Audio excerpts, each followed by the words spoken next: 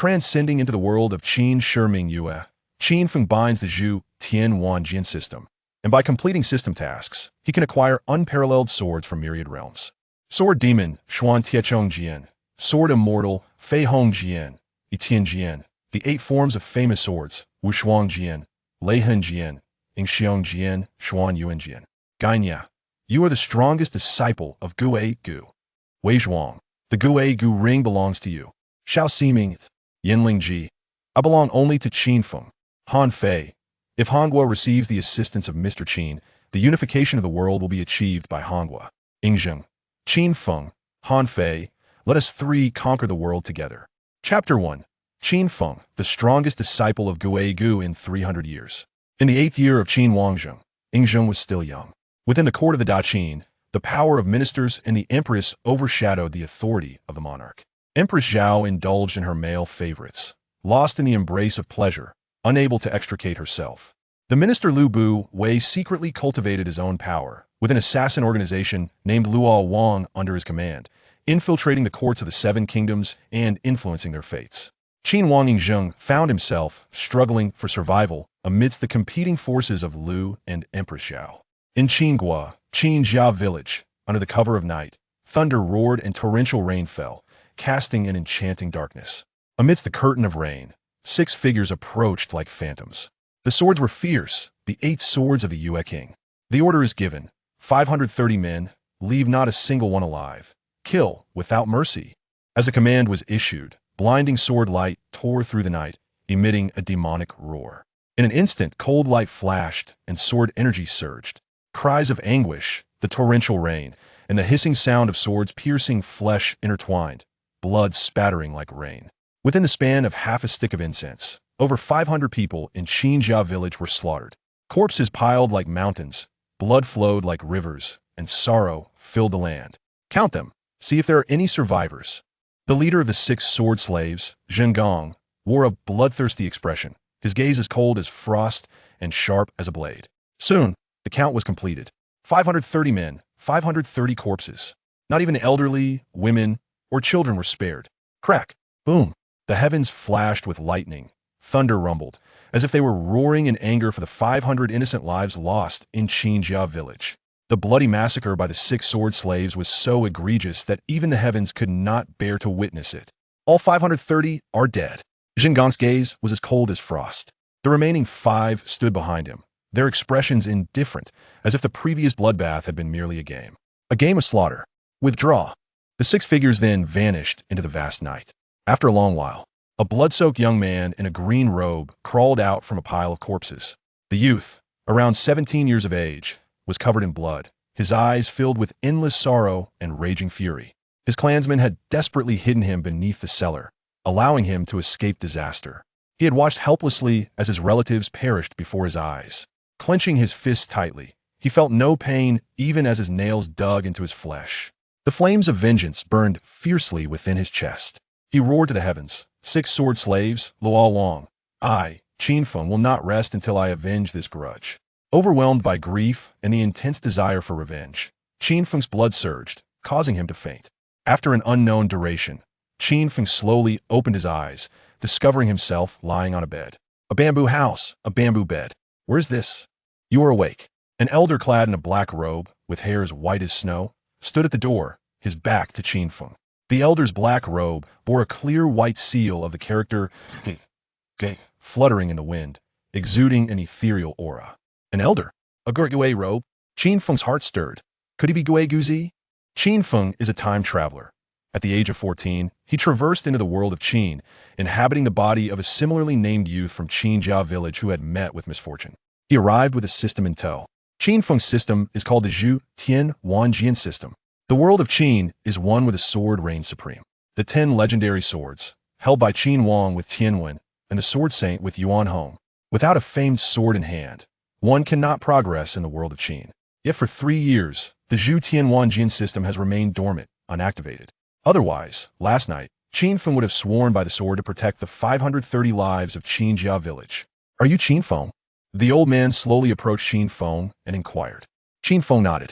From this moment forth, you shall be my disciple of Gai Gu. Indeed, this old man was Gai Guzi. Thank you, Master. Qin Feng rose from his bed to express his gratitude. A year later, during the 9th year of King Qinjing, Qin Feng, now 18. In the same year, Hangua's young master Han Fei bid farewell to his teacher Xuanzi and returned to Hangua to serve as the Grand Minister of Justice. Subsequently, with the aid of Gui Guzi's disciple Wei Zhuang, Xinu, and Zhang Liang, he established the Liuxia organization, dedicated to the principle of the law of heaven and earth, executed without negligence, to combat Jiwu Ye and the blood-clad Lord of the Night. Thereafter, in response to the increasingly powerful influence of the Xiang Xuan and Ho Chuan, King Qinjing, under the protection of Gui Gu swordsmanship, disciple Gai Nie, secretly traveled to Hangua to discuss statecraft with Han Fei. Unexpectedly, he was targeted by the assassin Ba Lin Long from the Luo network, and a murderous intent loomed like dark clouds. Evening fell. The leaves rustled softly, the sunset painted the sky, and the crimson glow resembled blood. Qin Feng, you may descend the mountain. Gui Guzi stood at the edge of a cliff, gazing at the distant evening glow, speaking slowly. Master, I have a question. A look of confusion flickered in Qin Feng's eyes. Are you wondering why I have only accepted you as my disciple over the past year? Without turning his head, Gui Guzi gazed into the horizon, perceiving Qin Feng's thoughts. Qin Feng nodded. In our Gui Gu sect, each generation of Gui Guzi takes only 2 disciples, one to teach vertical techniques and the other to teach horizontal techniques. There were Su Qin and Zhang Yi, Peng Zhuan, and Suan Bin. In their time, they influenced the destiny of the 7 states and dominated the world. Now, Wei Zhuang, the heir of the horizontal sword, has entered Hangua, collaborating with Han Fei to establish Liuxia, assisting the weak Hangua against the formidable knight. Their reputation is growing. Meanwhile, Gai Nie, the heir of the vertical sword, has entered Qin, serving as the chief sword instructor for King Qin, renowned throughout the realm. Gui Guzi spoke with his hands clasped behind his back. Qin Feng's eyes gleamed with fervent anticipation. He yearned to join forces with Wei Zhuang to tear apart the night, and even more so, to unite with Gai Nie to strike down the Luo network, avenging the blood-soaked massacre of his village. The reason each Gui Guzi only takes 2 disciples in their lifetime is that our sect's vertical and horizontal techniques are vast and profound, full of mysteries. No one has ever managed to master both vertical and horizontal swordsmanship to its peak simultaneously. Even I, though I have cultivated both vertical and horizontal sword techniques, could only bring one to its pinnacle. The other remains unfulfilled. Until Gui Guzi slowly turned his head, his gaze profound and inscrutable, continuing, until your arrival. You have made me believe that there exists someone in this world who can cultivate our Gui Gu vertical and horizontal sword techniques to the highest realm. And that person is you. As Gui Guzi's words fell, the crimson clouds of the horizon suddenly swirled wildly, winds rising tumultuously, just like the world of this Qin era, where clouds and winds shift and hidden currents surge. Qin Feng's ability to cultivate both vertical and horizontal sword techniques relies entirely on Master's meticulous guidance. A year ago, had it not been for Master's shelter, Qin Feng would have perished beneath the claws of the Luo network. Qin Feng nodded, his eyes filled with gratitude. The nurturing over the year, the debt of knowledge, Qin Feng would never forget. It was not I who saved you, but you. The depths of Gui Guzi's gaze were unfathomable, eluding understanding. Me? Gui Gu has always accepted only the most gifted disciples in the world. Only those with extraordinary talent can surpass 100,000 troops and influence the tides of the world. Qin Feng, you are the most gifted disciple of our Gui Gu sect in nearly 300 years. When our disciples descend the mountain, their wrath makes the lords tremble. In peace, the world rests. The most gifted disciple of Gui Gu sect in nearly 300 years. This statement, uttered by Gui Guzi, did not surprise or astonish Qin Feng. For a year ago, when Qin Feng first stepped into the realm of Gui Gu, the celestial sword system, dormant for years, was activated. It was this system that bestowed upon Qin Feng unparalleled talent in swordsmanship, enabling him to effortlessly master the invincible Gui Gu vertical and horizontal techniques in just 1 year. The common people suffer. The world is ablaze. Among the myriad schools of thought, only I possess the vertical and horizontal. Qin Feng, it is time for you to descend the mountain. Chapter 2. The System of the 10,000 Swords, a Novice's Gift Package, the Heavy Xian Iron Sword. As the words fell, Guzi slowly stepped into the depths of the enigmatic Ghost Valley, shrouded in mist and mystery. Take care, Master. Watching Guzi's gradually receding silhouette, Qin Feng bowed in farewell. The life-saving grace and nurturing guidance he received would forever remain etched in his memory. Ding! The system detected that the host had passed the Ghost Valley trial, successfully completing his training and unlocking the novice gift package, the heavy Xian iron sword. Just as Giguzi departed, the voice of the system resonated in Qin Feng's mind. Finally, the reward has arrived. Qin Feng rejoiced. Although system rewards were expected, did this one not arrive rather late? Ding! The host can only obtain system rewards upon completing certain tasks or defeating opponents stronger than himself. So that is how it is. Qin Feng suddenly understood. Following the system's announcement, a virtual panel materialized in his mind, displaying Host, Qin Feng, Swordsmanship Level, Innate Stage. First Rank Sword Technique Realm. Comprehended Sword Intent Martial Skills. Ghost Valley Traversing Sword Technique. Ghost Valley Breathing Technique Sword Artifact. Heavy Xian Iron Sword Ranking. Not listed in this world he traversed to during the Qin Dynasty. Swordsmanship was classified into 7 major realms. The lower tier, middle tier, upper tier, innate stage, master stage, half-saint stage, and saint stage. Each major realm further divided into 9 ranks, from first rank, the lowest, to 9th rank, the highest. The first rank is the foundation.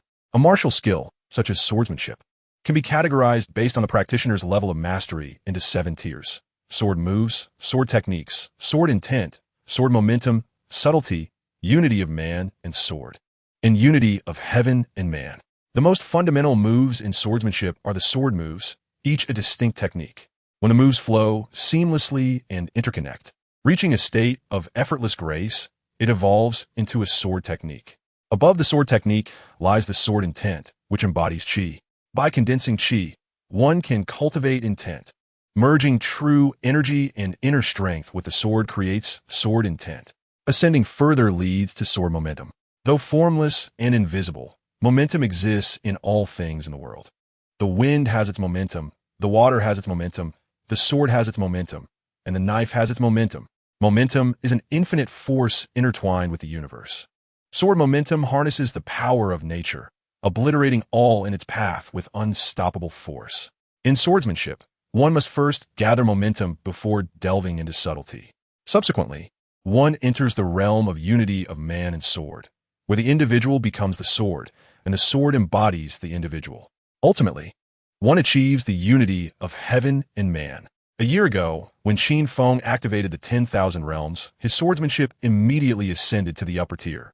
Over the past year, he diligently practiced the Ghost Valley Traversing Sword Technique, elevating his swordsmanship to the innate stage, first rank, and comprehending sword momentum.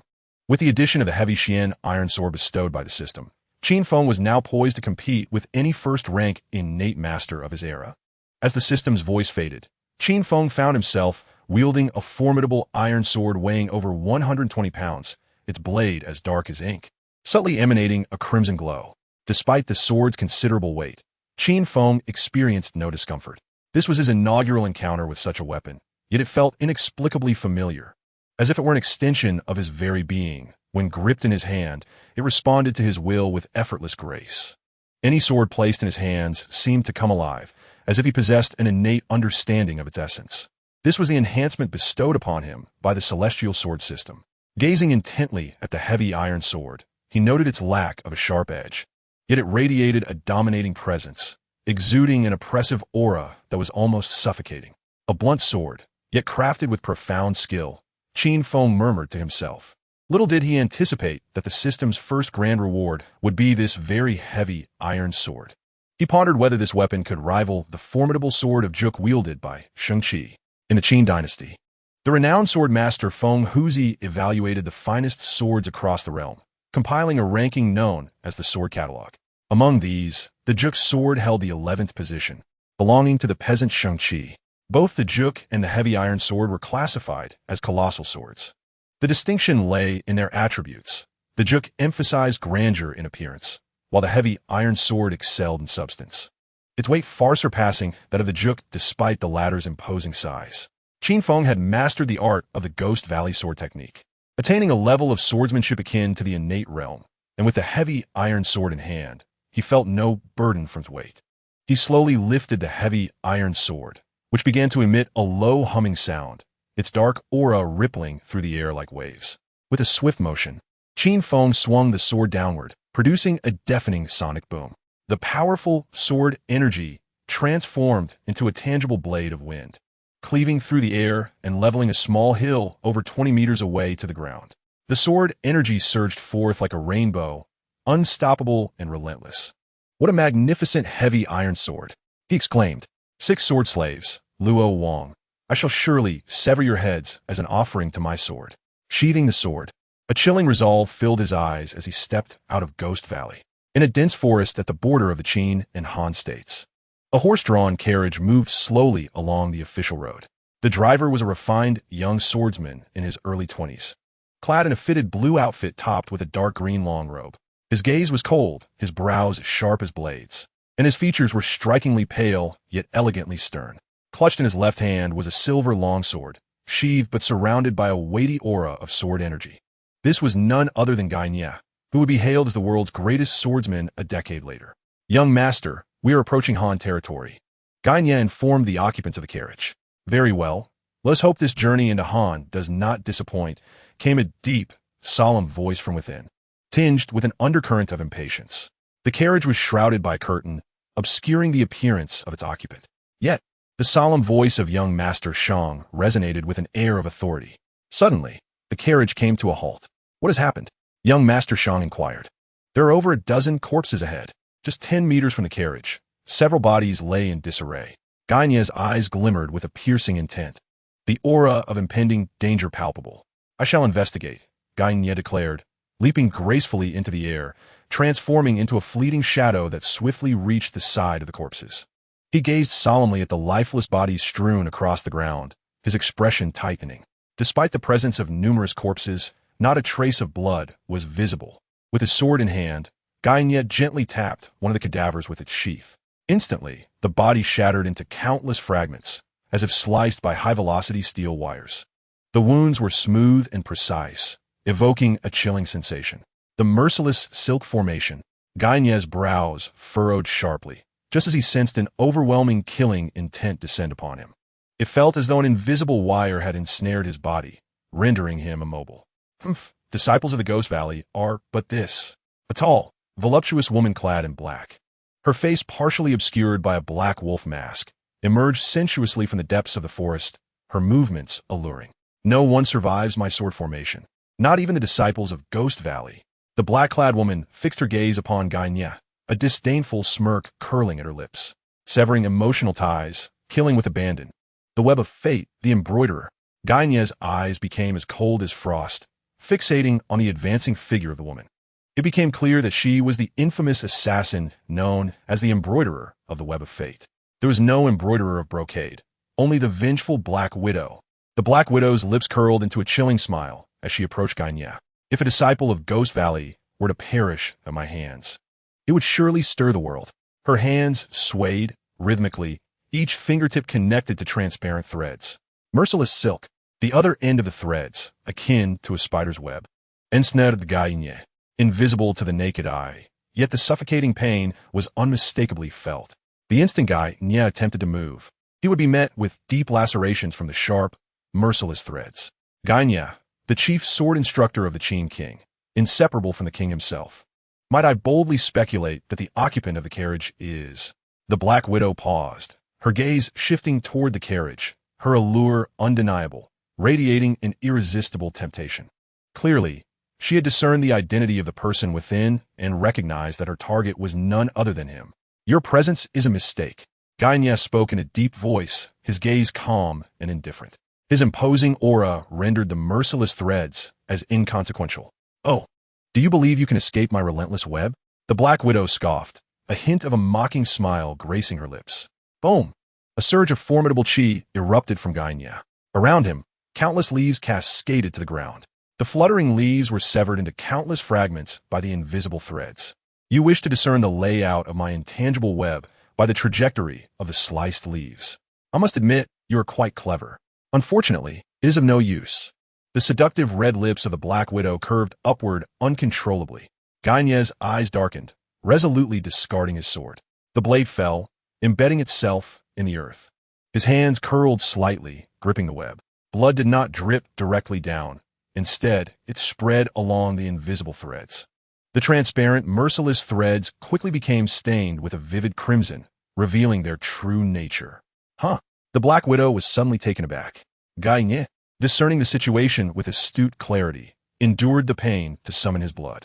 His calmness in the face of danger instilled a profound sense of crisis in the Black Widow. She clenched her hands, the blood-red threads tightening abruptly. She intended to ensnare him.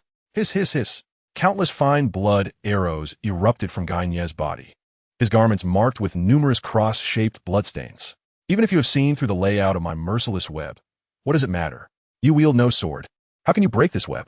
The Black Widow felt secure in her advantage. Boom! Gai Nie's right foot struck the ground, his powerful chi pouring into the earth. The sword rose from the ground, floating in mid-air, its tip aimed at the Black Widow, humming incessantly. What is this? The Black Widow was greatly astonished. Clash! Gai Nie channeled his chi, the long sword shooting toward the Black Widow with explosive force. Controlling the sword with his chi, is this the legendary 100-step flying sword? The Black Widow was utterly shocked, her body leaping backward in retreat. The long sword passed closely by her ample chest. The chilling air sent shivers through her entire being. Cold sweat breaking out. Ding! The sword embedded itself in a tree, trembling continuously. Regrettably, Gai Nie was ensnared by the merciless web, his body unable to move. He could not deftly manipulate the flying sword. Otherwise, that last strike would surely have claimed the Black Widow's life. I must admit, had you not fallen into my trap and been immobilized, that strike would have likely ended my life. The Black Widow felt a lingering fear. She had to acknowledge that even though Gai Nie was trapped and unable to move, she still dared not approach him. His aura was overwhelmingly powerful. The disciples of the Ghost Valley are truly formidable, far beyond reputation. I cannot guarantee your demise. However, eliminating him would be more than sufficient. The Black Widow's gaze shifted toward the carriage. Her target was the person inside the carriage, Master Shang. The demise of such a significant figure from the state of Qin at the border with Han would undoubtedly provoke the ironclad wrath of Qin, sweeping across all of Han. The Black Widow let out a cold laugh as she slowly approached the carriage. Thus, the web intends to incite a war between Qin and Han. At that moment, a chilling voice suddenly pierced the air near the Black Widow's ear. Her expression stiffened. Unbeknownst to her, a stern youth clad in a blue robe had appeared atop the carriage. His deep-set eyes gleamed with a sharpness akin to a blade. In his hand, he wielded an iron sword, its dark hue contrasting his fair grip. An overwhelming aura of lethal intent surged forth from the sword like a tidal wave. Who are you? A sense of impending doom enveloped the Black Widow, sending a chill through her entire being. The one who will kill you. Chapter 4. The sword cuts through the web. This blue-robed youth was none other than Qin Feng, who had just emerged from the Ghost Valley after completing his training. An insignificant nobody, how audacious. With that, the Black Widow raised her left hand. An invisible and merciless web descended upon Qin Feng. The ruthless threads were incredibly resilient. Sharp as blades, once ensnared within this relentless web, death or injury was inevitable. Even the future sword saint, Gai Nie, was once trapped within it, unable to escape. Beware her merciless thread sword formation. Gai Nie warned Qin Feng. Qin Feng uttered a single word, his eyes flashing with icy brilliance. He swung his heavy iron sword violently. The surge of sword energy roared toward the Black Widow like a tsunami. Sizzle, sizzle. A faint sound echoed through the air as twin jets of blood erupted forth. The Black Widow let out a horrific scream. Her arms had been severed by Qin Feng's furious and sharp sword energy. Is this the sword technique of the Ghost Valley? Terror flooded the Black Widow's face. Her eyes filled with disbelief. The sword technique was indeed the hallmark of the Ghost Valley sect. Was Qin Feng also a disciple of Ghost Valley? You have no right to question me. Qin Feng's eyes were shrouded in a bone-chilling aura as he swung the heavy iron sword once more. A monumental wave of sword energy coalesced into a blade of palpable sharpness, traversing the void. Crossing through all directions, the Black Widow's pupils widened in horror. The last sight she beheld was the unparalleled presence of the nameless youth, Qin Feng, commanding the sword in all directions. Such a person, capable of mastering both the vertical and horizontal sword techniques of Ghost Valley, was truly remarkable. To perish beneath such a sword, she held no regrets. In a blinding flash, the sword light cut through her midsection. With the Black Widow's demise, the merciless web disintegrated of its own accord. The horizontal sword technique, traversing all directions. Gai Nie gazed at the severed corpse of the Black Widow, lost in contemplation. The absolute technique of his junior brother, Wei Zhuang, had manifested in another's form. Who exactly was this individual? Moreover, Qin Feng's simultaneous execution of both the vertical and horizontal sword techniques indicated that he too was a disciple of Ghost Valley. Qin Feng, not an enemy. The vigilant heart of Gai Nie relaxed slightly. Teacher Gai, is this your junior brother Wei Zhuang? At that moment, a voice filled with overwhelming authority emanated from within the carriage. As the chief swordsmanship instructor for the young master, Gai Nie was aware that he had a peer, equally skilled in swordplay. Wei Zhuang. He is not merely Xiao Zhuang. Gai Nie's gaze fixated on Qin Feng. Both he and Wei Zhuang possessed extraordinary talents. Their mastery of swordsmanship unparalleled in the world. Yet, despite their prowess, they could only independently cultivate the profound and intricate techniques of the Ghost Valley's Zongheng swordsmanship. The complexity and difficulty of mastering such arts were beyond imagination. However, Qin Feng alone practiced the Zongheng sword technique, and the finesse of his swordplay was undoubtedly on par with that of Gai Nie and Wei Zhuang. This revealed the formidable and terrifying nature of Qin Feng's talent in the way of the sword. If he is not Wei Zhuang, then who is he? The young master was somewhat intrigued. Besides the disciples of Ghost Valley, who else could command the renowned Zongheng swordsmanship? Ghost Valley, Qin Feng. Qin Feng replied calmly. Gai Nie's expression tightened. Indeed, Qin Feng was also a disciple of Ghost Valley. Truly, the disciples of Ghost Valley are all exceptional individuals, unmatched in the world. The curtain of the carriage was drawn back. A towering figure clad in snowy white, with long black hair and wearing a half-mask of iron and silver, stepped out from within. His eyes shone bright as stars, deep as the ocean, emanating a subtle yet palpable regal aura. Even with the mask, one could discern his handsome and resolute features, exuding an air of noble elegance. Having traversed from a later era, Qin Feng recognized that the person before him was none other than the current king of the Qin state, King Zheng. However, he had secretly come to Han to meet Han Fei, adopting the alias of Young Master for safety's sake. Young Master, please step inside the carriage at once, Gai Nie said with a slight bow. At this moment, Zheng's identity must remain concealed. Otherwise, the consequences would be unimaginable. With you here, why should I worry? Zheng was well aware of Gai Nie's strength. With Gai Nie present, no one could harm him. Your injuries. Upon seeing the grievous wounds on Gai Nie, concern filled Zheng's eyes. A mere scratch, nothing to worry about. Gai Nie adjusted his internal energy, feeling a slight impediment in his chi flow. But it was not a grave matter. In the moonlit nights of the Qin era, the young Zheng and the young Gai Nie found an immediate connection. Lamenting the lost time, sharing their innermost thoughts. Zheng harbored grand ambitions. He sought to unify the realm, to end the chaos of the age, to alleviate the suffering of the common folk, and to establish an era of peace. This was also Gai Nie's lifelong pursuit. He wished to exchange his mastery of Ghost Valley's ultimate techniques for the tranquility of the world. Just at that moment, Zheng ascended to power. Yet, the great authority of the Qin state remained firmly in the hands of Prime Minister Liu and Empress Zhao.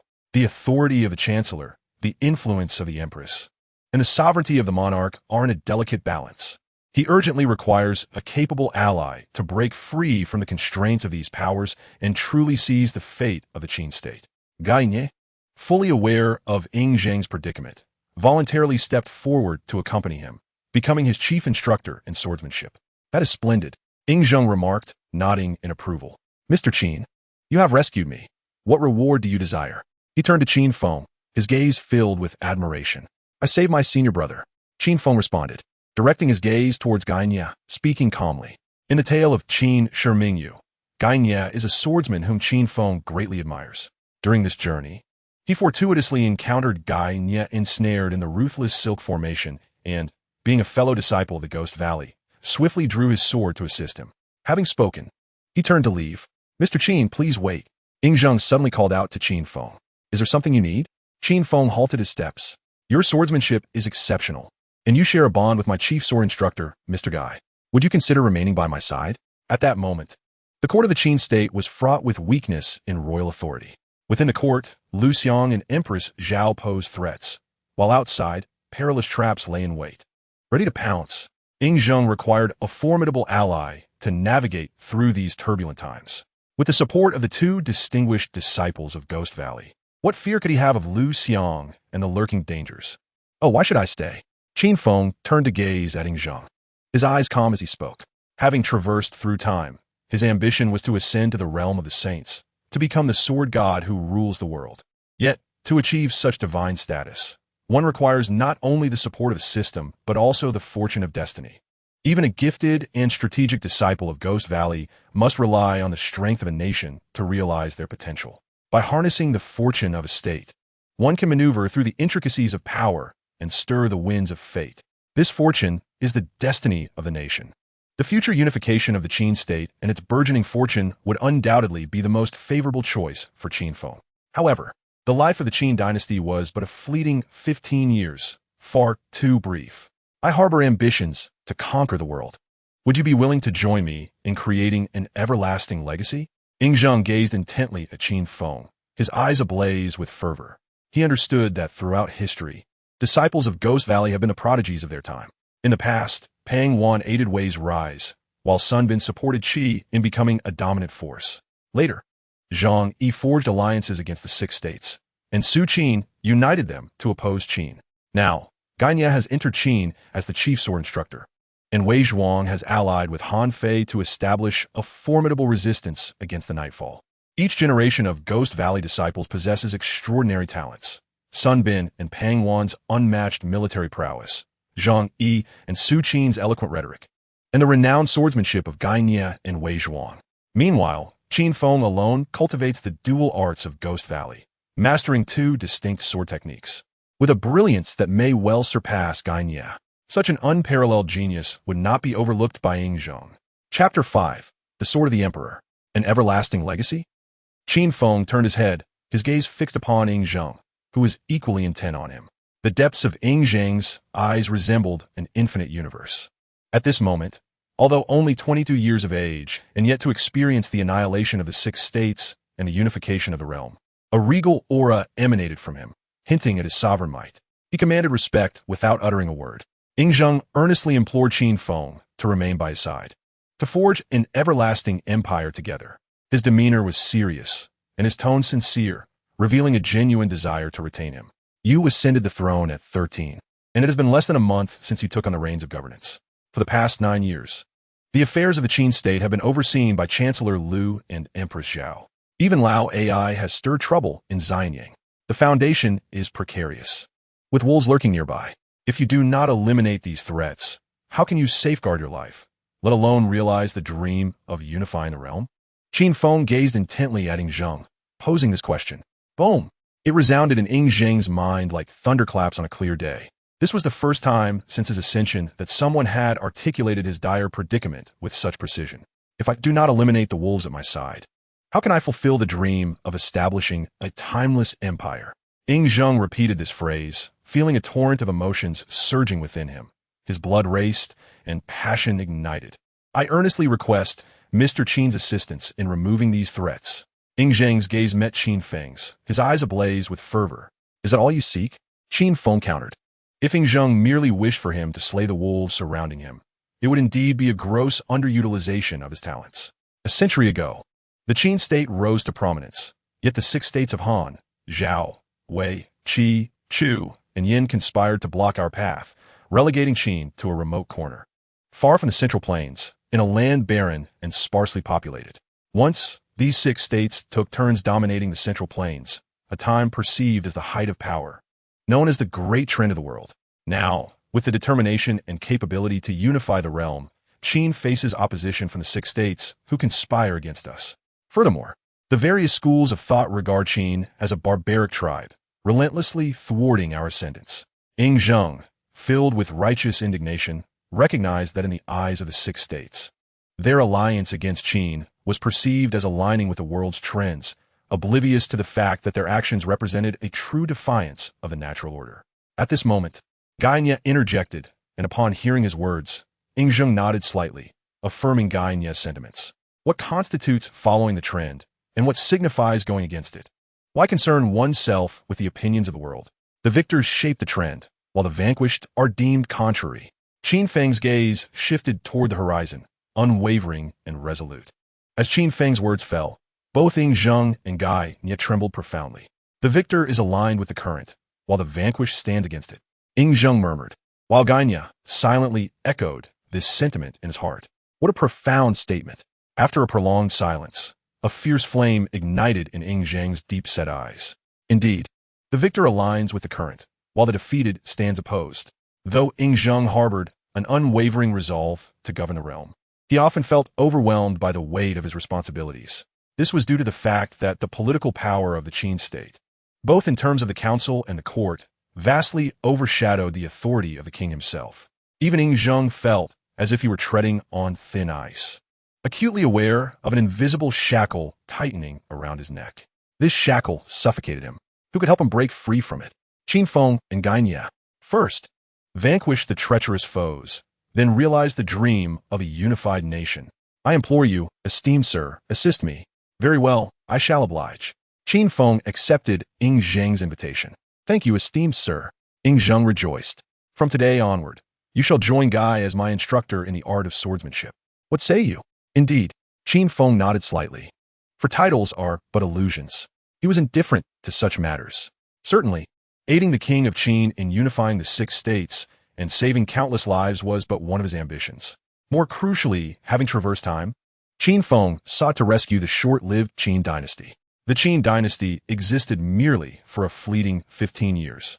Even from the moment Zhuang took power, it had only endured for a brief 45 years. As a time traveler, Qin Feng vowed to alter the course of history and extend the lifespan of the Qin dynasty. Ultimately, he aspired to harness the fortunes of the Qin state to ascend to divinity. Among the disciples of the Ghost Valley, there are 3, each unparalleled. I have secured 2 of them. The world awaits. Zhuang's voice soared towards the heavens, as if unleashing the grand ambitions that had long resided in his heart. With a swift motion, he drew the sword at his waist, pointing it skyward, its blade radiating a blinding brilliance. The scabbard was as dark as ink, while the blade shimmered with a frost-like silver hue. A magnificent sword aura rippled through the air like waves. This was an extraordinary sword. It was the sword that accompanied me, named Tianwen. The sword is the sovereign of all weapons, and this Tianwen ranks supreme among them. I borrow this sword from the heavens to cleave down all those who defy the might of the Qin, unifying the realm. Qin Feng and Gai Nie's eyes were irresistibly drawn to the Tianwen sword in Zhuang's grasp, as if ensnared by some mysterious force. The sword embodies the life and dignity of swordsmen. To possess an extraordinary sword is the dream of countless warriors. Qin Feng, I bestow upon you this Tianwen sword to aid me in vanquishing all the treacherous foes around me, and help me seize the world. My grand ambitions require a person of your exceptional talent. Zhuang presented the Tianwen sword before Qin Feng, his eyes filled with anticipation. There exists no one in the world who could resist the allure of the sword ranked first in the sword manual, the Tianwen. Moreover, he is a swordsman who cherishes the blade above all else. Young Master Shang, the Tianwen sword is the sword of the emperor, symbolizing the unparalleled power and majesty of the Qin dynasty. How could it be so casually bestowed upon another? Gai Nie interjected to halt the proceedings. Young Master Shang, please retract your offer of the Tianwen sword. Qin Feng resolutely refused. Oh, Zhuang appeared momentarily taken aback. He could hardly believe that there existed a swordsman who would reject the Tianwen sword, ranked first on the sword rankings. Who exactly is Qin Feng? Even without the Tianwen, I could easily dispatch the vile beast by young Master Shang's side.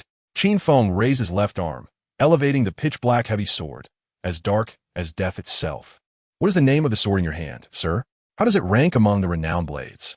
Sensing the formidable sword aura emanating from Qin Feng's heavy sword, Zhuang could not help but ask with curiosity. The Tianwen sword occupies the top position on the sword rankings, yet Qin Feng disregards it. What manner of sword is this? Is it perhaps even more formidable than the Tianwen? This sword of mine is called the Xian Tai Heavy Sword, and it has yet to be listed among the renowned blades. Qin Feng gazed at the Xian Tai Heavy Sword in his hand, his eyes as tranquil as water. The ranking of a sword does not depend on the weapon itself, but rather on the swordsmanship and prowess of the one who wields it. Qin Feng's eyes burned with fervor. I believe that within 10 days, this iron sword shall resound throughout the world.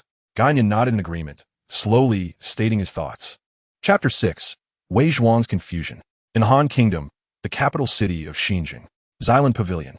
Xylan Pavilion is the most renowned singing and dancing establishment in the Han Kingdom, alongside the Feishua Pavilion of Yin and the Zuimeng Lu of the Qin's eastern county, collectively referred to as the three premier pleasure houses of the Qin era. All three of these establishments share a common trait. Under the guise of entertainment, they gather vital intelligence from their own nation as well as the other six kingdoms. Among them, Xylan Pavilion is particularly steeped in legend. This is because its proprietor is a woman of enchanting beauty, shrouded in mystery and danger, renowned throughout the Han court for her unparalleled charm and formidable abilities. Even the ambitious Han, nobleman Han Fei, upon returning to his homeland, sought her out first for collaboration. The Purple Lady, it is clear just how immense her allure is. At this moment, within Xylan Pavilion, there were 4 individuals, 3 men and 1 woman. Han Fei lounged casually beside a chair, holding an ink-blue wine vessel in his right hand, savoring the wine with a look of contentment. The voluptuous Purple Lady stood nearby, pouring wine with a gentle smile, her laughter light and melodic. By the window stood a mysterious youth, clad in attire as dark as night, with silver hair that shimmered like frost. His striking black garments adorned with golden embellishments fit him snugly, while a golden headscarf restrained his short, ash-white hair that fell gracefully over his shoulders, exuding an air of solitude and coldness. He gazed quietly into the distance, his eyes deep as an abyss, indifferent as ice, and his gaze sharp as a blade. The entire Xylan Pavilion was abuzz with life, permeated by a sense of worldly allure and restless hearts. Yet he stood like an iceberg, a solitary figure within the Xylan Pavilion, seemingly forewarning all present of the impending storm. "Brother Han, did you summon me for something urgent?" Zhang Liang inquired with a slight bow upon encountering Han Fei. "Is it not permissible to invite Zifeng for a couple of drinks if there is no pressing matter?" Han Fei replied with a subtle smile, his tone light-hearted as he tugged Zhang Liang closer. Zhang Liang paused, casting a glance at Xinu, his heart skipping a beat. "Do not look at me. I would gladly share a drink, but he seems indifferent to my company." Xinu sighed softly, her words laced with a touch of melancholy and self-deprecation. With no other recourse, Zhang Liang turned his attention to the enigmatic young man clad in black, leaning against the window. "My shark tooth consumes only blood, not wine." The cold, deep voice of the young man echoed ominously, reminiscent of a frigid winter, causing both Han Fei and Zhang Liang to shudder. Shark tooth? It dawned on Han Fei that this austere figure was none other than Wei Zhuang, the disciple of the legendary sword master, Gai Nie. Instantly, Han Fei's intoxication began to dissipate. He straightened himself and cast a reluctant glance at Wei Zhuang, exclaiming, "I simply cannot fathom how someone as humorless as Brother Wei could possibly be our companion." "A humorless person is destined to live long," Wei Zhuang replied impassively, his gaze frosty and his tone indifferent. He slowly approached a wooden rack on the adjacent table, where a sword lay in tranquil repose. The demonic sword Sharktooth. Wei Zhuang seized the sword, disregarding Han Fei, Zhang Liang, and Xinu, and strode purposefully toward the door. "Brother Wei, where are you headed?" Zhang Liang urgently inquired, realizing that if Wei Zhuang left, Han Fei would undoubtedly insist on drinking until oblivion. The mere thought of it made Zhang Liang's head spin. "News from Tang Qi. The assassin from the net, embroidered lady, has perished," Wei Zhuang stated, his expression unchanged, his tone subdued. Tang Qi, the master of the 7 Absolutes Hall in Korea, was tasked with gathering intelligence for Wei Zhuang. The assassin from the net have arrived in Korea? Both Zhang Liang and Xinu were taken aback. It seemed the situation had escalated. Suddenly, Han Fei sprang to his feet, his eyes ablaze with intensity, a stark contrast to his earlier drunken demeanor. "Who is he?" Zhang Liang gazed at Han Fei, his face a canvas of confusion. "I summoned you to introduce you to him," Han Fei replied, a mysterious smile gracing his lips. "Brother Wei, your haste to depart cannot solely be attributed to the assassin, can it?" Han Fei interjected with a hint of pride as Wei Zhuang was about to step outside. "Your esteemed master, Gai Nie, is the foremost swordsmanship instructor by his side, renowned far and wide. Surely, you're eager to meet him and refine your skills, are you not?" As Han Fei's words lingered in the air, Wei Zhuang halted, his right foot poised at the threshold. "Your ability to discern the essence of others is ill-suited for me," Wei Zhuang replied coolly. Han Fei sighed in resignation. "Ah, have I misjudged? It seems my master did not slay the embroidered lady. If not Gai Nie, then who could it be? Is there another swordsman by his side?" Confusion etched itself onto Han Fei's features. Wei Zhuang nodded. "In the realm of swordsmen, aside from you, Brother Wei Zhuang. Who else possesses the audacity to draw their blade before the illustrious Gai Nie? The disciples of Gigu traverse the world, unparalleled in their swordsmanship. Only another disciple of Gigu could vanquish one of their own. Hardly anyone is worthy of unsheathing their sword in the presence of my elder brother, unless they hail from the same esteemed lineage. Wei Zhuang's tone was frigid, his expression indifferent. Coughing lightly, Han Fei exchanged a knowing smile with Zhang Liang and Zi Nu. Brother Wei Zhuang is, in effect, boasting. The implication was clear. The slayer of the embroideress of the Luo net was either Gai Nie or Wei Zhuang. Zhang Liang and Zi Nu's gazes instantly narrowed upon Wei Zhuang. It was not I who killed the embroideress of the Luo net. Wei Zhuang slowly turned his head and declared, according to the intelligence provided by Tang Qi, that individual first utilized Gigu's zone sword technique to shatter the embroideress's merciless silk formation. Subsequently, they employed the horizontal sword technique to cleave the embroideress in half. As Wei Zhuang's words echoed, Han Fei, Zhang Liang, and Zi Nu fell into a profound silence. Could there truly be someone capable of simultaneously mastering both the Giga zone and horizontal sword techniques? This person has indeed mastered both techniques?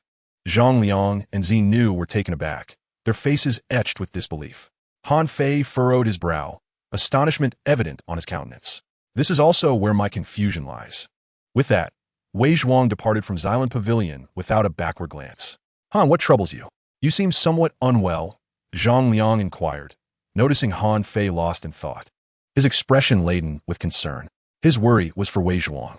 Zi Nu chuckled softly, though a glimmer of envy and bitterness flickered in her beautiful eyes. Han Fei's concern for the man overshadowed his regard for himself. Yet, how could a woman comprehend the depths of a man's hidden thoughts? Even the astute Zi Nu was unable to decipher Han Fei's current state of mind. With Gai Nie, the heir to the Gigu Zong sword, already at Ying Zhang's side, and now an adept swordsman who simultaneously practices both the Gigu Zong and horizontal sword techniques as a protector, could it be that heaven favors the Qin? In ancient warring states, the rise of a nation often hinged upon a single individual. The ascendance of Qin would undoubtedly precipitate the decline of other states like Han. How could Han Fei's inner turmoil be grasped by Zi Nu? Chapter 7. The Seven Stars of the Azure Dragon. Nightfall. The capital of Han, Xinjing. Within an inn, Gai Nie sat upon the bed, eyes gently closed, torso bare, practicing the Gigu breathing technique to circulate his vital energy. Above him, layers of white mist arose gracefully. The Gigu breathing technique, like the Gigu Zone and horizontal sword techniques, is unrivaled across the land. Although Gai Nie had fallen into the ambush of the Black Widow's merciless silk formation, he had not sustained internal injuries. Nevertheless, his body bore scars left by the merciless silk, spreading like a spider's web across his skin. At the wound sites, blood had coagulated, forming dark red scabs that were a harrowing sight. The sound of footsteps approached. Gai Nie opened his eyes to find Qin Feng and Ying Zhang entering the room. Teacher Gai, I appreciate your efforts. Ying Zhang approached Gai Nie and spoke. Gai Nie rose from his bed and made his way to the door. Channeling his internal energy, he detected the surrounding atmosphere, finding nothing amiss, before finally standing before Ying Zhang. Young Master Shang, Gai Nie said, clasping his fists. Your injuries. Ying Zhang's gaze fell upon Gai Nie's body, marred with wounds, revealing his deep concern. These trivial injuries are of no consequence, Gai Nie replied as he donned his garments. There is something I do not understand. At that moment, Qin Feng interjected. Who in the court of Qin is aware of young Master Shang's entry into Han? My visit to Han to see Han Fei is a secret. Apart from myself and Teacher Gai, no one else knows, Ying Zhang responded. Upon entering Han, we were ambushed by the Widow of the Web, indicating that the organization is aware of your movements. Qin Feng cautioned both Ying Zhang and Gai Nie. Hearing this, Ying Zhang's expression darkened. The leader of the web is Lu Xiang, who happens to be my uncle. Could it be? Ying Zhang's countenance grew increasingly grave. The assassins of the web are ranked from the most formidable to the least, categorized into 8 levels of prowess, including Heaven-S Kill and Earth-S Annihilation. For an individual as significant as young Master Shang, the web has dispatched only a mere kill-level widow. This is a gross underestimation of my senior brother. Qin Feng remarked indifferently. Thus, the widow is merely a pawn. Gai Nie banded fotfedi. Moreover, a pawn exploited by others. Qin Feng added. Exploited by whom? A hint of confusion crossed Gai Nie's face. The web is an organization of assassins, which vehemently forbids its members from developing emotional attachments. The widow, having fallen in love, has violated this decree and will undoubtedly face the wrath of the web. In her desperation for survival, she will seek other forces for protection. Qin Feng explained. In the state of Qin, who could possibly stand against the web? Gai Nie's brow furrowed tightly. The Yin-Yang school. Qin Feng lifted his gaze to the distance, a glint of coldness flickering in his deep eyes. You are aware of the Yin-Yang school as well? Upon hearing the name from Qin Feng's lips, Ying Zheng was momentarily taken aback. Not only am I familiar with the Yin-Yang school, but I have also conducted some research on it. Qin Feng replied. Oh, could it be that you're also intrigued by the Yin-Yang school? Ying Zheng turned to regard Qin Feng. The latter gazed into the distance and nodded slightly. Among the myriad schools of thought, only the Yin-Yang and Taoist schools possess the strength to contend with us. Outside of the state of Qin, the Yin-Yang school is fully capable of showcasing their prowess in any of the other 6 states, uniting against Qin. If not for the immense lure of benefits, how could they have resolutely chosen to ally with Qin and oppose the myriad schools? Qin Feng elaborated. Are you suggesting that the Yin-Yang school seeks to leverage the power of our great Qin to fulfill their clandestine ambitions? Ying Zheng's eyes glimmered with a frostiness that sent shivers down one's spine. Qin Feng did not respond to Ying Zheng's confusion, nor was there a need to. Ying Zheng, a man of remarkable intellect and formidable imperial prowess, would not have ascended to the status of a timeless sovereign had he been otherwise. Thus, Qin Feng was confident that Ying Zheng comprehended the implications of his words. Sanglong Qixio. After a prolonged silence, these 4 words escaped Ying Zheng's lips with palpable weight. Upon hearing Sanglong Qixio, Gai Nie's entire being shuddered. Qin Feng merely nodded slightly, affirming that Ying Zheng had indeed grasped the essence. The 7 stars, 7 nations, 7 secrets, the 7 cores of Sanglong Qixio have been exclusively entrusted to the singular heirs of each dynasty throughout the ages. How audacious of the Yin-Yang school to meddle with the Sanglong Qixio. Ying Zheng instinctively tightened his grip on the Tianwen sword, his gaze as frigid as ice. The secrets and power of Sanglong Qixio could only rightfully belong to him, Ying Zheng. Anyone who dared to encroach would become his adversary. A barely perceptible smile graced Qin Feng's lips. Having traversed time and space, bound to the fate of the great Qin, his purpose was to assist Ying Zheng in unifying the realm and prolonging the dynasty's legacy. To achieve this, it was imperative to eliminate the threats posed by the deadly web and the Yin-Yang lineage. Although the web originated in Qin and was an assassin group under its jurisdiction, it did not fall under Ying Zheng's control. In fact, Ying Zheng was even a target for assassination by the web. Coupled with the blood feud resulting from the web's massacre of the Qin family village, its eradication was essential for Qin Feng to maintain his integrity. As for the Yin-Yang school, it ostensibly appeared as a steadfast supporter of the Qin forces, opposing various philosophical schools. However, this was merely a ruse to lull Ying Zheng into complacency while they sought to usurp the power of Sanglong Qixio for themselves. Both the Web and the Yin-Yang school were organizations that significantly impacted the fate of the Great Qin dynasty. Qin Feng was determined to eliminate them.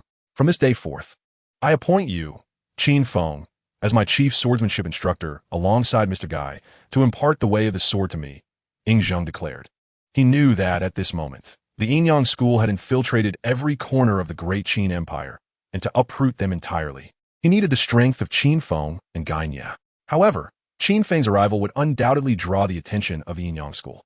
To allay their vigilance and suspicion, Ying Zheng appointed Qin Feng as the chief swordsmanship instructor, thereby legitimizing his entry into Xianying to protect him. Qin Feng, therefore, humbly accepted the decree. Nodding slightly, he signified his agreement to Ying Zheng's request. Who is outside?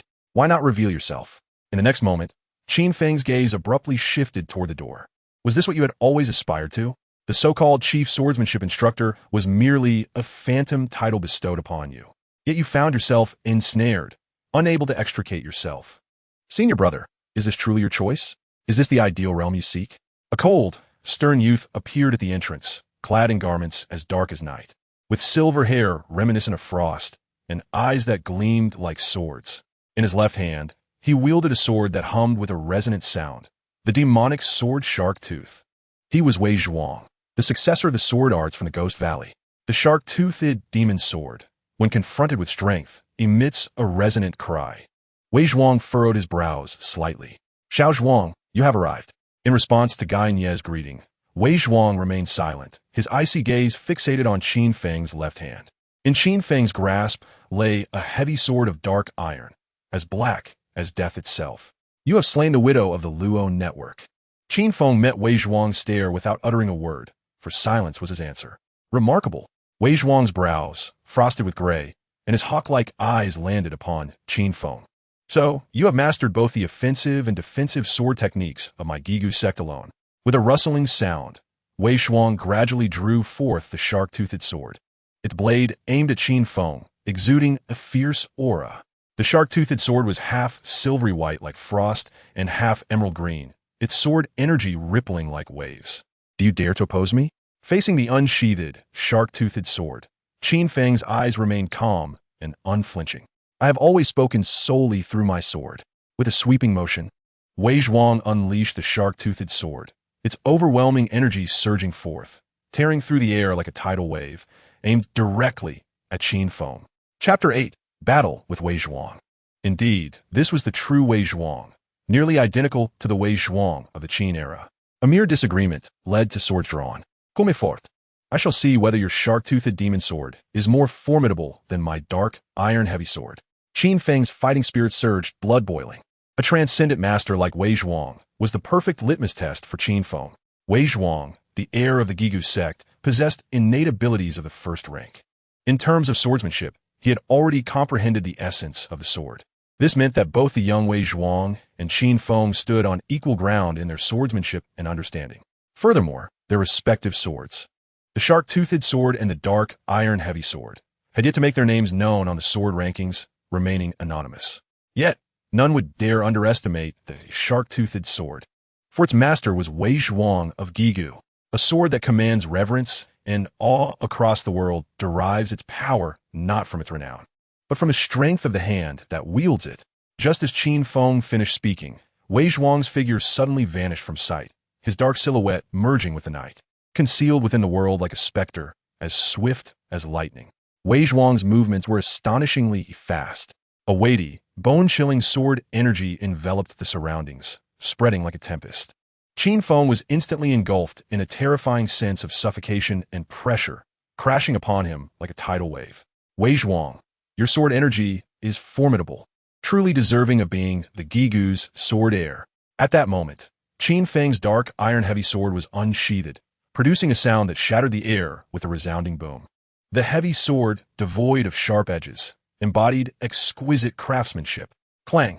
The clash between the shark-toothed sword and the dark, iron-heavy sword was akin to two ferocious beasts colliding mid-air, erupting in a cacophony of noise. The two streams of sword energy radiated outward like ripples, sweeping in all directions and stirring up clouds of dust. The shark-toothed demon sword, with sparks flying, unleashed a chilling brilliance that engulfed the air like mist. The heavy sword of Qin Feng, forged from dark iron, resembled the depths of death itself. With a sword aura that surged forth like a mighty river, Wei Zhuang's figure stood frozen, refusing to advance an inch. Qin Feng remained motionless, as steadfast as a rock. This marked the inaugural clash between the two disciples of the Ghost Valley, devoid of any flamboyance, raw and unrefined. Sword met sword. The first strike was merely a test of each other's depths. Wei Zhuang's eyes narrowed, his gray-white brows furrowing slightly. "How intriguing. You are the first to dare to face my sword head-on." Even though Qin Feng had withstood his strike, Wei Zhuang's domineering and slightly arrogant voice could not be quelled. "To be capable of slaying the renowned weaving lady of the Luo network with a single stroke, you certainly merit such strength." A wickedly cold smile curled at the corners of Wei Zhuang's lips. "However, my shark-tooth sword shall not be sheathed until it has tasted blood." As the words fell, a blinding silver light erupted from Wei Zhuang's shark-tooth sword, descending with a single stroke. The sound was akin to thunder splitting the night sky, accompanied by an unstoppable force of sword energy. With this blow, Wei Zhuang unleashed 80% of his might. Throughout his life, he had engaged in countless fierce battles. Apart from Gai Nie, none had compelled him to exert even 60% of his strength, let alone 80. Yet today was an exception. For Qin Feng stood as one of the most formidable opponents Wei Zhuang had ever encountered, rivaling his senior brother Gai Nie. Qin Feng was indeed powerful. Wei Zhuang dared not underestimate him. As the shark-tooth sword fell, Qin Feng struck. The first sword saw Wei Zhuang on the offensive, while Qin Feng remained defensive. A balanced exchange of attack and defense. The second strike, however, saw Wei Zhuang once again on the offensive, yet Qin Feng no longer defended. Instead, he wielded his sword, meeting the attack head-on, with a counterattack against the assault. The dark iron sword in Qin Feng's hand melded into the pitch-black night, elusive and shadowless. Yet, this seemingly formless sword emanated a chilling aura of sword pressure. Wei Zhuang's gaze sharpened, before the sword even arrived. The overwhelming sword energy bore down upon him like a mountain. Boom! The shark tooth and the iron sword collided once more in the air, unleashing a powerful surge of sword energy, sending dust flying. The shark tooth sword was fierce, sharp beyond compare. The dark iron sword was blunt, thick, and ancient in its unsharpened state. Wei Zhuang's figure swayed slightly, a prickling sensation coursing through his arm. Qin Feng's strike had actually numbed his arm. With both offense and defense in play, the exchange was courteous. A faint smile graced Qin Feng's lips as the dark iron sword cleaved through the air like a bamboo stalk. No one has ever dared to initiate an attack against me. Wei Zhuang's eyes ignited with soaring battle intent. The will born from the heart infused the shark tooth sword with a formidable inner power from the Ghost Valley, causing it to radiate brilliantly. With Qin Feng taking the initiative to attack, Wei Zhuang would neither evade nor retreat. In his life, it was only forward, never backward. Clang, clang, clang. The shark tooth sword and the dark iron sword clashed head-on, sparks flying in all directions. Your iron sword truly surprises me. Your shark tooth is not to be underestimated either. In the span of mere moments, the two combatants had exchanged over 50 strikes, each blade sharp and each move lethal. Among the disciples of the Ghost Valley, battles are fought without mercy. Even during training, they engage with utmost dedication, fighting as if their lives depend on it. It is this unwavering commitment, this mindset of treating every confrontation as a final battle, that has forged the Ghost Valley disciples into formidable warriors, feared by many. Their wrath instills fear in the hearts of lords.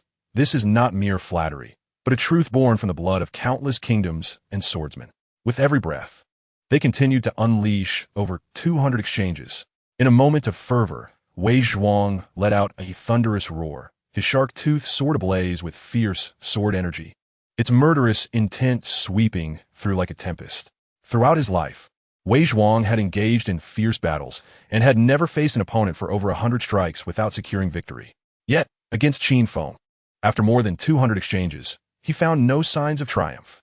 The shark tooth sword, known as a demonic blade, is ferocious and ruthless, designed specifically to counter other swords. It is a bane to many renowned blades.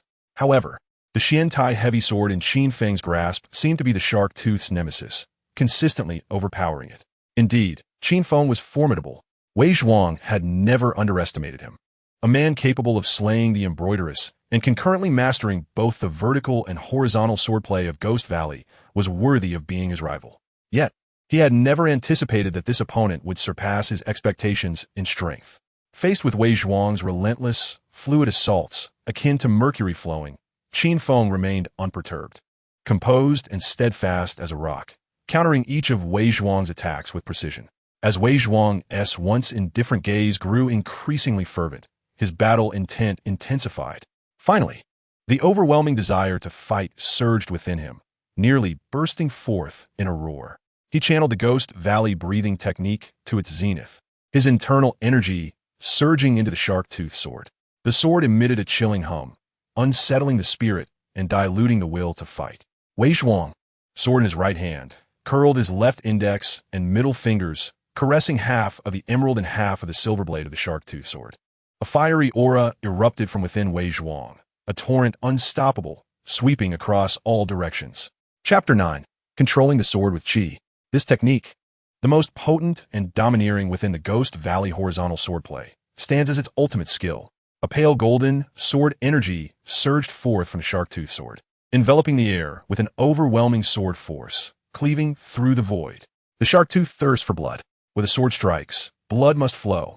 Yet standing across from Wei Zhuang was Qin Feng, who had mastered both the vertical and horizontal sword techniques of Ghost Valley. Furthermore, in his hand was a Xiantai heavy sword, exuding an aura no less intimidating than the shark tooth sword. At last, the moment had arrived.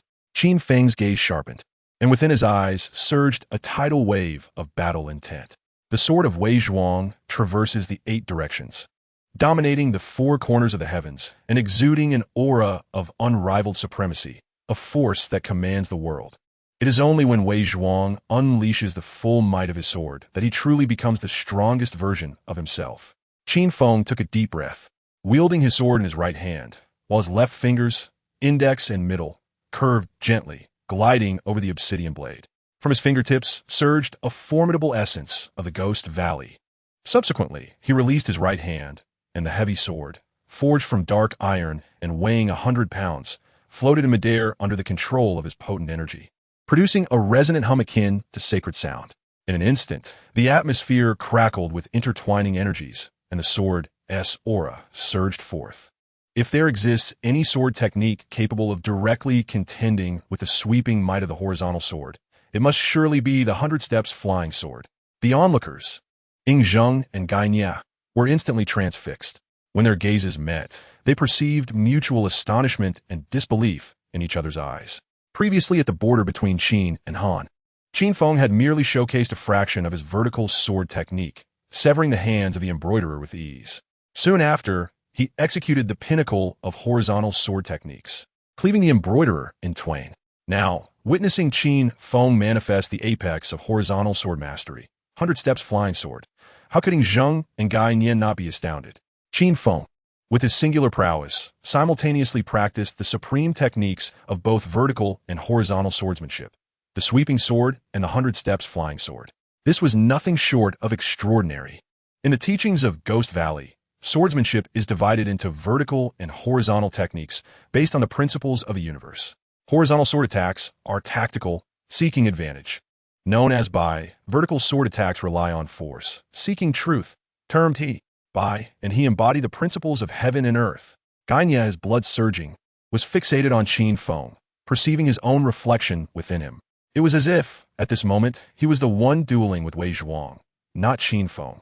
The unparalleled mastery of Ghost Valley, the interplay of vertical and horizontal techniques, gazes down upon the world, unmatched and supreme.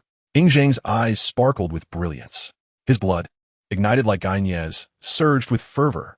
Before Ghost Valley, the 2 generations of vertical and horizontal disciples faced off, Wei Zhuang versus Qin Feng. Who would prevail?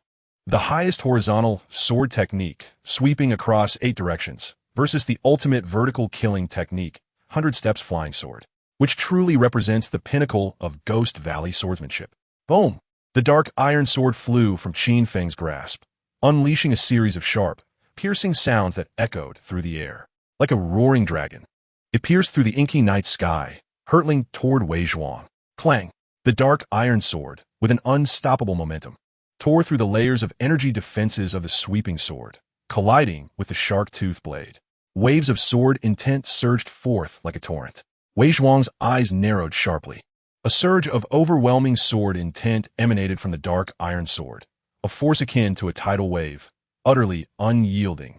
Gritting his teeth, Wei Zhuang's lips curled slightly, revealing his pearly whites.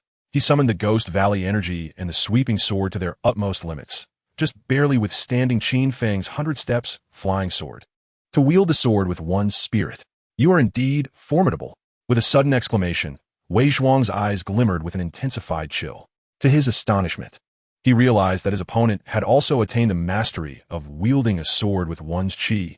Gai Nie's gaze reflected disbelief. The ruler had witnessed Ji's prowess in utilizing qi to command his sword, striking down numerous enemy generals with a single blow and repelling tens of thousands of foes. However, seeing Gai Nie's astonishment raised a question. Could it be that Master Qin's mastery differed from that of Gai Nie?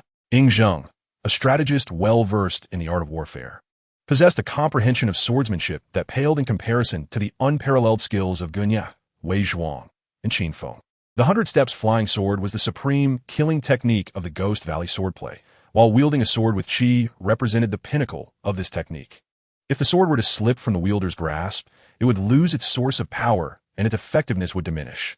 This was the inherent flaw of the 100 Steps flying sword. Thus, to unleash its maximum lethality, one must ensure that the sword remains within 10 steps of its master. The mastery of qi could remedy this shortcoming, requiring the practitioner to possess an unfathomable and robust internal force.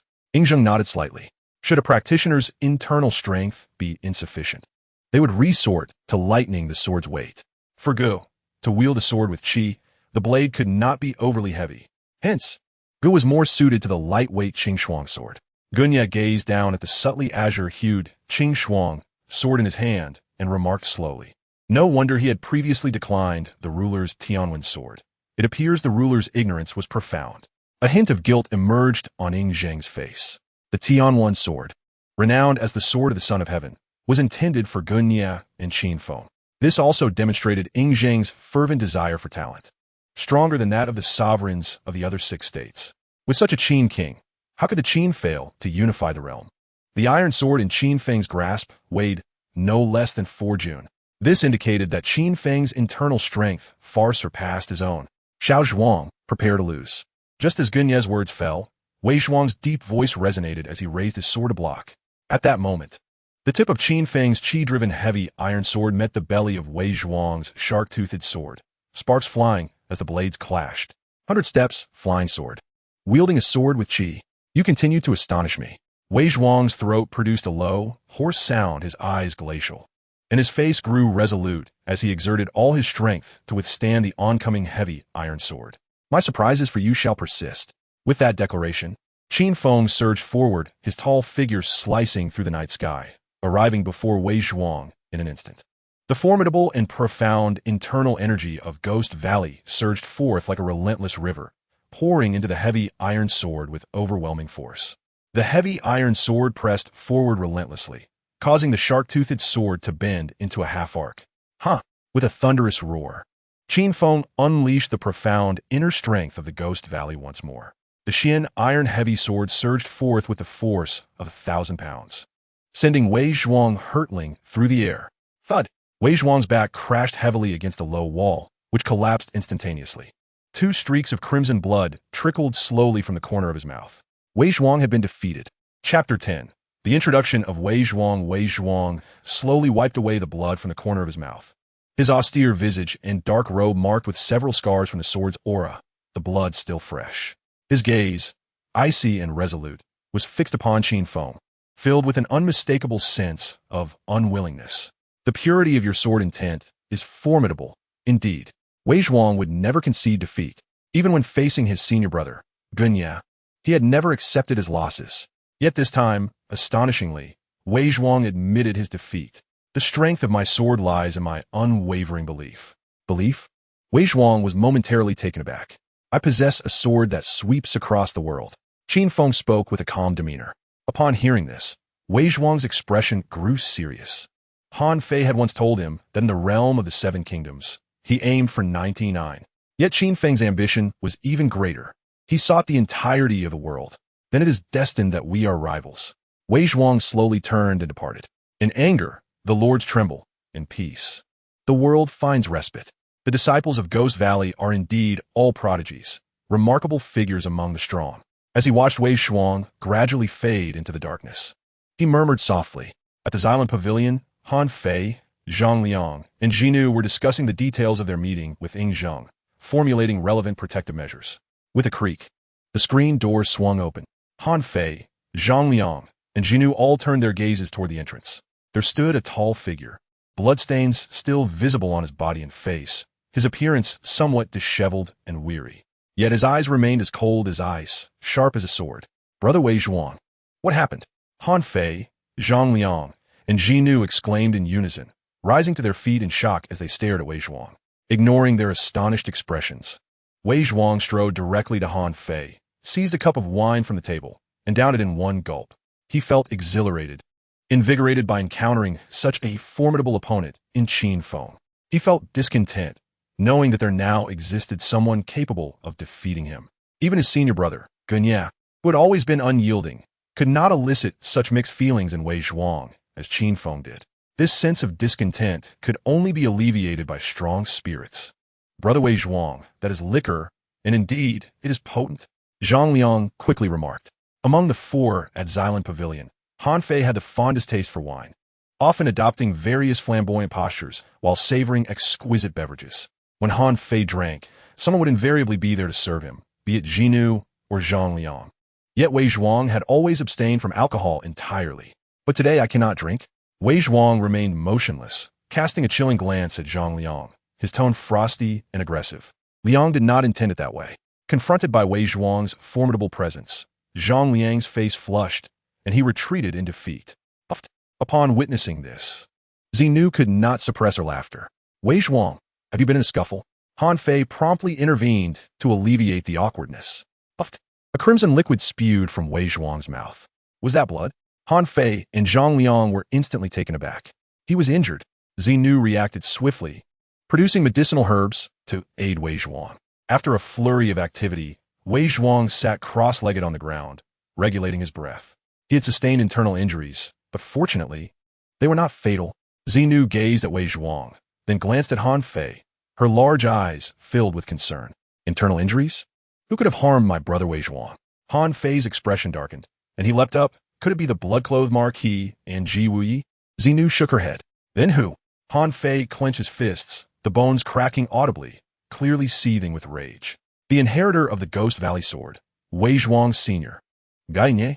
As soon as Gai Nie spoke, Han Fei jumped up again. Wei Zhuang had been injured by the internal energy of Ghost Valley. Who else in this world could do such a thing but Gai Nie? Just as Gai Nie finished speaking, they heard Wei Zhuang slowly utter two words, Qin Feng. Wei Zhuang's words were always succinct, yet laden with significance. Qin Feng? Who is Qin Feng? Zhang Liang and Gai Nie asked in unison. If I am not mistaken, it was this Qin Feng who killed the embroideress of the Luo net. Han Fei pondered it took fully. Do you still remember the reason we stand here? Wei Zhuang suddenly said with gravity. Of course, we stand here to establish a brand new Han. How is this new Han different from the current one? The new Han will no longer harbor figures like Ji Wuyi and the blood-clothed Marquis, nor will it be plagued by dark organizations like the Night Veil. I recall you saying that in the realm of the Seven Kingdoms, you desired 99. Wei Zhuang's gaze lifted slightly, fixating on Han Fei. Indeed, the laws of heaven and earth must be executed without fail. This is the ultimate goal of our establishment of Lu Sha. Han Fei looked into the distance, his gaze resolute. I also remember I said that to obtain 99 of the realm, you must first strive to survive. Wei Zhuang's voice remained deep and cold. His words were always so straightforward, yet they struck to the core. Indeed, you also mentioned that Ji Wuyi wielded immense power, backed by a formidable force spread across the Seven Kingdoms. I, Han Fei, have long been on his death list. Zhang Liang and Gai Nie stared at Han Fei, their expressions grave. Clearly, everyone was aware of Liu Sha's current predicament, yet no one had a solution for breaking the deadlock. Wei Zhuang nodded. You possess a keen self-awareness. Thus, Brother Wei Zhuang implies that we should seek an ally for our Lu Sha. Han Fei inquired with a smile directed at Wei Zhuang.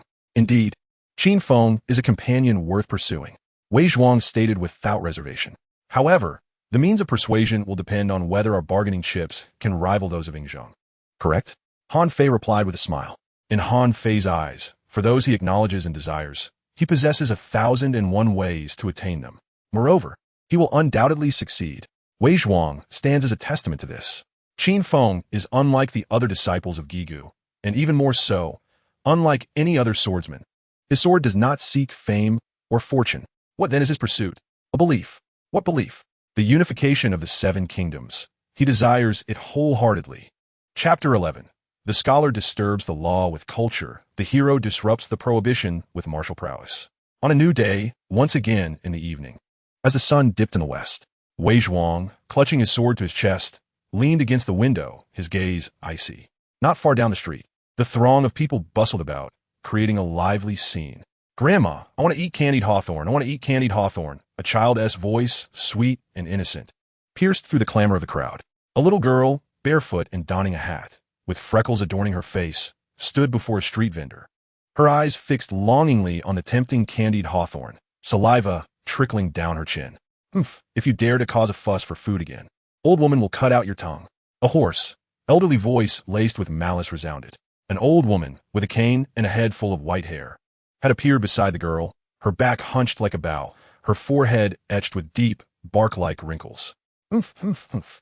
The little girl glared at the old woman, her eyes filled with fierce intent, as though she might devour the old woman whole.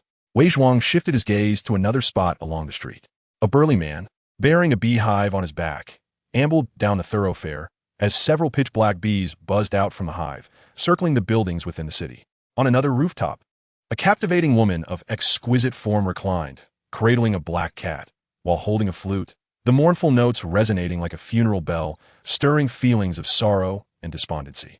Beside the enchanting woman stood two stern young men, their eyes like hawks, scanning the crowd below, seemingly in search of prey. The street thrived with bustling crowds. Yet Wei Zhuang's gaze consistently honed in on those with peculiar appearances and attire. For instance, a somewhat diminutive, oily middle-aged man with an exceedingly grotesque visage, or a man bearing 6 knives upon his back, his scarred face radiating an aura of menace. These 8 individuals appeared disparate, yet in Wei Zhuang's eyes, they formed a collective. "Brother Wei Zhuang, has your friend Qin Feng arrived?" Han Fei inquired eagerly as soon as he stepped in his Xylem pavilion. Yesterday, Wei Zhuang proclaimed that the flowing sand must forge an entirely new Korea by eliminating individuals like Gai Nie and uprooting dark organizations such as the Night Veil. However, Gai Nie wields immense power, and each member of the Night Veil is no mere trifler. Flowing sand is in dire need of a formidable ally. Qin Feng is precisely the powerful aid that flowing sand urgently seeks. How could Han Fei, who is recommended by a peerless master like Wei Zhuang, not consider him for flowing sand? He has arrived. Wei Zhuang turned, fixing his gaze upon the screen door, and spoke. Beyond the screen door, a heavy and formidable sword aura permeated, penetrating through the door and enveloping him. Creak! The screen door swung open, and Han Fei beheld a young man clad in a blue robe standing outside, his presence instantly brightening the atmosphere. This youth, tall and poised, possessed skin as fair as freshly washed silk, a face as radiant as jade, starry eyes with sword-like brows, and a gaze as profound as the ocean, exuding an undeniable air of nobility. Though he lacked Wei Zhuang's chilling demeanor, he was shrouded in greater mystery, more elusive, especially with the 6-foot-long sword he gripped, its blade as dark as ink, emanating a faint aura of death. He was as enigmatic as his iron sword, radiating an overwhelming presence. Even someone as esteemed as Han Fei found himself momentarily entranced by this young man's formidable aura. He turned to Wei Zhuang, his eyes reflecting a hint of confusion, as if silently imploring for assistance. Wei Zhuang nodded slightly and softly acknowledged him, then approached Qin Feng alongside Han Fei. "Disciple of Gigu, Qin Feng declared, sword in hand, cupping his fists in greeting. "Mr. Qin, it is a pleasure to meet you. Even without unsheathing your sword, you have already inflicted wounds upon me," Han Fei replied, inclining his body and performing a respectful bow. As one of the most renowned and illustrious representatives of legalism during the spring and autumn period, "An Fei's humility surprisa Qin Feng." "What do you mean by that?" Qin Feng inquired, intrigued. Wei Zhuang spoke of introducing me to someone, and I asked who it was. He contemplated for a moment and referred to you as a friend. Alas, despite our long acquaintance, with him constantly addressing me as Brother Wei and inviting him for drinks, he has never regarded me as a friend. Yet you two have met but once, and even fought, yet he calls you a friend. Is this not akin to stabbing a sword into my heart?" Han Fei shrugged, mimicking a gesture of stabbing his chest with a sword, his tone imbued with bitterness, helplessness, yet more so, envy and jealousy. The illustrious 9th young master of Korea could only envy and be envious of Qin Feng. Wei Zhuang, holding his sword to his chest, slightly lowered his head, his expression indifferent, seemingly oblivious to Han Fei's words. "For we are all swordsmen. The sword is the blade of the heart. It can kill or protect. Both my sword and Brother Wei's sword are protectors of their masters. As fellow guardians of the sword, we are naturally friends," Qin Feng stated softly. "A splendid protector of the master's sword. I have learned much," Han Fei replied. "Since we are both guardians of the sword." Han Fei boldly invites Mr. Qin to join him in the pursuit of safeguarding the common people alongside Liashasha. Qin Feng's fortrignas gradli astunishas Han Fei, who promptly extends an invitation for Qin Feng to join Liashasha. Simultaneously, Han Fei reveals his aspirations and ambitions to protect the world as populace. There exists a distinction between enlightened and foolish rulers. In contemporary Korea, power-hungry ministers reign supreme, while King Han is incompetent and devoid of decisive judgment. Such a worthless sovereign deserves to be severed and eliminated. How could I possibly protect him? Qin Feng's gaze as frigid as frost, fixates coldly on Han Fei as he speaks. Both Han Fei and Wei Zhuang are taken aback. The notion of slaying a monarch is beyond their wildest imaginings. They had not anticipated that Qin Feng's words would be as sharp and chilling as the iron sword he wields. Furthermore, upon their first meeting, Qin Feng shows no regard for Han Fei's feelings, directly proclaiming his intent to execute his father, King Han. This leaves Han Fei in an exceedingly awkward position. Intriguing. Truly, you are the descendant of Gigu, Wei Zhuang remarks, a barely perceptible smile gracing his lips. Ahem, is this how you two disciples of Gigu treat your friends? Han Fei chuckles awkwardly, seeking to alleviate the tense atmosphere. However, Qin Feng grants Han Fei no leniency. Can a disciple of Gigu truly become a friend of the ninth young master? Qin Feng's cold eyes remain fixed on Han Fei. That is only natural. Han Fei, unable to comprehend the implications of Qin Feng's words, musters a response to match Qin Feng's assertions. The ninth young master was taught by the esteemed Xuanzi of Confucianism and engages with the disciples of Gigu as brothers.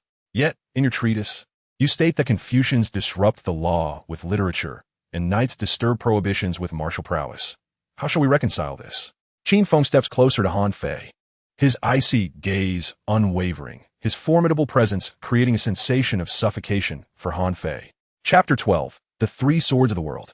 Upon hearing this, Han Fei stumbles back, his composure faltering as he furrows his brow in a wry smile. So this is where your fatal sword lies. He gestures toward his left chest, a look of resignation upon his face. Witnessing this, Wei Zhuang cannot help but roll his eyes. Of course, Han Fei is merely retreating to advance, deliberately feigning weakness to win Qin Feng's favor.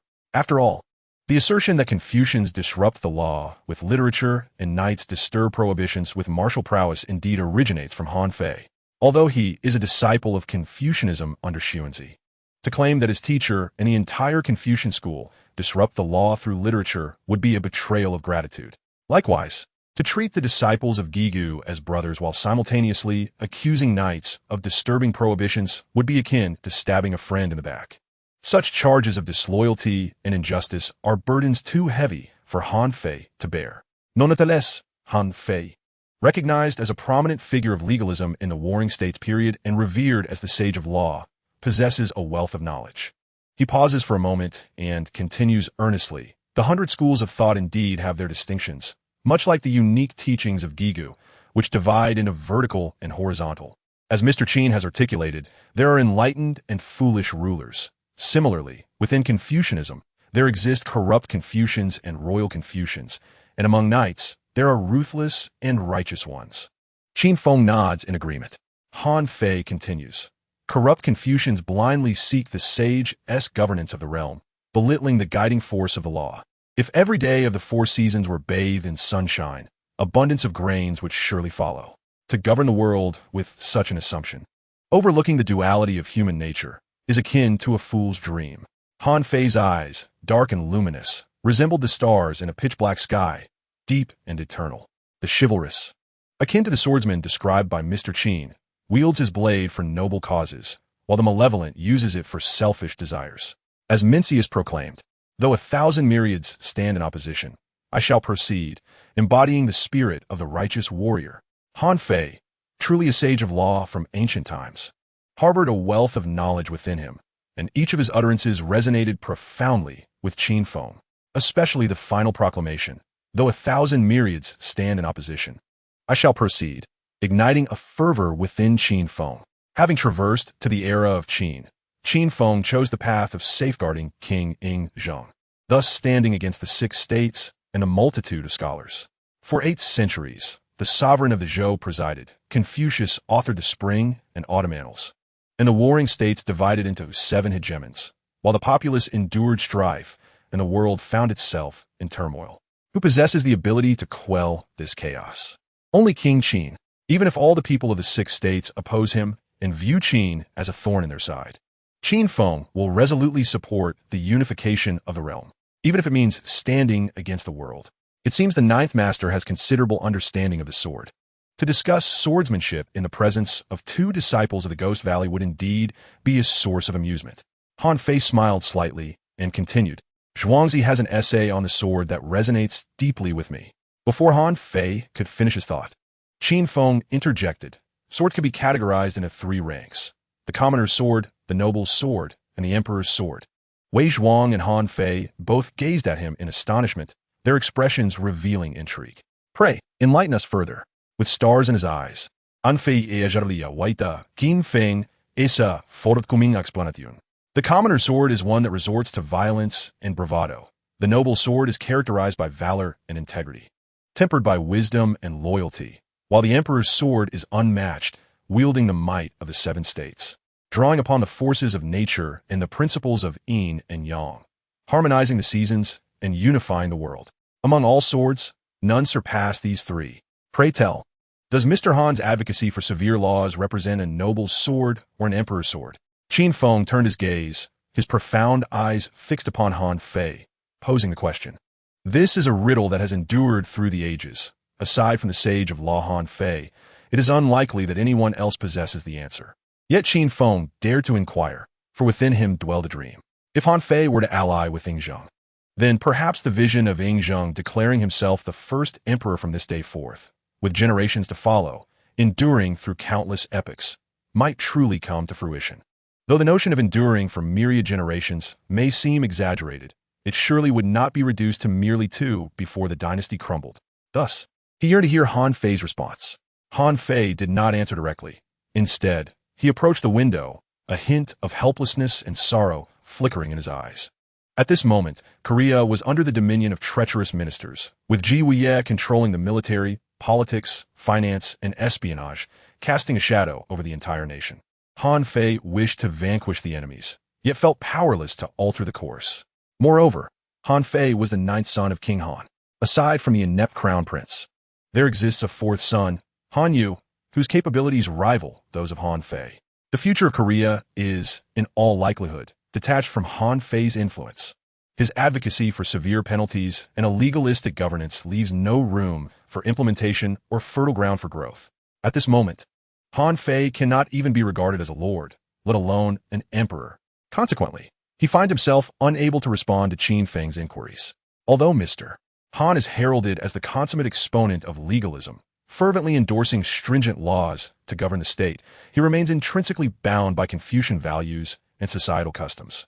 As Qin Feng's words lingered in the air, Han Fei turned back, his eyes alight with curiosity. Even Wei Zhuang lifted his gaze slightly, observing Qin Feng. Though his expression remained impassive, a subtle ripple of intrigue flickered in his eyes, suggesting that both he and Qin Feng harbored similar sentiments towards Han Fei. Han Fei listened intently. Merely eliminating Ji Wuye and the blood-clothed Marquis does not empower Mr. Han to forge a new Korea. Beyond Mr. Han, who else in Korea supports the notion of strict laws? Without a replacement, how could Mr. Han establish a new Korea? Upon the conclusion of Qin Feng's statement, Han Fei's countenance shifted dramatically. Even Wei Zhuang, who had been stoically holding his sword, lowered his arms in astonishment. Qin Feng's proposition was utterly astonishing. Han Fei's expression validated Qin Feng's conjecture. Thus, I assert that despite being the epitome of legalism, Mr. Han remains shackled by societal conventions, which is indeed lamentable. As Qin Feng articulated, should Han Fei ultimately fail to ascend to the throne of Korea and implement his principles of governance from the top down, his talents for statecraft would be rendered futile. Yet, if Han Fei were to claim the throne of Korea, it would undoubtedly be over the lifeless body of the crown prince. In the eyes of Confucianism, such an act would be utterly reprehensible, a violation of natural law. Qin Feng's words struck at Han Fei's vulnerabilities. At this juncture, Mr. Han must be engulfed in confusion, uncertainty, and perhaps even helplessness. I happen to have someone in mind whom I could introduce to Mr. Han for a discussion. Perhaps he might illuminate Mr. Han's dilemmas. With that, Qin Feng stepped aside, gesturing invitingly. Han Fei paused for a moment, inhaled deeply, and then proceeded towards the courtyard, for there awaited someone who may indeed unravel Han Fei's quandaries. Chapter 13. The timeless emperor and his dialogue with Han Fei in the courtyard stood a figure clad in a flowing robe that draped elegantly over his tall frame. As pure as freshly fallen snow, billowing gently in the breeze, exuding an air of nobility. He wore a half-faced iron mask that obscured his features. Yet his chin's sharp contours and prominent nose, chiseled like a sword, conveyed a strikingly austere demeanor. Standing there, He emanated a presence akin to a deep abyss or towering mountains, infused with a spirit of ambition that seemed to embrace the world. It was evident he was a paragon among men. "Are you waiting for me?" Upon encountering this individual, Han Fei was unexpectedly stirred by an overwhelming sense of grandeur, as if his very blood were boiling. "Indeed, I have been awaiting your arrival." His voice resonated deeply, exuding an aura befitting a sovereign. In a modest courtyard stood two future titans capable of upheaving the realm. Their meeting heralded the imminent dawn of a new era. Perched upon the rooftop, Qin Feng and Wei Zhuang occupied their respective corners, standing resolutely against the wind, vigilant against any potential threat that might arise. "What brings you to Korea?" "I have come in search of an answer." "What answer?" "In your treatise, Lonely Indignation, you remark that what a nation fears most is when the ministers possess excessive esteem, while the monarch shows undue favoritism toward his close advisors. To my knowledge, the current state of Korea is one where the powerful ministers dominate and the king lacks discernment. I wish to ascertain what astute strategies you might propose to resolve this predicament." Zhang stood with his hands clasped behind his back, his profound gaze piercing through the half-mask of iron, emanating an imposing authority. He had braved life-threatening risks to journey from Qin to Korea to meet Han Fei, not merely to stir trouble or to ponder philosophical musings. He sought to discern whether Han Fei, despite residing in a dilapidated courtyard, was indeed a man of genuine talent and knowledge, rather than one merely basking in hollow fame. As Zhang concluded his inquiry, Han Fei felt a jolt within. He was taken aback to find that Zhang and Qin Feng had unwittingly posed nearly identical questions. However, while Qin Feng had provided Han Fei with a direct response, Zhang demanded that Han Fei articulate the answer himself. Wei Zhuang, remaining impassive atop the roof, subtly shifted his gaze toward Qin Feng, his dark eyes betraying a flicker of interest. The relationship between Qin Feng and Zhang mirrored that of Wei Zhuang and Han Fei. Similarly, the connection between Zhang and Han Fei paralleled that of Qin Feng and Wei Zhuang. "Surely, your perilous journey to Korea cannot solely be for the sake of a mere answer, can it?" Han Fei turned to Zhang and remarked coolly. "Oh, then for what purpose have I come here?" Zhang countered. "Before I answer your question, allow me to analyze your circumstances," Han Fei replied with composure.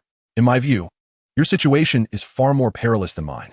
Should I lack a viable strategy to extricate myself from the current dilemma, I may yet survive, for Korea remains under the Han family's domain. However, if you fail to resolve your pressing issues, not only is your life in jeopardy, but the Qin state may also face a crisis of succession." "What did you say?" As Han Fei had scarcely spoken 2 sentences, Zhang's expression darkened ominously. Presently, the power dynamics in Qin are precarious, with the authority of the ministers, the court, and the monarch all vying for dominance. As you have only recently ascended to the throne, your foundation is unstable, your royal power is feeble, while the ministerial and court powers are substantial. Thus, the state of Qin is far from tranquil, and your circumstances are fraught with danger. Leaving your homeland to meet an unfamiliar individual, you have placed yourself in a perilous vortex. Is this truly the astute strategy for the king to extricate the Qin state from its present predicament? With a few succinct words, Han Fei deftly alleviated the awkwardness of being unable to respond to Zhang's inquiry, shifting the focus back onto him. Clearly, both Zhang and Han Fei had thoroughly investigated each other's backgrounds prior to their meeting, leading to a strikingly clear understanding of their respective situations. Though they were strangers, the depth of insight gleaned from one another's writings surpassed the value of 1,000 words. It is indeed worth taking a few risks for such an article. Zhang's gaze swept over Han Fei, and a flicker of intrigue seemed to ripple through his eyes. It was evident to anyone that Zhang's visit was not in pursuit of answers or writings. He had come to Korea solely for Han Fei. "Your Majesty is too kind," Han Fei said, bowing respectfully. "In truth, I should have anticipated that the gentleman himself was treading on thin ice, ensnared in perilous circumstances, making it difficult for him to alleviate the burdens of others." Zhang's understanding of Han Fei was limited to the renowned works attributed to him. Whether Han Fei's reputation surpassed his actual capabilities remained to be seen. He needed to probe further to ascertain whether Han Fei was indeed the person he sought. "Oh, I am eager to hear more." At present, Korea faced turmoil, with the rebel faction of the Bayue causing havoc, and within the court, the recent death of the crown prince had ignited fierce power struggles. Externally, the formidable cavalry of the Qin was advancing, with no retreat in sight. The gentleman had already exhausted his strategies in both court and society, yet he boldly proclaimed that if he could not resolve the matter within 10 days, he would cede land to Qin. Was this not a source of ridicule?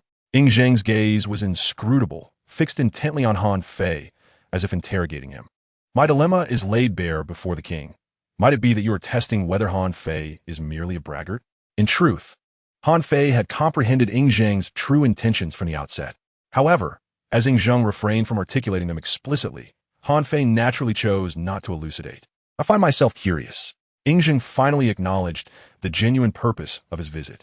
Only if the king agrees to one request of mine. What is that? To grant clemency to an individual. Wei Zhuang, intrigued, noted the curiosity in Ying Zheng's eyes. Only Qin Feng knew the identity of the person Han Fei wished to absolve. Yan Lingji, who is that? That shall remain confidential for the time being. Han Fei smiled slightly and continued, Your Majesty, can you place your trust in Han Fei? Ying Zheng's gaze remained fixed on Han Fei, his expression solemn. Very well, I grant you this request. At that moment, the rhythmic sound of hooves echoed from a distance, accompanied by a cacophony of voices and the resonant whinnies of horses. On the streets, thousands of silver-clad imperial guards surged towards Han Fei's courtyard like a tidal wave.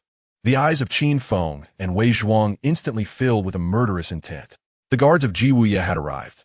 The night squad had already mobilized. Wei Zhuang remarked coolly, In addition to Ji Wuye and the night squad, there lies another adversary lurking in the shadows. The 8 Linglong, how intriguing. Qin Feng flicked his right thumb, and with a swift motion, the heavy black iron sword revealed a glimmering edge. The sword's aura soared into the heavens, startling the birds nearby into flight. A fierce battle was imminent. Chapter 14. You demand I surrender my sword? You are unworthy. Quickly, capture the assassin targeting Qin and execute him on the spot, sparing no mercy. General Ji Wuye of Korea led nearly 1,000 imperial guards, charging towards a courtyard where Ying Zheng and Han Fei had just conversed. With a resounding crash, Ji Wuye brandished his 8-foot-long blade, leading the charge as he forcefully kicked open the gate. The imperial guards surged forward, encircling the courtyard in an instant, leaving no escape, not even for a fly. On orders to monitor the movements of the Ninth Prince, we have maintained our vigil around this courtyard since he entered. Apart from those 2 carriages, no one else has passed in or out, reported a captain of the guards to Ji Wuye. Ji Wuye, his voice grave, inquired, Are there any secret passages or hidden compartments? Reporting to the general, none have been discovered. Ji Wuye's expression darkened, his eyes filled with murderous intent.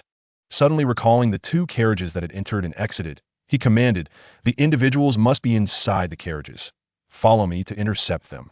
As the sun set, casting a blood-red hue across the sky, a mournful melody echoed from the rooftops, reminiscent of a wailing spirit demanding retribution. On the streets, a chilling wind swept through, suffused with a palpable sense of impending violence. I could already detect the intoxicating scent of blood. On the rooftop, a captivatingly enchanting woman, the stunning Li Wu, lowered her flute and stood gracefully. Her forehead, as pure as snow, bore the mark of a black butterfly, and her eyes sparkled with a seductive yet enigmatic allure. She was one of the renowned 8 Linglong, a woman embodying both beauty and danger. She reached out to a man standing beside her, who instantly understood her cue, grinning widely to reveal his fangs. The meeting between Ying Zheng and Han Fei was shrouded in utmost secrecy. In the Qin state, apart from Ying Zheng himself, Prime Minister Liu, Li Si, and Gai Nie, no one else was privy to his whereabouts. Yet, the 8 Linglong had become aware of it. Their presence in Korea had a singular purpose, to assassinate Ying Zheng. Within Korean territory, the 8 Linglong had forged a secret pact with the Nightshade to ensure the assassination plan was foolproof. While the 8 Linglong sought Ying Zheng's life, Noitside aimed to eliminate Han Fei. Operating in tandem, one in the light and the other in the shadows, their cooperation was meticulously orchestrated to achieve their respective goals. As darkness enveloped Xinjiang's southwest street, a carriage sped through the avenue, only to be intercepted at the end by Ji Wuye's imperial guards. General Ji has ordered a citywide lockdown tonight. No one is permitted to leave the city. A contingent of guards, armed with long blades, swiftly encircled the carriage. The occupants were compelled to dismount and submit to inspection or face immediate execution without exception. A captain of the guards approached, sternly addressing the carriage. What? Even my carriage is to be searched? A languid voice emerged from within the carriage, prompting the royal guards to exchange glances. The voice bore a hint of familiarity. Could it be that Lord CK was inside? What audacity you possess! Who granted you the authority to execute justice on the spot? To kill without hesitation? A young man clad in resplendent robes alighted from the carriage, exuding an air of nobility and grace. It was the ninth young master, Han Fei. Even I, as Lord CK, do not possess the right to enact such immediate justice. You are utterly lawless. Han Fei's cold gaze swept over the guards, his expression tinged with displeasure. Youthful master, General G has ordered that the city be under martial law tonight.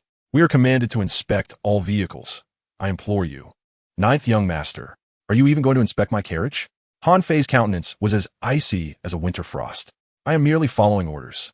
I beseech you not to make it difficult for me. The guards remained steadfast, their defiance against Han Fei, a scion of the Han royal family, revealing the extent of the knight's control over the kingdom, reaching a point of egregiousness. All of you, day and night, remain devoted to your duties for the peace of Xinjiang. Please. A barely perceptible smile graced Han Fei's lips. His intention was to delay these individuals, granting time for another group. As his words fell, 3 guards approached the carriage, conducting a thorough inspection, leaving no part unchecked, even examining beneath the carriage. Clearly, the general was seeking someone who resided in another carriage. East Street of Xinjiang. Qin Feng sat at the front of his carriage, sword in his left hand, reins gripped in his right, urging the vehicle forward with urgency. Stop him! A cacophony of hooves echoed from behind, swiftly obstructing Qin Feng's path. Hundreds of guards brandished their long spears, their sharp tips aimed menacingly at Qin Feng, an atmosphere of lethal intent enveloping the scene. As the guards parted to create a passage, a giant clad in dark red armor, wielding an 8-foot broadsword, rode forth on a towering steed, confronting Qin Feng. Knights General Ji Wuye. Qin Feng's eyelids lifted slightly, his gaze radiating a chilling, bone-piercing aura of killing intent that compelled the guards to involuntarily take a step back. Qin Feng, your killing aura is overwhelming. Oomph. Ji Wuye urged his horse forward, slowly raising his broadsword, pointing it at Qin Feng, and bellowed, "Who are you?" "I am Qin Feng." Ji Wuye's eyes narrowed. "So it is you. I have heard that you are the newly appointed chief instructor of swordsmanship by King Zhang. What brings you to Han?" Ji Wuye scrutinized Qin Feng, his eyes glimmering with lethal intent. The knight's dominion over military, politics, finance, and espionage in this kingdom was absolute, particularly in intelligence acquisition, reaching a level of omniscience. The news of King Zhang appointing Qin Feng as the new chief swordsmanship instructor was known to only a select few. Yet it seemed the knight had also acquired this information, indicating that those within its ranks were far from ordinary. "Why has the general intercepted my carriage?" Qin Feng spoke with indifference. "I have received intelligence that the notorious criminal responsible for the assassination of the former envoy of the Qin state is concealed within a carriage. Henceforth, all carriages are subject to inspection tonight. For your safety, please surrender your sword." Ji Wuye, cunning and astute, recognized at a glance that the heavy sword grasped by Qin Feng was no ordinary weapon. Should this sword be unsheathed, it would undoubtedly crave blood. Such a dangerous instrument must not remain in Qin Feng's possession.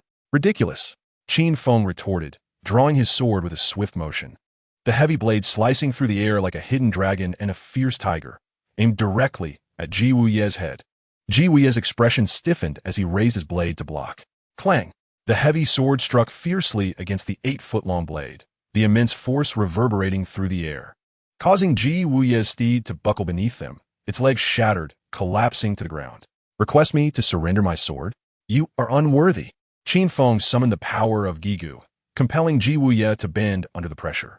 "You." Ji Wuye gritted his teeth, raising his 8-foot-long blade with all his might to withstand Qin Feng's iron sword. He could hardly fathom that this seemingly youthful boy, appearing no older than 17 or 18, could unleash such formidable strength. Heavy as a mountain, "General." The Imperial Guards, witnessing their leader falter, hastily surrounded Qin Feng. "If you dare to act rashly, your life is forfeit." Qin Feng's gaze was as frigid as ice, the energy of Gigu surging like an unrelenting river, continuously pressing down upon Ji Wuye. The sound of cracking bones echoed as Ji Wuye's body strained under the weight, beads of cold sweat forming on his brow. "Quick, summon the other troops." A leader of the Imperial Guards, fearing for Ji Wuye's life, ordered reinforcements to be called. A cold smile crept upon Qin Feng's lips. His objective had been achieved. He had drawn the entirety of Ji Wuye's guard to himself. Thus, Zhang would safely reach his destination. Before long, Ji Wuye had amassed all his guards, encircling Qin Feng completely. I shall slay you, even if you summon the entirety of the army of Han. What do I have to fear? Qin Feng's voice was deep, laden with an air of impending doom. As his words fell, Qin Feng's iron sword pressed down once more, causing Ji Wuye's right knee to crash onto the ground with a thunderous sound, shattering the floor beneath him. Infuriating, flames of rage surged in Ji Wuye's eyes, his teeth grinding audibly. Yet, the weight of Qin Feng's sword, as heavy as 1,000 pounds, bore down upon his 8-foot-long blade like Mount Tai, rendering him utterly immobile. In his life, Ji Wuye had never endured such a disgrace. Qin Feng, spare me. Suddenly, a warm and resonant voice emanated from within the carriage. Ji Wuye's gaze sharpened. He initially believed that Qin Feng's resistance against the search of the Korean Imperial Guard indicated that the person Ji Wuye sought was concealed within the carriage. However, the voice he heard sounded distinctly amiss. As the curtain of the carriage was drawn back, a young man of refined demeanor and elegant appearance emerged. Was this truly how Korea treated foreign envoys? It turned out that this young man was none other than Li Si, the envoy of the Qin state. Upon Li Si's exit from the carriage, Qin Feng promptly sheathed his heavy sword. Ji Wuye let out a sigh of relief, though his knees felt weak. Just as he stood, he nearly collapsed again. So, the chief swordmaster of the Qin king had come to Korea merely to escort Lord Li. Ji Wuye said with resentment. General Ji was in pursuit of the murderer who had slain our envoy, yet the investigation had fallen upon me. Li Si tarned, his countenance resembling a layer of frost. Lord Li has misunderstood. The search is conducted with your safety in mind. I implore you to forgive me. He retorted with a bitter smile. For my safety? Li Si cast a scornful glance at Ji Wuye, his expression dripping with sarcasm. Do you truly believe that General Ji and your Imperial Guards can ensure my protection? The implication in Li Si's words was clear. Under the weight of Qin Feng's sword, Ji Wuye was rendered incapable of lifting his head. What right did he have to protect Li Si? You. Ji Wuye gritted his teeth, his arm, gripping the 8-foot blade, trembled with rage. Qin Feng's icy gaze pierced through, locking onto Ji Wuye, a surge of murderous intent glimmering in his eyes. No matter how much fury Ji Wuye harbored, he could only endure. As the saying goes, a strong dragon cannot suppress a local snake, yet I, Qin Feng, shall indeed assert my dominance over you. What can you do about it? Qin Feng's gaze was as cold as the moon, sending shivers down Ji Wuye's spine. General Ji's diligence is indeed a blessing for Korea. Li Si turned back, reaching to part the carriage curtain, only to find it utterly empty. Ji Wuye's expression instantly froze in horror. This was bad. They had fallen into their ploy to lure him away. Ji Wuye finally realized that Qin Feng's sword was upon him not to take his life, but to compel him to divert all the Imperial Guard's forces. Furthermore, I must remind the general not to forget the 10-day deadline. I hope your nation will exert its utmost for this. Li Si's words struck Ji Wuye like a whip against his face. Infuriating, Ji Wuye clenched his fists, wishing he could cleave the carriage in two. Yet, upon seeing the murderous glint in Qin Feng's eyes, he wilted. Stand down. Ji Wuye waved his hand, signaling the Imperial Guards to clear a path for the carriage. I have a matter to remind General Ji as well. Qin Feng's cold eyes remained fixed on Ji Wuye, his tone frigid. Young Master Jiu is a friend of mine. Should you seek to antagonize him, you shall be opposing me. Qin Feng, with a swift motion, like the roar of dragons and tigers. The heavy sword once again was drawn, its aura slicing through the air, instantly severing the long spears held by all the Imperial Guards in attendance. General Ji, do not forget my words, Qin Feng declared, leaving that statement hanging in the air as he drove the carriage away with a flourish. Infuriating, Ji Wuye gazed at the retreating figures of Qin Feng and others, her teeth clenched in frustration, her entire body trembling with rage. In the secluded streets of Xinjiang, two imposing figures clad in the armor of the Imperial Guards strode along the desolate roadside. Both wore black armored masks and wielded swords. One brandished a shark-toothed sword, held firmly in the grasp of Wei Zhuang, while the other was clutched by Zhang, the king of Qin, to conceal his identity upon entering Han. Zhang had exchanged his usual sword, Tian for an ordinary long sword. Your grip on the sword appears to deviate slightly from the norm, Wei Zhuang remarked, casting a sidelong glance at the long sword in Zhang's hand. Oh, Ying Zheng looked down at his sword, detecting nothing amiss. Why does your thumb always rest upon the scabbard? Wei Zhuang's keen observation missed no minute detail. I have grown accustomed to it. Ying Zheng replied dismissively. Every minuscule detail is magnified 1,000-fold in the eyes of a hunter. Your subtle habit. As Wei Zhuang spoke, a buzzing sound grew louder from afar. His expression hardened, and with a swift motion, his shark-toothed sword lunged past Ying Zheng's side, like a bloodthirsty serpent. The buzzing ceased abruptly as the sword was drawn. Turning his head, Ying Zheng beheld the tip of the shark-toothed sword piercing through a black bee, no larger than a pinky. The blade, 5 fingers wide, had struck true at the flying insect, showcasing Wei Zhuang's extraordinary swordsmanship. Disciples of Gigu, indeed, are all masters of the sword. I am in admiration. Though Wei Zhuang had executed the strike with deadly precision, almost brushing against Ying Zheng's face, the latter remained unperturbed, his demeanor calm and steady as a mountain. Bailing Long, Qin Feng. Our movements have been exposed. Wei Zhuang's gaze turned icy, brimming with lethal intent. The adversaries are far more formidable than we had anticipated, Ying Zheng stated coolly. The stronger the opponent, the more exhilarating this hunt shall become. A cold smile graced Wei Zhuang's lips. Chapter 16. The Crisis of Ying Zheng in the Courtyard of Zilangquan. Ying Zheng stood with his hands clasped behind his back, gazing up at the vast night sky beyond the garden. Dressed in pristine white, his long black hair danced gently in the wind, emanating an air of regality.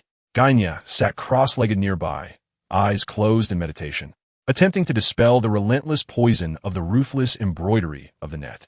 No one in the world could unravel such venom, nor was there an antidote. Were it not for the powerful inner strength of Gigu supporting him, Gai Nie would have long since succumbed. Wei Zhuang leaned against the window, sword in hand, his expression one of indifference. Gai Nie and Zhang Liang sat at a table, staring blankly at a spread of fine wine, their faces etched with worry. At that moment, Qin Feng and Han Fei pushed open the door. Upon seeing their return, Gai Nie immediately approached them. I have some unfortunate news to share. The enigmatic Ziyu wasted no time, diving straight into the matter at hand. What has transpired? As Han Fei's words faded, he observed Ziyu's gaze sharpen. With a swift motion of her right hand, a needle shot forth, grazing Han Fei's cheek and impaling a black bee against the wall. What on earth is this? Han Fei gasped in astonishment. It was not the bee that frightened him, but rather Ziyu's precise and formidable strike. Buzzing filled the air as, having just dispatched one bee, for more entered the Xylem Pavilion. Ziyu's reflexes were remarkable. With a graceful flick of her hand, for silver needles were unleashed, pinning 3 of the bees against the wall. 3 out of 4 bees had met their demise, leaving only one to escape. Swish! Swish! The Xian Tai heavy sword and the shark-tooth sword were drawn almost simultaneously. 2 gleaming arcs of cold light sliced through the air, exuding an aura of chilling ferocity. Han Fei and Ziyu exchanged alarmed glances. The sword light faded, revealing the Xian Tai sword had pierced the bee's head, while the shark tooth had struck its tail. The distance between the 2 blades was precisely the length of the bee's body. The tiny creature, caught between the 2 mightiest swords in existence, had become the most unfortunate bee in the world. You disciples of Gigu are truly fascinating. Even the act of slaying a bee showcases such camaraderie. A charming smile graced Han Fei's face. How can you still smile at a time like this? Ziyu shot him an exasperated glance before continuing. Once the 8 Linglong summons all the bees back, the Xylem Pavilion will be utterly exposed. This was indeed troubling news. Han Fei nodded, his expression turning grave. What occupies your thoughts? Ziyu inquired, noticing Han Fei's troublamiento. I am pondering where our plan went awry. A fleeting flaw, seized upon by our adversary? The 8 Linglong discerned young Master Shang's identity through his grip on the sword. Qin Feng's gaze was fixated on Ying Zheng's right hand holding the sword as he spoke in a low voice. Though young Master Shang's current sword is not the Tianwen sword, his habitual grip remains unchanged. It was precisely this unique manner of holding the sword that led the 8 Linglong here. Ying Zheng's eyes shifted to the sword in his hand, his thumb unconsciously pressing against the hilt. It was indeed his habit, a long-standing custom formed by wielding the Tianwen sword. Since there exists but one Tianwen sword, this habit is uniquely his. Impossible. Ying Zheng suddenly turned around. Aside from Master Gai, no one else could possibly know of this habit. Since young Master Shang has taken the risk to enter Han, please do not conceal anything from Han Fei. Han Fei's gaze bore into Ying Zheng. Ying Zhang's expression darkened in an instant, a figure emerging in his mind. It seems young Master Shang has overlooked someone. Qin Feng interjected. Who? A chill ran through Ying Zhang. Lord Chang'an, Cheng Jiao. Impossible. Ying Zhang declared resolutely. Is it because he has already perished in my heart, thus making it impossible? Is it not? Qin Feng's words struck at Ying Zhang's innermost feelings. What does it mean that he has died in my heart? Ying Zhang fixed his piercing gaze upon Qin Feng, his eyes sharp and exuding an air of authority. For Long Jun has not died, or rather, his lingering spirit resides within another living soul. Qin Feng spoke slowly. Long Jun is alive? Han Fei, Wei Zhuang, and Zi Nu were simultaneously taken aback, their eyes instantly converging upon Qin Feng. Even Gai Nie, who was healing and purging poison with closed eyes, opened them upon hearing the news that Long Jun Cheng Jiao still lived, his face betraying astonishment. A year ago, Long Jun Cheng Jiao had staged a coup, betraying the Qin state, and was ultimately hunted down by Qin assassins, dying in Tunliu, a fact known to all 7 states. But why does Qin Feng assert that Long Jun still lives? It is utterly impossible. He is dead, Ying Zhang proclaimed emphatically. Back then, Ying Zhang had witnessed Cheng Jiao being executed. How could he possibly still be alive? Every illogical aspect has a reasonable explanation. Han Fei said solemnly. I am in a precarious situation, with no time for inquiries. What I seek is resolution. Upon hearing the possibility that Cheng Jiao might still be alive, Ying Zhang felt as though an immense, invisible black net was descending upon him. The assassination plan against Cheng Jiao had been orchestrated by the Luo Wang, and its mastermind was Lu Xiang. If Cheng Jiao indeed lives, then Lu Xiang is the true puppet master behind the entire affair. In such a case, Ying Zhang's predicament would become far more perilous than he had imagined. Young Master Shang, did you not come to Han State seeking reasons? Qin Feng inquired. What do you mean by that? For your danger has never resided in Han State, nor even with the 8 Linglong. Your peril has always been within the Qin state. Qin Feng stated gravely. Clap, clap, clap. As Qin Feng's words fell, Han Fei immediately applauded. Mr. Qin, you truly possess a piercing insight, akin to a flame illuminating the dark. My admiration for Mr. Qin grows ever deeper. Han Fei's eyes sparkled with admiration, his appreciation for talent evident. The perilous fog that even Ying Zhang could not perceive, Qin Feng saw through at a glance. This clearly demonstrates Qin Feng's remarkable strategic acumen. Such a talent is surely deserving of Han Fei's utmost regard. Tomorrow marks the 5th day of the 10-day deadline that Mr. Han mentioned. Yet there has been no progress in the assassination case against the Qin envoy. My crisis remains unresolved, and soon, Mr. Han, your crisis will follow. Mr. Han should carefully contemplate his own predicament. Ying Zhang's words were laden with significance. 5 days have passed to the 10-day limit. The next 5 days are critical for Han Fei to resolve the crisis in Han State, as well as an opportunity for him to prove himself to Ying Zhang. Ying Zhang was reminding Han Fei that his crisis is his own to navigate. Han Fei cannot offer assistance. Oh, how swiftly time has passed. Han Fei bore a mysterious smile upon his visage. He had a request of an ungracious nature, and he beseeched young Master Shang for his consent.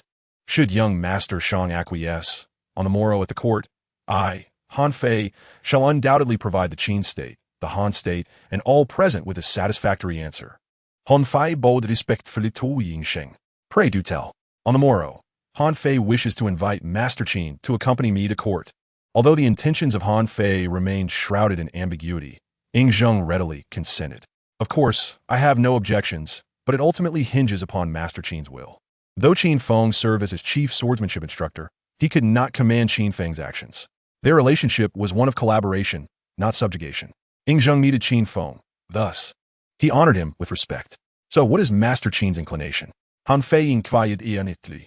Very well, Qin Feng replied with an impassive countenance. Chapter 17. The Black Crow, the White Phoenix, Brothers in Life and Death. In the dead of night, at the residence of the Grand General. Bang! Enraged, Jiwie shattered a chair with a single kick, his eyes ablaze with fury. Damn that Qin Feng and Han Fei. I shall ensure that these 2 scoundrels meet their end. Just moments ago, Jiwie had endured the most humiliating disgrace of his life. As the Grand General of the Han State, he had been brought low to his knees by a mere, nameless individual wielding a sword, utterly losing face. If this vendetta remained unavenged, Gai Nie would have no semblance of honor left to stand upon in the Han state. Summon the Black Crow. Gai Nie's eyes blazed with rage, a murderous intent surging within him. Before long, a shadow darted across the night sky and, with a swift motion, appeared in the hall of the General's residence. Where the shadow passed, it left behind an ink-black remnant reminiscent of a crow. The Black Crow, the foremost master of the 100 Birds organization under Gai Nie, possessed unparalleled agility unmatched in the realm. General, the Black Crow reports. Black Crow, spare no effort. Eliminate the swordsman beside Li Si, Qin Feng. Gai Nie clenched his fists tightly, his eyes aflame as he issued the lethal command. Conventional methods may not suffice to vanquish Qin Feng, but assassination was nearly guaranteed to succeed. And the 100 Birds organization excelled in the art of stealthy murder. Understood. I shall take my leave. As the leader of the 100 Birds organization, he had no choice but to accept the order unconditionally. The identity and prowess of Qin Feng were of no consequence. In the realm of assassination, none could rival the 100 Birds.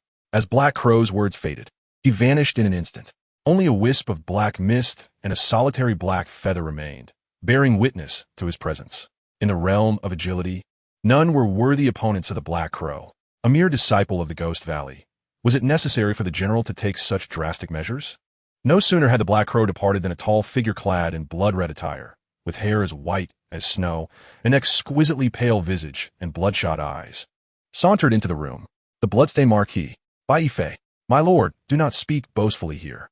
You have yet to experience the formidable might of the iron sword wielded by that scoundrel Qin Feng. As Gai Nie contemplated the weighty Xian Tai heavy sword in Qin Feng's possession, a burden akin to 1,000 mountains pressing down upon him, cold sweat began to bead upon his spine. Gai Nie held unwavering confidence in his own 8-foot-long blade, believing it to be on par with the dual red and white swords wielded by Bai Yifei. Yet, if even he was no match for Qin Feng, what audacity did Bai Yifei possess to be so brazen?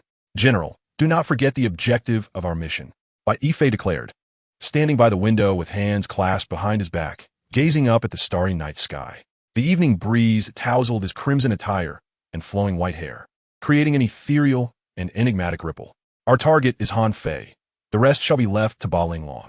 This is our agreement with Ba Linglong. We each take what we need. Bai Yifei spoke with a calm demeanor, exuding an air of assurance. Humph, what a stroke of fortune for that brat Qin Feng. Gai Nie gripped the wine jug tightly, his teeth gnashing, his eyes ablaze with fury. Yet, for the sake of the greater good, he restrained himself. Have we received any news from Ba Linglong? Where has that scoundrel Han Fei hidden the person?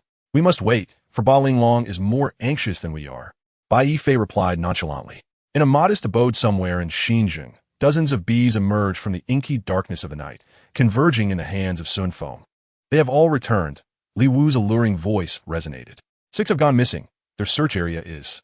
Yifeng turned his gaze toward the distance, focusing on the most vibrant and illuminated building within the bustling Xinjiang city. Xylem Pavilion. Both Li Wu and Yifeng wore expressions of cold, bloodthirsty smiles. Inform Yimu that we have located our target. Who is this target? Bai Feng reclined on the rooftop, resting his hands behind his head as he gazed at the resplendent night sky. The disciple of Gigu, Emoya, arms crossed and standing on a rooftop edge, donned a form-fitting black outfit that billowed in the wind, exuding a cool and detached demeanor. The disciple of Gigu? Bai Feng's eyes widened, and he sprang to his feet. Wei Zhuang. Emoya shook his head. Someone else. Could it be the chief sword instructor of the Qin King, Gai Nie? Emoya continued to shake his head. Is there a third disciple of Gigu in this world? Bai Feng questioned, perplexed. You should know who the embroiderer of the Luo network fell to, Emoya replied. So, it is him.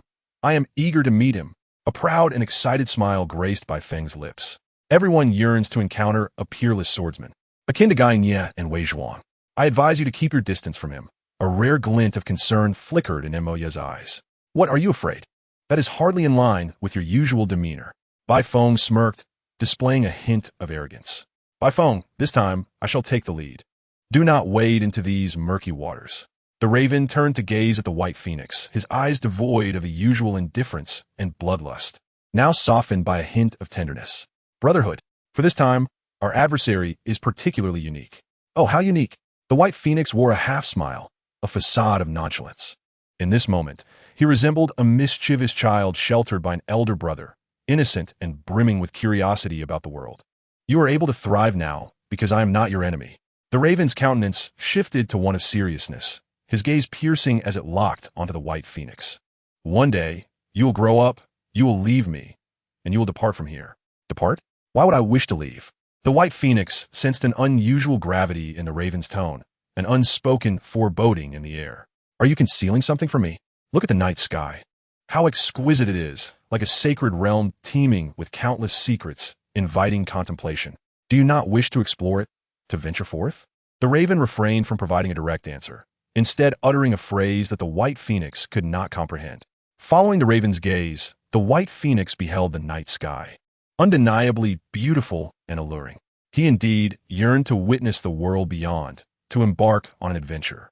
Yet, as an assassin of the White Bird organization, he had been a tool of destruction in the hands of Ji Wuya since birth. He had never known freedom, nor had he ever possessed his own thoughts. Birds should soar in the sky, free and unrestrained. And we, too, should claim our own sky. Upon concluding his words, the raven's form flickered and dissolved into a wisp of darkness, vanishing into the night. The white phoenix stood there, stunned, watching the raven's silhouette disappear. A pang of unarticulated sorrow swelling within him. It felt as if this parting was an eternal farewell for the two of them. Hey, are you going to run away without telling me who the target is? The white phoenix's heart jolted, and with a sudden rush, he dashed through the night sky in pursuit of the raven. Chapter 18. Yin Lingji, the reverse scale of the blood-clothed Marquis Bai Fei. The following day dawned bright and clear. The Han court was about to face a significant trial. The highest echelons of power in Korea gathered in attendance. From King of Han down to Prime Minister Zhang Kaidi, blood-clothed Marquis Bai Fei, General Ji Wuya, the four young masters of Han, Han Fei, and all civil and military officials were present as candidates for this grand examination. The chief examiner was Li Si, the envoy from the Qin state. A mere scholar, Li Si commanded the presence of Korea's upper echelons, compelling them to attend without the slightest hint of negligence. This was all due to the indomitable Qin cavalry stationed at the borders of Qin and Han. Qin Feng accepted Han Fei's invitation to join the court, standing beside him. Today marked the 5th day. One wondered if the king had apprehended the assailant who attempted to murder our Qin envoy. Li Si confronta Qin Feng directly, his gaze assertive and probing, as if interrogating the monarch. 5 days prior, an old envoy from Qin was assassinated within Korean territory. The kingdom of Qin, in a fit of rage, promptly dispatched the newly appointed envoy Li Si to Han, urging the kingdom to swiftly resolve the case and apprehend the perpetrator. Concurrently, Qin deployed its elite cavalry to the border between Qin and Han, their blades poised menacingly towards Han. Under the formidable pressure from Qin, the people of Han were engulfed in trepidation, with loyal ministers finding themselves at a loss. In this moment of peril, Han Fei stepped forward, asserting that the case would be solved and the culprit captured within 10 days. Though Li Si, a fellow student of the Confucian scholar Xuanzi and a close friend of Han Fei, was envious of Han Fei's exceptional abilities. Upon hearing Han Fei's bold proclamation, he devised a trap. Should Han Fei fail to resolve the case within 10 days, Han would be compelled to cede a portion of its territory to Qin. Understanding Li Si's character, Han Fei retaliated by stating that the former envoy from Qin took 5 days to travel from Qin to Han, and another 5 days within Han's territory before meeting his demise. Han Fei then countered Li Si's challenge, if 10 days were the limit. And if the case was not solved within 5 days, should Qin not also relinquish land to Han if it were solved in less than 5 days? Thus, the 10-day deadline was established. Now, on the 5th day, the case remained unsolved. The nobility of Han, save for Han Fei, were consumed by anxiety and despair. General, where is the murderer? King of Han, though feeble and indecisive, was still the sovereign of Han, and his authority lingered. Reports came in. New Zhang has been under strict martial law for several days, with every passerby and vehicle thoroughly examined. Capturing the remnants of the Baiyue is imminent. Ji Wuya stood tall, exuding an air of indifference towards the apprehension of the criminal. King An's expression shifted to one of helplessness as he implored, Mr. Li Si, as you have heard, could we perhaps delay the pursuit of the culprit for a few days? The king of Han, a figure of authority, spoke with an almost pleading tone to the envoy of Qin, revealing the depths of his fear. Trust is the treasure of the state, the refuge of the people. It seems that Han is indeed at a disadvantage. Li Si then instructed his men to notify the border general to immediately dispatch troops to assist. As his words resonated in the court, a wave of shock washed over the assembly. Numerous ministers, both civil and military, were rendered paralyzed with fear at the prospect of troops entering Han. King An was frantic, consumed with worry, while Gai Nie ground his teeth in fury. Li Si's declaration was akin to a resounding slap in the face to Gai Nie. At any time and in any realm, if one's strength is sufficiently formidable, even a scholar without martial prowess can wield influence over a king of another nation, much like Li Si at this moment. Conversely, in a weakened state, even a general commanding hundreds of thousands, renowned for his valor and battle-hardened experience, must swallow his pride and remain silent, as Gai Nie found himself compelled to do. Amidst the turmoil in the court, only a handful, Han Fei, Han Yu, the blood-clad Marquis, and Zhang Kaidi, remained composed, observing the unfolding events with quiet vigilance. The four young masters.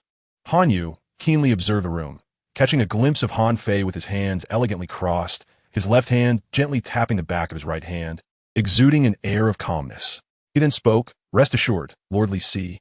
Li Si turned to Han Yu, his expression indifferent. "My ninth brother possesses extraordinary wisdom. On that day in the court, it was he who proposed the capture of a murderer. Given his current composure, he must be confident of success. Wouldn't you agree?" Han Yu fixated on every subtle movement of Han Fei, missing not a single detail. He held great faith in his brother's capabilities and was equally confident in his own perceptive skills. The fact that Han Fei could maintain such poise in the face of Li Si's pressing demeanor surely indicated that he had a plan in mind. How admirable! Han Fei's calmness was entirely reliant on General Ji.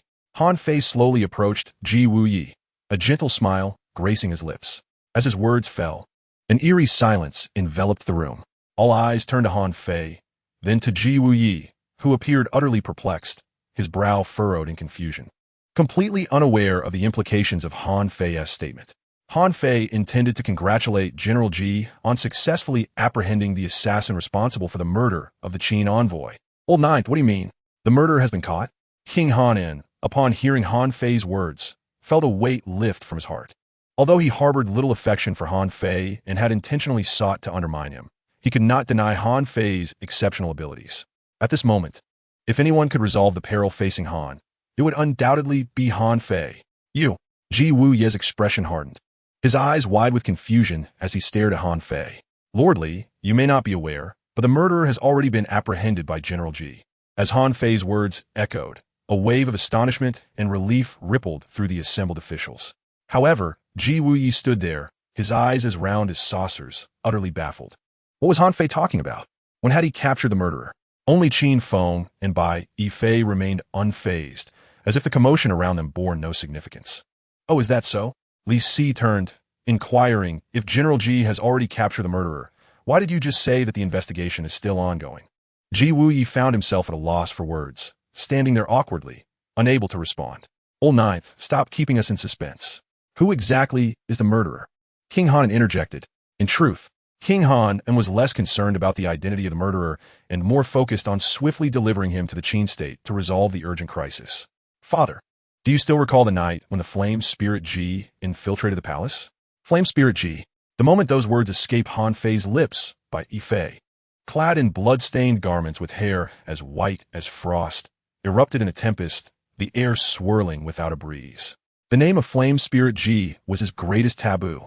Whoever dared to touch it would meet their demise. Chapter 19. With Qin Feng's backing, the blood-clad Marquis reluctantly hands over Flame Spirit Ji. The atmosphere thickened with the scent of impending slaughter. Han Fei immediately sensed a heavy aura of murderous intent surging toward him, rendering him breathless. Qin Feng stepped forward, unleashing a torrent of robust, Gigu true energy that dissipated Bai Fei's malevolence into nothingness. Bai Fei slightly turned his head, casting a sidelong glance at Qin Feng, his crimson eyes brimming with a chilling ferocity. Their gazes met, icy tension crackling in the air. Han Fei nodded gratefully at Qin Feng for alleviating his peril. "Flame Spirit Princess, in plain sight, had slain my imperial guards and intruded upon my royal palace, not to mention being a subordinate of the notorious bandit leader Tianze. General Ji, who had toiled tirelessly day and night, had already apprehended her. Isn't that right, General Ji?" Han Fei remarked with a smile that was neither entirely sincere nor entirely mocking as he looked at Ji Wuye. Indeed, the Flame Spirit Princess had been captured by Ji Wuye and was currently confined in the dungeons of Nightfall. However, she was not the perpetrator behind the murder of the Qin envoy. Ji Wuye had ample justification to dismiss Han Fei's deductions, but he realized that if he did not allow the Flame Spirit Princess to bear this blame, he would fail to provide an explanation to Li Si. In such a case, the Qin army stationed at the border between Han and Qin could invade at any moment, a burden Ji Wuye could not afford. Reluctantly, he conceded. Very well, since her nation has apprehended the culprit, Li Si respectfully requests that the Flame Spirit Princess be handed over to the state of Qin. Li Si promptly conveyed this to King Han, who claims that the Flame Spirit Princess is the murderer of the Qin envoy. Bai Yifei, who had maintained an aloof demeanor with his back to the crowd, suddenly stepped forward and coldly stated, "It is true that General Ji has captured the Flame Spirit Princess, but she is not the assassin of the Qin envoy. The Flame Spirit Princess is a confidant of the bandit leader Tianze and a crucial figure in Nightfall's quest for the treasures of the 100 Yu. Would Bai Yifei so easily relinquish her?" As Bai Yifei's words resonated, Han Fei, Li Si, King Han and Han Yu, Zhang Kaidi, and the assembly of officials were momentarily taken aback. The prospect of handing over the Flame Spirit Princess seemed to promise an immediate solution to the crisis in Han. Yet, at this critical moment, the blood-clad Marquis stood forth to declare that the Flame Spirit Princess was not the murderer of the Qin envoy. What was unfolding here? General Ji had captured two individuals, with the other being the true assassin of the Qin envoy. Bai Yifei's gaze bore into Han Fei, exuding lethal intent and overwhelming presence. What thoughts stirred within Han Fei's mind could not escape the discerning eyes of the blood-clad Marquis. To surrender the Flame Spirit Princess from his grasp would require consent from the dual swords he wielded, one red and one white. Han Fei, upon realizing this, felt a sudden jolt of alarm. It seemed he had underestimated the blood-clad Marquis. He had misjudged both his capabilities and intellect. If Han Fei could brazenly label the Flame Spirit Princess as the perpetrator without evidence, then Bai Yifei could just as easily name a scapegoat. This was the sole flaw in Han Fei's entire scheme, one that everyone had overlooked, save for Bai Yifei, who astutely seized upon this critical vulnerability. Are you questioning the Minister of Justice? As Han Fei's schemes were unveiled by Bai Yifei, leaving him in a state of alarm and concern, a voice, cold and indifferent, resonated from behind him. The assassination of the Qin envoy is a matter personally entrusted to Lord Saiku by King Han. Now that the case has been resolved, do you dare to question whether the culprit identified by Saiku is not Yan Lingji? Are you casting doubt upon Saiku's investigative prowess, or upon the discernment of King Han? Qin Feng slowly approached Han Fei, placing himself between them, his gaze icy as it locked onto Bai Yifei. Han Fei discreetly exhaled a sigh of relief, retreating behind Qin Feng, for at this moment, only Qin Feng could restore his reputation. Bai Yifei's eyes were as frigid as ice, his crimson gaze swirling with a palpable aura of lethal intent. As Qin Feng's words echoed, an oppressive silence enveloped the room. The blood-clad Marquis Bai Yifei commanded an army of 100,000 in Han, wielding immense power. In the entirety of Han, including the likes of King and Han Yu, and high-ranking officials such as Han Fei, none were deemed worthy of his regard. Ministers trembled before him as if he were a deity. At this juncture, the assembled civil and military officials were astonished to witness a youth, scarcely 17 or 18 years of age, audaciously rebuke the blood-clad Marquis. All eyes converged upon Qin Feng. Who are you to raise such a ruckus in the court of Han? Bai Yifei's stare bore into Qin Feng, his murderous intent laid bare. I am Qin Feng, a disciple of Gigu and the chief instructor of swordsmanship for the great Qin Emperor. I accompany Li Si on this mission to demand your nation surrender the perpetrator responsible for the murder of our envoy. Li Si seamlessly took over the conversation, his demeanor composed. A man of remarkable intellect, he recognized that General Ji Wuye, the commander of Han, could not possibly be unaware of the identity of the captive he had apprehended. In truth, Li Si had discerned that Han Fei was leveraging the might of Qin's cavalry to compel Ji Wuye to deliver Yan Lingji. Furthermore, this was Li Si's inaugural diplomatic mission representing Qin. He could not afford to return empty-handed. The question of whether Yan Lingji was indeed the murderer of the Qin envoy had become irrelevant. Thus, he intended to utilize Qin Feng's status as the chief sword instructor of the Qin Emperor to intimidate the blood-clad Marquis and caution him against reckless actions. a disciple of Gigu and the chief sword instructor of the Qin Emperor. What an imposing presence. By Yifei's gaze sharpened, the chilling intensity of his crimson eyes piercing through the air. Do you intend to stand against me? With his twin swords of red and white, he was seldom matched, and his mastery of ice techniques instilled terror in the hearts of many. Even as a disciple of Gigu and the chief sword instructor of the Qin Emperor, he regarded Qin Feng with disdain. You may attempt it. Qin Feng spoke with an air of indifference, his left thumb flicking lightly, causing the heavy iron sword to reveal a glimmer of its formidable edge. The surging force of the blade surged forth like an unstoppable river, dominating the void. By Yifei's expression shifted. The mere inch of blade displayed such overwhelming power and intensity. Should the iron sword be fully drawn, the destructive potential was beyond imagination. Now that the murderer has been apprehended, we shall immediately entrust the matter to Lord Li to alleviate the peril facing our Han kingdom, proclaims King of Han, rising from his dragon throne with fervor. Despite his ineptitude, King N possesses the acuity to discern that should Qin Feng engage in battle with Bai Yifei, it would ultimately spell disaster for Han. Since Lord Li has captured the culprit, there seems to be no necessity for the Qin army to mobilize, Han Fei remarks, casting a glance at Li Si. Indeed, Li Si replies nonchalantly.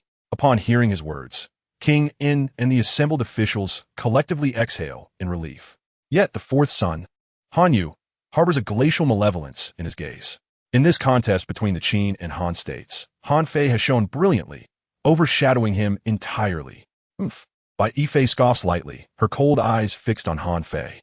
To possess something one cannot protect is a profound sorrow. As she strides out of the court, she pauses beside Qin Feng, declaring, "What belongs to me, no one can take. To cling to that which one is powerless to possess is an even greater tragedy. This sentiment is directed towards you." Confronted by Bai Yifei, the most formidable adversary in Tianxing Jiuge, Qin Feng seizes every opportunity to retaliate against any humiliation. Chapter 20. Han Fei's Masterstroke. Upon exiting the court, Qin Feng swiftly returns to Xylan Pavilion to safeguard King Yingzheng. Meanwhile, Han Fei and Li Si arrive at a serene lakeside. In a strategic game, only by incorporating the greatest stakes can one reap the most substantial rewards. Han Fei stands upon a quaint bridge, idly flicking a flat stone across the water's surface. The air by the lake is invigorating, and the shimmering ripples dance upon the lake, mirroring Han Fei's buoyant mood, as splendid as the picturesque scenery before him. Your brother's brilliant stratagem puts me to shame, Li Si contemplates. Earlier that morning, Han Fei deftly resolved the crisis facing Han with mere words, compelling Ji Wuye and the blood-clad Marquis to surrender Yanlingji, leaving them with no recourse. With Han Fei's assistance, Li Si's inaugural diplomatic mission was nothing short of exemplary. A faint smile graces Han Fei's lips as he casts the stone, which skips across the lake's surface a dozen times before finally sinking. "I wish to introduce you to someone," Li Si remarks. In the court, he refrained from exposing Han Fei's intentions, and, as a token of gratitude, Han Fei has resolved to present Li Si to an individual who could profoundly influence his life. "Is Yanlingji the person you wish for me to pardon?" In a secluded courtyard, Yingzheng and Han Fei sit across from one another, sharing tea. Qin Feng leans against the window, sword in hand, his demeanor detached. Li Si stands respectfully behind Yingzheng, his expression one of deference and caution. Yet his senior, Han Fei, engages in lively discourse with Yingzheng as an equal, eliciting both admiration and envy from Li Si. Nevertheless, Li Si cannot help but feel gratitude towards Han Fei, for the person he is about to meet is none other than Yingzheng himself. At this moment, Li Si serves at the behest of Chancellor Liu. Although Yingzheng is currently the king of Qin, within the confines of the state, his influence pales in comparison to that of Chancellor Liu and Empress Zhao. Consequently, Li Si harbors little hope for Yingzheng. However, Han Fei's decision to introduce Li Si to Yingzheng signifies his belief that Yingzheng embodies the future of the Qin state. At this moment, the king may be a dragon ensnared in shallow waters, but one day he shall soar through the skies, becoming the true son of heaven. Li Si, being a perceptive individual, quickly grasped Han Fei's earnest intentions. Indeed, Han Fei nodded slightly, revealing a charming smile. It is said that Yanlingji is a trusted confidant of the bandit leader Tianze, and by rescuing her from the clutches of the Night's Veil, you have undoubtedly earned a significant favor from Tianze. Yingzheng's eyes sparkled with admiration for Han Fei. The enemy of my enemy is my friend. Young Master Shang, earlier you inquired how one might extricate oneself from dire straits. What do you think of the answer Han Fei offers today?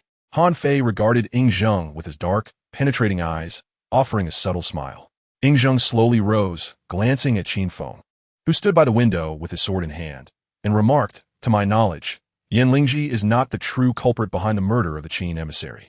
The blood-clothed marquis, a figure of great authority and intellect in Han, is surely aware of this. Thus, I am curious as to why he would heed your counsel and so readily offer the hard-captured Yan Lingji as a scapegoat to the Qin state. Ying Zheng fixed his gaze upon Han Fei, his expression grave. Han Fei was momentarily taken aback, then smiled as he scratched the back of his head, saying, Young Master Shang speaks with piercing clarity, and I hold great admiration for your insight. You are correct. The blood-clothed marquis, with his wisdom, undoubtedly perceives through Han Fei's stratagem. My ability to snatch victory from the jaws of the Knight's Veil is entirely reliant on young Master Shang's chief instructor in swordsmanship, Mr. Qin. As Han Fei spoke, he glanced at Qin Feng, who was leaning against the window, sword in hand, his demeanor indifferent. If not for Qin Feng's formidable presence that deterred the blood-clothed marquis from rash actions during this morning's court assembly, it would have been uncertain whether Han Fei could have emerged unscathed. Is this the reason you invited Mr. Qin to accompany you to court? Indeed, Han Fei nodded. If Mr. Qin is willing to remain and join the Flowing Sand, it would be a blessing for the Han state and a fortune for Flowing Sand. Han Fei formally extended an invitation to Qin Feng, hoping he would stay and collaborate on grand schemes. Without engaging in battle, to outwit 1,000,000 troops of Qin. Without seizing, to cleverly acquire food from the Knight's Veil. Without flattery, to befriend the emissaries of Qin. Without retreating, to ally with Tianze as a comrade of Flowing Sand. Qin Feng turned his head, his deep-set eyes meeting Han Fei's, brimming with admiration. The entire plan, including the invitation for a certain Qin to enter the court, was woven into the fabric of Mr. Qin's grand design. The plan is flawless, encompassing all aspects, with every potential risk managed within Mr. Qin's control, allowing for timely resolutions to perilous situations. The talent of Mr. Qin commands our utmost respect. Qin Feng spoke slowly. Imagine if Han Fei had not invited Qin Feng to the court.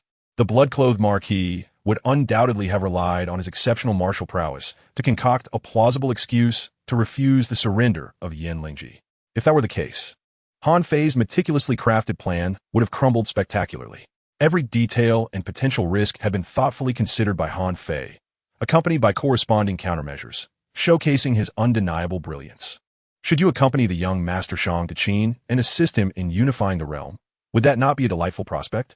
Upon the conclusion of Qin Feng's words, Ying Zheng, Han Fei, and Li Si were all taken aback, their expressions reflecting astonishment.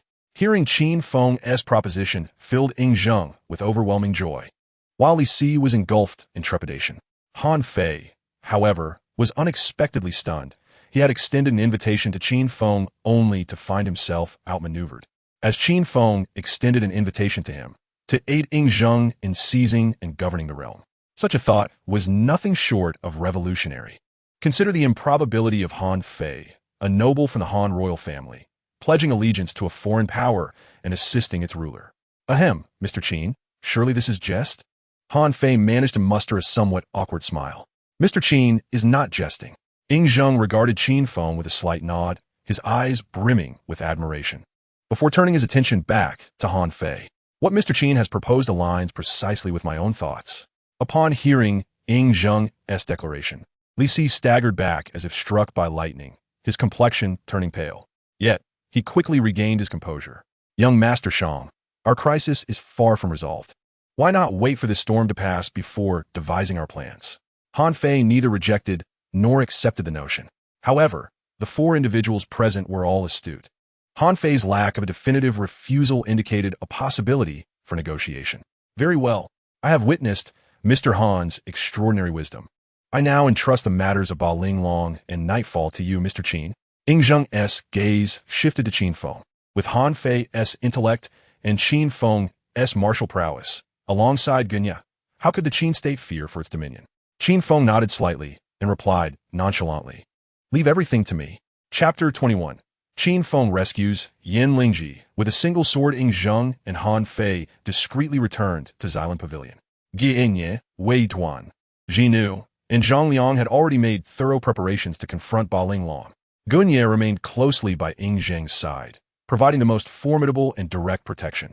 Meanwhile, Qin Feng, accompanied by Li Si, made his way to the Qin Kingdom's relay station, ready to take over the matters concerning Yin Lingji from nightfall. Outside the Qin Kingdom's relay station, a straight stone-paved street was lined with a procession escorting a prison cart slowly towards the station. Leading the group was the blood-clothed Marquis, by Fei, clad in a long robe as crimson as blood, his frosty white hair cascading over his shoulders. "Where are you taking me?"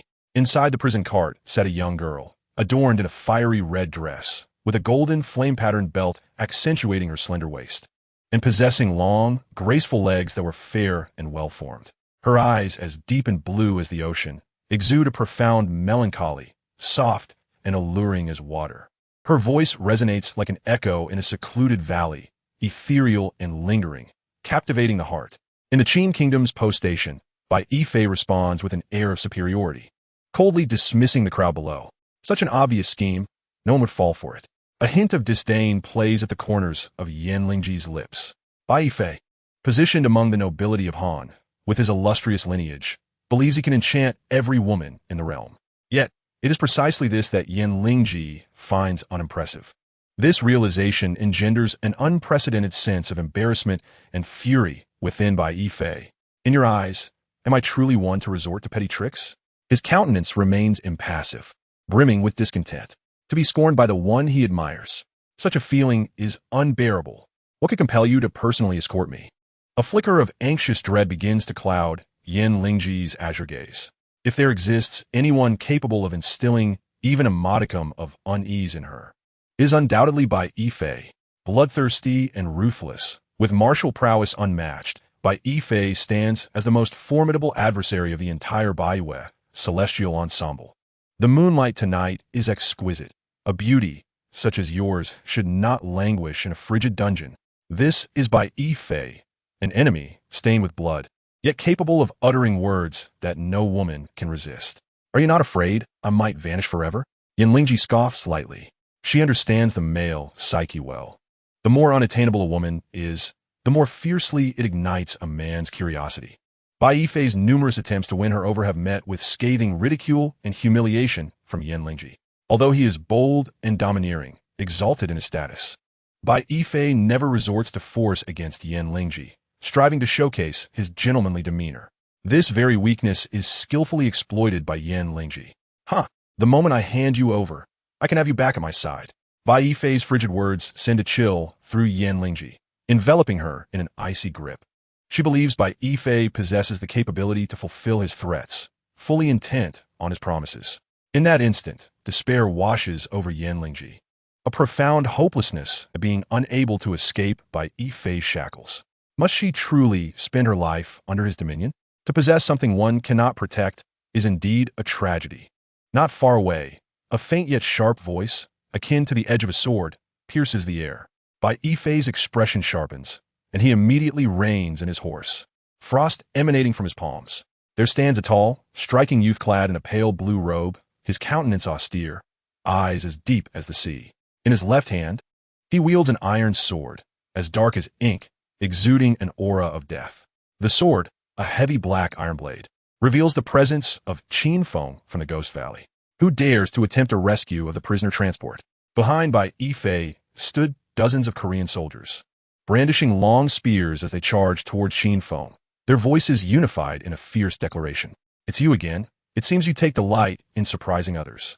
Bai Yifei's bloodthirsty gaze brimmed with murderous intent, exuding an icy chill that pierced to the bone. Had it not been for Qin Feng's assistance earlier that morning in the Korean court, Han Fei, despite his silver tongue and ability to distort truth, could never have wrested Yin Lingji from the clutches of the Nightshade. Since Qin Feng's arrival in Korea, everything had gone awry for the Nightshade. He was a thorn in their side that they were determined to eradicate. Besides surprises, I can conjure fears as well, Qin Feng declared, his deep-set eyes cold as frost and sharp as a blade. I harbor a strong aversion to those who instill fear. Bai Yifei's chilling stare was fixed upon Qin Feng, his aura radiating a palpable menace. Therefore you must die, by your own means, or by ours. Just then, a voice echoed from the rooftops flanking the street. Unbeknownst to them, two figures had emerged atop the eaves, one clad in black and the other in white, each holding a feather. One dark as the night, and the other bright as day. The black was the ink crow, and the white phoenix. Bringing in a couple more merely adds 2 more lives to the tally. Qin Feng replied, his gaze indifferent, yet filled with an indomitable fighting spirit. As his words fell, Yan Lingji's beautiful eyes widened in shock. Before her stood a young man in white, tall and upright, with sharp features and an alluring visage. His eyes dark and inscrutable, clad in pure white. His attire billowed in the wind, emanating an aura of sternness. With a sword in hand, he stood defiantly, his gaze unwavering and fearless. What manner of youth was this, who could remain so composed and unruffled in the face of the formidable Bai Fei? Yan Lingji's attention shifted to the sword held by Qin Feng.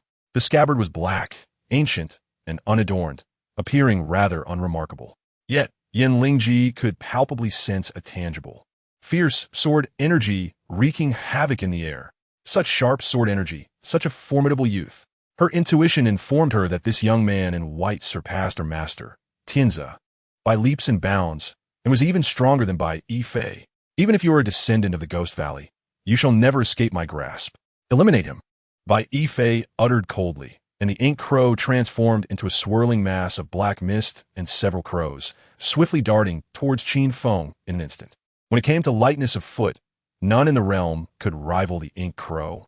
Its shadowy form melded seamlessly into the obsidian night, becoming invisible. Yet, invisibility did not equate to silence. Qin Feng practiced the renowned Ghost Valley breathing technique, which, when mastered to its pinnacle, allowed one to keenly sense any movement within a 10-mile radius. Closing his eyes, Qin Feng relied on his hearing in place of sight. Whoosh! The sound of the heavy sword scraping against its scabbard resonated like a tiger's roar in the forest, as the formidable sword energy surged forth like a tidal wave. A piercing caw of a raven echoed, the dark mist dissipating, and a spray of crimson blood erupted forth. Emoya swiftly retreated, hastening back to the rooftop. A deep scarlet trickled from within his black attire, cascading down his arm, an alarming sight. Qin Feng drew his sword, the blood of Emoya splattering. With the next strike, the injury would not merely be confined to your arm. Without sparing a glance at Emoya, Qin Feng coldly fixed his gaze upon Bai Fei and declared, "Next, it is your turn." Chapter 22, Bai Fei's scheme. I shall slay him. Bai Feng, witnessing Emoya's injury, was immediately compelled to retaliate against Qin Feng. Even I cannot withstand his sword. If you intervene, you are merely courting death. Emoya grasped Bai Feng's arm firmly. However, youthful and impetuous, Bai Feng could not bear to stand idly by while his elder brother was harmed. He broke free from Emoya's grip, soaring towards Qin Feng with the swiftness of a white phoenix. Beware of his feather blades. Yan Lingji, observing the glimmering cold light emanating from the edge of Bai Feng's palm, could not restrain her warning to Qin Feng. The young Bai Feng possessed 3 extraordinary skills, second only to Emoya's lightness of step, feather blades, and the phoenix dance of 6 illusions. Yet at this moment, Bai Feng's phoenix dance of 6 illusions had not yet reached the maturity of his youth. Thus, his lightness of step and feather blades remained his primary offensive weapons. A mere feather blade is hardly worthy of concern. Qin Feng replied with a faint smile. Bai Feng's agility was indeed admirable, yet in the face of absolute power, lightness of step merely becomes a means of escape. Qin Feng kept his eyes closed, employing the formidable technique of Gu's breathing to sense Bai Feng's position. Suddenly, he thrust his sword forth. Bai Feng, be careful, Montaki exclaimed in alarm. Had Emoya not dodged in time, he would have met his demise beneath Qin Feng's iron sword. Bai Feng's agility, though commendable, paled in comparison to Emoya's. How could he evade Qin Feng's iron sword? The iron sword sliced through the air, narrowly grazing Bai Feng's face. Bai Feng felt an icy chill seep into his heart and lungs, as if plunged into an ice cavern. Such potent sword energy. Bai Feng felt a pang of trepidation. No matter how swift his sword, it could never surpass mine. Unwilling to concede, Bai Feng forced a smug smile upon his lips. Oh, is that so? Qin Feng's voice was laced with indifference. Then, the very iron sword that had just passed him suddenly reversed its trajectory, slicing through the sharp feather blades at the edge of Bai Feng's palm with a swift hiss. Killing you is as easy as flipping a hand. As a shadow of the night, Bai Feng was a hunter. Qin Feng had no reason to spare his life. The iron sword rose again, poised to cleave down upon Bai Feng's waist. Should this strike connect, Bai Feng would surely be severed in two, meeting his end on the spot. In the blink of an eye, a surge of dark energy surged forth. Bang! A dull thud resonated, followed by a spurt of blood. Between the heavy iron sword and Bai Feng stood Moya. The sound was that of the iron sword striking Moya, and the blood was that which erupted from his mouth. The raven, with unwavering resolve, shielded Qin Feng's blade with its own body, saving Bai Feng. Why? Bai Feng's anguished cries echoed through the air, tears cascading like a torrential spring. Have you forgotten my name? The raven offered a faint smile. Bai Feng was momentarily taken aback, unable to grasp the meaning behind the raven's words. Ravens are forever shadowed by death. Yet I cannot bear to witness your demise. Two vivid streams of crimson flowed from the corners of the raven's mouth, its icy gaze softening with tenderness. It always stood guard over Bai Feng, like an elder brother. The sole reason for its survival lay in distancing itself from the 100 birds and the shroud of night. Qin Feng slowly sheathed the dark iron sword. Bai Feng was a talent worthy of cultivation. Extracting him from the 100 birds in the night was merely the first step. Next, he would join Han Fei's shifting sands. This was Qin Feng's assistance to Han Fei. Those born of the night must also perish as ghosts of the night. No one can escape the grasp of the night. Bai Fei snorted coldly, and suddenly the air around them crackled, crystallizing into tendrils of white frost. You must grow now. You must hasten your transformation, quickly enough to evade death. Do you understand? The raven fixed its gaze upon Bai Feng, speaking with grave sincerity. No one can evade death. Those who betray the night shall die. Bai Fei's eyes brimmed with a bone-chilling malice. Beneath the ground, two icy chains erupted, reaching skyward. One to the left and one to the right, drawing near to Bai Fei. The ends of the chains coiled around two scabbards, one red and one white. The ultimate ice control technique, the dual swords of red and white. This is the blood-clad Marquis, Bai Fei. His death is mine to decree. You have no authority to intervene. Confronted by the menacing Bai Fei, Qin Feng met his gaze with a steely resolve, his voice devoid of warmth.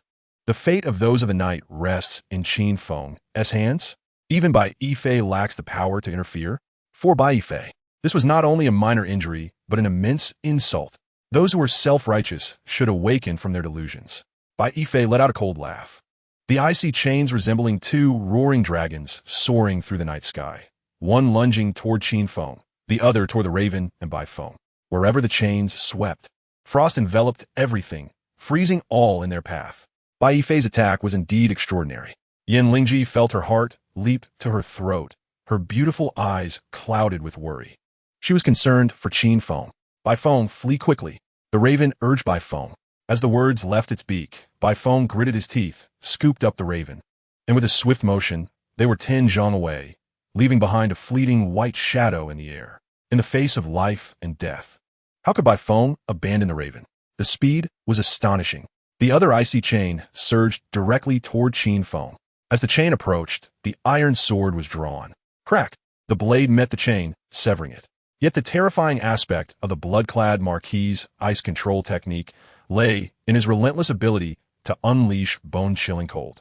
The chilling air swiftly crystallized into sharp, icy tendrils, encircling Qin Feng within a meter's radius, forming an impenetrable net of frost.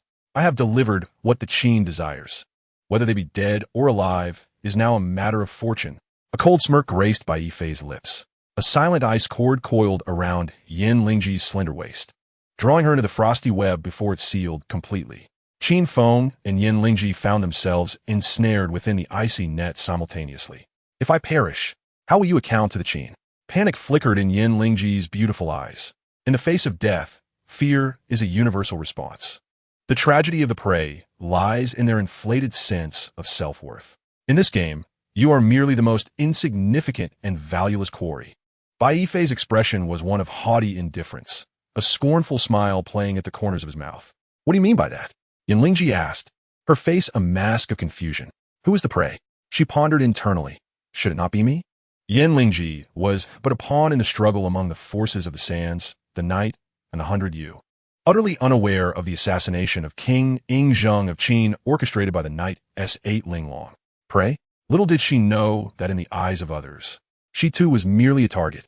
Qin Feng's cold gaze fixed on Bai Yifei, a smile that was both mocking and inscrutable playing on his lips. He understood that the most valuable prey in Bai Yifei's mind was none other than King Zhuang of Qin. Huh, 3 disciples of the Ghost Valley, ensnared by me, and Wei Zhuang, wounded in your confrontation, will not survive the night. As for Gai Nie, he poses no threat. Bai Yifei's voice was icy as he turned his steed, leading his men away slowly. As long as Qin Feng remained trapped, the assassination plot against Zhuang could proceed without hindrance. This was Bai Yifei's design. Kneel and plead for mercy.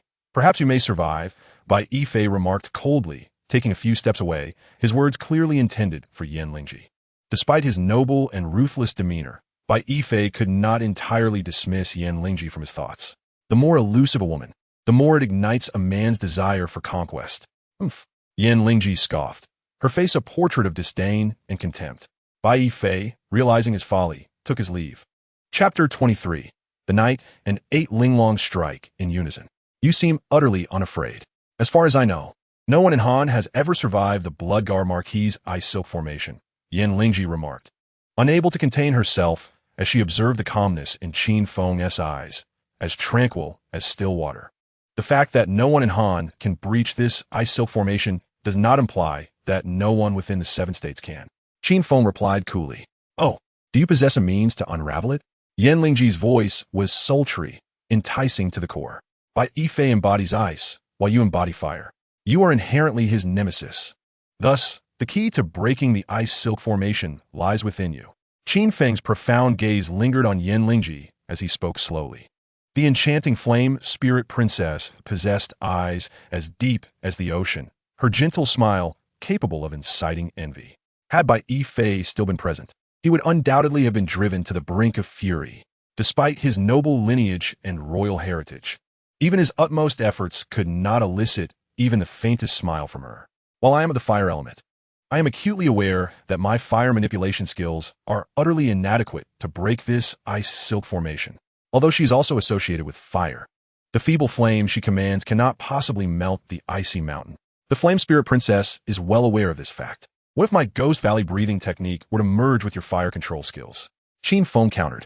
With your assistance, unraveling this predicament would naturally become a trivial task. The Flame Spirit Princess elegantly tucked a strand of her long hair behind her ear, exuding grace and charm.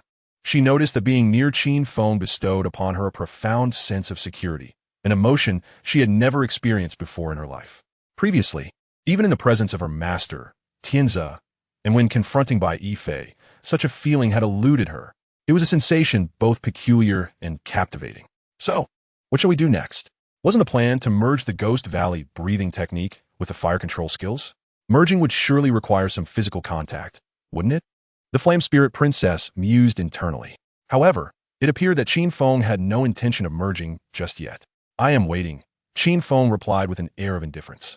Waiting? For what? The azure depths of the Flame Spirit Princess's eyes sparkled with curiosity. For them to make their move. Who? Ba Linglong. At the general's residence. Gai Nie held a wine vessel in his right hand, gently swaying it. Xylem Pavilion. The murderous intent in Gai Nie's eyes intensified. This is Ba Linglong's design. Bai Yifei stood by the window, his back to Gai Nie, clad in a crimson blood robe with frost-white hair billowing in the wind, exuding an eerie and chilling aura. It seemed that the trap they had woven was now ready to ensnare its prey. And what of that Qin lad from Ghost Valley? Among Han Fei's group, Gai Nie's only true concern lay with one individual, Qin Feng. If Qin Feng remained unvanquished, the joint operation of the Nightfall and Ba Linglong would surely end in failure. Rest assured, General, he is already ensnared within my ice silk formation. Even if he survives, he shall become a mere useless husk. Bai Yifei spoke with unwavering confidence in his ice silk formation. No one in the entirety of Korea can escape from my ice silk formation. Not even the heir of Ghost Valley. Excellent. Splendid. Gai Nie slammed his left hand heavily upon the chair, a rare smile gracing his face. I have long wished to rid myself of this thorn in my side. This operation shall uproot Han Fei and his faction completely. Lord, your troops will guard the outer city, while my Imperial Guard will block all exits of Xylem Pavilion. As for the final decisive blow, I shall leave that to them. Ji Wuye's lips curled into a satisfied smirk. Here S to the general, achieving unparalleled glory. Bai Yifei raised his wine vessel, clinking it against Ji Wuye's in a toast to their impending victory. Come, relay the order to those individuals. Assist in the endeavor. Yes, General. Qin Feng, Han Fei. I shall ensure your demise is without burial. In a certain location in Xinjiang, the night was thickening. Clad in a purple robe, Li Wu swayed her waist gracefully and approached the assembly. The disciple from the Ghost Valley, Qin Feng, has been ensnared. We may proceed. With a thud, Qin slammed his left hand onto the table, his face contorted with fury. Nightshade prevents me from acting prematurely. All because of that Qin fellow? Do they perceive us as mere half-hearted adversaries? If they harbor such confidence, then let it be you who engages with those 3 Ghost Valley successors. A smirk danced upon Li Wu's lips. For the sake of Miss Li Wu, I am entirely willing. Qin squinted, donning a lascivious expression. However, one must pay the price. They must offer at least this amount. He extended his right hand, forming a figure resembling the number 8. To assassinate a Ghost Valley successor, one gambles their life. And to do so against 3? Without 800,000 taels, who would be foolish enough to undertake such a task? I have a penchant for genuine gold and silver. Yet, for Miss Li Wu, I would not mind acquiring something else. Qin gaze fixated on Li Wu's bosom, his demeanor growing increasingly lascivious, to the point where he seemed on the verge of drooling. Impudent. At that moment, Yifeng, standing beside Li Wu, swiftly raised her right hand. A silver needle, gleaming with a menacing light, shot towards Qin's right eye. With a startled cry, Qin sidestepped to evade the incoming needle, his face now a mask of rage. You think you can threaten me? As Qin spoke, Yifeng brandished another silver needle, its cold shine radiating a murderous intent. A fierce battle loomed on the horizon. You two are far too noisy. Just then a small girl, barefoot and freckled, approached, wearing a hat. She rubbed her eyes, appearing as if just awakened. Beneath her feet rolled a seemingly ordinary ball. However, upon sighting the ball, both Qin and Yifeng trembled, as if it were a formidable explosive. Cease your clamor. At the peak of tension, the door swung open, and Zhenhou entered. Unity brings strength. Isolation brings weakness. Though Ying Zheng is accompanied by 3 descendants of the Ghost Valley, Gai Nie is gravely poisoned, and Wei Zhuang has sustained injuries in combat with that Qin fellow. Now, even the soul unscathed Qin Feng has been ensnared by Nightshade. This is a heavenly opportunity granted to us to eliminate Ying Zheng. Zhenhou was resolute in the plan to assassinate Ying Zheng, seizing the moment without hesitation. The path of assassination is treacherous. It demands opportunity. Your strategy is commendable. Suddenly, the usually silent Jin sure spoke.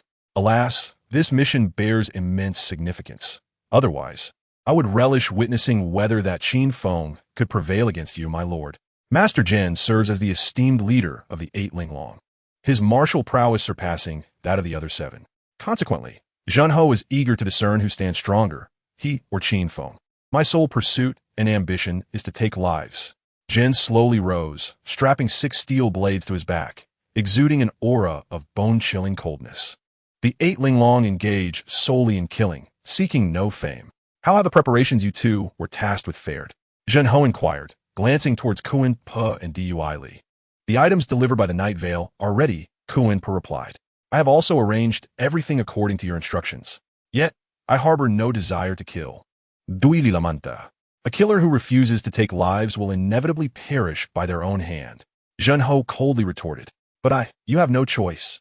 The others coldly left this statement hanging in the air, leaving Dui Li standing alone, engulfed in solitude and internal conflict.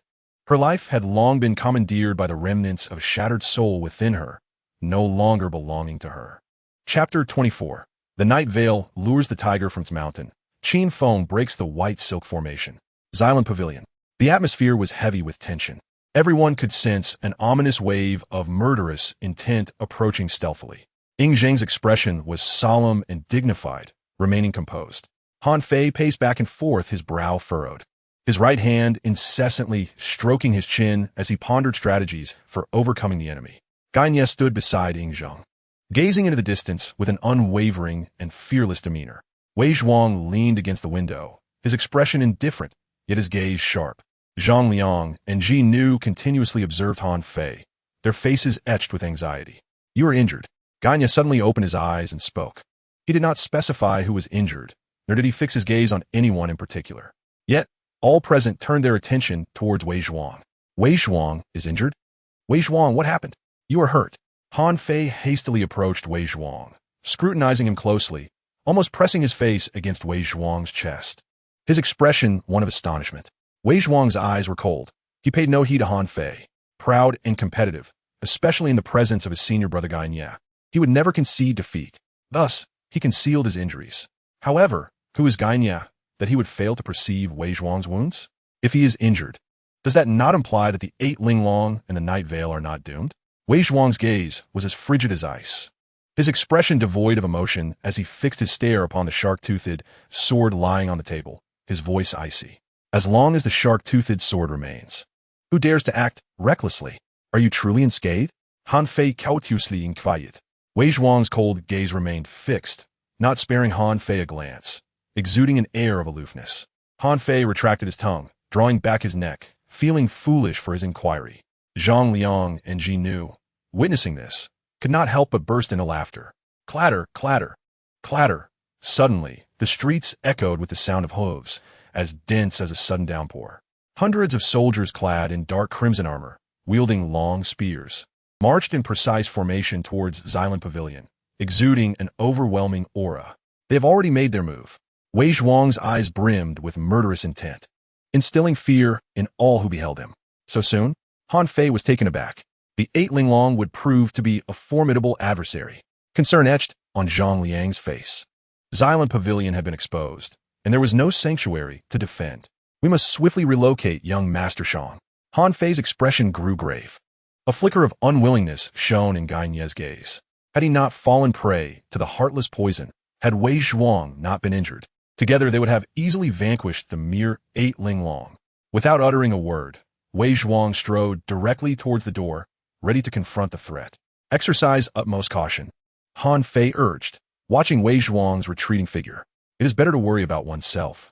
Just as those words lingered in the air, Wei Zhuang had already vanished from sight. Young Master Jiao, there is a decree from within the palace. At that moment, the door swung open. A slender young maiden, clad in pale yellow garments, with bright eyes and pearly teeth, appeared before them. She was a renowned Qin player of Xylem Pavilion. Known you. As her words fell, a tremor coursed through the crowd. The imminent assault from the 8 Linglong and the nightfall was a dire situation, and at such a critical juncture. The King of Han's decree to summon Han Fei was clearly a trap. At this moment, Han Fei's expression darkened further. This was a ruse to lure the tiger from its lair. Gai Nie's gaze sharpened.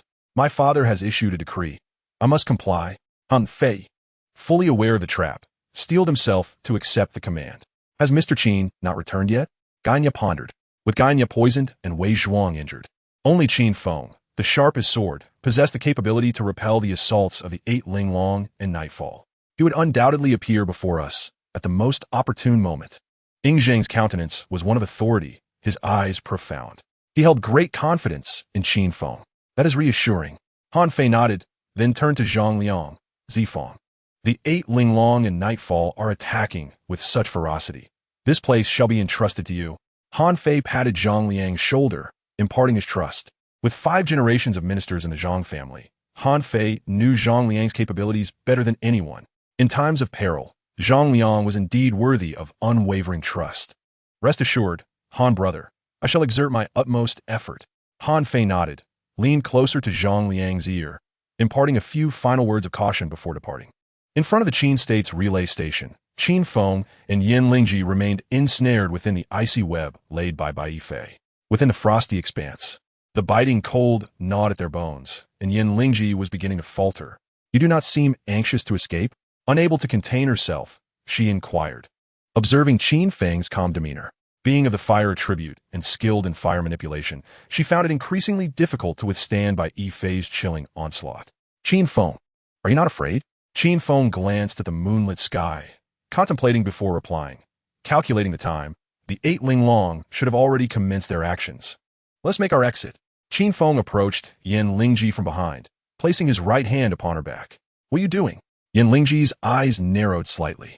Before she could finish her words, she felt a vast and surging energy from the Ghost Valley surge into her body.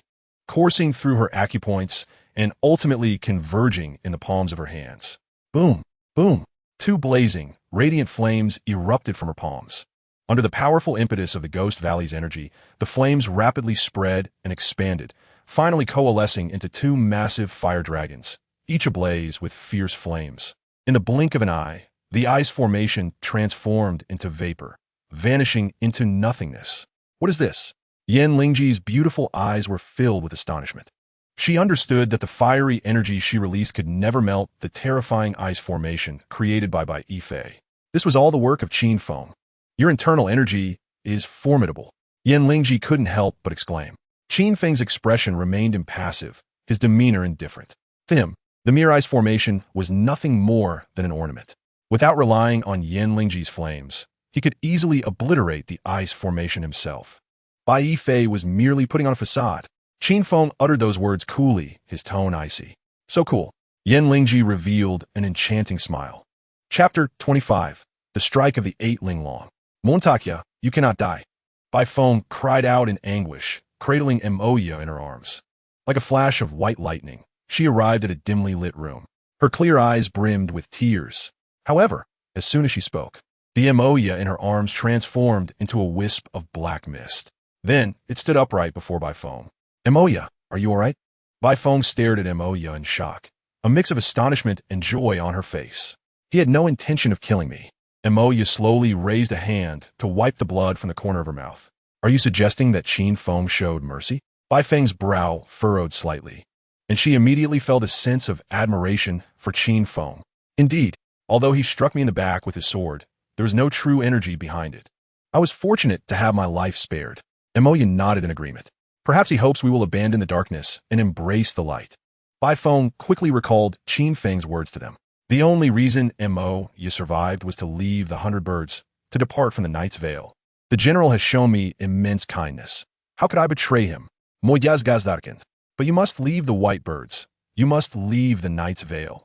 Moya turned to Bai Feng, speaking earnestly. No, wherever you go, I will follow. Bai Feng declared resolutely. You.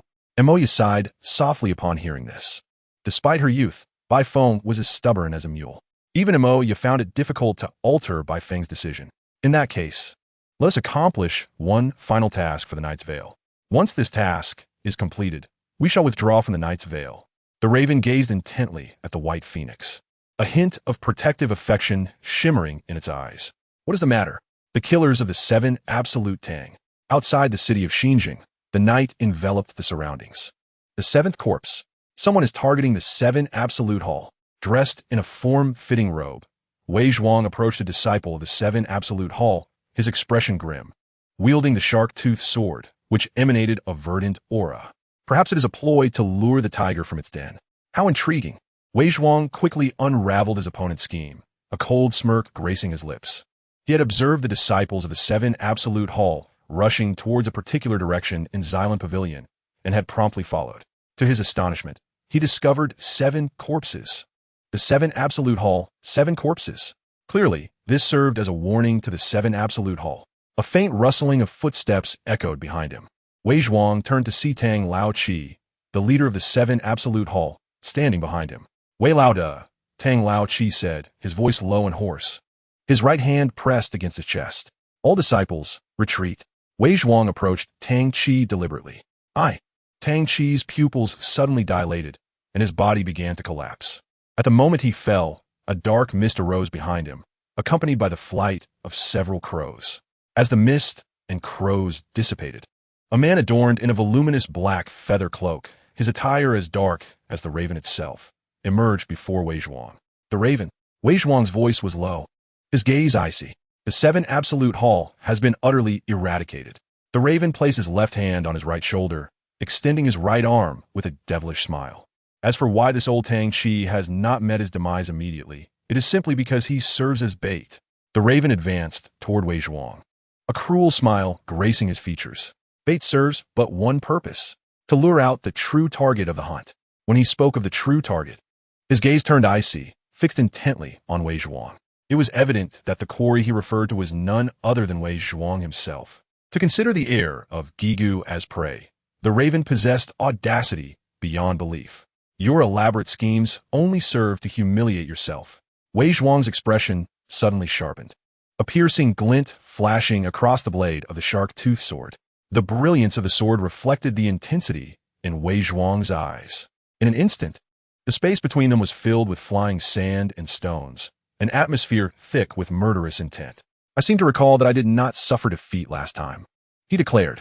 Moreover, this time, you are injured and your combat prowess will undoubtedly be diminished. A cold smirk appeared on the raven's lips. An unscathed air of Gigu will be no match for me, the raven. Not to mention, at this moment you are wounded. As night fell, it was not yet the darkest hour, for the nightmare had yet to commence. Now, your nightmare begins. Countless delicate black feathers drifted down from the sky as the raven. Emoya extended a finger to seize one of them, his eyes suddenly brimming with a murderous intent. As his voice fell, Emoya, who had just been standing before them, transformed instantaneously into a swirling mass of black mist and countless crows, sweeping towards Wei Zhuang. Outside the Xylan Pavilion, dark clouds loomed ominously.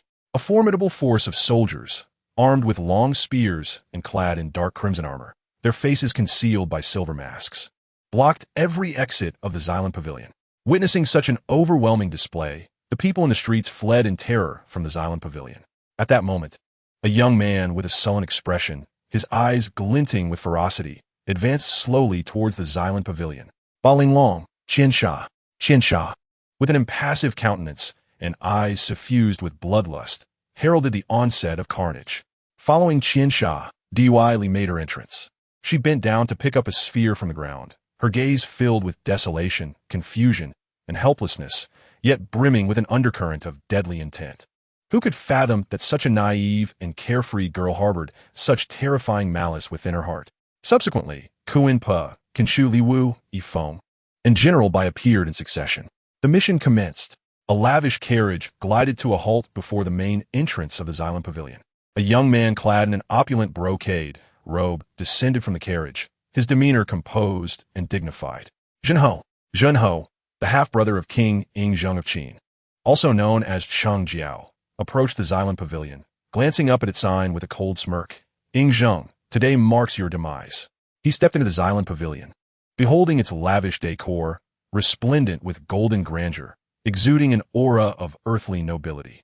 A pang of anguish surged within Cheng Jiao. He was meant to possess the wealth and splendor before him. Yet, all was irreparably shattered by his detestable brother, Yingzheng. He yearned for vengeance. He was determined to slay Yingzheng, no matter the cost. Young master, please come inside. A strikingly beautiful woman clad in a flowing azure gown approached gracefully. Kai Di, one of the assassins trained by the Purple Lady, was primarily responsible for escorting Cheng Jiao to the designated room set by Han Fei and Zhang Liang. Cheng Jiao's countenance darkened, his nerves taut with anticipation. He understood that the more beautiful the woman, the greater the concealed peril. This was the truth imparted by Li Wu. With cautious steps, he ascended the staircase, each footfall fraught with urgency. With every step he took, the outcome was either eternal damnation or a rebirth from the ashes. Chapter 26. The Qin Feng sword slays Emoya. In an instant, Emoya transformed into a cloud of black mist, appearing before Wei Zhuang in the blink of an eye. Wei Zhuang's shark-toothed sword gleamed with bloodlust as it was drawn. The sword's aura sliced through the void, bifurcating the black mist. Emoya swiftly retreated several paces, regaining his balance atop the eaves. Your breath is erratic, Emoya remarked with a faint smile. You are so full of yourself. Wei Zhuang's cold gaze sharpened as he advanced, the shark-tooth sword emanating a dazzling cold light, striking down with lethal intent. Emoya raised his arm to block. The shark-tooth sword collided with the silver armor on Emoya's wrist, sparks flying in a brilliant display. Emoya seized the momentum to retreat several paces. You are quite concerned about Xylan Pavilion. Moja scoffed. Do you think you could trap me? A fierce glint intensified in Wei Zhuang's eyes. I have encountered the capabilities of the Ghost Valley air more than once. Hence I come prepared. Emoya lifted his right hand, and suddenly a dozen bird killers emerged, encircling Wei Zhuang completely. Let's have some fun with him. As Emoya's words fell, the swarm of bird killers surged forward. Wei Zhuang remained impassive, wielding his sword. In the darkness, the cold light flickered, each strike claiming a life. With each swing, blood spilled and lives were extinguished. In the blink of an eye, a dozen bird killers lay slain beneath the shark-toothed sword. As the last killer fell, Wei Zhuang turned coldly, his gaze fixated on Moya. "It's your turn? Oh, is it?" Moya chuckled coldly. As his words echoed, Wei Zhuang heard a faint sound of whistling projectiles behind him and instinctively leaped into the air. 3 glimmering darts whizzed past his head. A mere inch away, and he would have met his demise. Just as he evaded, 3 more projectiles hurtled toward him. Mid-air, Wei Zhuang adeptly maneuvered, evading with grace and agility. However, as his feet touched the ground, a white figure, as swift as lightning, lunged at him.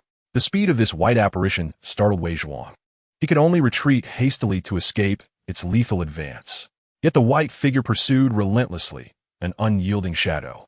Just as Wei Zhuang regained his footing, the white figure lunged once more. With no escape route, Wei Zhuang swung the shark-toothed sword with overwhelming force. Clang!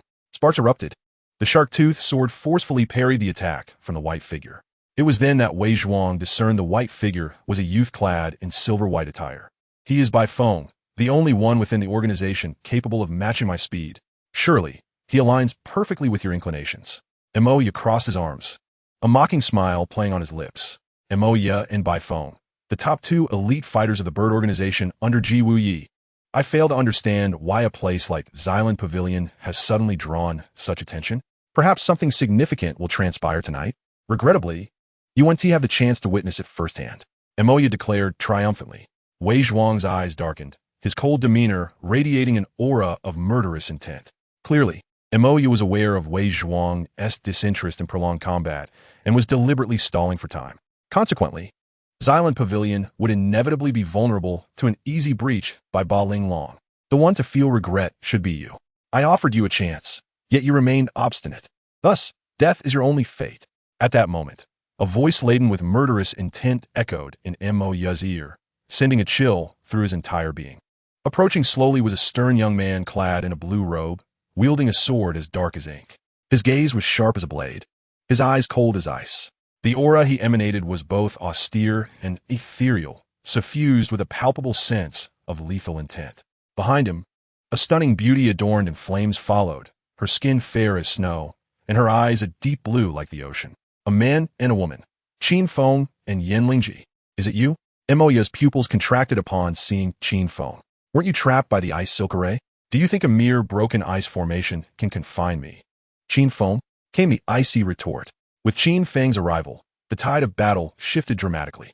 Initially, it was Moya and Bai Feng against the injured Wei Zhuang, a 2-on-1 situation in which Wei Zhuang was at a disadvantage. But now, Qin Feng alone was more than sufficient to overpower both Moya and Bai Feng. Qin Feng slowly raised his heavy sword, pointing it at Moya. Those who fail to learn from their mistakes will meet a gruesome end. With that, he transformed into a streak of blue light. In an instant, a chilling radiance burst forth, tearing through the night. The iron sword descended upon Moya's head with the force of a tempest. Moya's eyes narrowed as he transformed into a swirling black mist accompanied by a flock of crows. Yet Qin Feng's sword was faster than lightning, more formidable than thunder. The thick fog was cleaved apart, and the crows littered the ground, blood splattering everywhere. The blood gushed from Moya's right arm, severed by Qin Feng's blade. As he fell prostrate, no matter how swift his lightness skill, it could not match the speed of Qin Feng's sword. Wei Zhuang's expression hardened. The iron sword in Qin Feng's grip appeared to weigh no less than 100 pounds, yet in his hands, it moved with the swiftness of lightning. As light as a feather, Moya, Bai Feng, in a frenzy, attempted to rush to Moya's aid, but found herself held at bay by the sharp edge of a sword pressed against her throat. You are close to death. Wei Zhuang's voice was devoid of warmth. With the night and the 8 Linglong working together, I, Qin Feng, have no reason to spare you. The 8 Linglong belongs to the net of heaven. I harbor an irreconcilable enmity with them. Anyone with even the slightest connection to the net must perish. No, I beg you, spare Moya. Upon hearing Qin Feng's intent to kill Moya, Bai Feng cried out in anguish, pleading with him. Spare him? Keep him alive to continue serving Ji Wuyi? To act as a senseless killer? Qin Feng's gaze remained icy as he fixed his eyes upon Moya. Thud! Bai Feng fell to her knees, crying out, If you let Moya go, I am willing to do anything for you. The young Bai Feng, orphaned and alone, had only Moya as family. He was her older brother, the guiding light in her life. She would gladly trade her own life for his. I will follow Han Fei and join the Liuxia. Qin Feng retracted his sword, his voice as frigid as the winter chill. Inviting Bai Feng to join the Sandflow is Qin Feng's way of assisting Han Fei and Wei Zhuang. Yanling Ji smiled gently at Bai Feng, urging, "You should express your gratitude to Mr. Qin Feng." "Thank you, Mr. Qin," Bai Feng replied. "I shall surely forsake my former ways and serve the Sandflow with utmost loyalty." Emoya, having narrowly escaped death, was overwhelmed with joy, tears streaming down Bai Feng's face. Wei Zhuang gazed at Qin Feng's figure, which exuded an even greater arrogance and dominance than his own, 100 doubts swirling within him. The Ghost Valley already boasted a master like Gai Nie. Why must there be another like Qin Feng? Wei Zhuang was defiant. Chapter 27. With your capabilities, do you even deserve to learn the sword techniques of Ghost Valley? Hey, where are you going? Wait for me. Seeing Qin Feng walk away without a glance back, Yanling Ji hurriedly followed, questioning him. With a single stroke, he severed Moya's arm and, with just a few words, persuaded Bai Feng to leave the nightshade and embrace the light. One might ask, who besides Qin Feng possesses such formidable power? Yanling Ji was filled with intense curiosity towards him. Yet, Qin Feng remained indifferent, seemingly preoccupied with someone else. Little did Yanling Ji know that Qin Feng was a traveler from another realm, intimately familiar with the beauties of both the celestial and Qin eras. In his heart, the enigmatic Xiao Si Ming perpetually tugged at his emotions. Although Yanling Ji was a stunning beauty, Qin Feng was still consciously restraining his feelings. How can one establish a family without avenging great grievances? Qin Feng was not a man to be trifled with. He headed east towards Xinjing City. Upon confirming the assassination plot against Ying Zheng by Ba Ling Long and Nightshade, Qin Feng and Han Fei devised a meticulous plan to relocate Ying Zheng. According to their strategy, Gai Nie and Li Si would act in concert to ensure Ying Zheng's safety. Moreover, to maximize protection for Ying Zheng, Gai Nie would refrain from drawing his sword unless absolutely necessary.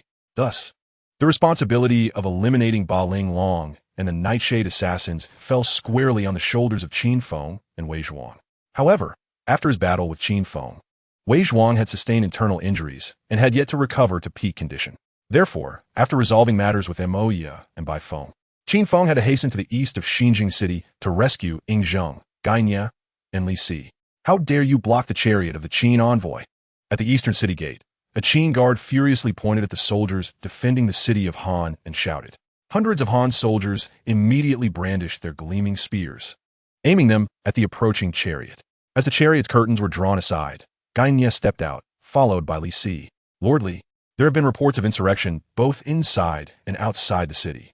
To ensure your safety, General Ji has dispatched us to escort you to the relay station and avoid any potential risks," announced the leader of the city guard, clasping his fists. When mentioning General Ji, he deliberately emphasized the title, clearly warning Li Si and the others that this capture was orchestrated by the formidable General Ji Wuyi, and they should not be ungrateful. Gai Nie's gaze darkened instantly. In a fleeting glance beneath the city walls, several Korean soldiers were seen kicking two middle-aged men clad in simple garments to the ground. Gai Nie recognized them. They were disciples of the Seven Absolute Hall. The perimeter had been cleared, and Xylan Pavilion was in imminent peril. Li Si had urgent matters to attend to, the transfer of a serious criminal, and could not afford delays. "Let us pass," he declared with haughty authority. The Korean guards remained unmoved. Without the command of Ji Wuye, they would not allow anyone to exit the city. "Mr. Gai Nie, the foremost swordsman of the Qin, is right beside me. Do you truly believe you need to protect him?" Upon Li Si's words, Gai Nie flicked his thumb lightly, causing his long sword to emit a dazzling, cold gleam. "Prepare for battle," the captain of the guards bellowed. The two sides stood at a standoff, tension palpable in the air. "Mr. Gai, though your swordsmanship is exceptional, we have over 300 men, while you stand alone," the captain taunted. "Once the fighting begins, swords are blind. It could result in an unfortunate injury to the esteemed individual within the carriage." It was no wonder he dared to halt the carriage of the disciple of Gigu. He was relying on the sheer number of his forces. Gai Nie and Li Si's expressions stiffened at his words.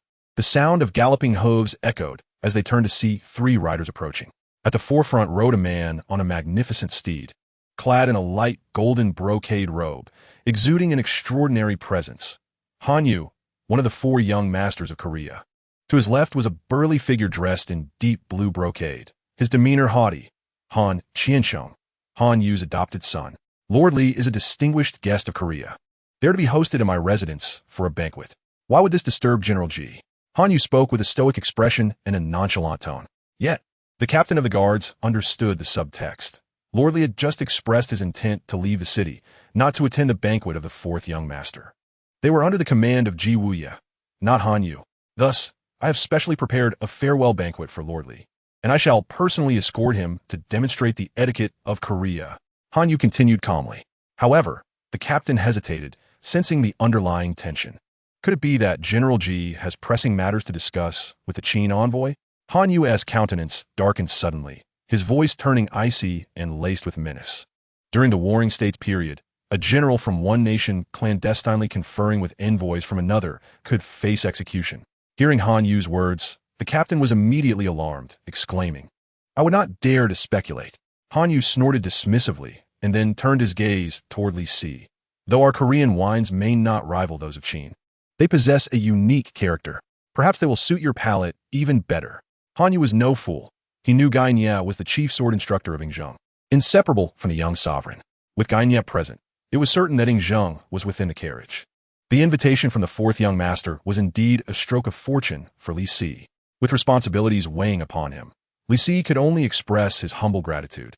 His polite refusal only served to reinforce Han Yu's conviction that Zheng was indeed within the carriage. Suddenly, a bold idea struck him.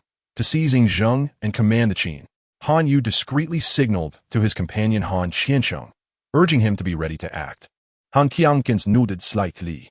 "This is my adopted son, Han Qiancheng, an exceptional archer within my household, renowned for his unparalleled skill in marksmanship." Qiancheng had long admired the legendary swordsmanship of the Gigu sect and wished to seek guidance from the esteemed Master Gai, the successor of Gigu. "I humbly request your instruction, Master Gai," he implored, each word dripping with politeness. Yet, to Gai Nie and Li Si, his words were laced with sarcasm. A mere Han Qiancheng dared to challenge the heir of Gigu? It was a reckless endeavor. However, Gai Nie soon discerned the reason behind Han Qiancheng's provocation. Surrounding the perimeter of the Korean garrison were hidden archers, evidently Han Yu's men, poised to strike during the duel between Gai Nie and Han Qiancheng, aiming to assassinate those inside the carriage. "Master Gai, please enlighten me." Han Qiancheng stepped forward, bow in hand, his demeanor arrogant and his tone brash. "Do you truly believe you are worthy of learning the Gigu swordsmanship?" At that moment, a cold, menacing voice echoed from afar. Approaching were a young man in a green robe and a young woman in red, moving gracefully. "Qin Feng and Yin Lingji. He has arrived." Chapter 28. I, Qin Feng, need not show anyone consideration in my endeavors.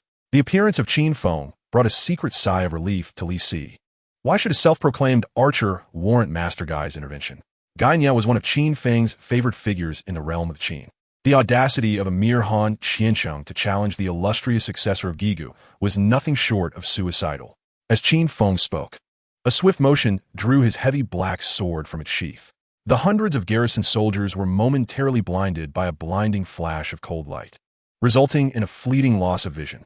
A faint crack echoed, followed by Han Qiancheng's piercing scream. After a moment, the soldiers opened their eyes to find a broken bow lying in two pieces on the ground. Han Qiancheng's bow, mere inches from his neck, a pitch-black iron sword hovered ominously, devoid of a blade, yet exuding a chilling aura of death. "You!" Han Qiancheng's pupils contracted in terror. "Begone!"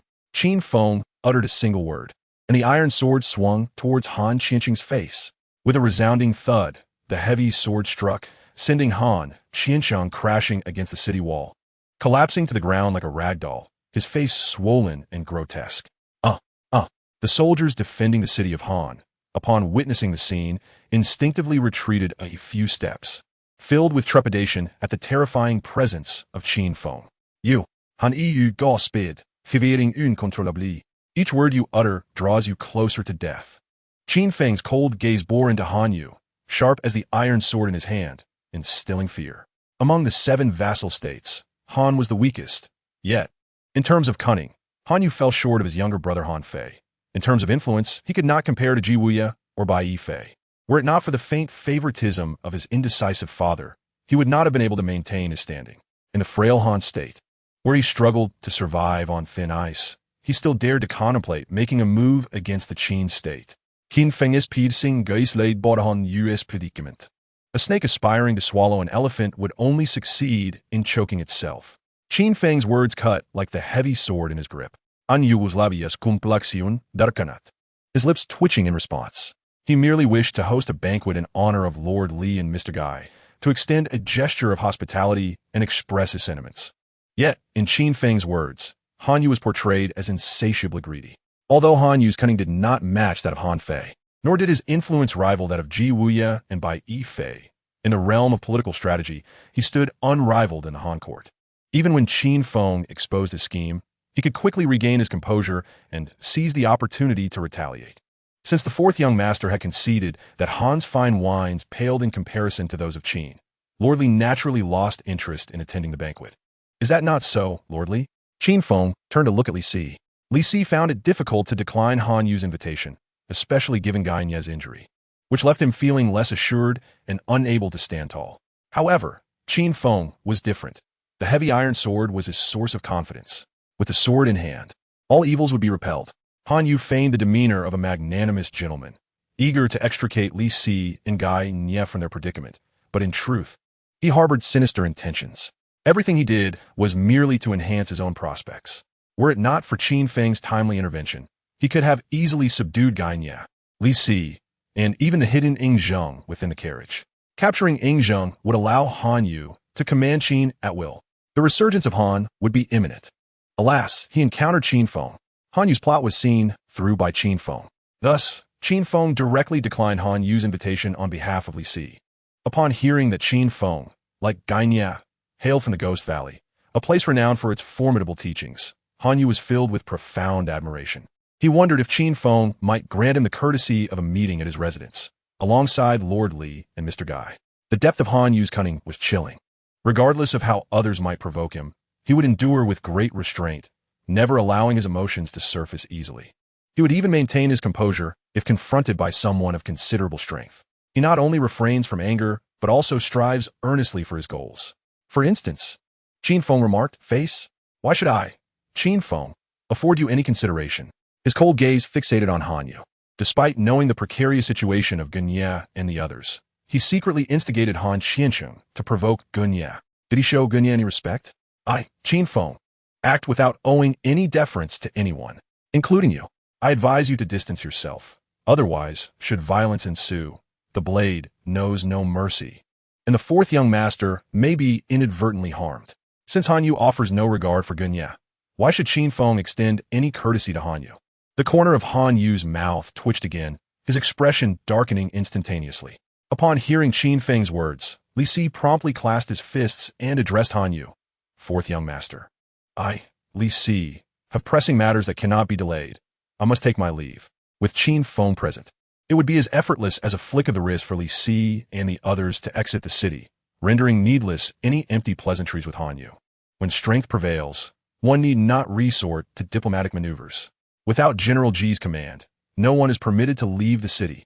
The soldiers guarding the city take orders directly from General Ji Wuye, not from the fourth young master Han Yu. Absent Ji Wuye's directive, they cannot allow anyone to exit. Han Yu's face remained impassive, yet he inwardly scoffed, slowly turning his horse around and departing. Since Qin Feng and Li Si had openly rebuffed him, there was no longer any need for him to extricate them from their predicament. Very well. Qin Feng gradually drew his heavy sword of black iron, the sound of metal scraping against its sheath echoing through the night sky. The sword emerged with a dragon's roar, howling and shaking the forest. Chapter 29. An Fei Uvese. The Tide Demoness. Zhang Liang versus Chang Jiao. King Han issued an edict, and Han Fei, fully aware that this was a ploy by Yi Mu to draw him away, had no choice but to accept the summons and leave the Xylan Pavilion. The moment he entered the palace, Yi Mu and Ba Linglong launched their simultaneous assault. Meanwhile, Gai Nie was poisoned, and Wei Zhuang was injured. The only sharp weapon they could rely upon was Qin Feng. Brother Zifeng, please hold on until Qin Feng arrives. Han Fei's heart weighed heavily, his face etched with concern. Zhang Liang nodded in acknowledgement.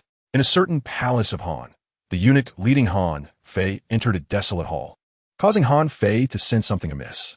He inquired, "What does my father wish to summon me?" The eunuch halted and smirked coldly, slightly turning, "Young master, it is just ahead in the side hall. You shall arrive shortly. Han Fei's expression tightened, although he felt an air of strangeness surrounding him. He could not defy his father's summons, and had no choice but to follow the eunuch deeper into the palace. On the other side, King Han set aside the memorial before him and instructed the eunuch beside him. Let us go to the lady. Yes, the eunuch replied. The lady King Han wished to see that night was none other than Lady Mingzhu, known for her fierce reputation, the Tide Demoness of the Azure Sea, the night's four fiends, the blood-stained Marquis, the Emerald Tiger of the Stone, the Tide Demoness of the Azure Sea, and the Cloaked Traveler beneath the moon. These four individuals, the supreme commanders of the night, wield considerable power both within and outside the court, each dominating their respective domains while exercising control over the military, finance, and espionage, thus governing the entirety of Korea. Among them, the enchanting woman employs illusions nightly to hypnotize King and thereby manipulating his psyche and decisively influencing the political landscape of Korea. Please wait a moment, he instructed as the eunuch led Han Fei into a dimly lit chamber. The door was quietly closed behind them. Han Fei surveyed his surroundings, his brow furrowing in concern. The room was adorned with shadows, draped in crimson and emerald, while a captivating fragrance wafted through the air. His unease deepened, a foreboding sensation rising within him. On a nearby table lay a dark golden vial, which he picked up and examined closely. Bringing it near his nose, he inhaled the faint yet alluring scent. Could this be the incense from Bai Wei? He pondered, recalling his encounters with the Bai Wei bandit chief Tianzi and the fiery Lingji. He was well acquainted with the fragrance of Bai Wei incense, and its presence within the palace indicated that its bearer hailed from that region as well. A realization dawned on him. Is this the chamber of Lady Mingzhu? He mused, cautiously approaching a door and gently pushing it open. Outside, King In, accompanied by several guards and eunuchs, ambled toward the very room where Han Fei resided. This was undeniably Lady Mingzhu's resting place. Why, then, had the eunuch led Han Fei here? What monumental conspiracy lay concealed within these walls? In the Xylan Pavilion, shadows danced under the moonlight, a chilling wind howled. An eerie melody from a flute echoed through the night, raising goosebumps on one's skin. Suddenly, bam, bam, bam. The 8 doors and windows of the Xylan Pavilion shattered simultaneously, splintering wood flying in all directions. The figures of Jin Shi, Li Wu, Dui Li, Qin Feng, Qin Shu, Qin Sha, Yi Feng, and ultimately, Cheng Jia appeared. Their silhouettes were cast against the screens, inseparable from their shadows. Cheng Jia approached a firmly closed door. Taking a deep breath, behind it stood an adversary, a nemesis who had fueled Cheng Jia's existence until now. If he could just open this door, he would attain vengeance. At that moment, Jin Shi, Dui Li, Qin Feng, and the other 7 joined him. You are late, Cheng Jia remarked coolly. When it comes to murder, I am particular about choosing an auspicious moment. Yi Feng's voice was devoid of warmth. The area is surrounded by layers of defenses. They cannot escape. Just as he did to you, Jin Shi asserted coldly. Hush, Cheng Jia whispered with a sinister smile. This is a surprise I have prepared. As the words fell, Cheng Jia slowly pushed open the door. At the same moment, Han Fei also opened the door. The instant the door swung wide, Han Fei was momentarily stunned by the scene before him. Beneath the crimson drapery stood an enchanting beauty, tall and fair-skinned, her shapely thighs exposed. Ah, young master, I have kept you waiting, the woman cooed, her voice sultry and beguiling. Any other man would have been rendered weak-kneed and helpless at such a sound. But Han Fei was taken aback and fled in alarm, for the stunning woman before him was none other than the beloved consort of King Han, the alluring Chao Nu Yao.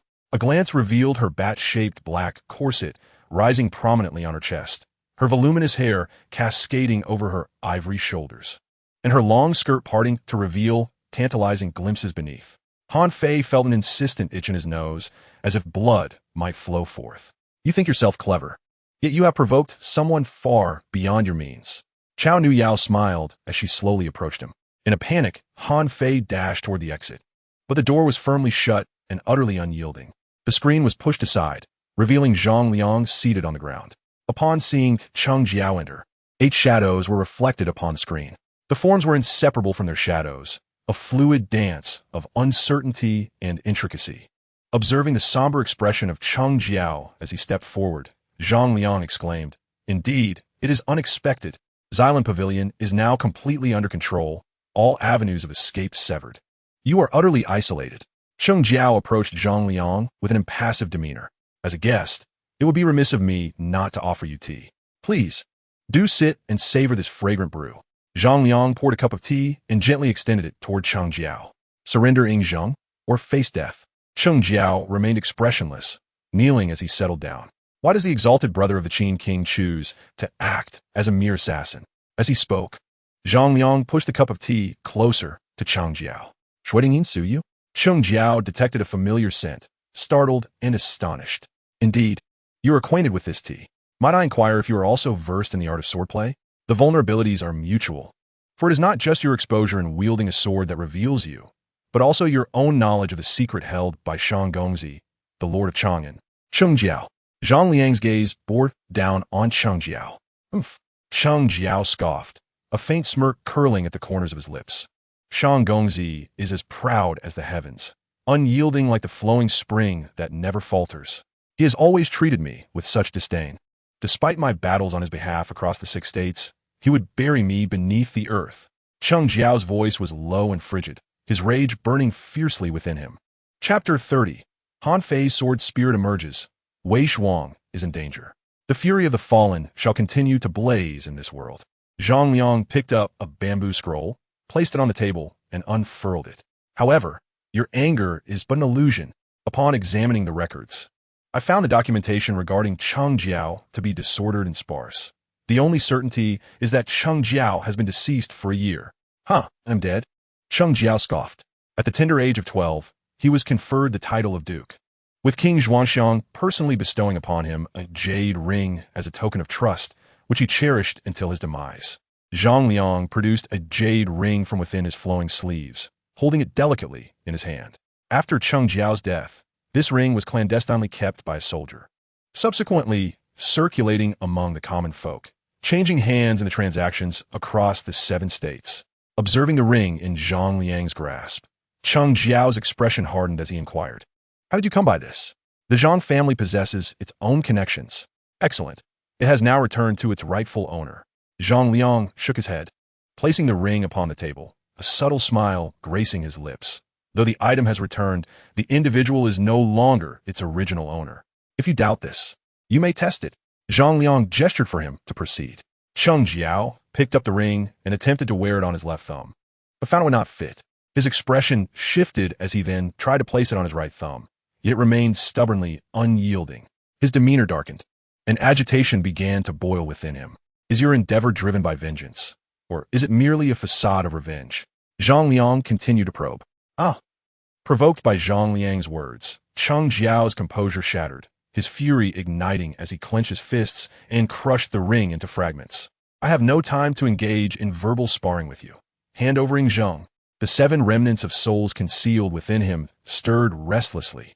In the chamber of the Tide Yao, it became evident that my father did not summon me. Unable to escape, Han Fei chose to halt his actions and face the Tide Yao with fortitude. Naturally, your father has summoned me here to enjoy the moonlight and indulge in wine. The Tide Yao's right hand glided across her left shoulder, leaving 3 striking scars in its wake. I have heard much of your cunning, since you have graced my chamber. Shall we indulge in a game of predictions regarding what transpires next? The Tide Yao smiled gently, her demeanor composed. Alas, Han Fei sighed heavily, turning to the cliff. I predict that when your father arrives, he will find the lady injured, startled, and disheveled. As for myself, being present here renders me utterly defenseless. Han Fei helplessly rubbed his forehead, shaking his head in resignation. As the 9th young master, presiding over law and punishment, what judgment shall befall such acts? The Tide Yao gazed at Han Fei's handsome visage, her admiration growing, her heart racing as she inched closer. Han Fei, intimidated, averted his gaze repeatedly. I would estimate that the sins of the worst kind should incur an even greater penalty. The Tide Yao unabashedly reveled in Han Fei's striking appearance, her heart blossoming with delight. Foolishness itself is a sin. Han Fei's voice suddenly grew solemn. The 9th young master truly knows how to amuse a lady. A hint of shyness flickered across the Tide Yao's face. The king approaches. At that moment, the eunuch outside shouted loudly. King Han and had already arrived at the door. When I spoke of foolishness, I refer to you, my lady. Han Fei turned his head, gazing intently at the Tide Demoness, his expression suddenly grave. The smile on the Tide Demoness' face gradually stiffened. A surge of murderous intent flooded in from outside, like a tidal wave. The grand doors swung open. An ethereal figure, with long white hair cascading down, wearing a black eye patch, and wielding a dilapidated ancient sword, its blade shattered into several segments, abruptly appeared before the Tide Demoness. Just as she was about to retaliate, the icy ancient sword was already pressed against her throat. The Tide Demoness' face instantly turned ashen. "Madam, please wait," came Han Fei's mocking voice from outside. The Tide Demoness, furious, exclaimed, "Han Fei, you have piqued my interest. I demand you kneel before my skirts." Watching Han Fei's retreating silhouette, a hollow feeling enveloped the Tide Demoness. Outside Xinjiang City, the moon shone brightly amidst the sparse stars. In an ancient pavilion, Ying Zheng sat with poise, exuding an air of calm authority. Li Si stood beside him, brewing tea. Gai Nie remained with his eyes closed, detoxifying and healing his wounds. Qin Feng, with his sword held tightly, stood outside the pavilion, embodying a cold elegance. Yan Lingji stood beside Qin Feng, her gaze occasionally drifting toward him, her beautiful eyes reflecting the depths of autumn waters. A quarter of an hour earlier, in the east of Xinjiang City, Qin Feng, wielding an iron sword, traversed through the ranks of hundreds of Korean guards as if in a realm untouched, easily vanquishing them. From that moment onward, none dared to obstruct Qin Feng. Soon, they exited the city unscathed. Before long, a carriage approached slowly. "I have waited for you for so long. If you do not arrive soon, the tea will grow cold." Qin Feng spoke indifferently. The carriage halted, and Han Fei stepped down. Accompanying him was Zi. Thank heavens for Mr. Qin's formidable assistance. Otherwise, Han Fei and all of Korea would have faced grave consequences. Relieved to seeing Zheng safe, Han Fei bowed deeply before Qin Feng in gratitude. Without Qin Feng's aid, Ying Zheng would never have escaped the clutches of the Eight Linglong. If Ying Zheng had perished in Korea, the nation would surely have faced annihilation. "You may be rejoicing a tad prematurely." Qin Feng's expression remained impassive. "Wei Zhuang has gone to find Zifeng. The true body of the Eight Linglong has manifested. Wei Zhuang and Zifeng are in peril." Han Fei's expression tightened. The true body of the Eight Linglong? At the same moment, Gai Nie also opened his eyes, evidently intrigued by the revelation. Indeed, Qin Feng nodded slightly. "Who is it?" All eyes turned to Qin Feng. "This person, Brother Gai encountered 3 years ago." Qin Feng's gaze shifted to Gai Nie. "Are you referring to Heibai Xinjian?" Gai Nie's expression grew solemn. "Precisely." As Qin Feng's words fell, a sudden thunderous crash erupted from Xylem Pavilion. The roof shattered, wooden splinters flying, and a murderous aura surged into the sky.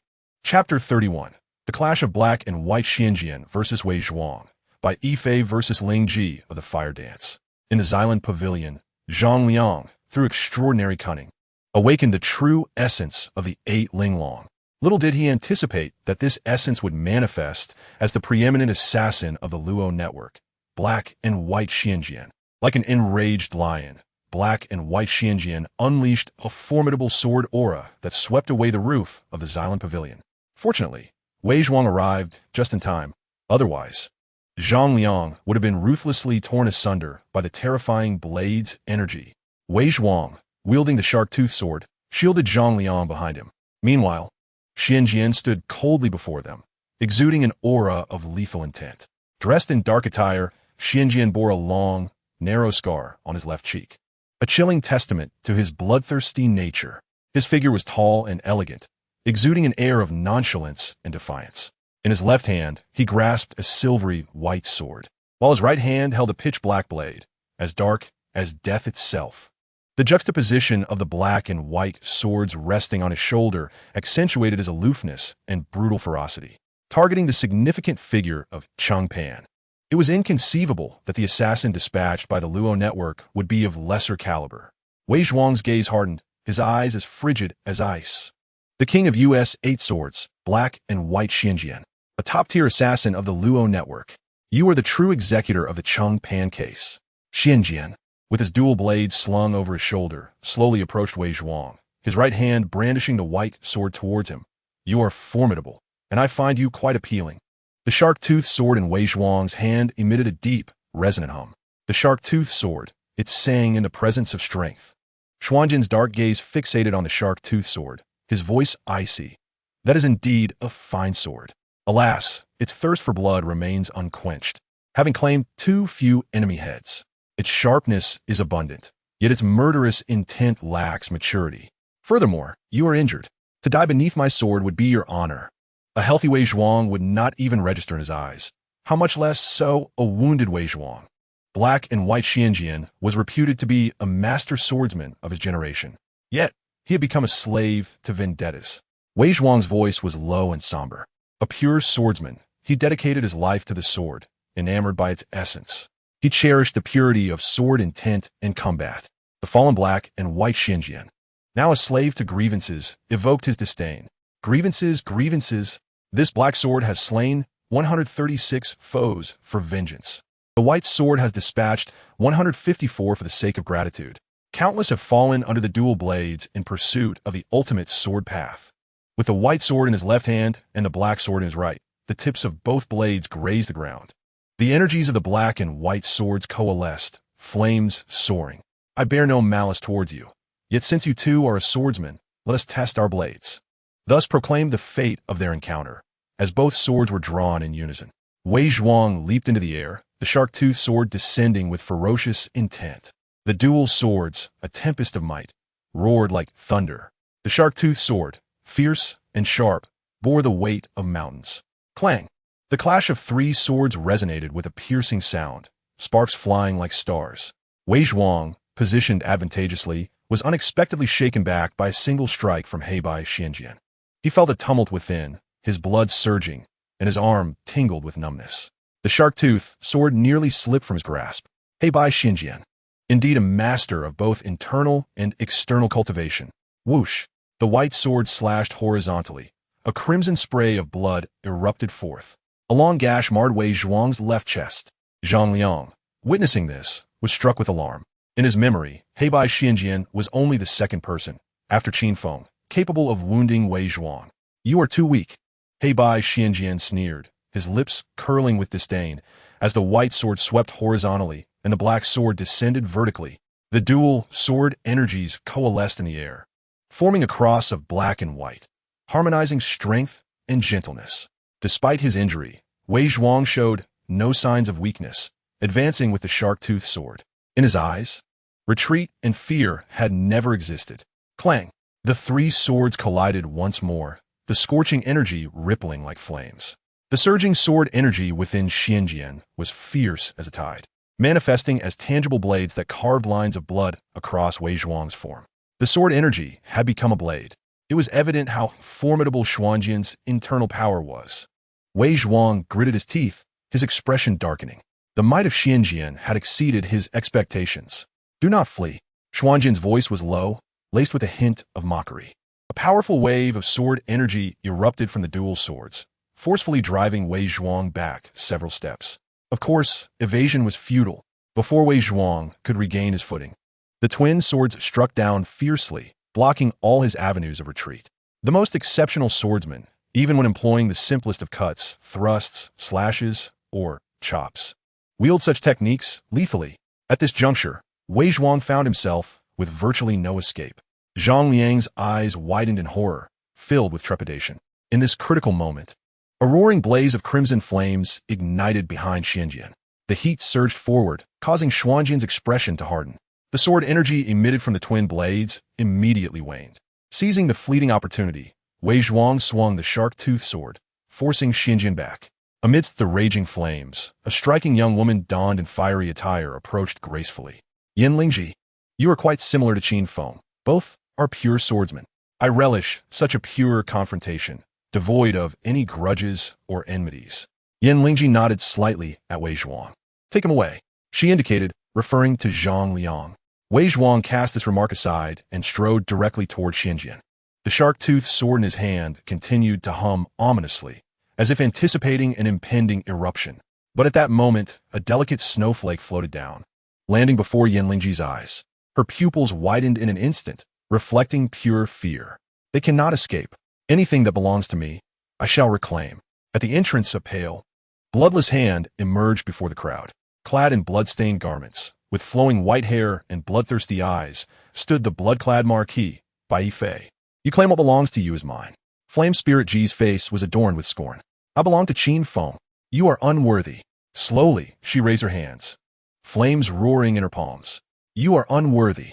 Upon hearing her words, Bai Fei's expression darkened, feeling as though a sharp blade had pierced his heart. I offered you a choice once, yet you failed to seize your final opportunity. Two icy vines surged from the ground, presenting him with two swords, a white sword, cold as ice, and a red sword, as crimson as blood. Your demise is at hand. Xianjian, wielding the black and white swords, advanced deliberately towards Wei Zhuang and Flame Spirit Ji. The tips of the dual swords etched long, deep scars into the ground, sparks flying and murderous intent surging forth. Meanwhile, Bai Fei, with the white sword in his left hand and the red sword in his right, glared menacingly. Bai Fei and Xianjian, one in front and the other behind, encircled Wei Zhuang and Flame Spirit Ji. Chapter 32. Black and White Xianjian, the true blade demand a life. The reverse blade seals the soul. I could see only the sword's brilliance, yet the wielder was obscured. Wei Zhuang's cold gaze fixated on Xianjian, surrounded by blazing flames.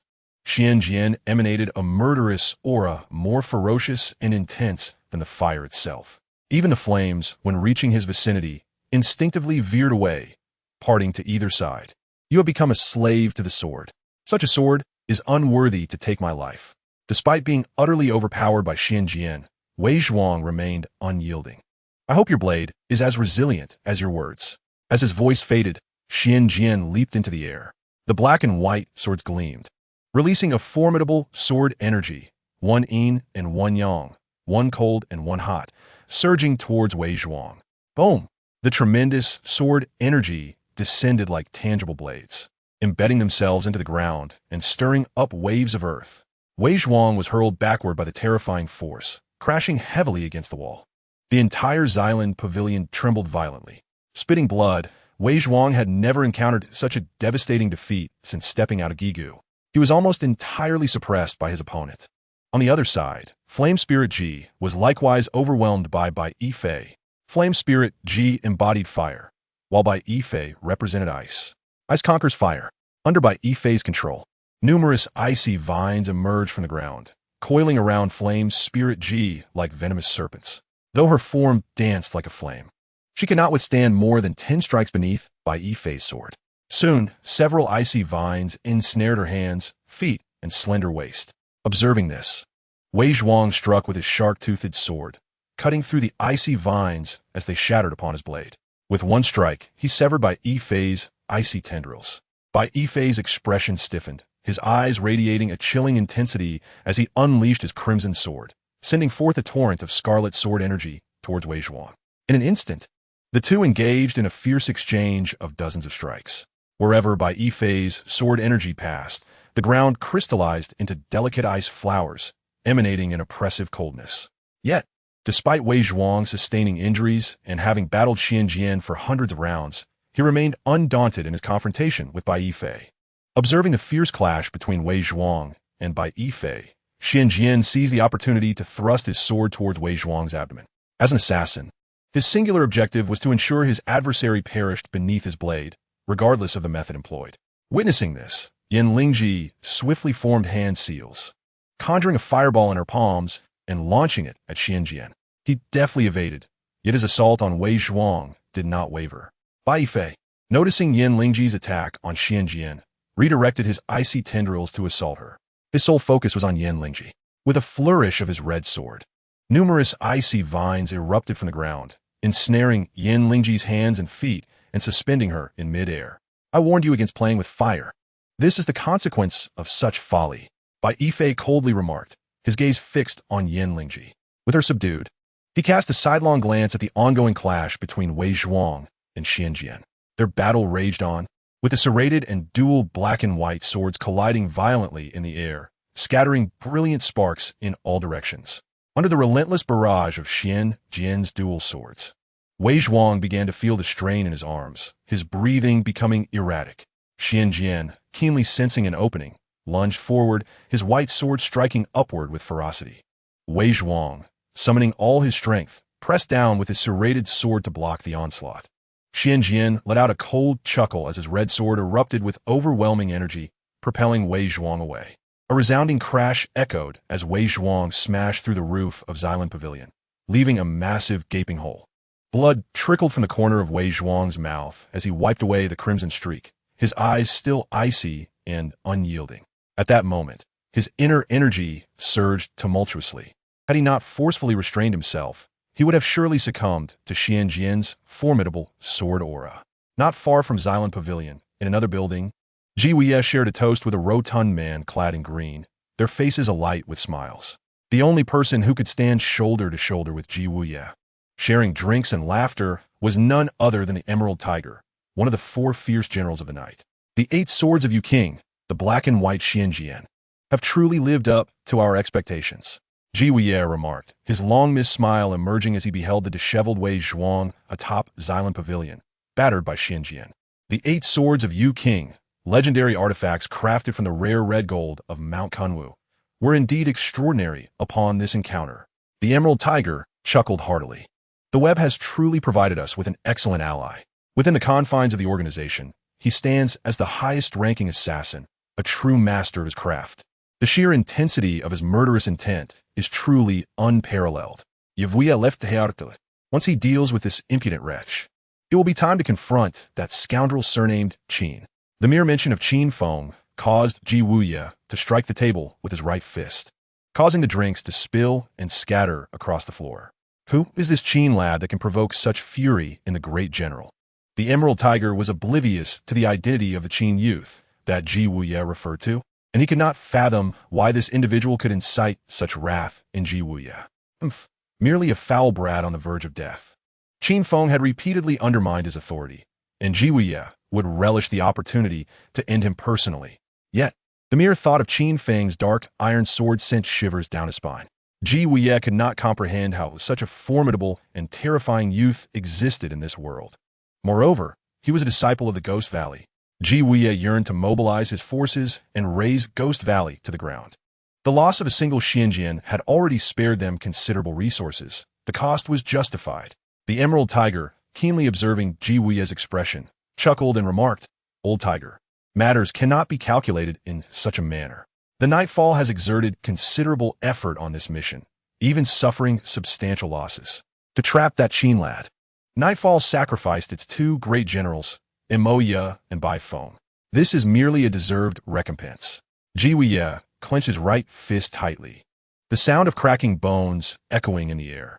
The betrayal of Myriad and Bai Feng for the life of Wei Zhuang was a transaction Gai Nie understood all too well. A disciple of Ghost Valley is nothing extraordinary. I didn't even unleash my ultimate technique, and yet you were utterly defeated. You are simply unworthy to be my adversary. Xianjian snorted disdainfully, a smirk of derision gracing his lips. A sharp sword merely conceals a fragile heart. You remain so weak. Wei Zhuang slowly raised his shark-toothed sword, pointing it at Xianjian. As the essence of the 8 Ling Long, Xianjian had been in slumber until now, avoiding the painful memories of his past. A distinguished assassin must possess a heart that is both cold and unyielding. Yet, deep within Xianjian's heart lies the shadow of a woman. His heart is fragile. Only the sharpest of swords can mask the vulnerability within. Wei Zhuang's provocations were intended to draw forth the strongest Xianjian for a duel. This is the fate of a swordsman. Even in death, one must perish beneath the blade of the strongest. Enough. Indeed, Xianjian was incited to fury. His eyes instantly filled with bloodlust, resembling a bloodthirsty lion. Xianjian crossed his twin swords, unleashing a torrent of overwhelming sword energy that swept away debris like a tidal wave. The substantial sword aura sliced through the sky, leaving deep gashes upon Wei Zhuang's body. This sword energy was exponentially more powerful than before. Could this be his true strength? Wei Zhuang's gaze sharpened. The black and white Xianjian, the blade of fate, the reverse blade that subdues souls. The slaughter had merely begun. Chapter 33. Gai Nie descend from the heavens to save Wei Zhuang. Xianjian's bloodshot eyes erupted with brutal, bloodthirsty, killing intent. Surrounding him were swirling black and white sword energies, solidified and obscuring the heavens and the moon. The world around them dimmed into shadows. Wei Zhuang suddenly found it hard to breathe. So this was Xian Jian's true power. With a swift motion, Xian Jian's white sword slashed through the air, producing a violent, whistling sound. Wei Zhuang's expression tightened as he raised his sword to block. The clash of their blades sent Wei Zhuang staggering back a step. Xian Jian struck with his red sword. A dull thud resonated as Wei Zhuang's hand, holding the shark tooth, was forced to release its grip. Since the moment he wielded the shark tooth, the sword had never left his hand. The sword was him, and he was the sword. But now, the shark tooth slipped away, separating man from blade. Wei Zhuang's eyes dimmed in an instant. He seemed to envision his own demise. The black and white swords relentlessly carved into Wei Zhuang, blood spouting forth like rain into the air. Unable to withstand any longer, Wei Zhuang knelt on one knee. Yet Xian Jian's onslaught continued unabated. He had become blinded by bloodlust. His adversary could only find peace in death to quell his murderous rage. Xian Jian leaped into the air, both swords descending fiercely upon Wei Zhuang's left shoulder. Gritting his teeth, Wei Zhuang caught the black and white swords with his bare hands. Crimson blood stained much of his body. However, his eyes remained icy, no matter how formidable his opponent. Even if grievously wounded, they could never conquer his cold, yet powerful spirit. Xian Jian uttered, unleashing an unparalleled sword intent from his blades. The weight of the sword intent bore down like a mountain, forcibly suppressing Wei Zhuang into the ground. Bang! Wei Zhuang's body crashed heavily onto the earth, creating a massive crater. Without its master, the shark-toothed sword fell like a drifting leaf from the rooftop, landing unsteadily on the ground. Wei Zhuang had been defeated, and the defeat was utterly decisive. Lying on the ground, a trickle of blood slid from his forehead across his stern face. His eyes remained unchanged, yet the usual coldness was replaced by a hint of tenderness. He seemed to glimpse the figure of his senior brother Gai Nie, along with memories of their sword training in the Ghost Valley. But he understood that all of this was merely an illusion, a fleeting dream. Xian Jian approached Wei Zhuang with measured steps, coldly stating, "You should be grateful, weakling." In the haze, Wei Zhuang perceived the figure of Ba Linglong. The souls he had slain, Qian Sha, Jin Shi, Dui Li, Li Wu, and others, now appeared before him. They looked down upon Wei Zhuang, beckoning him forward. "You shall become an inseparable part of my soul, enduring eternally." Xian Jian slowly raised his twin swords. With this strike, Wei Zhuang would surely fall, becoming a fragment of his essence. Yin Lingji and Zhang Liang closed their eyes, lacking the courage to confront Wei Zhuang's impending demise. Yet, just as Xuanjian's blades descended, a faint smile graced Wei Zhuang's lips. He had never smiled at anyone, save for his elder brother, Gai Nie. Following Wei Zhuang's gaze, Xian Jian looked up. Beneath the dark crimson moonlight, a youthful figure cloaked in black stood poised upon the crumbling rooftop of Xylan Pavilion, sword in hand. The blade, as cold as frost, gleamed with a piercing brilliance in the night. However, his gaze was even colder and sharper than the sword he wielded. The murderous intent in his eyes surged like an unstoppable tide. "Brother, you have finally arrived." Blood seeped from the corners of Wei Zhuang's eyes as he beheld his elder brother, Gai Nie, his lips curving into an involuntary smile. No matter the time or place, Gai Nie would always remain his elder brother. Whoosh! Gai Nie leapt down from the heavens. Swish! The Qing sword was drawn, its tip directed at Xian Jian. The descending figure resembled a dragon emerging from the abyss. The air crackled with sword energy, resonating with an overwhelming force. Boom! The iron sword slashed downward, causing the earth to tremble and raising clouds of dust. Xian Jian was propelled backward, his feet carving a long trail upon the ground. As the dust settled, a tattered piece of cloth floated gently down from the sky. It was a scarf that had adorned Xuanjian's head. Had Xian Jian's retreat been a fraction slower, he would have been cleaved in two by Gai Nie's formidable sword energy. "So it is you." Xuanjian's eyes darkened as a familiar figure surfaced in his mind. 3 years prior, at the Wei family village, that very figure could have ensnared you all. Xian Jian raised his black sword, pointing it at Gai Nie. Buzz, buzz, buzz. Gai Nie's gaze hardened, releasing his grip, causing the sword to hover in midair, its tip trembling slightly. Whoosh! Gai Nie pointed with his right hand, and the Qing sword shot forth like a bolt of white lightning, piercing the void towards Xian Jian. Controlling the sword with his qi, Xuanjian's expression tightened as he crossed his twin swords before him. Clang! The Qing sword clashed against the twin black and white blades, producing a jarring sound of metal colliding. A cascade of blinding sparks erupted. Gai Nie channeled the true energy of Gigu, guiding the Qin Shuang's sword to graze Xuanjian's face with deadly precision. Xianjian turned his head, the Qin Shuang sword narrowly missing him. Gai Nie's right hand spun, and with a pull of his true energy, the Qin Shuang sword flew back, aiming for the back of Xuanjian's head. Xianjian pivoted, thrusting his white sword to intercept the returning Qin Shuang sword. The murderous aura within Xuanjian's eyes blazed like a raging inferno, his entire being radiating an explosive intensity. Xuanjian's power had surpassed that of 3 years ago. Gai Nie's expression tightened. In the short term, defeating Xianjian was utterly implausible. His purpose in coming to Xylem Pavilion was to rescue Wei Zhuang, not to eliminate Xianjian. A protracted battle was inadvisable. Gai Nie subtly surveyed the layout surrounding Xylem Pavilion.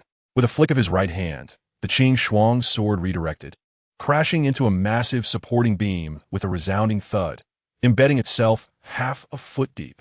Subsequently, Gai Nie leapt into the air, extracting the long sword from a beam. He unleashed several swift strikes. Crackling sounds echoed as fissures appeared in the beam. Gai Nie leapt to another supporting pillar and struck once more. A cold light flashed, and the beam shattered with a resounding crash. The sounds of collapsing pillars continued to reverberate. Finally, with a thunderous roar, half of Xylem Pavilion collapsed in an instant, as countless massive beams plummeted toward Xianjian. Soon, he was engulfed in the dust of the collapse. Xiao Zhuang. Gai Nie reached out his hand toward the fallen Wei Zhuang. A faint smile graced Wei Zhuang's lips. Gai Nie hoisted Wei Zhuang onto his back and leaped onto the roof of Xylem Pavilion. Planning to escape? A crimson figure appeared in an instant, blocking Gai Nie's path. Clad in white hair and red garments, it was the blood-clad Marquis by Yi Fei. The murderous intent in Gai Nie's eyes erupted with palpable intensity. Had it been the past, Gai Nie would have certainly taught by Yi Fei a lesson with his strength. But at present, his foremost task was to save Wei Zhuang. Ignoring Bai Yi Fei, Gai Nie turned to leave. Yet, as he pivoted, he caught sight of the dust-covered Xianjian, shouldering dual swords, coldly glaring at him. You may leave, but your life stays behind. A sinister smile curled at the corners of Xianjian's lips.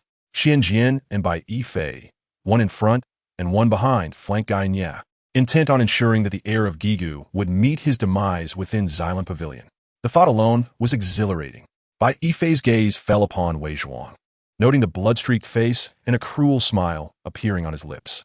Gai Nie had no intention of engaging Bai Yi Fei in a war of words. With Wei Zhuang on his back, he swayed his form. A pale, ethereal figure darted past Bai Yi Fei like a bolt of lightning. Bai Yi Fei had no time to react. Gai Nie had already covered several yards away. As he passed by Bai Yi Fei, Gai Nie cast a glance at him, as if to say, "Do you really think you can stop me?" Boom. Behind him, Xianjian attacked with dual swords aimed at Gai Nie's back, unleashing a powerful sword energy that emitted an ear-piercing sonic boom. The sword energy transformed into a black wind blade, slicing horizontally toward Gai Nie and Wei Zhuang. The black sword was a weapon of slaughter. How could it be sheathed without tasting blood? Just as the black sword was about to strike Wei Zhuang, two Gai Nies suddenly appeared before him. Xianjian was momentarily stunned, slashing at emptiness. As Xianjian hesitated, the two Gai Nies transformed into 4, then 8. Shadows of Gai Nie appeared in all directions, northeast, southwest, and every point in between. Illusions danced between reality and deception. Which one is the true Gai Nie? I seal. Upon witnessing this, Bai Yi Fei immediately summoned the frigid energy, encasing the 8 Gai Nie in a frozen barrier. Do you dare to obstruct someone from the Ghost Valley? At that moment, a chilling voice echoed behind Bai Yi Fei. The smile on his face instantly froze, for he beheld an impossible figure. Qin Feng. Little Feng, I leave them to you. Gai Nie slightly bent his legs and leaped, disappearing from sight. Chapter 34. A mysterious woman rescues Bai Yi Fei. Qin Feng battles Xianjian. They have departed. Now it is your turn to pay with your life. Bai Yi Fei fixed his cold gaze upon Qin Feng as the frost crackled in the air, and countless ice tendrils began to emerge from the ground. You are quite verbose. Qin Feng's expression darkened, and with a horizontal swing of his iron sword, a torrent of sword energy surged forth, obliterating the vast expanse of frost and the myriad ice tendrils with ease. The sword was unleashed, the frost dissolved, and the tendrils were destroyed. One strike shattered the frost tendrils, Béifé pas le visage d'Imed instantly. The flame spirit princess belongs to you. Alas, you lack the strength to wield it. Gripping the sword hilt with his right hand and shouldering the iron sword. Qin Feng's gaze was as frigid as ice as he slowly approached Bai Yifei. To possess something unattainable is a profound sorrow. Qin Feng is overwhelming ohahadieted. The air crackled as frost once again coalesced, and from the ground, countless ice tendrils erupted, clawing and writhing. This time, the gathered frost was colder, the tendrils longer, thicker, and larger. Bai Yifei's anger flared. With a sweep of his long sword, he unleashed a torrent of sword intent, the sword energy crashing like tidal waves, overwhelming everything in its path. Flamboyant, Qin Feng snorted coldly, and with a swing of his mysterious iron sword, he struck downwards. Swoosh, like a knife slicing through butter. Bai Yifei's tidal wave of sword energy was cleaved in two by Qin Feng's sword intent. The iron sword's energy surged forth unabated, and with a clang, Bai Yifei's red sword was severed. As the iron sword emerged, the red sword shattered. The once omnipresent frost and the myriad ice tendrils vanished into thin air. How dare you claim the flame spirit princess as your own?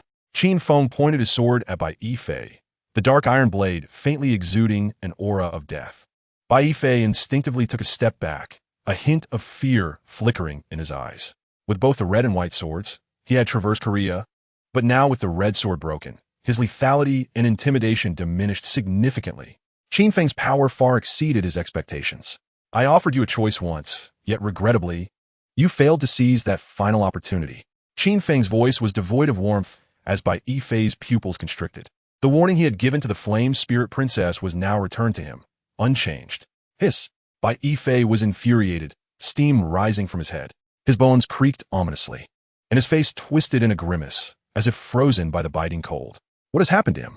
The flame spirit princess inquired, her face etched with confusion. He has suffered a mental shock. The cold energy within him has rebelled. Qin Feng spoke calmly. Bai Yifei possesses the ability to condense frost and manipulate icy tendrils, a power derived from the terrifying cold energy coursing through his veins.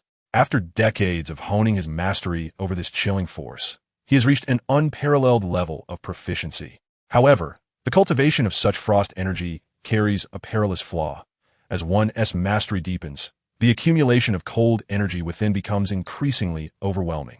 Should the practitioner fail to suppress or expel this frigid energy, it will inevitably turn against them. Bai Yifei wields both a red and a white sword. The red sword's energy serves to restrain the cold within him, while the white sword allows for its release. This delicate balance maintains his internal harmony. Yet now, with the red sword severed by Qin Feng, the restraint has vanished, and the cold energy spirals into chaos. You will all perish, he roars, a primal scream echoing through the air. His eyes suddenly transform, becoming eerily transparent, resembling those of a beast. His mane of frost-white hair billows wildly. Has he lost his sanity? Yinxing Ji's expression shifts in alarm. If we are to die, I shall accompany you. Qin Feng thrusts his iron sword forward, poised to pierce Bai Yifei's body. No one can kill him. At that moment, an ethereal, haunting voice resonates in the ears of the onlookers. Qin Feng looks up to see a woman clad in white, descending like a celestial being.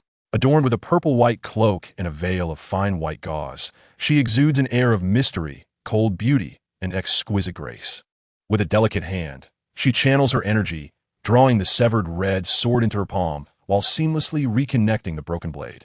To the astonishment of all, the two halves of the red sword miraculously restore themselves. Such remarkable power at such a tender age is truly unexpected. She casually swings the restored sword, unleashing a magnificent wave of sword energy directed toward Qin Feng. He retaliates with his iron sword, resulting in a thunderous clash that sends him staggering back several paces. Life-taking withering curse, blood-staining white garments. The skeletal remains shine against silver armor, a fortress of pristine snow garments.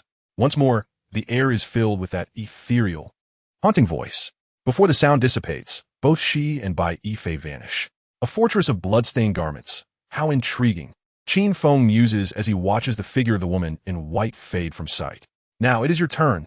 After a moment, he turns his gaze toward Xianjian. A year prior, the assassin known as the Sixth Sword Slave from the Luo network had wrought havoc upon the Qin family village. claiming 530 lives in a single night. The deep-seated enmity lingers in Qin Feng's heart, never to be forgotten. "What sword do you wield?" he inquires. There's a palpable aura of menace about it, which I find quite appealing. Xian Jian's cold eyes fixate on the heavy sword of black iron in Qin Feng's grasp. As a contemporary master of the sword, Xian Jian possessed an inexplicable obsession with blades, especially the ominous heavy sword of Xian Tai wielded by Qin Feng, brimming with lethal intent. This is a sword that could end your life. Qin Feng's gaze was as frigid as water, as icy as frost. A sword meant to kill me? Xian Jian hoisted his twin swords onto his shoulder, his demeanor haughty, a cold smirk gracing his lips. "You too are a disciple of Gigu, intriguing." Xian Jian's eyes gleamed with a chilling intensity. Who would have thought that from the small nation of Korea 3 disciples of Gigu would emerge? Unfortunately, one is poisoned, and another gravely injured. Their combat prowess is woefully inadequate, not even worthy of my twin swords drinking their blood. A disdainful smirk curled at the corner of Xian Jian's mouth as his gaze, sharp as an eagle's, fixated on Qin Feng. "You are stronger than them. Just the right opponent for me to test my sword." Xian Jian, with his swords resting on his shoulders, strode arrogantly toward Qin Feng. "Beware of his sword." Wei Zhuang cautioned Qin Feng. "The disciples of the web, I, Qin Feng, shall slay each one I encounter." Qin Feng's eyes narrowed. The robust energy of Gigu surging into the heavy sword of Xian Tai, the sword aura cascading, resonating with an overwhelming might. Sword intent. Xian Jian's expression darkened suddenly. "You are indeed stronger than them. You have not disappointed me. If you perish beneath my sword and become part of my soul, I shall grow even more formidable." Flames of fervor flickered in Xian Jian's eyes. That was the exhilaration of a strong man meeting another strong man. A thrilling itch for combat. "You all leave." Qin Feng gripped his sword with his right hand, the blade pointed skyward, while his left fingers traced the sword's belly, invigorating it with his true energy. "Wait for you outside." Qin Feng inquired of Yan Lingji. Whether he could exit depended on the sword in my hand. As the word sword fell, Xian Jian bellowed, raising his white sword from below and the black sword from above, launching a dual strike aimed at Qin Feng. Qin Feng leapt into the air, the heavy sword of Xian Tai slicing down from above. With a whoosh, a tempest of sword energy surged forth, solidifying into a tangible force, crashing like a tidal wave. Buzz! The heavy sword of Xian Tai collided with the black and white twin swords, the sound resounding heavily and endlessly, echoing clearly for miles around. Xian Jian crossed his swords in a scissor-like formation, braving the strike of Qin Feng's iron sword. Qin Feng wielded his sword with one arm, pressing down on the black and white twin swords. There were no sparks flying, only the resounding clash of magnificent sword energy. The breathing technique of Gigu is unparalleled, and its inner power is truly unrivaled. Qin Feng infused his iron sword with the formidable energy of Gigu, unleashing it to shock Xian Jian back several steps. "Excellent. You have stirred my murderous intent." Xian Jian coldly fixed his gaze upon Qin Feng, his palm slowly opening. True energy surged forth, causing the black and white twin swords to levitate in the air, their tips trembling, emitting a resonant hum. The twin swords soared together. Xian Jian spread his arms wide, resembling a great rock taking flight. Under the formidable control of his true energy, the black and white twin swords erupted with murderous intent. Chapter 35, 100 Steps Flying Sword Versus. The black and white twin swords soaring together.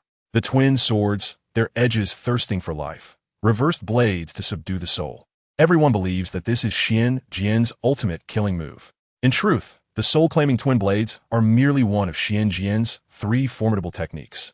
Beyond the soul-claiming move lies the simultaneous flight of dual swords, the yin-yang sword force.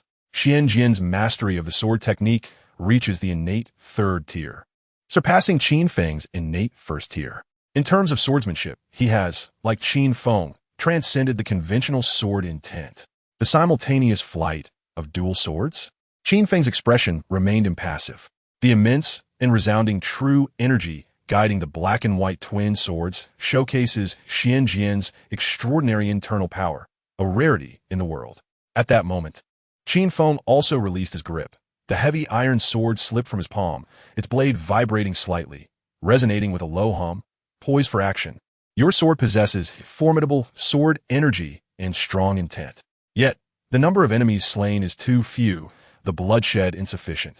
The blade remains unrefined, and the killing intent is negligible, making it inferior to a shark's teeth. Such a sword is destined to face a more humiliating defeat. Xianjian sneered. A sword must possess a desire to kill, a murderous aura to grow stronger. Qin Feng dismissed this notion. It indicates that you are unworthy of wielding a sword. Within 100 moves, I shall crush Wei Zhuang. Such a person is unworthy of a sword. Qin Feng's words utterly enraged Xianjian. Xianjian roared. The twin swords launching forth like arrows released from a bowstring, slicing through the void, aimed directly at Qin Feng. The simultaneous flight of dual swords unleashed a tempest of sword energy and murderous intent, fierce and unmatched. 100 steps, flying sword. Qin Feng's left hand, with his middle and index fingers united, glided across the ancient, dark blade, and he shouted with fervor, the true chi of the Ghost Valley, surging mightily. Boom!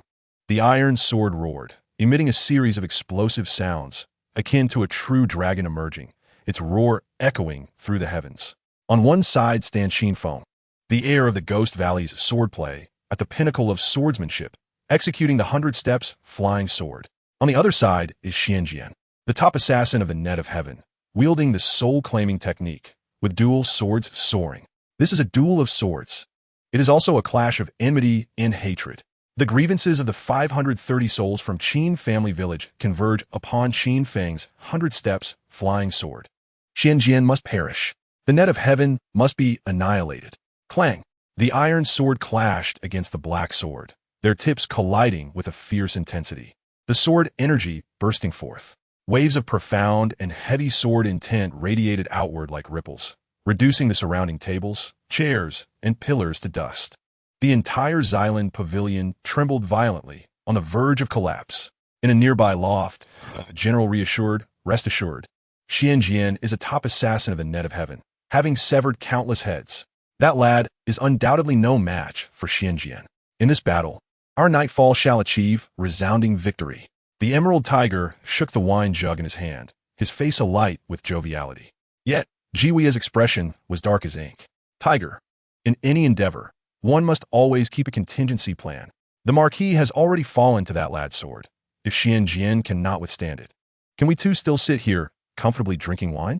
Jiwia shot a glare at the Emerald Tiger and spoke gravely. Has the general perhaps forgotten that white-clad woman from earlier? The Emerald Tiger inquired tentatively. Just moments ago, the enigmatic woman in white repelled Qin Feng several paces with a single strike, her power astonishingly formidable. Jiwia and the Emerald Tiger bore witness to this display.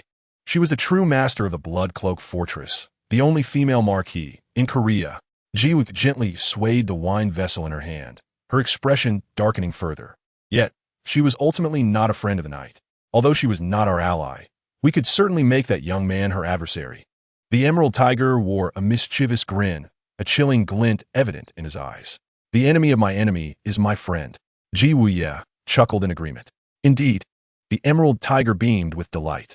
In the Xylan pavilion, Qin Feng and Xianjian stood resolute, swords in hand. On the ground lay a long scar, stretching several zhang, extending to Xianjian's feet. Meanwhile, a trickle of blood escaped from the corner of Qin Feng's mouth. The heavy sword of black iron in his grasp trembled incessantly, emitting a deep, resonant hum. As a first-tier innate practitioner, Qin Feng faced off against the third-tier innate Xianjian, and in terms of swordsmanship, Qin Feng found himself slightly outmatched. The might of Xianjian was indeed rare in this world. However, the pinnacle of Ghost Valley's swordsmanship, the 100 steps flying sword, unleashed a sword aura as fierce and unyielding as a raging tide, unmatched across the realm. With a single stroke, he forced Xianjian back several dozen steps. With another, he shattered Xianjian's dual swords into flight. The formidable 100 steps flying sword technique of Qin Feng was evenly matched against the unfathomable swordsmanship of Xianjian, neither yielding to the other. The 100 steps flying sword? Xianjian's hazy memories began to crystallize. 3 years ago, at Wei family village, it was you who gravely injured me. 3 years prior, at Wei family village, both Gai Nie and Wei Zhuang had joined forces to severely wound Xianjian. As a swordsman burdened by painful memories, he held little recollection of those who had harmed him. Yet, The 100 Steps flying sword and the all-encompassing blade were deeply etched in his mind. He mistakenly identified Qin Feng as Gai Nie, but it was two individuals who had injured him back then, one wielding the 100 Steps flying sword and the other employing the all-encompassing blade. Only with their combined might could they challenge me. And you, foolishly believing you could defeat my dual swords alone, are utterly ridiculous. Gai Nie was poisoned, and Wei Zhuang was injured. No one else in this world could ally with Qin Feng. Thus, even though Qin Feng had mastered the supreme techniques of the all-encompassing blade and the 100 Steps flying sword, how could a single person wield both pinnacle techniques simultaneously? You may attempt it. Qin Feng wiped the blood from the corner of his mouth, his voice cold, his gaze brimming with battle intent. Yin Yang sword. Upon hearing Qin Feng's declaration, Xianjian let out a fierce roar, thrusting his black and white swords violently into the ground. Two mighty currents of yin and yang energy surged into the earth like a dragon. Xianjian's most formidable killing move, the yin-yang sword form. One black, one white. One Xuan, one Jian, one yin, one yang. The dual forces of black and white, Xian and Jian, ultimately converge into yin and yang. Boom! A colossal blade of yin-yang energy, forged from the converging internal forces, tore through the earth, rising up on either side of Qin Feng. A heavy sword pressure, as weighty as a mountain, descended upon him. Qin Feng suddenly felt a constriction in his breath, as if ensnared by an invisible net, rendering his movements sluggish. The sword's momentum gathered, exuding an oppressive force. The released sword aura was sufficiently robust, and the condensed sword intent possessed the lethal power and overwhelming presence. The sword intent. Qin Feng's eyes narrowed. Xianjian was indeed a top-tier assassin of the Luo net, having stepped into the realm of sword intent. Indeed, the sword intent was elusive, unstoppable, penetrating, and indomitable. A cold smile crept upon Xianjian's lips. You can, but can I not? Qin Feng summoned his iron sword, merging with the chilling sword aura, emanating a bone-chilling brilliance. The pitch-black iron sword radiated the essence of decay, the breath of withering life. Facing the dual forces of yin and yang in sword intent, Qin Feng swung his sword in a furious slash, the surging sword intent resembling a torrential flood, capable of obliterating all. The sword intent surged forth, annihilating everything in its path. Chapter 36. System Reward. Sword Immortal Fei Hong Sword. Engaging in mutual combat to slay Xianjian. The clash between Qin Feng and Xianjian was not merely a duel of blades, but a titanic collision of forces, condensing sword aura into the sword body. Harnessing the might of heaven and earth, this was the gathering of momentum. The gathered sword intent, with the wielder remaining still, became infinitely fierce, augmenting the sword wielder's attack power exponentially. Thus, the collision of sword intents possessed destructive power magnified many times over. Boom! The two sword intents collided, erupting with a thunderous roar akin to the heavens. The unleashed sword aura surged like a rampaging torrent, sweeping away everything in its path. The sound of destruction echoed as half of the Xylan pavilion crumbled. Both Qin Feng and Xianjian were sent flying several meters, with a faint trickle of blood gracing the corners of their mouths. Qin Feng, Yan Lingji, and Zhang Liang, supporting the gravely injured Wei Zhuang, had barely stepped away when they heard the tremors of the Xylan pavilion's collapse.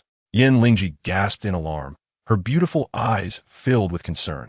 She stared blankly towards the direction of the Xylan pavilion, where dust and smoke billowed and flames soared into the sky. Yan Lingji turned and dashed towards the Xylan pavilion. Qin Feng will be fine, Wei Zhuang called out to her. As a fellow disciple of the Ghost Valley, Wei Zhuang had faith in Qin Feng's strength. If you go looking for him now, you will not only be unable to save him, but may also bring him harm. Wei Zhuang's gaze remained steady as he spoke coldly. Yan Lingji halted in her tracks, realizing the truth in Wei Zhuang's words. At this moment, seeking out Qin Feng would only distract him, jeopardizing his safety. Xianjian, the embodiment of the Eight Ling Long, was already so fearsome and powerful. Yet, Qin Feng was not only holding his ground against Xianjian, but had the slight advantage. Truly, the disciples of Ghost Valley were all exceptional beings. Zhang Liang marveled. On the other side, Ji Wuye and the Emerald Tiger observed two figures soaring into the sky, standing atop the eaves of the east and west sides, their expressions darkening. This kid actually survived. In the dim light, Ji Wuye grasped the wine jar, its clinking sound echoing his troubled thoughts. He had once believed that with Xian Jian's unparalleled swordsmanship, he could easily vanquish Qin Feng. However, the stark reality was that even after unleashing his ultimate technique, Xian Jian had merely drawn a small trickle of blood from Qin Feng.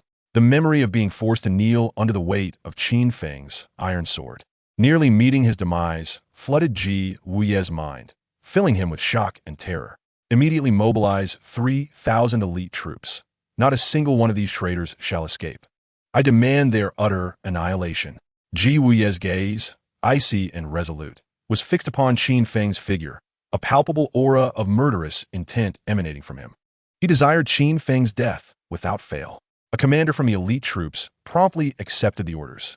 Amidst the ruins of the half-collapsed Xylan Pavilion, Qin Feng and Xian Jian stood on opposite sides of a crumbling wall, each wielding their swords and gazing into the distance. Qin Feng's expression was stern, his eyes as frigid as ice, while his heavy iron sword exuded an ominous air of death. Xian Jian's countenance was dark, his eyes ablaze with killing intent. Wielding both a black and a white sword, the dual energies of yin and yang swirling around him. The two swordsmen clashed with their sword energies, their might colliding, with Qin Feng gaining a slight upper hand. Yet, despite his fervent desire to eliminate Xian Jian and avenge his grievances, he found himself lacking the strength to do so. Ding!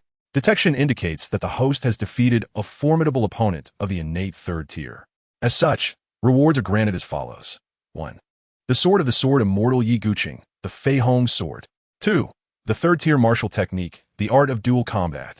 In the world of the Qin era, martial skills were categorized into 9 tiers, with the first tier being the weakest and the 9th the strongest. Each tier further divided into 4 realms: minor completion, major completion, peak, and grand perfection.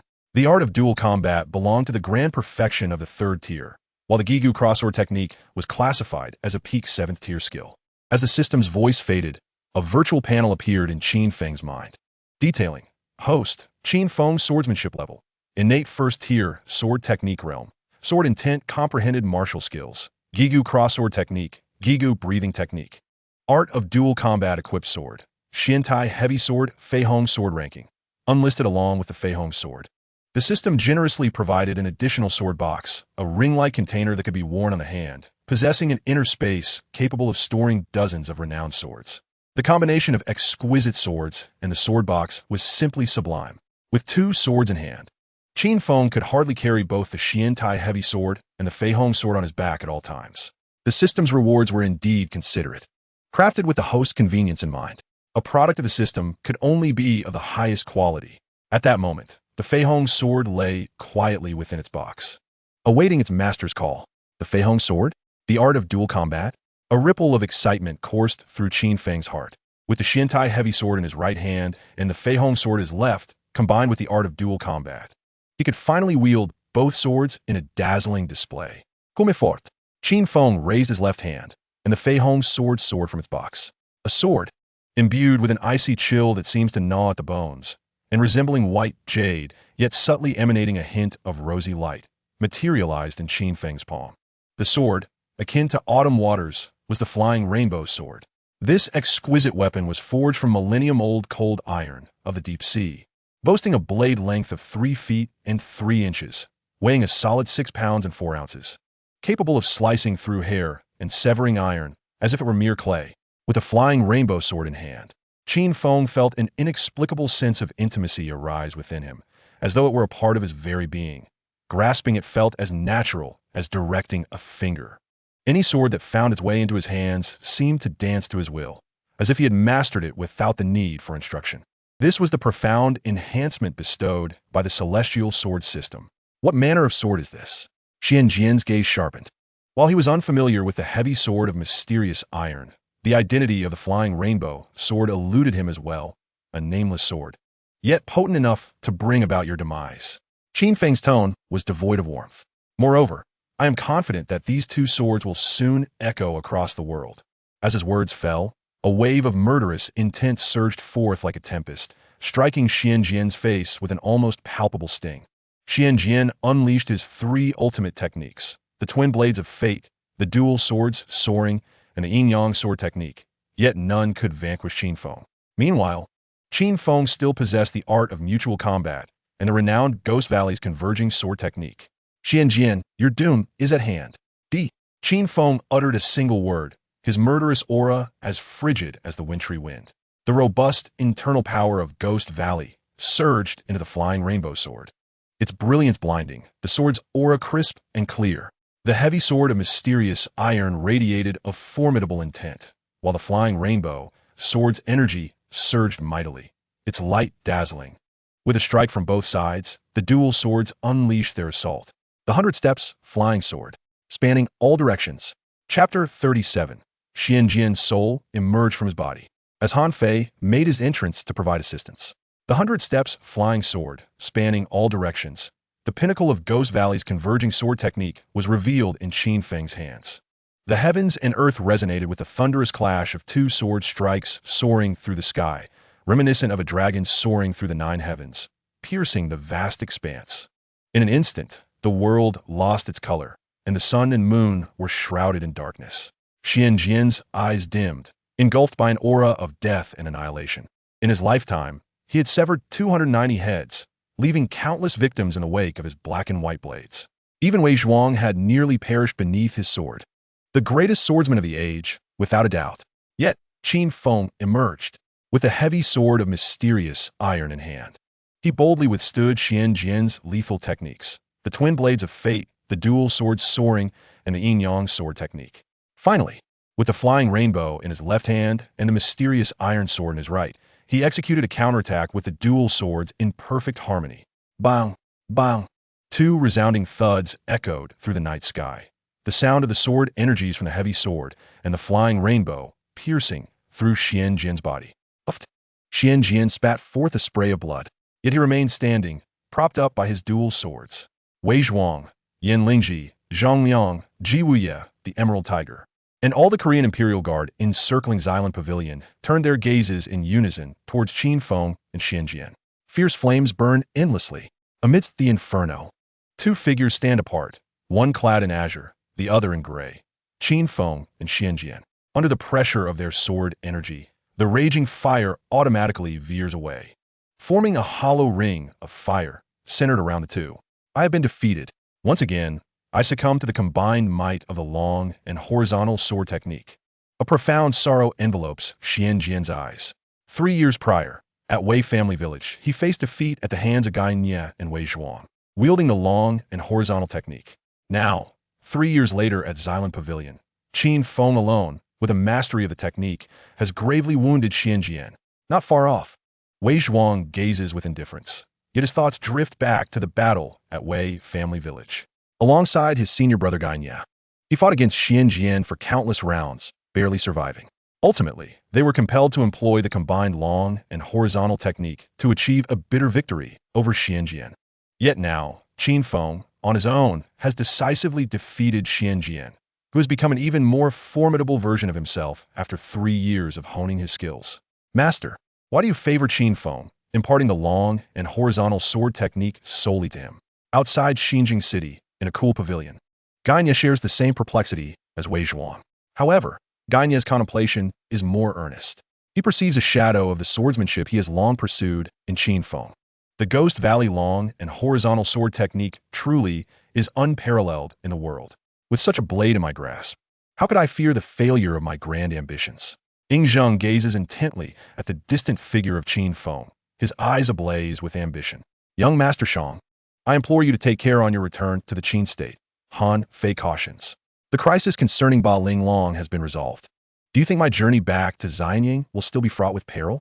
Ying Zheng inquires with curiosity. His secret visit to Han, known only to Gai Nie and Li Si, has already faced assassination attempts from the Embroiderer and Ba Linglong, both agents of the Luo network, wielding the might of the Qin Empire. This weapon lies in the hands of Chancellor Lu Buwei. Without doubt, Ying Zheng understands that the dangers he faces on his return to Xianying will surpass those in Han. Yet, he is intrigued by how Han Fei is aware of such matters. Han Fei offers no answer, but turns his gaze toward the ruins of Xylan Pavilion. Mr. Qin is in danger. I shall return shortly. He commands, Miss Z, you must stay here. Without waiting for Ying Zheng and Miss Z's response, Han Fei swiftly boards a carriage and races toward Xylan Pavilion. Xylan Pavilion has been reduced to rubble. In his left hand, Qin Feng wields the flying rainbow sword. In his right, the Xian Tai heavy sword, both emanating a weighty sword energy. I have been defeated. This signifies my impending death once more. With those words, Xian Jian collapses backward against the crumbling wall. 8 strands of his residual soul escape, drifting like lost spirits in the world. Having lost his corporeal form, Ba Linglong fades into oblivion. As Xian Jian tumbles from the high wall, the black and white swords fall alongside him, landing at his side. The black and white swords belong to Xian Jian. Xian Jian belongs to the black and white swords. As long as the swords exist, so does he. When the man perishes, so too does the sword. All generals, heed my command. Slay this arsonist traitor, and bountiful rewards shall follow. Ji Wuye's eyes widened in horror as he witnessed Xian Jian perish beneath Qin Feng's sword, a tumult of fear, panic, and rage surging within him. Roar! Roar! Roar!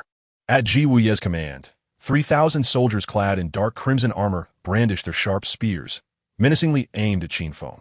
Fear not death, advance. Qin Feng's gaze was frigid, his murderous intent palpable. To him, these 3,000 soldiers were as inconsequential as air. The might of his heavy iron sword was overwhelming, and the crisp resonance of the Fei Hong's sword was undeniable. The 3,000 soldiers, upon seeing the twin swords in Qin Feng's grasp, dared not take a single step forward. Anyone who did would meet their demise. You are gravely injured. Surrender, and perhaps you may find a path to survival. Yvuye's countenance darkened, a sinister smile curling at the corners of his mouth. Even if you are a disciple of the Ghost Valley, even if you alone have mastered the Ghost Valley's art of swordplay, you cannot emerge unscathed from beneath Xian Jian's blade. No one can escape the clutches of a top-tier assassin from the Luo net. He pointed his 8-foot blade at Qin Feng with fury. Not even you, Yvuye, a cunning fox adept in the political arena of Han, astutely discerned that only he and Wei Zhuang recognized the internal injuries Qin Feng suffered in his battle with Xian Jian, and they were severe. If you fear not death, you may test your resolve. Qin Feng's eyelids remained unflinching, his tone devoid of warmth. Ji Wuye's expression instantly froze. Qin Feng had slain Xian Jian, a top-tier assassin of the Luo net, and his prowess was evident. Even with his grave internal injuries, Ji Wuye dared not act recklessly. This was the formidable aura that Qin Feng exuded. General Ji, the capital is ablaze, and the Imperial Guards neglect their duty. This is a serious dereliction of responsibility, and by law, should warrant execution. A handsome young man adorned in resplendent brocade approached with measured steps. Han Fei. Upon seeing Han Fei, Ji Wuye's expression darkened. According to their scheme, Han Fei was supposed to be ensnared by the treachery of the Tide Demon and imprisoned in a death cell by King Han at this very moment. How could he possibly be here? Had the plan unraveled? I wondered who possessed such authority. It turns out to be the 9th young master, Yvuye scoffed coldly. General Ji, Han Fei holds the esteemed position of Grand Chancellor, overseeing the penal system. The Imperial Guards have violated the law, disregarding the flames engulfing the heart of the capital. By law, they should be executed. Do you have any objections, General? At this moment, Han Fei's role as Chancellor far outweighed the influence of the 9th young master. Ha! Ji Wuye, wielding his 8-foot blade, slowly approached Han Fei. A vicious grin plastered across his face. By law, should they be executed? Chancellor, do you dare to claim the head of this general? Ji Wuye's arrogance was palpable. Yet, as soon as he finished speaking, a cold voice pierced the air. Mr. Han does not dare to claim your head. I shall do so. Chapter 38. The Cunning 4th Young Master, Han Yu. A figure clad in pale azure descended from the heavens like a great rock. A pitch-black iron sword descended from the heavens with deadly precision. Ji Wuye's gaze sharpened as he swiftly raised his 8-foot-long blade. The sword struck. Clang. The clash of metal sent sparks flying. Ji Wuye let out a muffled groan, his arm heavy and numb, his knees buckling as he fell to the ground. The surrounding 3,000 Imperial Guards instinctively recoiled several paces in fear. I, Qin Feng, shall slay you as one would a mere dog. A chilling malice radiated from Qin Feng's cold eyes. To slay you as one would a dog. The injury may be minor, yet the insult was profound. Mr. Qin, to take a life within the borders of Korea is a grave offense. To do so before the very eyes of the Korean magistrate is an even greater crime. Han Fei stepped forward, clasping his hands in a gesture of respect towards Qin Feng. The Imperial Guards have breached the law, disregarding the inferno in the heart of the capital. According to the law, they ought to be executed. if I am not mistaken. These are the words of the magistrate himself. Qin Feng replied, his eyelids unblinking, his tone devoid of warmth. Indeed, Han Fei nodded in agreement. Yet there are those who, relying on their status as a general, flout the laws of Korea, attempting to place themselves above the law. Pray tell, magistrate, should such individuals be punished or spared? Qin Feng's gaze remained fixed on Han Fei, his expression as frigid as the depths of winter. The people of Korea must, of course, be bound and governed by their own laws. Han Fei earnestly implored Qin Feng, please do not provoke the laws of Korea. Otherwise, you may find my compassion extinguished. Although Han Fei did not directly respond to Qin Feng's inquiry, his eyes shone with unwavering determination. A determination to implement and spread the laws he held dear. He firmly believed that only through law could Korea attain strength. Moreover, there was an essential point to consider. Gai Nie commanded the Korean military. Should he perish, Korea would undoubtedly be swiftly consumed by its neighboring nations. Therefore, Gai Nie must not die, at least not now. He must not perish. Thus, Han Fei could only use the law as a guise, pleading with Qin Feng to spare Gai Nie's life. Might I inquire, Mr. Han, are the laws you speak of universal, or merely those of Korea? Qin Feng suddenly asked, his demeanor grave. Han Fei was taken aback. He had never anticipated such a profound question from Qin Feng. The law he desired was undoubtedly the universal law. Yet, the current state of Korea was so feeble, its legal foundation so barren and corrupt, that it could hardly nurture the seeds of law. Observing the hesitation on Han Fei's face, Qin Feng understood all too well. Very well, today I shall extend a favor to the magistrate. I hope that the laws of Korea will ensure that certain individuals receive their just punishments. Qin Feng sheathed his iron sword. As the weapon departed, the immense weight pressing down on Gai Nie vanished in an instant. He let out a sigh of relief. Alongside him, the 3,000 Imperial Guards also breathed a collective sigh of relief. Approaching Yanlingji, he spoke softly, "We shall depart." "We?" Yanlingji's beautiful eyes sparkled, her delicate form trembling in surprise. If memory serves me correctly, this marks the first instance in which Qin Feng refers to himself as we. Does this signify that Qin Feng has formally acknowledged his identity? However, Qin Feng is not preoccupied with Yanlingji's current thoughts. He merely tosses out a casual remark before departing. Observing this, Yanlingji hastens to follow him. As soon as Qin Feng has left, Gai Nie is poised to unleash his pin-up fury upon Han Fei. General Ji, Han Fei's expression darkens, a hint of murderous intent flickering across his face. Resolving to drop the facade, Han Fei stands undaunted, shielded by his sword spirit, unafraid of anyone. A swirling mass of black mist emanates from the back of his hand, heralding the imminent emergence of his sword spirit. The atmosphere crackles with tension, poised on the brink of conflict. General Ji, in the face of such a raging inferno, any disagreements or conflicts with Lord Saiku ought to be set aside for the time being. Otherwise, before the king, it may prove challenging to articulate our grievances. Unbeknownst to the others, Han Yu has silently materialized behind them. Fourth brother, fourth young master. Gai Nie's face, still flushed with residual anger, ignites anew.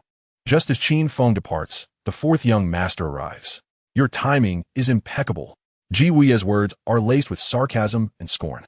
Qin Feng's act of incapacitating Han Qiansheng with a single strike has instilled fear throughout the Korean court. Gai Nie's derision implies that Han Yu only dares to show himself once Qin Feng has left. General Ji, your efforts in fortifying Xinjiang and apprehending the rebellious elements are commendable. However, with the populace ensnared in flames, it is imperative for the general to offer some reassurance. Han Yu's countenance remains composed, seemingly unfazed by Gai Nie's remarks. His greatest asset lies in his restraint. As for you, ninth brother, as the Psycho, your duty is to oversee the prisons. How can you overstep your bounds? There is a hint of reproach in Han Yu's tone. Han Fei, resigned, wipes his forehead and concedes. Fourth brother speaks wisely. The blade must be directed outward to combat the enemy, for inward aggression only inflicts harm upon ourselves. As subjects of the king, we must remain ever mindful of this. Han Yu places his left hand on Han Fei's shoulder and his right on Gai Nie's, symbolizing their unity against external threats. Gai Nie's eyes are filled with resentment as he shoots a fierce glare at Han Fei. Moments ago, Han Fei ostensibly pleaded for Qin Feng to spare his life, yet in truth, He has caused Ji Wuye to lose face before his subordinate guards, a humiliation more unbearable than death. In my view, extinguishing the flames and comforting the populace should be our top priority. The investigation can be entrusted to the Saiku. Indeed, Han Fei acknowledges the command. Ji Wuye glares daggers at Han Fei, his murderous aura palpable, as though he longs to strike him down. Grame dis favor, Anju, and I shall remember this kindness.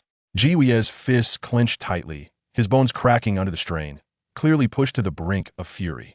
Yet, recognizing Han Yu's influence, Ji Wuye ultimately allows reason to prevail over impulse. Relay the orders to recall all dispatched guards and focus entirely on extinguishing the flames. Upon hearing the command issued by Ji Wuye, a subtle smile graced Han Yu's lips. This assassination plot against Ying Zheng, instigated by the Knight and the enigmatic Luo Wang Ba Linglong, alongside the fierce confrontation between Wei Zhuang, Qin Feng, and Yin Ling Ji against Xian Jian and the blood-clad Marquis, which culminated in the conflagration of Xylan Pavilion and subsequently incited widespread public panic, was effortlessly alleviated by Han Yu's seemingly indifferent remarks. Although this scheme appeared to bear no direct connection to Han Yu, the ramifications on the Knight's side, most notably, the blood-clad Marquis' exit, Ji Wuye's diminished authority, and the Knight's loss of control over Yin Ling Ji, were significant. Furthermore, the heavy injuries sustained by Liu Sha and Wei Zhuang, coupled with the obliteration of Xylan Pavilion, rendered Han Fei's efforts thankless, ultimately allowing Han Yu to emerge as the preeminent victor. This development added a substantial political capital to his ascent towards the highest throne of Korea. Shoptir Tutini Yingsheng invites Han Fei to Qin, aspiring to form the three swords of the world. Outside Xinjiang City, Ying Zheng, Gai Nie, Li Si, and the Purple Lady gazed towards the direction of Xylan Pavilion. The Purple Lady was concerned for Han Fei, while Ying Zheng and Gai Nie were preoccupied with thoughts of Qin Feng. Before long, two figures emerged in the distance, one clad in azure robes, the other in crimson attire, a man and a woman, Qin Feng and Yin Ling Ji. Upon spotting Qin Feng, Ying Zheng maintained an outwardly solemn demeanor, yet internally, a tempest of emotions surged within him. Qin Feng, single-handedly wielding two swords, had vanquished the blood-clad Marquis and slain Xian Jian, an unparalleled display of prowess. Rarely did Ying Zheng's deep-set eyes reveal such delight.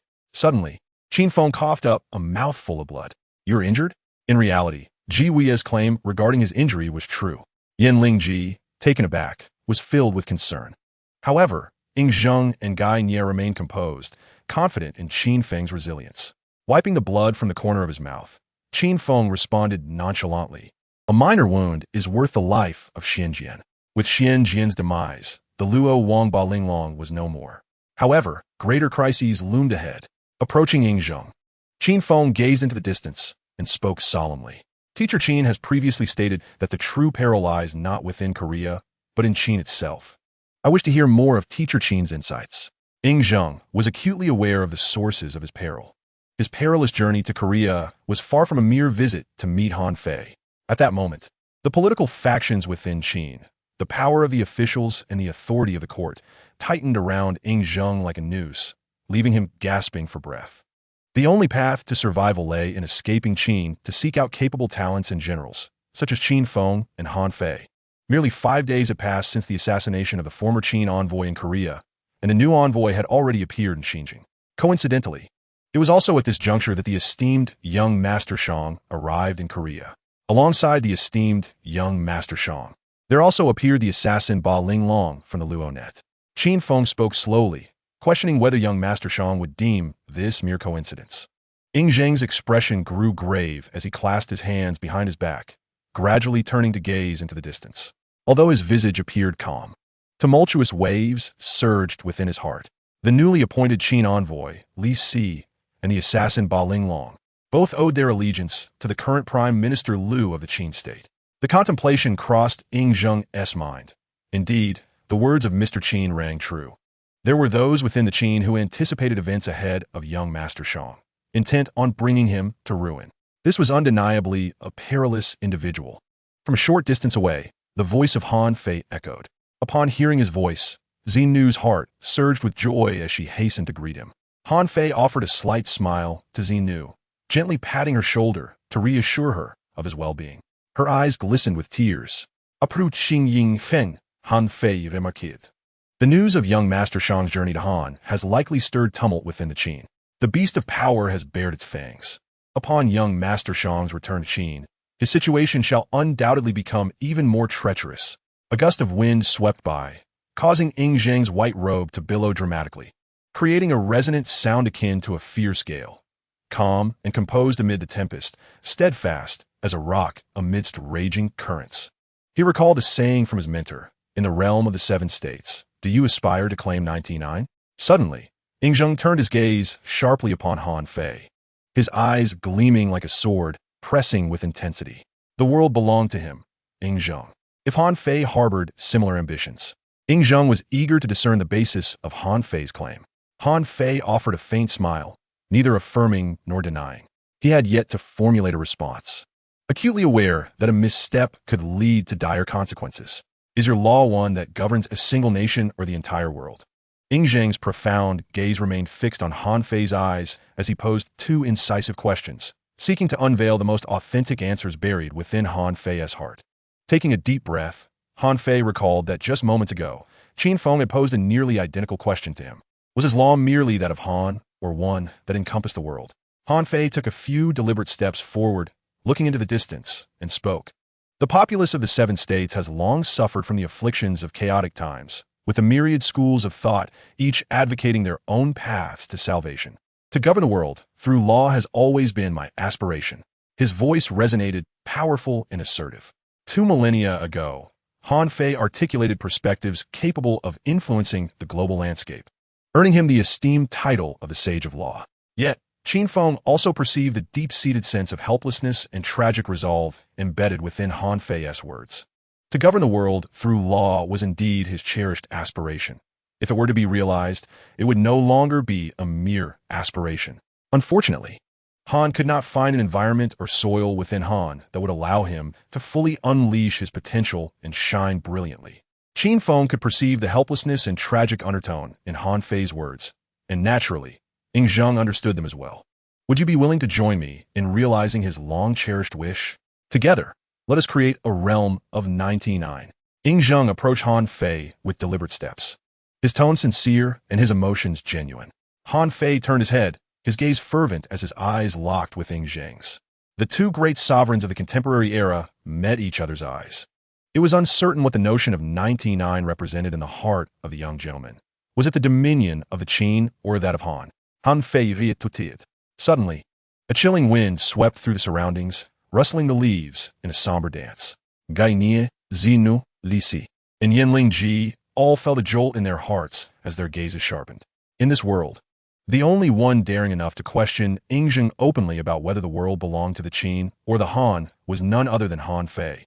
Qin Feng stood with his sword in hand, his eyes fixed on Ying Zheng. For 800 years, the great Zhou had reigned. Confucius had penned the Spring and Autumn Annals, and the warring states had divided into 7 powers. In this realm of shifting alliances, it was always the common people who bore the brunt of suffering. Clad in a flowing white robe, Ying Zheng moved with the wind, exuding the aura of a formidable ruler. It was unexpected that the young gentleman had delved into Confucian teachings as well, Han Fei remarked solemnly. His eyes, deep as the ocean, were often veiled in boundless melancholy. The more imposing and sagacious Ying Zheng appeared, the more perilous the situation for Han's state became. An existential threat loomed. As a disciple of Confucianism, you have also established the art of law, merging the strengths of both schools, which naturally grants you profound insights. Han Fei articulated. Therefore, the 99 I envision should be a realm governed by law and enlightened by Confucian teachings. Ying Zheng gradually spoke, an imperial aura radiating from within. Standing at the precipice, Ying Zheng in white and Han Fei in purple. Their robes billowed gracefully in the wind, embodying boldness tempered with humility, elegance intertwined with dominance. Your words resonate deeply with me, Han Fei replied slowly, the melancholy in his eyes deepening. The future described by Ying Zheng mirrored the idealized era that resided in Han Fei's heart. Yet, for reasons unknown, Han Fei found no joy in Ying Zheng's words. Instead, a sense of impending doom enveloped him. Why had these sentiments not been voiced by his own father? Was the Han truly inferior to the Qin? I wished to forge a sword of the Emperor, with the 7 states as its edge and mountains and seas as its support. Crafted with the 5 elements. Opened by yin and yang, guided by spring and summer, traversing through autumn and winter. Unmatched in the world, commanding submission, to be the sword of the emperor. You are the master craftsman of this sword, and I aspire to be its wielder. Ying Zheng gazed intently at Han Fei, his dominance palpable. The laws of heaven and earth shall be executed without fail. Han Fei exclaimed impulsively, would you be willing to join Qin and me, to enter Qin together, wielding your swords to forge this eternal dream of a united nation? Ying Zheng slowly extended his hands, palms up, one reaching toward Qin Feng and the other toward Han Fei. Chapter 40. The disappearance of Honglian. Qin Feng and Gai Nie encountered Duanmurong, once a flourishing establishment. Xylan Pavilion now lay in ruins. Before the desolate remnants stood 4 figures: Han Fei, Wei Zhuang, Zhang Liang, and the Purple Maiden. Han Fei, Hang Liang, and the Purple Maiden gazed at the shattered walls and the scorched earth, their faces etched with sorrow. Only Wei Zhuang remained untouched by the aftermath of his crushing defeat, his countenance dark with fury as he surveyed the devastation. This battle had been a catastrophic loss for Wei Zhuang, utterly and completely. Not only had he sustained grave injuries, but the entire 7 Absolute Hall had been annihilated. The destruction of the 7 Absolute Hall effectively severed Wei Zhuang's source of intelligence. The haunting call of Big Brother Wei from Tang Qi before his demise would forever resonate in Wei Zhuang's memory. As night fell, Wei Zhuang gripped his shark-toothed sword tightly, his eyes ablaze with murderous intent.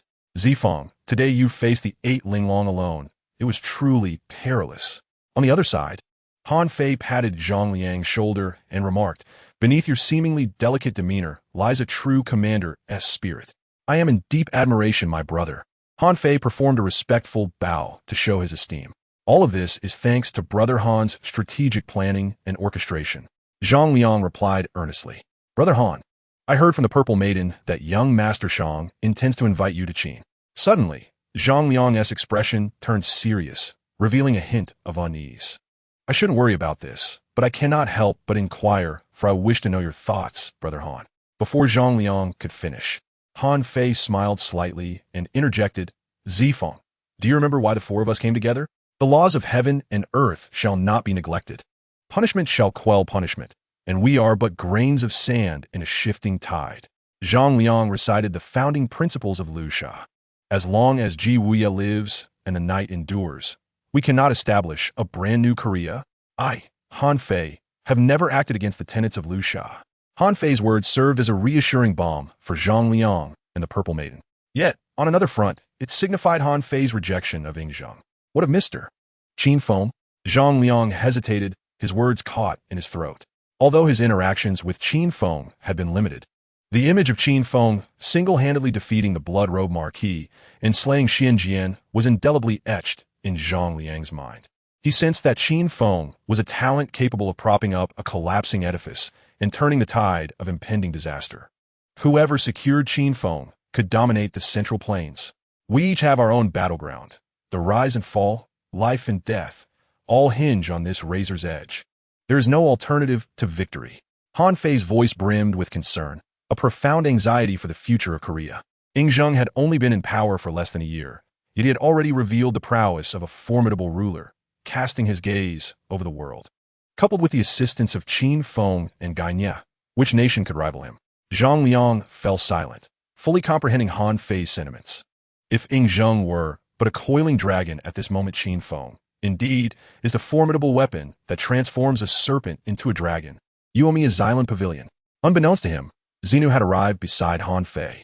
She gently caressed a wine vessel of pure white jade, her beautiful eyes brimming with melancholy. It seemed that this exquisite jade cup encapsulated all her past memories.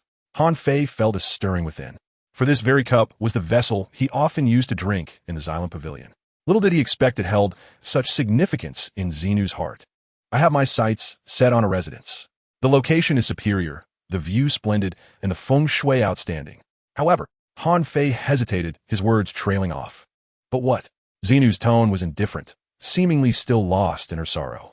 It's too expensive. Han Fei stroked his chin and, after a lengthy pause, finally uttered the words too expensive. Brother Han, I must take my leave. Zhang Liang, aware of the ambiguous relationship between Han Fei and Xenu, knew that such words would undoubtedly provoke Xenu's ire. Thus, he deemed it wise to exit discreetly. Zifangyu. Han Fei's face flushed with embarrassment. Are you jesting? Xenu's expression darkened instantly, her gaze fixed upon Han Fei, as if she wished to strike him down. I will certainly repay you with an even better Xylan pavilion. At the sight of Xenu's fierce glare, Han Fei instinctively took a step back. Ninth young master, the king has decreed that you return to the palace at once. At this moment, Nongyu rushed over, her face etched with urgency. What has happened? Han Fei's right eye twitched inexplicably, a foreboding sense of dread enveloping him. News from the palace indicates that Princess Honglian has been captured by the Bloodrobe Fortress. What? Han Fei and Xenu exclaimed in unison. Bloodrobe Fortress.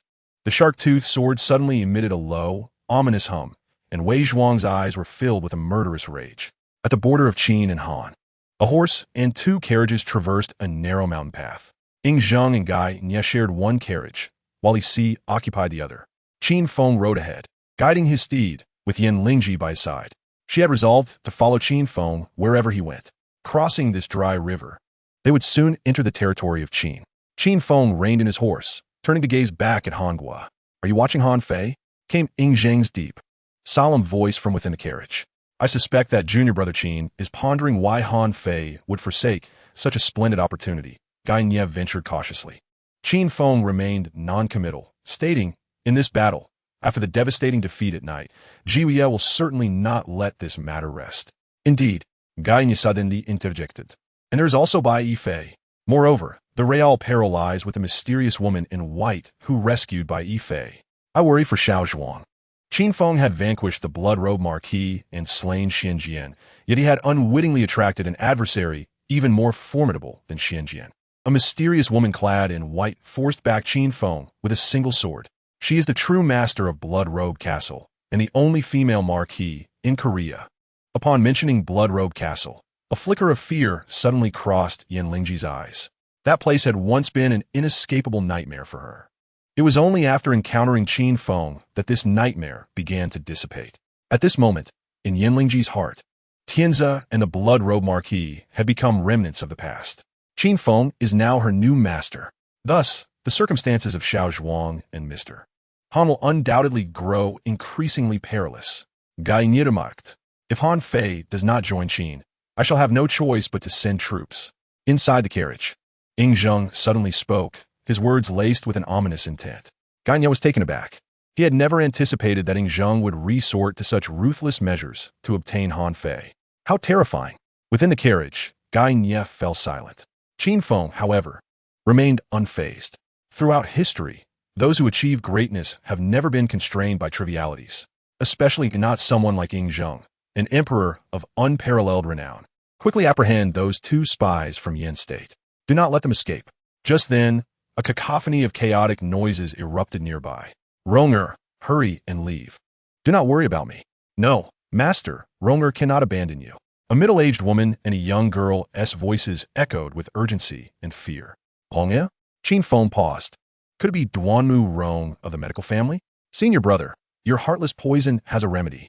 Soon, the figures of 2 women appeared before Qin Feng and the others. Chapter 41. The young Duanmu Rong and the case of the Qin family village. The girl, around 15 or 16 years old, stood tall and graceful. Her black hair like ink, tied into a slender ponytail, adorned with a purple and white scarf.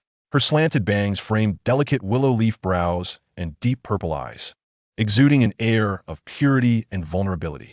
Upon seeing the girl's attire, Qin Feng immediately recognized her as Duanmu Rong of the medical family. On this mountain path, it was unexpected that the future sword Saint Gai Nie would cross paths with the future medical immortal Duanmu Rong. Perhaps this is fate. Senior brother, are you ready?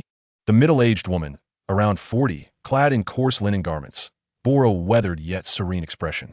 However, at this moment, she was covered in blood, clearly injured. She was none other than Duanmu Rong's master, Nian Duan. Not far behind Nian Duan and Duanmu Rong, a dozen soldiers clad in dark armor, wielding long spears, charged forward with fierce intensity. Upon spotting Qin Feng and the others, Duanmu Rong's face paled in terror, her eyes betraying her panic. Master, we cannot leave. Tears welled up in Duanmu Rong's eyes. Nian Duan hurriedly pulled the girl behind her, reassuring, "Master is here, do not fear." Behind them, the pack of soldiers, resembling ravenous wolves, aggressively closed in, surrounding the two women. "This path ends here." Qin Feng's voice was cold. A group of soldiers armed with long spears, neglecting to defend their homeland, instead bully a defenseless pair of women and children. Despicable. Who dares to trespass into the territory of the Qin army? The leader, brandishing his spear with fury, bellowed at Qin Feng. With a sharp sound, the flying rainbow sword was unsheathed, its blade radiating a brilliance akin to a tiger's roar in the mountains, startling a myriad of birds into flight. Swiftly, the sword was sheathed once more. The act of drawing and sheathing was completed in the blink of an eye, as if it had never been drawn at all. Clang, clang, clang. The spears in the soldiers' hands shattered into pieces, their tips falling to the ground. Dongmu Rong, Nian Duan, and the other soldiers were taken aback, their faces reflecting sheer astonishment. Such extraordinary swordsmanship exists in the world. Fire the arrows. The Qin army leader gritted his teeth, issuing orders to prepare for an assault. A dozen soldiers promptly discarded their spears and, in perfect unison, readied their bows and crossbows. The Qin army's three paramount weapons, cavalry, bows, and fire arrows, were now poised for action. Faced with the formidable Qin Feng, the Qin army demonstrated their unparalleled military prowess. This was the very reason the Qin army could dominate the world. Qin Feng's icy gaze swept across the soldiers, sending shivers down their spines.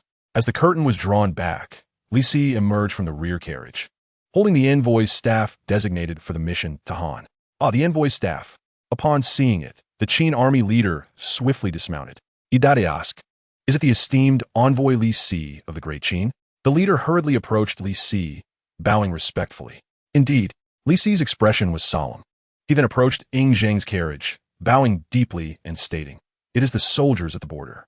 The Qin army leader, discerning the unspoken implications, thought to himself, could it be that within the carriage resides? Upon this realization, he hurriedly knelt on one knee. "I pay my respects to your majesty." The remaining soldiers promptly followed suit, kneeling and bowing. Dongmu Rong and Nian Duan exchanged glances, having inadvertently encountered the king of Qin. A fleeting glimmer of cold murderous intent flashed in Nian Duan's eyes. From within the carriage came a voice of solemn authority. "Pray tell, your majesty, what is the situation at the forward garrison, and who commands it?" The Qin army leader replied, "Your majesty, ahead lies the border garrison of Wusui, commanded by the left chancellor Wang Qi, leading the armored forces of Pingyang." "General Wang Qi." Ying Zheng mused quietly. "What is the meaning of this?" He subsequently inquired further. "Your majesty, these two are spies from the Yin kingdom." The soldier lowered his head to speak. A healer possesses a compassionate heart. How could they be deemed spies? Qin Feng's gaze was indifferent. These two have intruded upon the territory of the Qin army. They must be executed. The Qin army leader proclaimed. Healers save lives, and heroes rescue the world. Who dares to harm members of the medical family? Qin Feng's cold eyes fixed on him, an aura of frost emanating from his being. In the capital of Qin, Xianyang, within the chancellor's residence, Chancellor Liu held a bundle of bamboo slips, diligently examining the pertinent records. Suddenly, he furrowed his brow, a chilling aura of murderous intent emanating from his countenance. The decree of the central vehicle minister, Momins Latte, a man adorned with a dark crimson high hat and auburn sideburns, entered the chancellor's residence, bowing deeply. His pallid complexion resembled that of parchment, his eyes clouded with gloom, and an unsettling, effeminate aura surrounded him, sending a shiver down the spine of anyone who dared to gaze upon him. The central vehicle minister, Zhao Gao. Your servant Zhao Gao pays his respects to the chancellor. Upon stepping into the chancellor's abode, Zhao Gao dutifully knelt. Who could have imagined that the mastermind behind the lethal web of the Qin Empire would possess such an effeminate demeanor, exuding the essence of a sycophant? Minister Zhao, do you recall Qin village from a year ago? The chancellor's voice was elusive, leaving one in suspense. Reporting to the chancellor, in Qin village, 530 souls, 530 lives, without a single survivor. Zhao Gao responded candidly. When the 6 sword servants strike, there are absolutely no survivors. 530 individuals. The chancellor rose abruptly, his expression darkening like a sky laden with frost. Indeed, Zhao Gao bent low, daring not to lift his gaze. Take a good look. The chancellor immediately hurled the bamboo slips in his hand before Zhao Gao. This is the record of the population of Qin village, as noted by the historian. Before Ing Zheng unified the realm, Shang Yang's reforms enabled Qin to implement a county system across the nation. Alongside the county system, a significant institution emerged that would influence the Huaxia for 2 millennia, the household registration system. This system allowed the central authority of Qin to possess an intimate understanding of the population within every county and village. Zhao Gao picked up the bamboo slips, where it was clearly documented that the population of Qin village was 531. Zhao Gao vividly recalled the rainy night a year prior. The 6 sword servants had completed their task and reported back, having slain a total of 530 individuals. 530 lives, 530 corpses. The 6 sword servants were unwaveringly loyal to Zhao Gao, devoted to the lethal web, with no ulterior motives. This could only imply one possibility. A year prior, the intelligence regarding Qin village received by the web was false. A cold sweat trickled down Zhao Gao's spine. A year ago, the official overseeing the population of the counties was the esteemed Gan Luo. Zhao Gao deftly deflected responsibility. Gan Luo, a year ago, held the position of Minister of Grain Management in Qin. The statistics of the population across the counties were indeed his purview. Now, Gan Luo has risen to the rank of esteemed minister. Gan Luo, the chancellor's right finger lightly tapped the table, producing a rhythmic sound. Are you aware of the new swordsmanship instructor by the king's side and his background? After a brief silence, the chancellor suddenly shifted the topic. Zhao Gao trembled, inwardly contemplating. What is fated cannot be evaded. A disciple of Gigu, named Qin Feng. Zhao Gao replied truthfully. What a coincidence, he shares the same surname. The chancellor remarked coldly. Moreover, he has slain Ba Linglong. Chancellor, your servant shall issue an order to ensure that no one bearing the name Qin steps foot in the land of Qin. As soon as the master speaks, Zhao Gao can effortlessly arrange all matters to perfection, allowing the master to rest assured 1,000-fold. This is the fundamental reason why Zhao Gao could confidently take charge of the formidable weapon of the Qin Empire, the net of intrigue, entrusted to him by Prime Minister Liu without a hint of suspicion. Chapter 42. Nian Duan's assassination of Ing Zheng and Prime Minister Liu's conspiracy. On the border of Qin and Han, who would dare to kill a member of the medical family? Qin Feng's cold gaze pierced through the air as he commanded with a chilling intensity. The several Qin soldiers, feeling the bone-chilling killing intent emanating from him, instinctively took a few steps back. The king has decreed, those who trespass upon the territory of the Qin army shall die. Thus they must perish. The leader of the Qin army took a step forward, advancing rather than retreating. With his chest puffed out and head held high, he exhibited no fear. The might of the Qin army is not to be trifled with. Master, Duanmu Rong grasped Nian Duan's arm tightly, her eyes filled with terror. Nian Duan coughed several times, patting the back of Duanmu Rong's hand to signal her not to panic. The forest path fell into a sudden silence. Those who intrude upon the territory of the Qin army shall die. Indeed, I have issued such an order. After a long pause, a voice of authority resonated from within the carriage, that of Ing Zheng. Your Majesty. Li Si and the Qin soldiers bowed their heads in reverence upon hearing Ing Zheng's voice. The valiant soldiers dedicate their lives to uphold the might of the Qin army. I am truly gratified. The voice of Ing Zheng echoed once more from within the carriage. Young Master Shang, the dignity of the Qin army is not to be infringed. I, Gai Nie, am willing to exchange my life for the lives of the 2 members of the medical family. Suddenly, Gai Nie spoke from within the carriage. Is Master Gai? The Qin soldiers exchanged glances, momentarily frozen in place, unsure of how to respond. Who would dare to trade Gai Nie's life for the lives of the 2 from the medical family? Gai Nie? It turns out the esteemed chief swordsman of the Qin king is also present. Gai Nie, the chief swordsman of the Qin king, renowned across the land, known by all. Upon hearing Gai Nie's voice, Duanmu Rong looked up with anticipation. She had long heard tales of Gai Nie, a strikingly handsome and chivalrous young hero of the martial world, whom she admired greatly. A healer saves lives, having long set aside concerns of life and death. The 2 insignificant lives of the medical family need not trouble Master Gai. However, Nian Duan remained unmoved by Gai Nie's plea. In his eyes, there was even a trace of disdain and contempt. Master Nian Duan has misunderstood. The curtain of the carriage was drawn aside, revealing a handsome, resolute, and dignified man who stepped down gracefully. Your Majesty. The Qin soldiers knelt on one knee, bowing their heads in submission. As Ing Zheng descended from the carriage, he approached Nian Duan with measured steps. I have heard of the benevolent heart of healers who enter the world to save lives, striving for the well-being of all. Today, I fortuitously encounter a member of the medical family, and I am filled with admiration before the unification of the realm by the Qin. Those of the medical family were held in high esteem by the states and the various schools of thought. After all, the imperial physicians in the court are far inferior to the medical expertise of the medical family. Once a member of the royal family encounters a perplexing ailment, they ultimately must rely on the expertise of the physician. As Ying Zheng's words echoed through the hall, astonishment enveloped the audience. No one anticipated that the formidable king of Qin would dismount to personally meet Nian Duan. Your Majesty, the Qin generals exclaimed in unison. The world is divided into Qin people, Yin people, Zhao people, Chu people, Wei people, Han people, and Qi people. Upon uttering these words, Nian Duan incited the fury of the Qin army. Preposterous! I enter this realm to save lives, but I shall not save the Qin people. Suddenly, Nian Duan drew a sharp blade from the left sleeve and lunged towards Ying Zheng's abdomen. With a clang, the Fei Hong sword was unsheathed, its cry reminiscent of a dragon's roar. The sword's energy swept through the heavens, and Nian Duan's blade was instantly severed in two. Had it not been for Qin Feng's lightning-fast intervention, Ying Zheng would likely have been struck by Nian Duan's attack. Kill! Bellowed the commander of the Qin army. Whoosh! Dozens of crossbow bolts were unleashed, striking Nian Duan's body. In an instant, she was pierced by a multitude of arrows, blood staining the ground. Master! Upon witnessing this, Duanmu Rong's face paled in terror, and she cried out in despair.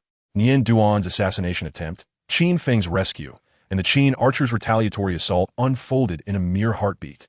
Yet, no matter how swift Nian Duan was, she could not outpace Qin Feng's sword. Kill her! The commander of the Qin army pointed at Duanmu Rong, his voice laced with fury.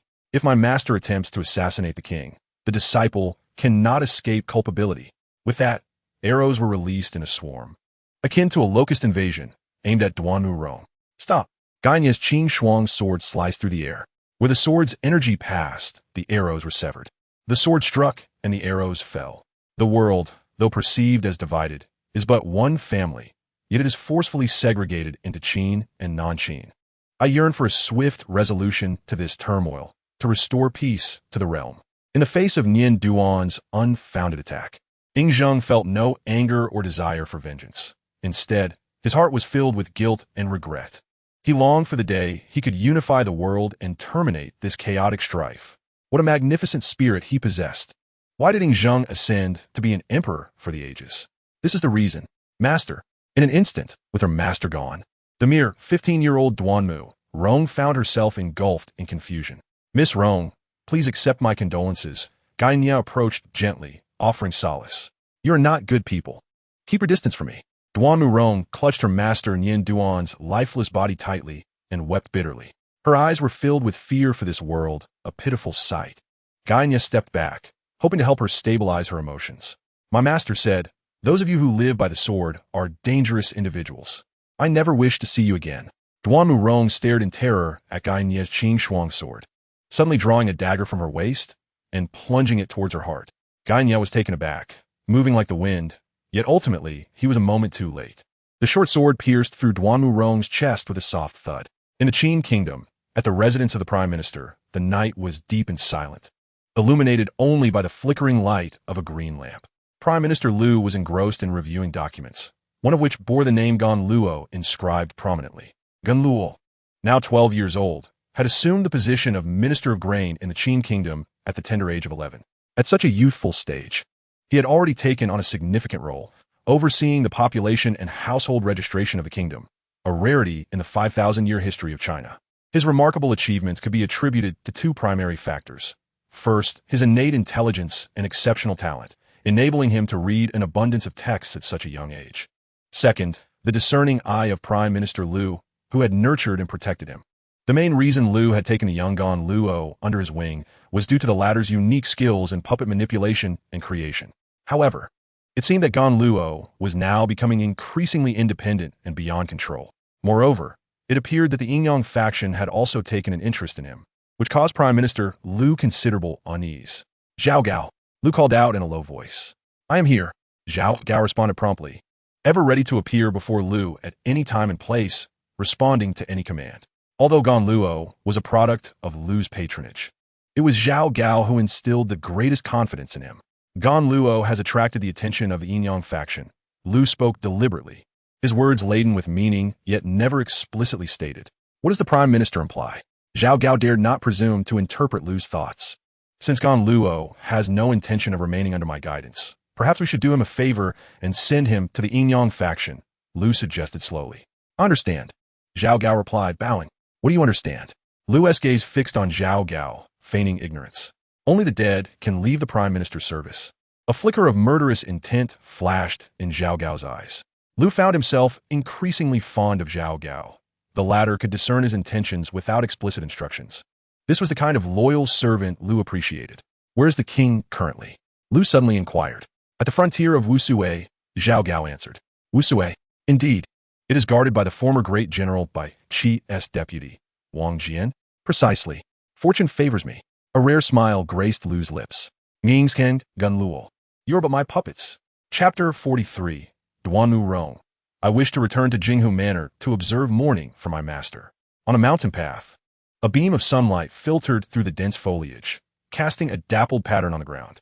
Duanmu Rong opened her eyes, gazing at the sunlight that pierced through the leaves, feeling as though she had returned to the familiar Jinghu Manor. Master, Duanmu Rong called out in a daze, but received no response. Master, she cried again, yet silence lingered. It was only then that she recalled her master had passed away. At that moment, a sharp pain surged through her chest. Looking down, she saw her clothing stained with blood. The sword strike from earlier had not allowed her to join her master in death. A profound sense of guilt enveloped her heart. Raising her gaze, she spotted Ying Zheng, Gai Nie, and Li Si standing solemnly beside a raised mound of earth. An ominous premonition gripped her. Ignoring the agony in her chest, she rushed over. Upon reaching the mound, she beheld a gravestone. Here lies the grave of Master Nian Duan, a healer. Master, Duanmu Rong's knees buckled, and she fell to the ground in despair. She had descended the mountain with her master for merely a day before being separated by life and death. Her heart ached with overwhelming sorrow. In the midst of a chaotic world, this place remained tranquil and serene, as if the myriad schools of thought contended for supremacy. Yet the healers chose to remain apart from worldly affairs. Ying Zheng spoke slowly. Duanmu Rong noticed the dirt on the hands of Ying Zheng, Gai Nie, and Li Si, and a realization dawned upon her. They had personally buried Master Nian Duan. Her master had once said that a healer must first ensure their own safety before tending to the sick. Duanmu Rong held these teachings dear. Yet, in her master's eyes, the sick could not be divided into Qin and non-Qin.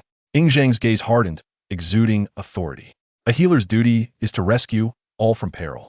This is true virtue. If one were to distinguish between Qin and non-Qin, would that not betray the very essence of healing? Upon hearing his words, Duanmu Rong's expression changed dramatically. Each of Ying Zheng's statements struck her like a dagger. Once I have resolved the turmoil of this world, all shall be united as one. With no distinction between Qin and non-Qin, when healers enter the world, they shall have no further reservations. Ying Zheng gazed into the distance, his resolve unwavering. He envisioned a unified realm, where distinctions between Qin and non-Qin would cease to exist. Hearing this, Li Si immediately bowed in deference. Having previously followed Minister Lu, he now pledged his unwavering loyalty to Ying Zheng. However, he felt a deep-seated anxiety at the thought of Han Fei joining Qin, fearing it might forever hinder his own rise. The king's ambition to care for the populace aligned with the principles upheld by the healers. Yet, Duanmu Rong would never betray her master's words. Bowing her head, she dared not meet Ying Zheng's gaze. The words of her master echoed in her mind. To not save the people of Qin. Impudent. Li Si's countenance darkened in an instant upon hearing her thoughts. Ying Zheng waved his hand, signaling Li Si to step back. Coughing violently, Duanmu Rong was startled by Li Si's reaction, blood seeping from her wound. Miss Duanmu, please accept my condolences. Gai Nie approached, his eyes fixated on her as he spoke gently. Duanmu Rong turned her head, their gazes locking in a moment of shared understanding. A blush suddenly adorned Duanmu Rong's face. The youthful hero she had long admired. Yet, in an instant, her gaze shifted to the sword in Gai Nie's hand, and her heart sank. Memories of her master's admonition echoed in her mind. Never fall in love with a man who lives by the sword. Tears welled in her eyes as she grappled with her emotions. On one hand lay her master's wise teachings, and on the other, the benevolence of a healer's heart. Should she heed her master's words or follow the inclinations of her own heart? With her inner turmoil overwhelming her, coupled with her unhealed wounds, she suddenly coughed up blood, her body swaying precariously. Gai Nie reached out to support her. "Let go of me." Duanmu Rong struggled to free herself from his grasp. "You are the ones who caused my master's death," she exclaimed, pushing Gai Nie away with all her might. But her forceful action caused her wound to reopen, blood gushing forth like a fountain, staining her garments crimson. She collapsed immediately. Gai Nie caught her once more, but this time Duanmu Rong lacked the strength to resist him. "Release me, or I shall bite my tongue," she implored desperately. "Forgive me." Before she could finish her plea, Gai Nie swiftly sealed her acupoint to prevent her from harming herself. "What are you doing?" Duanmu Rong's expression turned to one of fear. Young Master Shang, Gai Nie, unsure of how to manage the situation, sought the counsel of Yingzheng. "Take her back to Xianyang," Yingzheng commanded. "No, I would rather die than go to Xianyang.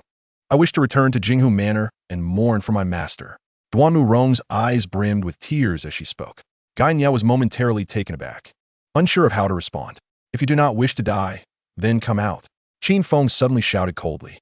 The surrounding Qin soldiers tensed, looking upward. There, atop a tree branch, stood a youth clad in white, arms crossed, defying gravity. A white sash fluttered in the wind. "Bai Feng, do you come as a representative of the night or of the shifting sands?" Qin Feng fixed an icy gaze upon Bai Feng. "The Red Lotus Princess has gone missing. She has been captured by the Blood Robe Fortress." The proud Bai Feng's eyes narrowed, suspiciously observing the sword in Qin Feng's hand.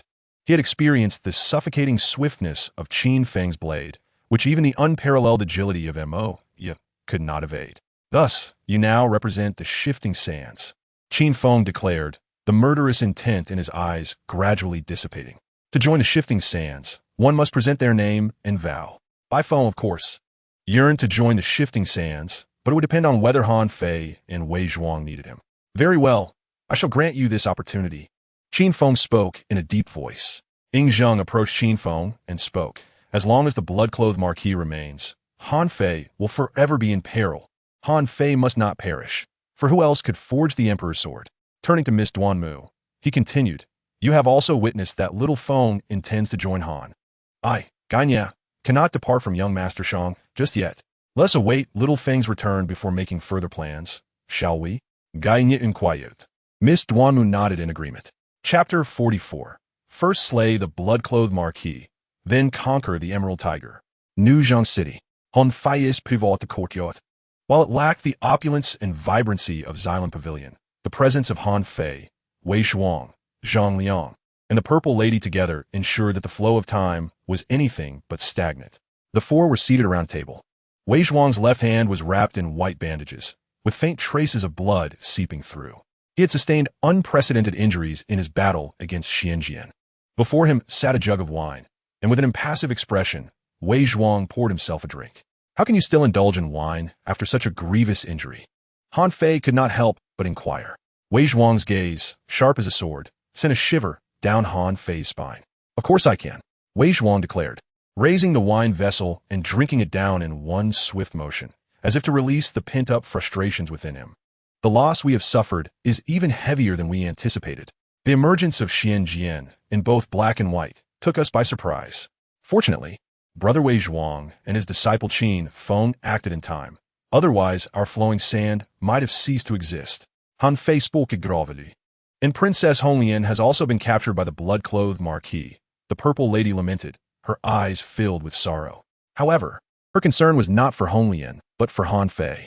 With Honglian's abduction, Han Fei, who cherished her dearly, must be more anxious than anyone else. "You should not have stopped me yesterday." Wei Zhuang poured another cup of wine and drank it down. "Had it not been for your intervention, I would have stormed the Blood Fortress yesterday, because you were injured." Han Fei gazed intently at Wei Zhuang. In his heart, Wei Zhuang held greater significance than Honglian. "In escorting young Master Shang, we lost Tang Qi, Kai Dai, and even the entire Xylem Pavilion. But we absolutely cannot lose you. Flowing Sand can manage without Zhang Liang and the Purple Lady. Han Fei could even sacrifice his sister Honglian. Yet, he and all of Flowing Sand cannot do without Wei Zhuang." These words echoed Han Fei's heartfelt conviction. However, Wei Zhuang paid Han Fei no heed, remaining as indifferent as an iceberg. Disciples of the Ghost Valley only grow stronger through battle. Perhaps I should express my gratitude to Xianjian. It was he who enabled me to break through to the second tier of the innate realm. Following this battle, Wei Zhuang had ascended from the first tier to the second tier of the innate realm, making him even more formidable than before. As he spoke, the shark-toothed weapon in his hand seemed to respond to its master-esque call, humming continuously. Han Fei, the Purple Lady, and Zhang Liang exchanged glances of delight. Wei Zhuang's newfound strength signified a greater hope for rescuing Honglian. Is the sacrifice we endure truly worthwhile? Zhang Liang pondered momentarily before inquiring. This is an investment. Han Fei turned to face Zhang Liang. The one being invested in is our adversary, a person whom our enemies wish to eliminate at all costs. That person is Ying Zheng. This is a perilous investment. Wei Zhuang crossed his arms, his voice indifferent, his gaze unwavering. Should Ying Zheng return to the Qin state and fail to secure his throne, then all that Han Fei and Liu Sha have accomplished would be rendered futile. And we may even face retribution from the Qin state in the future. Investment inherently carries risks, Han Fei remarked with a faint smile. Investment also bears a price. The cost is the merciless vengeance of the Nightfall. Wei Zhuang Q Hunadan Fei. Do you have a strategy to counter Nightfall? At this moment, Zhang Liang interjected. There is one person who can unite against Nightfall. Wei Zhuang stated calmly. Are you referring to Qin Feng? Han Fei asked. Wei Zhuang remained non-committal. Regrettably, his heart does not belong to Han state, but to Qin state. Moreover, I can discern that Qin Feng harbors a significant desire for bloodshed. He appears to have a deep-seated vendetta against the Luo network. A flicker of doubt and concern danced in Han Fei's eyes. 1 year ago, the Qin family village massacre, rumored to be the work of the 6 sword slaves of the Luo network. Zhang Liang murmured. A year ago, he had just become a disciple of the Ghost Valley. Wei Zhuang and Zhang Liang exchanged glances. Brother Wei, how many years have you studied in Ghost Valley? Han Fei suddenly recalled something and asked. 3 years. 3 years to master the pinnacle swordsmanship of Ghost Valley, traversing the 8 directions? Wei Zhuang fixed his gaze ahead, remaining silent. For Wei Zhuang, silence equated to acknowledgement. And Qin Feng accomplished the mastery of Ghost Valley's vertical and horizontal sword techniques in merely 1 year? Han Fei found it hard to believe that anyone other than Gai Nie could possess a swordsmanship talent surpassing that of Wei Zhuang. Thus, he is worth pursuing. Wei Zhuang stated coolly. However, Qin Feng will attract the relentless pursuit of the Luo network. This poses a danger. Han Fei stroked his chin, weighing the pros and cons before speaking. Liu Sha already has a formidable opponent in Nightfall. If we provoke the Luo network further, Han Fei dared not envision the consequences. This is yet another investment. Investments indeed carry risks. Wei Zhuang remained steadfast in his convictions. The murderous intent of Qin Feng, coupled with Ying Zheng's ambition, is equally perilous. Han Fei's eyes brimmed with concern. Perhaps this is the very reason Han Fei rejected Ying Zheng. Those without ambition are not worth investing in. Wei Zhuang's cold gaze pierced through Han Fei, their eyes locking in an icy confrontation. They were both resolute in their choices, unable to persuade one another. In your fervent discourse, it seems you have all forgotten one crucial matter. Xinu approached slowly and spoke. What matter? Han Fei inquired, perplexed. You invest in my Zilangquan. The purple maiden shot a glance at Han Fei. With a sigh, Han Fei placed his hand on his forehead in resignation. Wei Zhuang's icy gaze flickered momentarily. Zhang Liang cleared his throat twice, creating an awkward atmosphere. Ahem, isn't this our Zilangquan? Han Fei resolved to employ his charm, drawing closer to the purple maiden. This matter requires careful deliberation. Perhaps we should. How about we first enjoy a drink? Upon arriving at their destination, a palace ruin graced by a vast inner lake, they stood before what was once a cold palace. The royal abode of the state of Zheng during the spring and autumn period. Once this place thrived in unmatched splendor, yet now it lay desolate. The purple maiden, both exasperated and delighted, inquired, Do you only ever choose this place to drink? It was exasperating that this venue had become their frequent rendezvous, almost a private meeting spot for the two. Couldn't they select somewhere more novel? Yet, she was pleased to note that despite his noble status as the 9th young master, Han Fei seemed rather devoted. Her eyes shimmered with tenderness. I truly adore this place. Han Fei, holding a wine jar, lamented, witnessing the rise and fall of dynasties, the inexorable passage of time. If only every individual's fate could be. Do you prefer change? The purple maiden's enchanting gaze lingered on Han Fei, her words laden with meaning. I believe that flowing sand must evolve. Han Fei released his grip, allowing the wine jar to plunge into the lake. The future of flowing sand should aspire to greater heights. He continued. What do you mean, Brother Han? Zhang Liang inquired, puzzled. The blood-stained robe of the Marquis, the jade tiger upon the stone, the siren of the azure sea, the guest in the straw raincoat beneath the moon. The power of the nightshade encompasses wealth, military might, politics, and espionage. For flowing sand to contend with the nightshade, it must first address these four aspects. Han Fei's fervor surged, ready to embark on a grand endeavor.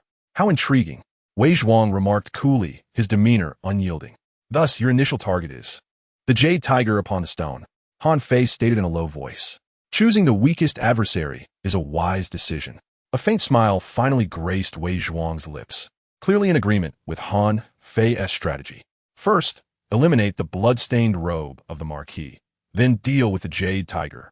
Such is the prudent choice, and the path the disciple of Gigu should take. As Wei Zhuang concluded, a soft voice echoed from outside the door.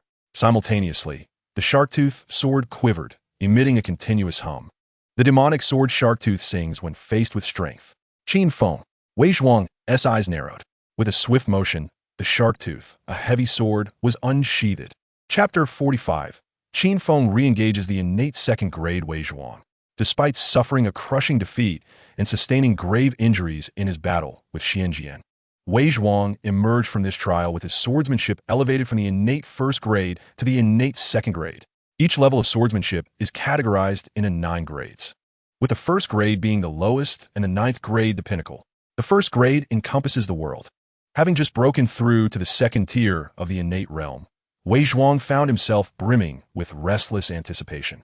The shark's tooth, yearning for the taste of blood, awaited the arrival of Qin Feng to quench its thirst for battle. Brother Wei, Han Fei, concerned for Wei Zhuang's injuries, hastily interjected, believing that he should refrain from engaging in such a fierce confrontation. Wei Zhuang shot him a cold glance, leading Han Fei to quickly amend his words. What I mean is, you must exercise caution. Yet, it was Wei Zhuang who needed to heed the warning. With a low, commanding voice, he declared, "Be wary." The shark's tooth sword was unleashed, radiating a heavy aura of murderous intent that surged forth like a tempest. Following his breakthrough, Wei Zhuang's sword energy became even more piercing, his sword intent more robust, and his sword momentum utterly unstoppable. Before the shark's tooth even arrived, Qin Feng outside the door had already sensed the oppressive threat. The sword comes. At the call of its master, the flying rainbow soared from its scabbard. Your cultivation has ascended to the second tier of the innate realm. How intriguing. Qin Feng's voice was devoid of emotion. Clang. As his words fell, the shark's tooth launched a ferocious attack. The shark's tooth was as fierce as a wolf, as formidable as a tiger. Clang. The clash of the shark's tooth against the flying rainbow sword sent sparks flying, dazzlingly bright.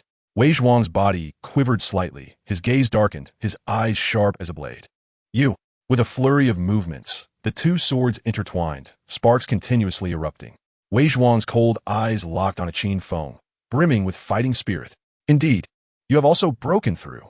Yes, Wei Zhuang had honed his skills through combat, achieving breakthroughs in the heat of battle, just as Qin Feng had done. In terms of swordsmanship talent, with the Myriad sword system at his disposal, who could rival Qin Feng in the world of the Qin dynasty? Thus, Qin Feng was enveloped in a torrent of sword intent, his sword momentum soaring to the heavens. Thus, this battle shall be a fight to the death. This is our destiny, Wei Zhuang bellowed, unleashing his innate second-tier strength without reservation. The fateful struggle of the Ghost Valley, which would determine both victory and defeat, as well as life and death, was upon them. With his mastery of swordsmanship now at the second tier of the innate realm, his control and manipulation of true energy had become effortlessly adept. It is said that true energy moves at the behest of one's thoughts, where the mind directs. True energy can instantaneously flood through all meridians. In an instant, the shark's tooth sword was infused with a surge of Ghost Valley true energy, locking on a Qin Feng with boundless murderous intent. Destiny, how delightful, Qin Feng uttered in a low voice, as the flying rainbow sword ignited in a brilliant flash of sword light. The piercing brilliance of the sword was chilling. Clang, clang, clang.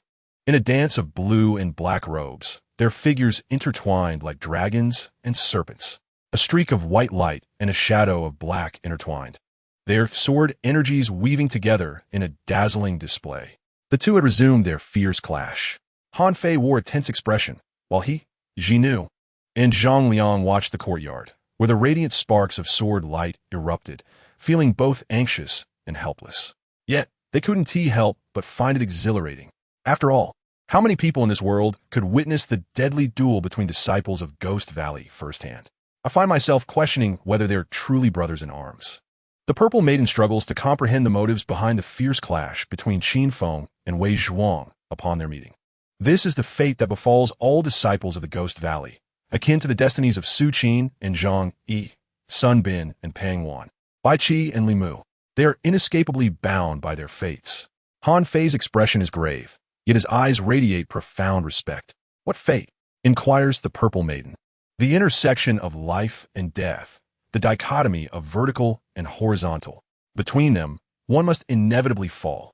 Han Fei speaks slowly. To the bitter end? To the bitter end. She presses further. How can we prevent them? If it is fate, how can external forces intervene? Han Fei's gaze darkens. The clash of swords resonates sharply. The sounds of the flying rainbow and shark tooth colliding echoing continuously, sparks erupting like dazzling fireworks. The figures clad in blue and shadow dance from the ground to the eaves, soaring through the air before descending once more. Wherever they tread, the sword's aura ravages all, leaving destruction in its wake. With a single stroke, all existence fades away. Han Fei gazes at his courtyard, engulfed in swirling dust and flying wood shavings, his heart aching profoundly. Wei Zhuang's shark tooth is fiercer, mightier, and more domineering than ever. Each strike is bloodthirsty, each move lethal. With his swordsmanship now reaching the innate second-tier realm, his speed, strength, willpower, and resolve to kill are incomparable to before. Intriguing. Shark Tooth grows more ferocious by the day. Despite Shark Tooth's ferocity, Qin Feng remains as steadfast as a mountain. As Wei Zhuang attacks, Qin Feng defends. Just as with the vertical and horizontal, the offense flows like mercury, while the defense is impenetrable. Yet, with his mastery of the vertical and horizontal sword technique, Qin Feng can switch between offense and defense in an instant. I hope your sword is not as feeble as your empty words. Wei Zhuang's cold eyes fixate on Qin Feng, his fighting spirit surging, murderous, intent ablaze. In his view, Qin Feng's choice to forsake the heavy Xian iron sword for the flying rainbow sword against Shark Tooth is nothing short of foolish. My sword shall certainly not disappoint you. As the words leave his lips, the flying rainbow sword transforms into a dazzling beam of light, its brilliance akin to the sun itself. The sword light sweeps through the air, causing the beaded curtain a yard away to fall like the tears of a beautiful maiden. The sword techniques of the sword immortal Yi Guqing are imbued with poetry and romance, each move intoxicating. Yet, in Qin Feng's hands, the flying rainbow sword acquires an added air of lethal intent. This killing aura emanates from the depths of his heart, burdened by deep-seated enmity. Each of his strikes is infused with the essence of slaughter. Beneath the poetic and romantic facade lies an inexhaustible thread of death. With a single stroke, all things pale in comparison. Clang! The tip of the flying sword meets Shark Tooth's edge, the sound sharp and piercing. The flying rainbow sword bends slightly. A subtle smile graces Wei Zhuang's lips. However, at that moment, a force erupted from the flying rainbow sword, akin to a mighty torrent. The tip of the sword sprang up, sending Wei Zhuang hurtling backwards. Wei Zhuang took a deep breath, leaping backwards to land beneath an eave. Qin Feng advanced, soaring into the air, gazing down upon Wei Zhuang. Subsequently, the sword tip descended. A figure plummeted from the heavens. Clang! The tips of the dual swords met with precision once more. A weighty force, as imposing as a mountain, descended with authority. This force was familiar to Wei Zhuang. On the Xylan Pavilion, he had been struck down by the overwhelming might of Xianjian. This time, the pressure exerted by the Shark Tooth sword was even more formidable, more terrifying. Boom! The eve beneath him shattered, creating a large hole. Half of the eve collapsed in an instant, dust flying and stones soaring. Wei Zhuang fell from the heights once again. Wei Zhuang, Han Fei exclaimed in hook. He understood Wei Zhuang. He knew that he would never fall twice in the same place. Wei Zhuang would surely unleash his fury. As expected, no sooner had Han Fei spoken than he heard Wei Zhuang roar, horizontal across the 8 directions. Immediately, Wei Zhuang's form surged upwards like a black dragon, soaring into the sky. In the previous encounter, Wei Zhuang had been struck down for the eve by Xian Jian, losing his combat effectiveness and nearly falling victim to Xian Jian's onslaught. Subsequently, he was reborn from the ashes. Now, once again on the eve, he had been cast down by Qin Feng. The same location. Wei Zhuang would never stumble twice. Horizontal across the 8 directions, the pinnacle of sword techniques. With the swordsmanship having reached the second innate realm, Wei Zhuang unleashed the same move, now far more powerful. Layers of crimson sword energy surged forth like waves, ascending skyward. Wherever the sword energy reached, it would sever water and flatten mountains. He had actually utilized his lethal signature move, horizontal across the 8 directions. Zhang Liang and Jinu gasped in astonishment, their faces reflecting disbelief. No wonder it is said that when a disciple of Gigu is angered, the lords tremble. When at peace, the world is tranquil. Such life-and-death swordplay among disciples begs the question, apart from the Gigu sect, who else could match such fervor? Zhang Liang marveled incessantly. Sword testing? Have you ever witnessed someone risking their life to test a sword? Han Fei rietutiet. In midair, Qin Feng wielded his sword with his right hand, while his left hand, fingers together, swept across the belly of the flying rainbow sword. The true energy of Gigu surged like a torrent, pouring into the flying rainbow sword. Instantly, the sword's radiance intensified, dazzling like the sun. Among the myriad sword techniques, only another style from Gigu could rival the horizontal sword technique of Gigu. The vertical sword, the 100 steps flying sword. Yet, even with the same 100 steps flying sword, the sword intent unleashed by Qin Feng, having surpassed the second innate realm, was far more potent than before. Similarly, the Xiantai heavy sword could not match the lightness and grace of the flying rainbow sword, which danced with an effortless elegance. The flying rainbow sword resembles another weapon, the abyssal rainbow. The sword and its technique are inextricably linked, each enhancing the other. In an instant, the clash of swords echoed like a tiger's roar and a dragon's chant, reverberating through the heavens. Flying rainbow and shark's tooth, Qin Feng and Wei Zhuang unleashed their full might without reservation. The sword's intent flowed like a river. The murderous aura surged like a tidal wave. This battle would determine victory and defeat, life and death. It was an inescapable fate for the disciples of the Ghost Valley. Boom! The most ferocious shark's tooth met the most ethereal and graceful flying rainbow. The most formidable force, unstoppable in its might, collided with the swift and indomitable 100 steps flying sword. It was akin to heavenly thunder striking earth, a meteor colliding with the planet, stirring up towering waves of dust. Han Fei's courtyard was once again reduced to ruins. Fortunately, Han Fei's private estate lay on the outskirts of Xinjiang City, sparsely populated. The fierce battle between Qin Feng and Wei Zhuang attracted little attention. Were they all right? The swirling dust obscured the figures of Qin Feng and Wei Zhuang. Han Fei, Zhang Liang, and the Purple Maiden exchanged bewildered glances. After a long while, as the dust settled and the sword aura dissipated, Wei Zhuang knelt slightly, gripping Shark's tooth, her gaze icy. Meanwhile, Qin Feng stood tall, his azure robe billowing, eyes as tranquil as a deep well. Wei Zhuang slowly rose, sheathing her sword, standing at a distance from Qin Feng. Did you come to save someone, or to avenge a sword's grudge? She queried, her voice devoid of warmth. To save, and to avenge a sword's grudge. Qin Feng replied. A day ago, she could repel you with a single sword. Now it would take at least 10. Wei Zhuang remained unyielding. A day ago, you were evenly matched with him. Now within 10 swords you can kill him. Qin Feng responded with equal coldness. I need not 10 swords. I can still slay the blood-clad Marquis. Wei Zhuang slightly raised her gaze, a surge of murderous intent dancing in her eyes. If she cannot kill me within 10 swords, then I can slay her. Qin Feng's eyes mirrored her lethal resolve.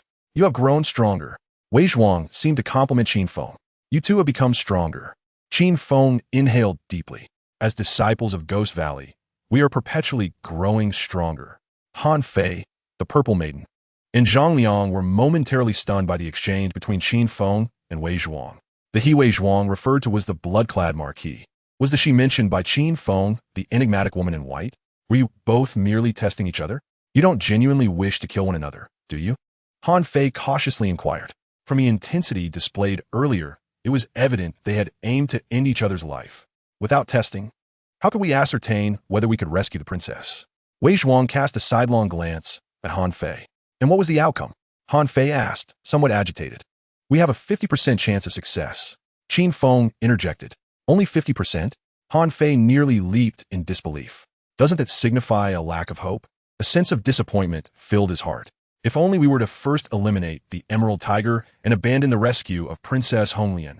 You possess less than a tenth of chance. Qin Feng turned to gaze at Han Fei. I hold great admiration for Mr. Han, who is willing to sacrifice his beloved sister to preserve the strength of the sand flow. As Qin Feng's words fell, Han Fei felt a profound shame. For indeed, in his strategy, Princess Honglian was of lesser importance than the sand flow. If he were to stubbornly defend against the Blood Cloak Fortress for the sake of Honglian, the sand flow would inevitably face catastrophic ruin. Han Fei could not afford to lose. He was a man who prioritized the greater good. Thus, he had to thwart Wei Zhuang's attempt to rescue Honglian and relinquish her. Among the four fiends of the night, the Emerald Tiger is the weakest. Is targeting the most feeble among them truly your choice? Qin Feng's final words were directed at Wei Zhuang. Wei Zhuang fell silent. Removing the Emerald Tiger was merely akin to severing Ji Wuye's left wing, inconsequential to the larger scheme.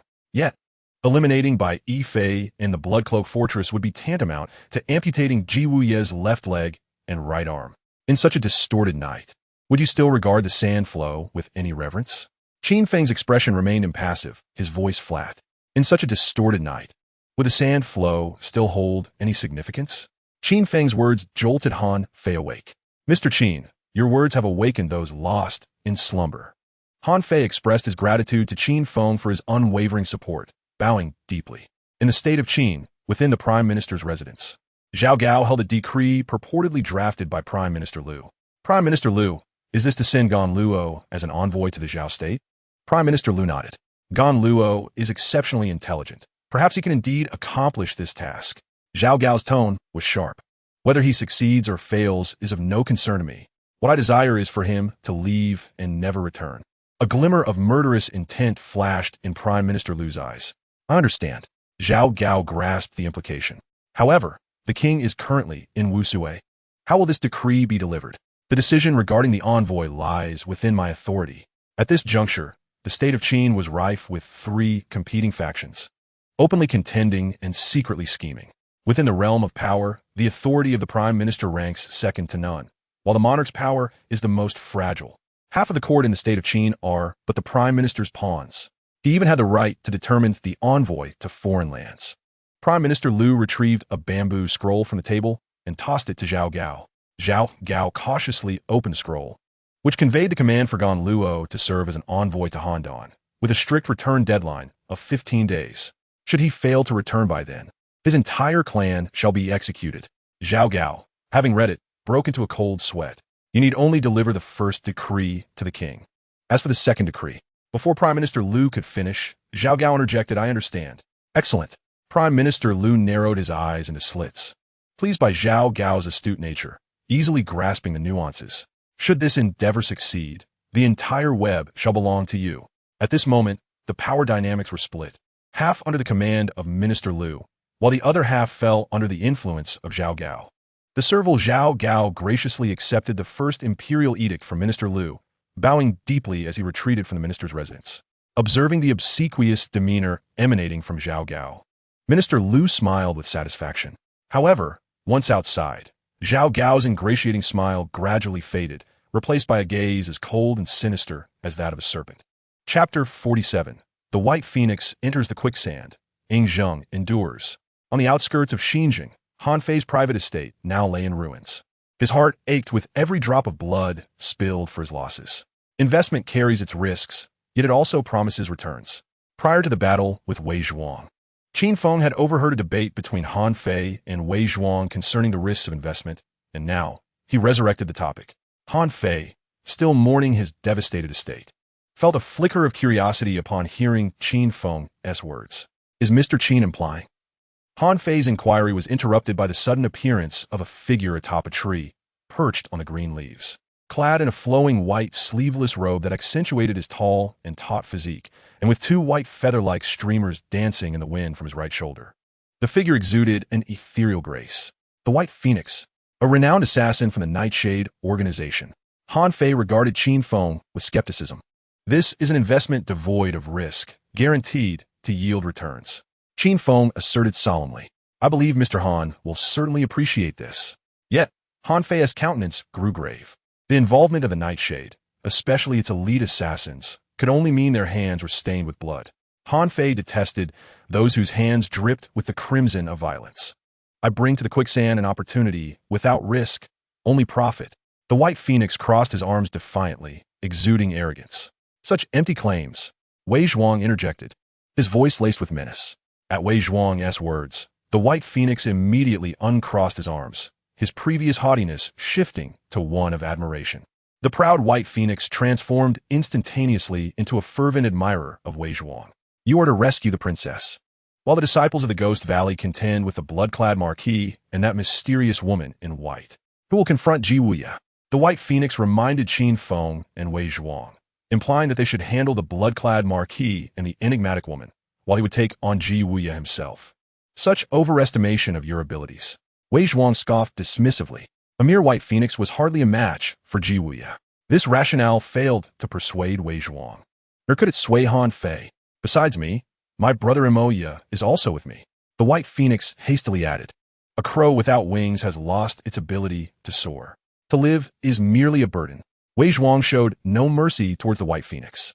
Emoya, having lost his right arm to Qin Feng's sword, resembled a wingless crow. What value remains to be exploited? Han Fei nodded in agreement. In a contest where both sides are evenly matched, it is not always necessary to grow stronger oneself. Rather, if the opponent weakens, our chances of victory increase. At this moment, Qin Feng spoke up.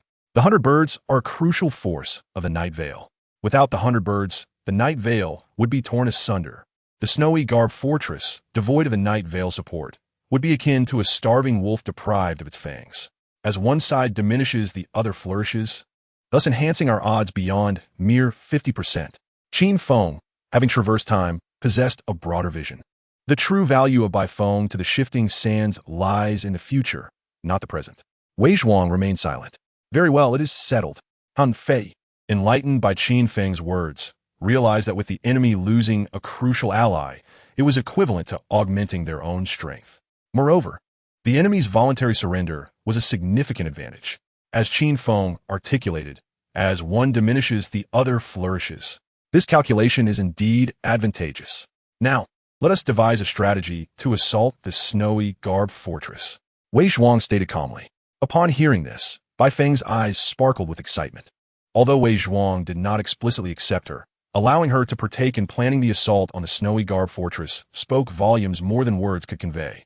At the Qinhan border, amidst the wooded trails of the mountains, Gai Nie sat upon the ground, bare-chested, revealing his firm, chiseled muscles.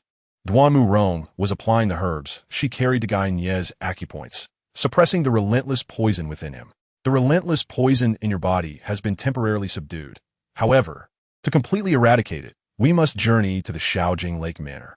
Duanmu Rong's cheeks flushed slightly, her gaze unable to meet Gai Nie's. Thank you for your timely rescue. Young lady, Gai Nie's cold eyes softened a fraction. As healers, it is our duty to aid those in need. There is no need for thanks. Duanmu Rong lowered her head, a faint blush creeping onto her face. Her heart raced. A glance at the sword beside Gai Nie made her heart skip a beat. She recalled her master's warning. Never fall in love with a swordsman who lives by the blade. Her eyes unwittingly glistened with unshed tears. Healers save lives. Heroes rescue the world. You two are indeed well-suited. Yan Lingji approached them with a gentle smile. Upon hearing this, Duanmu Rong's face turned even redder. I am merely a swordsman, living by the sword, capable only of self-rescue. As for saving the world, that may be beyond my reach, Gai Nie replied nonchalantly. When a disciple of Gigu is enraged, lords tremble. When at peace, the world finds tranquility. Teacher Gai, you're being too modest. Ying Zheng stepped forward, exuding an air of authority. Young Master Shang. Gai Nie rose and clasped his fists in a slight bow. Your Majesty, news has arrived from Xianyang. At this moment, Li Xi approached. Ying Zheng's expression tightened. What news? Chancellor Liu recommends Gan Luo as an envoy for your Majesty, to be dispatched to Handan. As Li Xi's words fell, a glimmer of cold light flashed in Ying Zheng's eyes. The monarch, while abroad, had been bypassed by the Chancellor Liu, who had directly dispatched Gan Luo as an envoy to Zhao. Did Lu truly disregard him? Ying Zhang's anger surged, an uncontainable fury. Suddenly, a gust of wind swept through the vicinity, rustling the flora and sending dust and stones flying. Yet, in an instant, Ying Zhang regained his composure, forcing himself to remain calm. The road ahead was fraught with thorns, surrounded by lurking dangers, making every step arduous. He must endure. His uncle had tirelessly toiled day and night for the sake of the Qin's future, bringing him great solace. No trace of tumult remained in Ying Zhang's gaze. Li Si, immediately inform my uncle that his recommendation is approved. Furthermore, inform him that upon my return to Qin, he shall be handsomely rewarded. Ying Zhang spoke in a solemn tone. Yes. Li Si bowed and withdrew. The chancellor overstepped his bounds, disregarding the majesty of the sovereign. Ying Zhang, unable to impose punishment yet compelled to offer rewards, stood at the edge of a cliff. The heavy clouds in the sky obscured the sunlight. He gazed into the heavens, his eyes seemingly piercing through the layers of clouds to seek the distant stars. Having assumed power for less than a year, the court's dynamics were intricate and convoluted. The chancellor wielded significant authority. The power of the consort was secondary, while the sovereign's power seemed the weakest. In the court, he was constantly restrained by Lu's influence. He felt utterly powerless. At this moment, he could only choose to endure. Behind him, Gai Nie stood silently with sword in hand, fully comprehending Ying Zhang's predicament. Beyond the constraints of the chancellor and the consort, the state of Qin was also shadowed by two formidable forces, the Yinyang school and the net of Luo. At this juncture, Ying Zhang resembled a dragon ensnared in a deep abyss. How could a trapped dragon ascend to the heavens? Perhaps only Qin Feng could provide the answer. Ying Zhang's gaze turned toward the direction of Han. Upon Qin Feng's return, he would ensure their complete annihilation. Chapter 48. The Blood-Stained Robe of the Marquis. Son of the God of Death. In Xinjiang, at the general's residence, the one-armed Mo Ye stood before Ji Wuye. You dare to return. Ji Wuye's face darkened, his eyes brimming with murderous intent. His right hand caressed the hilt of the 8-foot blade, while his left arm crossed before him, a hawk perched upon it. Its feathers shone like gold, its beak curved like an iron hook, and its talons were sharp as steel needles. I return because I still hold value. Mo Ye replied with pride. Though he had lost an arm to Qin Feng and could no longer soar freely, his heart continued to yearn for the sky, longing for freedom. Value? Ha ha ha. Ji Wuye's face was as dark as ink, seemingly capable of oozing ink itself. This hawk I have raised for 3 years. Loyal and steadfast, it has never returned empty-handed from the hunt. It has captured numerous mountain chickens, wild rabbits, and squirrels. Once I unexpectedly captured a small tiger, haha. Ji Wuye remarked, extending his right hand to gently caress the feathers of the eagle. Mo Ye, my eagle is quite remarkable, isn't it? Ji Wuye suddenly inquired in a serious tone. Indeed, it is an exceptional bird, Mo Ye replied. However, there is something that saddens me. Did you hear my little oriole sing today? Mo Ye shook his head. You did not hear it, for my little oriole has vanished. The cage was tossed to the ground. Ji Wuye's gaze abruptly turned sinister and terrifying, his voice laced with an ominous chill. And precisely. The cage was right beside the eagle's nest. Mo Ye, who do you think stole my little oriole? Ji Wuye glared coldly at Mo Ye, speaking in a mocking tone. General, I believe no one has the audacity to steal the general's oriole. It must have been strong winds that knocked the cage down. Mo Ye maintained a stoic expression. Strong winds, you say? Ji Wuye snorted disdainfully. Do you not think my falcon might have consumed the oriole? That seems improbable. Your falcon is too well-behaved to commit such an act of betrayal. If it were to do so, why wait 3 years? Mo Ye's eyes flickered momentarily as he spoke softly. Haha, you make a valid point. The eagle would not dare. Yet it is not human. Ji Wuye's lips curled into a cold smile as his right hand gently stroked the eagle's golden feathers. After 3 strokes, Ji Wuye's hand slid down to the eagle's neck. Suddenly, he tightened his grip around the eagle's throat. The eagle emitted a sorrowful cry, its claws flailing in the air. Ji Wuye's gaze turned frigid, glinting with malice, his smile growing more sinister. The force of his grip intensified. The eagle gradually lost its breath, ceasing to struggle. Ji Wuye raised his right arm high, holding the lifeless eagle aloft. Then he released it. The dead eagle plummeted to the ground. Alas, such a splendid hunting bird perished due to negligence, betraying its master. Betraying its master. These 4 words resonated like a thunderclap in Mo Ye's ears. Suddenly, a massive iron cage descended from above with a resounding crash, trapping Moya. The eagle is worthless, and you, Moya, are no better. Ji Weye's eyes brimmed with a bone-chilling murderous intent. In Xinjiang City, the Xylem Pavilion and private courtyards were no more. Han Guo could only bring Qin Feng, Wei Zhuang, Xinu, and Zhang Liang to his solitary drinking spot. In the cold palace of the spring and autumn state of Zhang, the deadly withering poison and blood-stained white garments intertwined. The skeletal remains reflected the silver armor, a stark contrast against the snowy fortress. Wei Zhuang's voice was low, as if he were murmuring to himself. The information Wei Zhuang possessed regarding the blood robe marquis was derived solely from Tang Qi. The once pristine white robe, now stained crimson, belonged to a figure who had once shone brightly within his family, a paragon of military prowess and royal favor.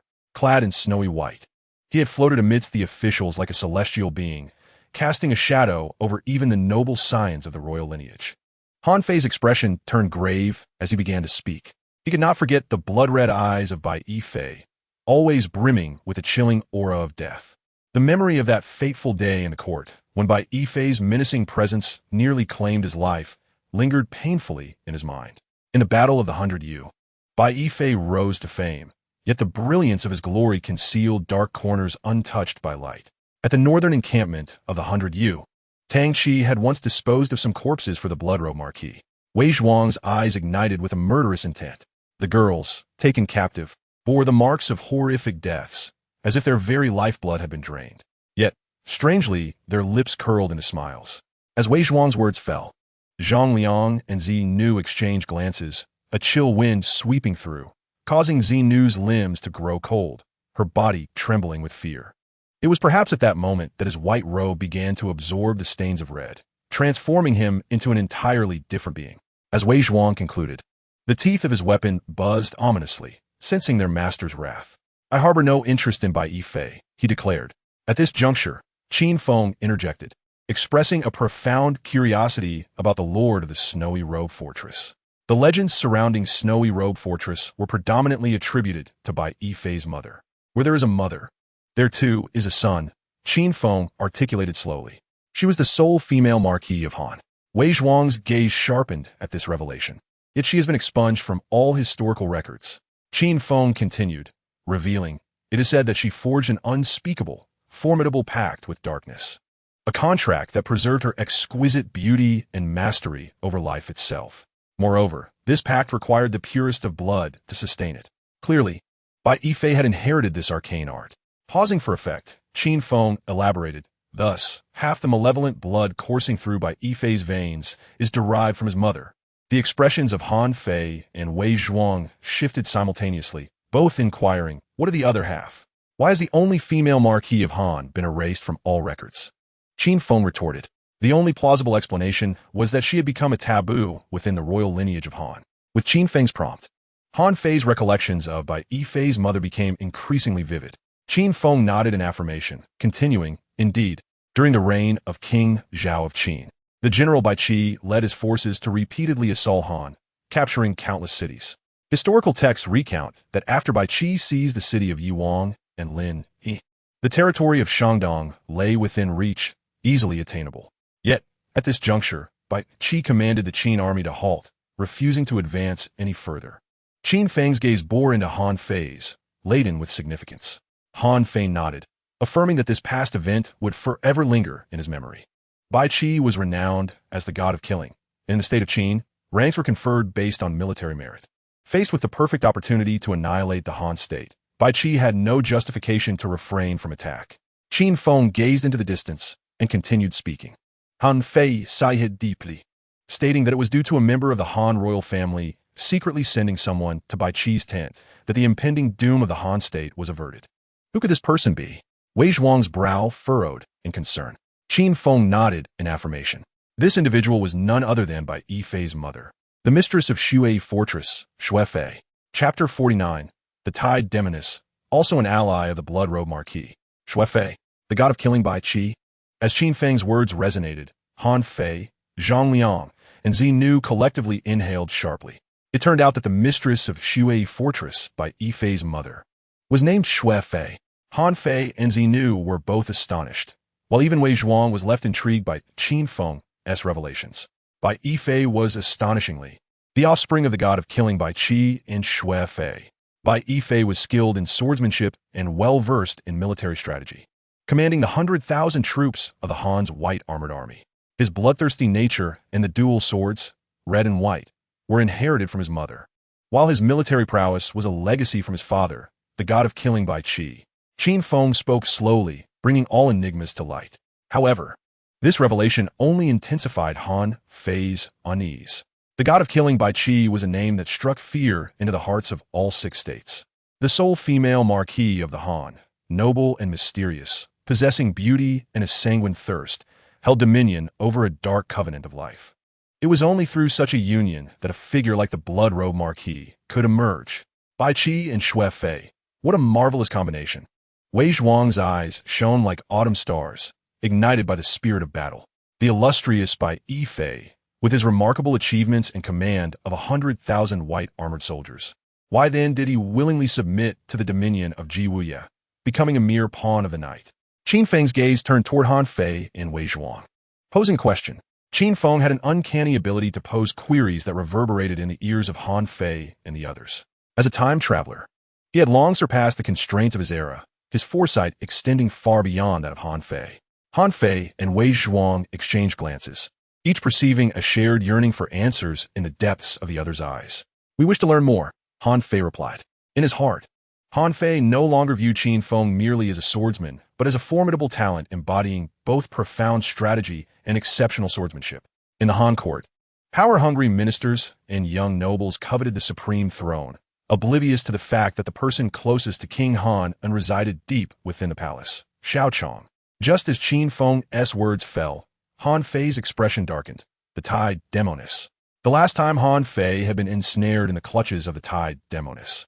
Had it not been for the timely appearance of the sword spirit, he would have lost his honor. Qin Feng nodded and continued, moreover, the tide demoness is also affiliated with Bai Yifei. What? Han Fei, Xinu, and Zhang Liang were taken aback. Even Wei Zhuang's gaze sharpened slightly. What do you mean? Han Fei inquired impatiently. Father's favorite, Lady Mingzhu, is actually connected to Bai Yifei? Bai Yifei is the cousin of the tide demoness. Qin Feng spoke slowly. Upon hearing this, Han Fei stumbled, nearly losing his balance. Lady Mingzhu, the tide demoness, is actually Bai Yifei's cousin. They have concealed their identities so deeply. Lady Mingzhu being Bai Yifei's cousin, and Bai Yifei being skilled in crafting poisons. Does this not suggest that the king might be in peril? Zhang Liang's expression darkened as he cast a worried glance at Han Fei, hesitating to voice his thoughts. Han Fei nodded. Previously, he had harbored suspicions that the king was under the tide demoness control through poison, which explained his unusual compliance. Yet lacking evidence, Han Fei dared not speculate further. However, now he felt almost certain. The king had indeed fallen under the tide demoness poisonous grip. In this struggle for power, Ji Wuye was the hand that orchestrated the game, and Bai Yifei aimed to manipulate that very hand. For he is the Nightfall. He is the Nightfall. Qin Feng's words resonated like thunder, echoing in the ears of the assembly. Han Fei's expression darkened ominously. It seems he had gravely underestimated the ambitions of the bloodclot Marquis. I had always believed the bloodclot Marquis to be lurking beneath the shadows of Nightfall, harboring ulterior motives. Yet I never anticipated his ambitions to be so vast. Han Fei sensed a conspiracy unfolding against the entire Korean court, and the mastermind behind it was neither Nightfall nor Ji Wuye. It was the bloodclot Marquis. Indeed, Qin Feng nodded slightly. Everyone assumed that Nightfall was Korea's greatest adversary. In truth, the bloodclot Marquis and the snowy fortress behind him are the most formidable obstacles to your establishment of a new Korea. Qin Feng's gaze fixed intently on Han Fei as he spoke solemnly. In the outskirts of the Korean capital, Xinjiang City, atop that mountain. At the peak of the snowy mountain, the cold moon hung high in the sky, casting a dim light over the darkness. Dozens of soldiers from the Korean Guard, clad in dark red armor, escorted over 20 young maidens to a towering castle looming in the night. A colossal bat, with its gaping dark mouth, marked the castle gate. Its enormous wings, resembling sails, draped over 2 towering ice sculptures of white-armored soldiers flanking the entrance. 2 white flags, emblazoned with the bat emblem, fluttered in the night, making a haunting sound. The snowy fortress resembled a mountain of ice, cloaked in an eerie and sinister exterior. Before the castle gate, An extensive suspension bridge connected to the opposite side. The bridge was lined with red iron chains, exuding a bloody and ominous aura. Beneath the bridge lay an unfathomable abyss, shrouded in swirling mist. It resembled a hell that could devour souls at any moment. A contingent of soldiers clad in silver armor, wielding ice spears, patrolled back and forth before the castle gates. Who goes there? A soldier in white armor demanded. We come bearing gifts for the esteemed lord, as commanded by General G. The grand offering from Gai Nie to the bloodclot Marquis was none other than these 20 exquisite young maidens. Upon hearing this, the maidens were instantly overcome with sorrow, their eyes reflecting abject terror. Leave the gifts, you made a part. Without the Marquis's command, none are permitted to set foot into Bloodclot Fortress. Gai Nie's soldiers set down the 20 maidens and swiftly retreated down the mountain. Oh no! The maidens, faces etched with fear, gazed towards the ominous Bloodclot Fortress, letting out wails of dread. Yet, atop this snowy peak, their cries were unheard by anyone.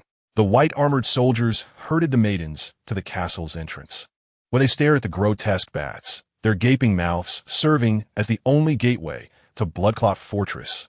The entrance was dark, mysterious, eerie, and terrifying. The depths of the entrance surely led to hell. Some of the maidens fainted on the spot. Bring them all inside. The Lord requires their purest blood. A voice resonated from within the fortress, alluring yet tinged with a hint of bloody cruelty. Upon hearing this, the white-armored soldiers brandished their sharp spears and drove the maidens inside. The skeletal remains contrasted starkly with the silver armor in the desolate snowy fortress. Those who entered Bloodclot Fortress ultimately transformed into mere bones. The cold moon hung high, casting a pale light. On the suspension bridge stood a young man in white, as light as a swallow, by foam. His eyes sparkled with a clarity as pristine as the sky, seemingly untouched by the world's corruption. However, as he witnessed the 20 maidens being driven into Bloodclot Fortress, an inferno of rage ignited within him, surging from his spine to his brain. Bai Feng's blood felt as if it were ablaze. He had never anticipated that his master, Gai Nie, could be so despicable and vile. Had it not been for Qin Feng's stern warning before his departure to scout the area, explicitly advising him against rash actions, Bai Feng would have recklessly stormed in, regardless of the monstrous demons lurking within Bloodclot Fortress. The blood of youth is impassioned, yet for the greater good, one must not alarm the snake in the grass. He could only endure. Bai Feng transformed his sorrow and fury into strength, mastering the exquisite art of lightness, committing the terrain surrounding Bloodclot Fortress to memory.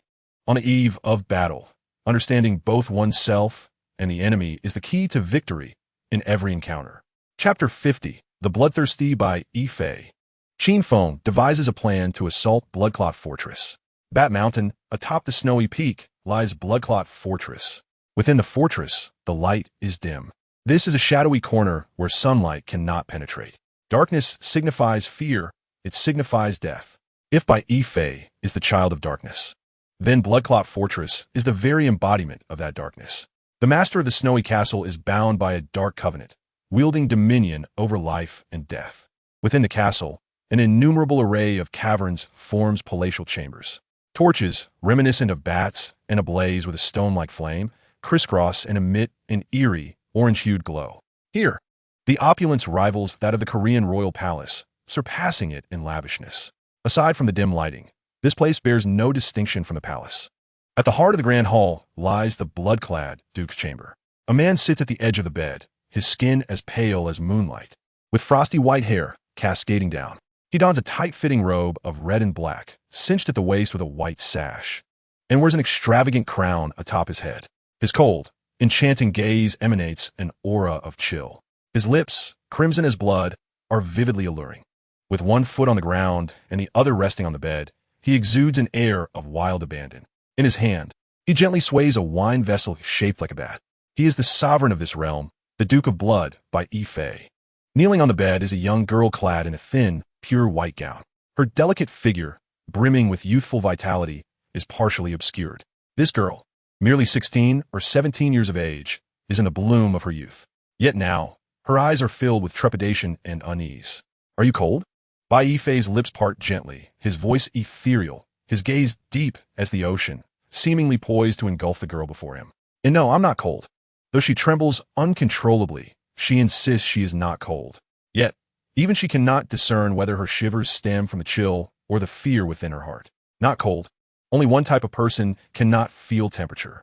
Bai Yifei smiles faintly, lifting his right hand, letting his fingertip glide across the girl's cheek. A surge of icy energy erupts from his fingertip. Who are you? The girl's voice quivers in fright. A dead man. Please, spare me, my lord. The girl, terrified to the core, exclaims, I am cold, cold. I have suddenly grown cold. If you feel cold, come to my embrace. Bai Yifei's voice is gentle, leaving no room for resistance. He despises coercing others, particularly beautiful women. He prefers them to approach him willingly, drawn by his unparalleled charm, rather than out of fear of the sword he wields. My lord, the girl lifts her gaze, her eyes swirling with fear and confusion. As she gazes upon the crimson embrace that looms near, she recalls the legend behind the blood-red garb.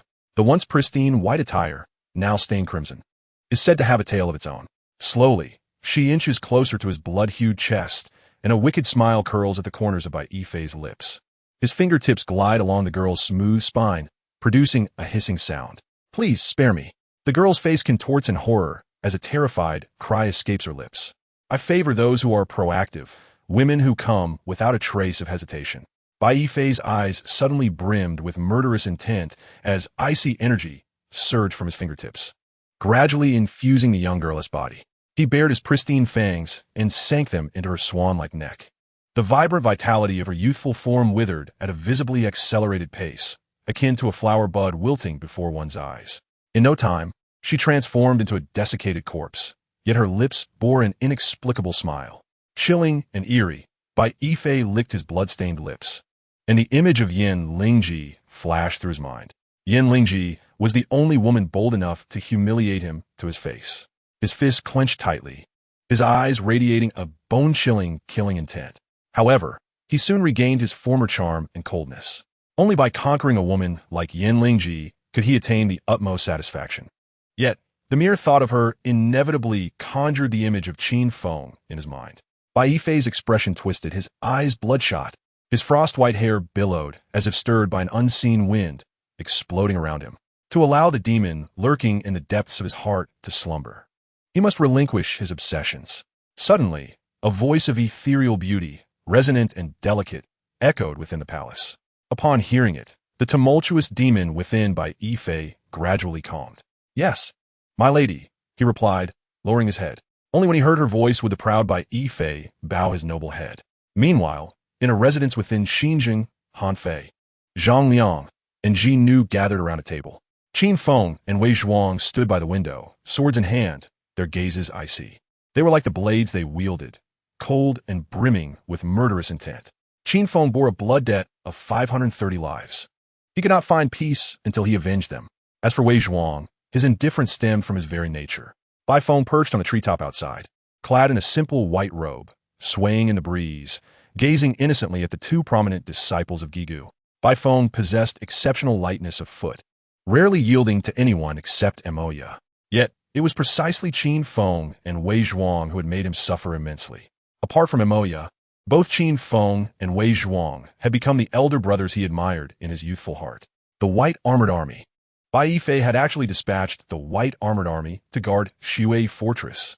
To privately mobilize troops was a capital offense. Han Fei's face lit up with excitement, as if he had seized irrefutable evidence of Bai Yifei's transgression. The esteemed blood-robe marquis, who commanded 100,000 soldiers, would surely face death for secretly reallocating 9,000 troops to Shui Fortress. Wouldn't he? In the eyes of your father? Qin Feng countered. Han Fei's eyes dimmed instantaneously. In the end, the greatest obstacle to fulfilling his long-held aspirations was none other than his own father. Han Fei could not help but sigh. King Han's favoritism towards Ji Wuye and his indulgence of the blood-robe marquis illustrated his utter incompetence. Wei Zhuang unexpectedly delivered a sharp retort. To enter the snowy fortress, we must first overcome the challenge posed by the 9,000 white-armored troops, Wei Zhuang remarked solemnly, gazing into the distance. Our objective is Bai Yifei and her mother. Therefore, we must not squander any of our strength or energy on the white-armored army. Qin Feng's gaze also shifted towards the horizon as he spoke slowly. The combat capability of the 9,000 white-armored troops is comparable to that of 90,000 ordinary soldiers. Wei Zhuang stated matter-of-factly. Thus, When facing extraordinary individuals, one must employ extraordinary methods. Qin Feng continued. Do you possess such extraordinary methods? Wei Zhuang turned slightly, regarding Qin Feng with a glimmer of curiosity in his eyes. Qin Feng then turned to look at the haughty Bai Feng, perched atop a tree branch. Their eyes met, and with a swift thought, Bai Feng transformed into a fleeting shadow, instantaneously appearing before Qin Feng, her speed astonishing. Please relay a message to young Master Shang for me. Bai Feng leaned closer as Qin Feng imparted a few instructions.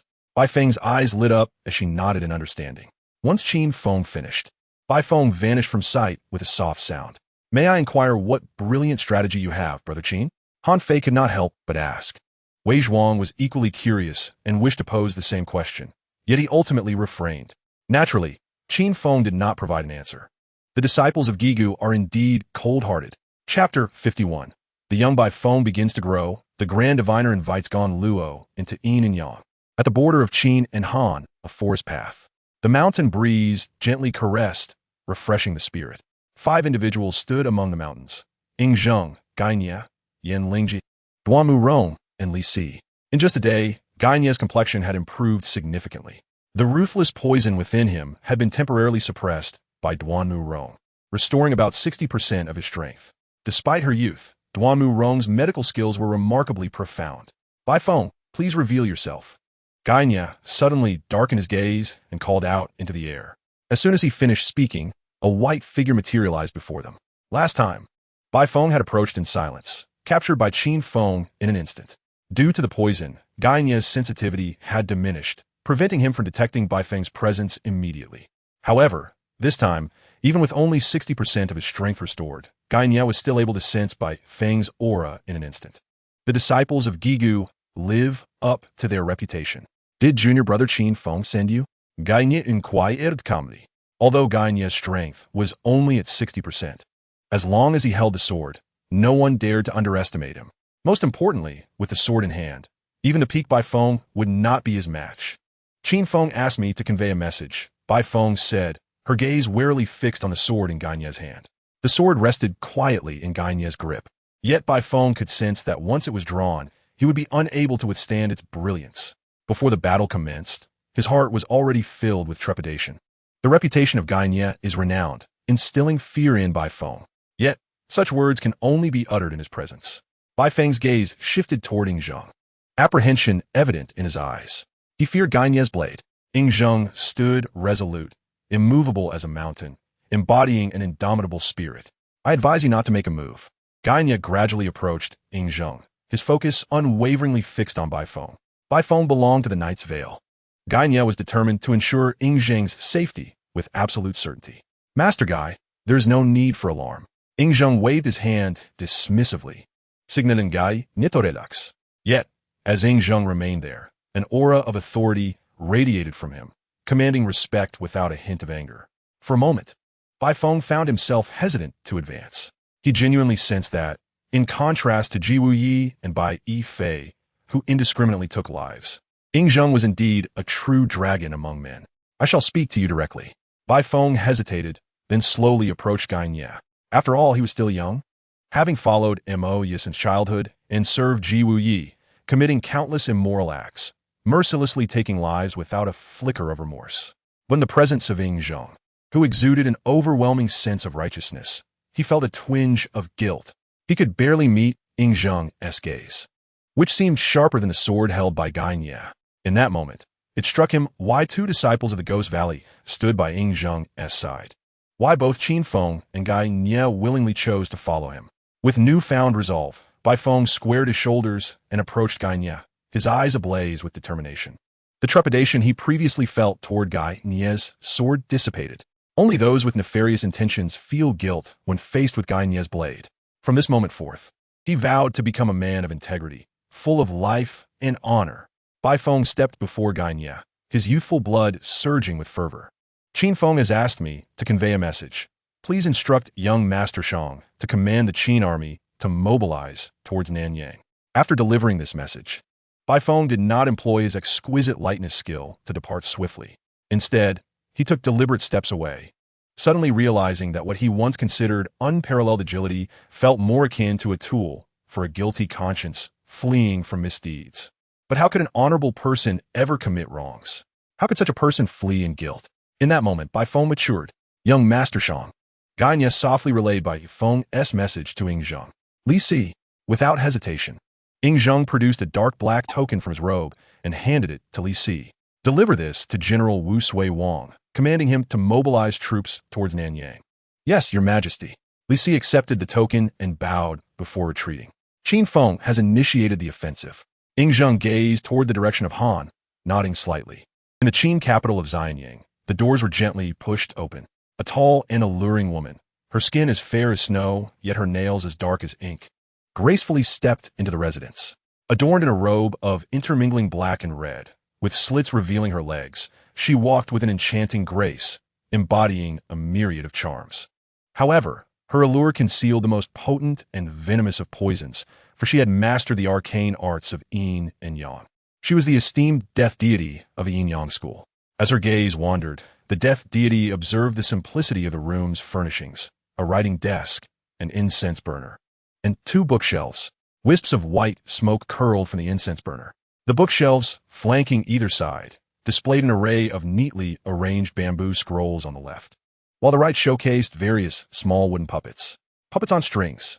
Could it be that the scrolls contained the secrets of puppetry? With a charming smile, the death deity approached the shelves, her fingers gliding over the puppets.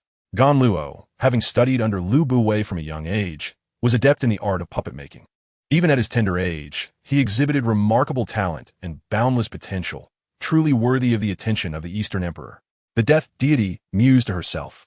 At that moment, a child of approximately 12 years entered through the grand door, clad in an exquisite light purple-fitted robe, his eyes bright and clear.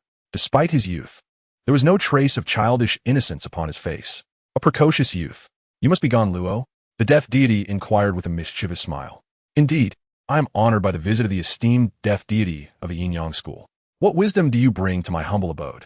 Gan Luo replied, flashing a bright smile that revealed his pearly white teeth. Oh, the death deity's eyes sparkled with intrigue at the youthful boy before her. You appear to be quite knowledgeable. It seems you possess a fair understanding of the Yin-Yang school. Gan Luo smiled modestly and clasped his hands, saying, I know a thing or two. Pray, enlighten me, the death deity said, placing her hands on her hips. The Yin-Yang school, having diverged from Taoism 5 centuries ago, forged its own path in pursuit of the limits of heaven and man, Gan Luo stated, stepping confidently before her, unperturbed. Indeed, while the Yin-Yang school may be few in number, each member is a master of exceptional skill, far from ordinary individuals, the death deity remarked, observing him closely. I perceive in you, she continued, slowly bending down and suddenly lifting her left index finger to gently caress Gan Luo's chin. You seem remarkably suited. Why not join our Yin-Yang school? Gan Luo's eyes widened in astonishment. Although endowed with great wisdom and ambition, he had never encountered a woman, let alone one as captivating as the death deity, whose every gesture radiated charm. Pausing momentarily, he gathered his thoughts and replied, Forgive my frankness. The Yin-Yang school is indeed profound, teeming with remarkable talents, each capable of confronting overwhelming odds alone. Yet this stands in stark contrast to my own aspirations. Gan Luo straightened his posture, speaking with pride.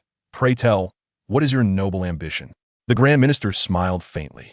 What I aspire to pursue is the path of governance that aids the king in ruling the nation effectively, fostering benevolent rule, eradicating malevolent factions, ensuring peace and prosperity, thereby securing national stability.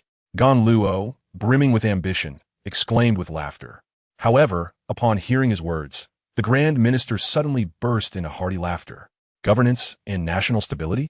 How amusing! The Grand Minister stroked his alluring chin, perplexed by the mirth. What is so laughable about this? Gan Luo's expression darkened. If that is the case, I shall not impose my will. The Grand Minister turned and strolled toward the door, preparing to depart. Yet before leaving, he deliberately paused. The core of the Great Qin is not as simple as you might think. Chapter 52. The Mobilization of the Qin Army. Shock across Han. By Yifei sets a trap. In the royal capital of Han, Xinjiang, king presided over the court assembly. High-ranking officials, including Han Fei, Han Yu, Ji Wuye, and Zhang Kaidi, were all present. In the heart of the city, a great fire consumed Xylan Pavilion, inciting immense panic among the populace. Naturally, This caught the attention of the court's elite. These dignitaries were not concerned with the suffering of the common people. Rather, they were preoccupied with the loss of Xylan Pavilion and where they would indulge in pleasure and diversion during the long, dark nights ahead. Thus, an absurd scene unfolded. Many ministers, in tacit agreement, publicly expressed their willingness to fund the reconstruction of Xylan Pavilion. The financial matters were resolved effortlessly. What was initially a cheerful court assembly was suddenly disrupted by an urgent report from the borders, causing a tumultuous stir. A soldier from the border rushed into the court and knelt before King Yin, exclaiming, "General Wang Qi has stationed troops at the border. He is likely to invade Han." "What?" King Yin immediately rose to his feet. "Wang Qi? Which border are we speaking of?" His expression turned grave. "It is the Wusui border, which lies across the river from Nanyang. Moreover, the Qin army's movements last night have already brought them close to Nanyang this morning." As the soldier finished speaking, the atmosphere in the court shifted dramatically. Wang Qi is the deputy general of the fearsome Bai Qi, who had previously participated in the great battles of Chongping and Handan. 8 years ago, he even captured Shandong in a single fell swoop, instilling dread throughout Han. "Wusui, Nanyang?" Han Fei's serious countenance gradually relaxed. Nanyang is a fortified stronghold of the blood-clothed Marquis Bai Yifei and his white-armored army.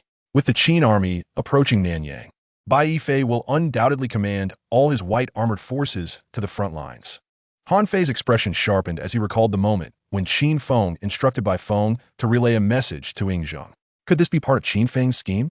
After the court assembly, Han Fei promptly returned to his residence, where only Qin Feng and Wei Zhuang awaited him. Qin Feng leaned against the window, sword in hand. The sword was the Fei Hong sword, while the Xian iron heavy sword was secured within a sword box.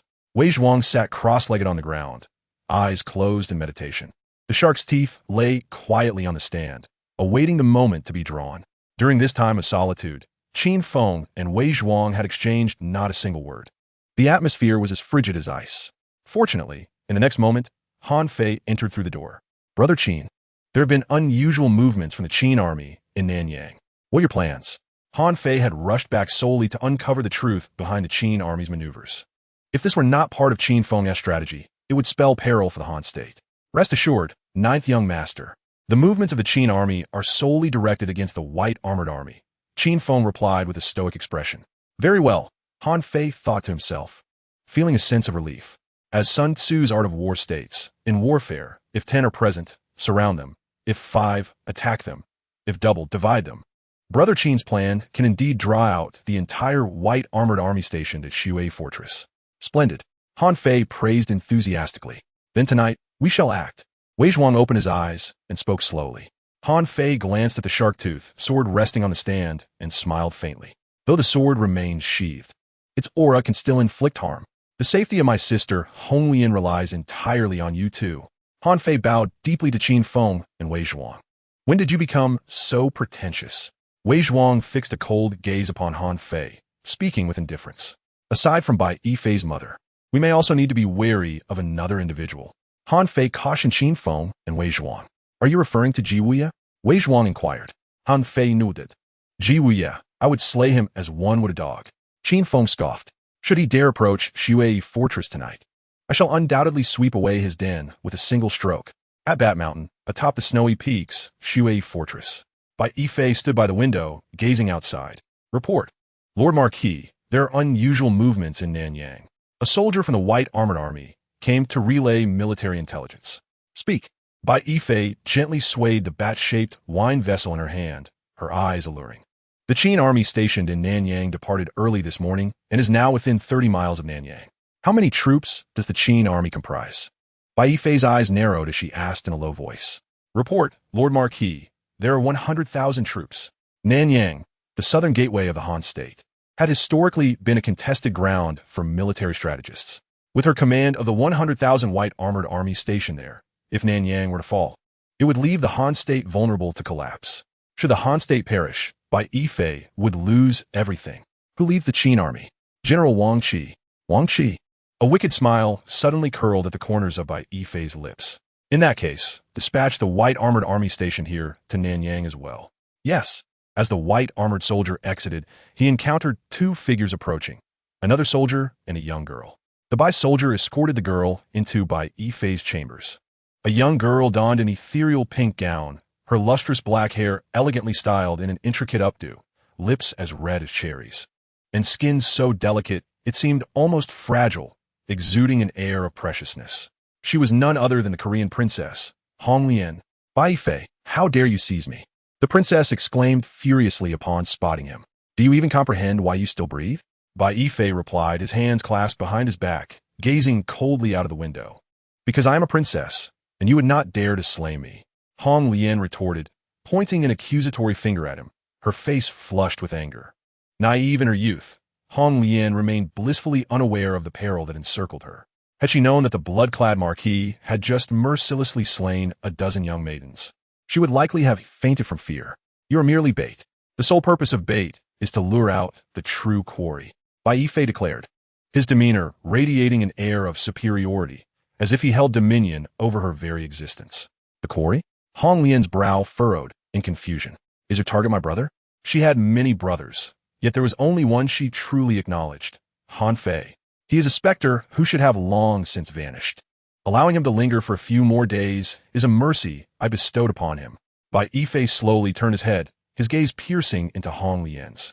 Her face was as pale as parchment, her lips of vivid crimson, her enchanting eyes exuding a beguiling yet arrogant allure, radiating a primal aura. Are you a human or a ghost? Hong Lian gasped, turning to flee. But as soon as her foot crossed the threshold of her chamber, icy tendrils emerged from the ground, ensnaring her wrists, wrapping around her ankles, and binding her waist, lifting her off the floor. Perhaps if you kneel and plead, you may earn my compassion. Bai Fei's fingers glided lightly over her exquisitely delicate skin. If you dare to touch me, Zhuang will surely kill you. In that moment, her only hope for salvation rested upon Wei Zhuang. The white armored army was redeployed because I commanded their departure. Bai Fei sneered. If the white armored army had not retreated, how could they have so obediently walked into my snare? As the son of the legendary war god Bai Qi, he possessed the insight to discern the underlying truths behind the movements of the Nanyang Qin forces. Thus, he decided to turn the tables, withdrawing the white armored army guarding Shui fortress entirely. Of course, the retreat was but a ruse, while the ambush was very much real. Bai Fei meticulously laid his trap, setting the bait, and awaited the prey to take the hook. In this battle, he intended to eliminate Han Fei, to slay Wei Zhuang, to kill Qin Feng, to avenge past humiliations. Chapter 53. On the night of the full moon, at Shui Fortress, the bloodthirsty shark tooth unsheathed. Atop Bat Mountain, under the chilling moonlight, the pale glow cast an ethereal ambience. The moon shone brightly, yet the air was still. However, this was a night destined for bloodshed. The blood-clad marquis aimed to kill Qin Feng and Wei Zhuang, while Qin Feng and Wei Zhuang sought to eliminate the blood-clad marquis. Beneath the moonlight, two figures slowly approached the suspension bridge, two young men. Draped in a fitted azure robe, adorned with a golden-trimmed black cloak, stood a figure with hair as dark as night, neatly cut to frame his face, alongside cascading silver locks that shimmered like frost. In his grasp, he wielded a heavy sword forged from dark iron and a shark-toothed demonic blade. Qin Feng, Wei Zhuang, you possess two swords. Why do you favor this iron blade? Wei Zhuang inquired, his gaze fixed upon the dark iron sword in Qin Feng's hand. Though Qin Feng's stature was tall and somewhat slender, the Fei Hong sword seemed a more fitting companion, akin to Gai Nie. Among the countless renowned swords in existence, why do you choose the demonic blade, Sharktooth? Qin Feng retorted. As his words lingered in the air, Wei Zhuang fell silent. For a swordsman, mastery of martial arts is essential, yet a well-suited weapon is equally paramount. Much like Ying Zhang's Tianwen, the future Yuanhong of Gai Nie, the dual swords of Xianjian in black and white, the crimson and white blades of Shui Ho, or Han Fei's reverse scale sword, and the 8 swords of Yuan wielded by Lu Jiannu. The sword embodies the very essence of swordsman's identity and is an integral part of their being. Thus, it is said, as long as the sword exists, the man endures. Should the sword perish, so too shall the man. There is no need for elaboration. Qin Feng understood, and so did Wei Zhuang. Upon the suspension bridge, at the precipice of a cliff, stood an individual clad in a vivid, piercing crimson robe, with long silver hair billowing in the wind.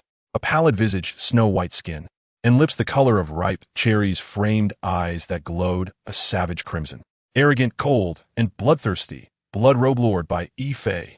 On the opposite side of the bridge, before the snow garment fortress, 2 icy tendrils emerged from the earth, stretching skyward like vines, suspending a maiden aloft. The princess of Red Lotus. Upon seeing her, Wei Zhuang's eyes darkened with a palpable killing intent. "You have finally arrived," proclaimed Bloodrobe Lord, standing on the bridge with hands clasped behind him, gazing at the luminous moon above. The cold moon shone like frost. "Zhuang, I knew you would come to rescue me." Tears welled in Hong Lian's eyes upon spotting Wei Zhuang. Throughout her days trapped within the confines of Snow Garment Fortress, she had yearned for his arrival. And indeed, Wei Zhuang came through for her. His aura of menace was even more potent than before. Wei Zhuang's voice was husky, his entire being thrumming with an impending fury, honed to a more exquisite mastery of the sword. "The scent of blood surrounding you has intensified," Qin Feng added. Wei Zhuang's gaze darkened further. The secret arts of Snow Garment Fortress demanded the freshest blood to sustain them. He had taken many lives, consumed a significant amount of blood. Killing intent surged within Qin Feng's eyes. Bai Yifei had mercilessly slain innocent maidens to cultivate his dark arts. Cursed be he. Beneath their feet lay countless buried corpses. Wei Zhuang's gaze drifted towards the abyss beneath the bridge, his hand clutching the shark tooth, sword trembling slightly. "This place was their grave, as well as your nightmare." Bai Yifei turned his head, his eyes bloodshot, resembling the gaze of a beast. "You shall perish," Qin Feng exclaimed sharply, flicking his left thumb, causing the Xian Tai heavy sword to reveal a glimmer of sword light. The shark tooth was never one to lag behind. Before Qin Feng's sword was fully drawn, Wei Zhuang had already seized the initiative, unleashing the shark tooth with great force. When it came to killing, how could the shark tooth allow itself to be outdone? Wei Zhuang leaped into the air, the shark tooth gleaming with a dazzling golden light. As a cultivator of the second tier of innate talent, Wei Zhuang's speed, strength, will, and murderous intent were far superior to before. With a single stroke, he struck with a force that could shatter the heavens. Behind Bai Yifei, two icy vines emerged, presenting him with a pair of red and white swords. In the battle at Xylan Pavilion, his red sword had been severed by Qin Feng's Xian Tai heavy sword, resulting in a backlash of cold energy that nearly drove him insane. Had it not been for his mother's timely intervention to repel Qin Feng, Bai Yifei would have been cleaved in two by the iron sword. Bai Yifei thrust his red sword forward, the crimson sword energy swirling around it, radiating a searing heat. Clang! When the shark tooth met the red sword, a vast wave of sword energy rippled outwards, causing the suspension bridge to tremble violently. From his elevated position, Wei Zhuang wielded the shark tooth fiercely, his power overwhelming. Yet, as he brought his sword down, Bai Yifei remained unyielding, as steadfast as a rock. Wei Zhuang's expression tightened, summoning the inner power of the Ghost Valley.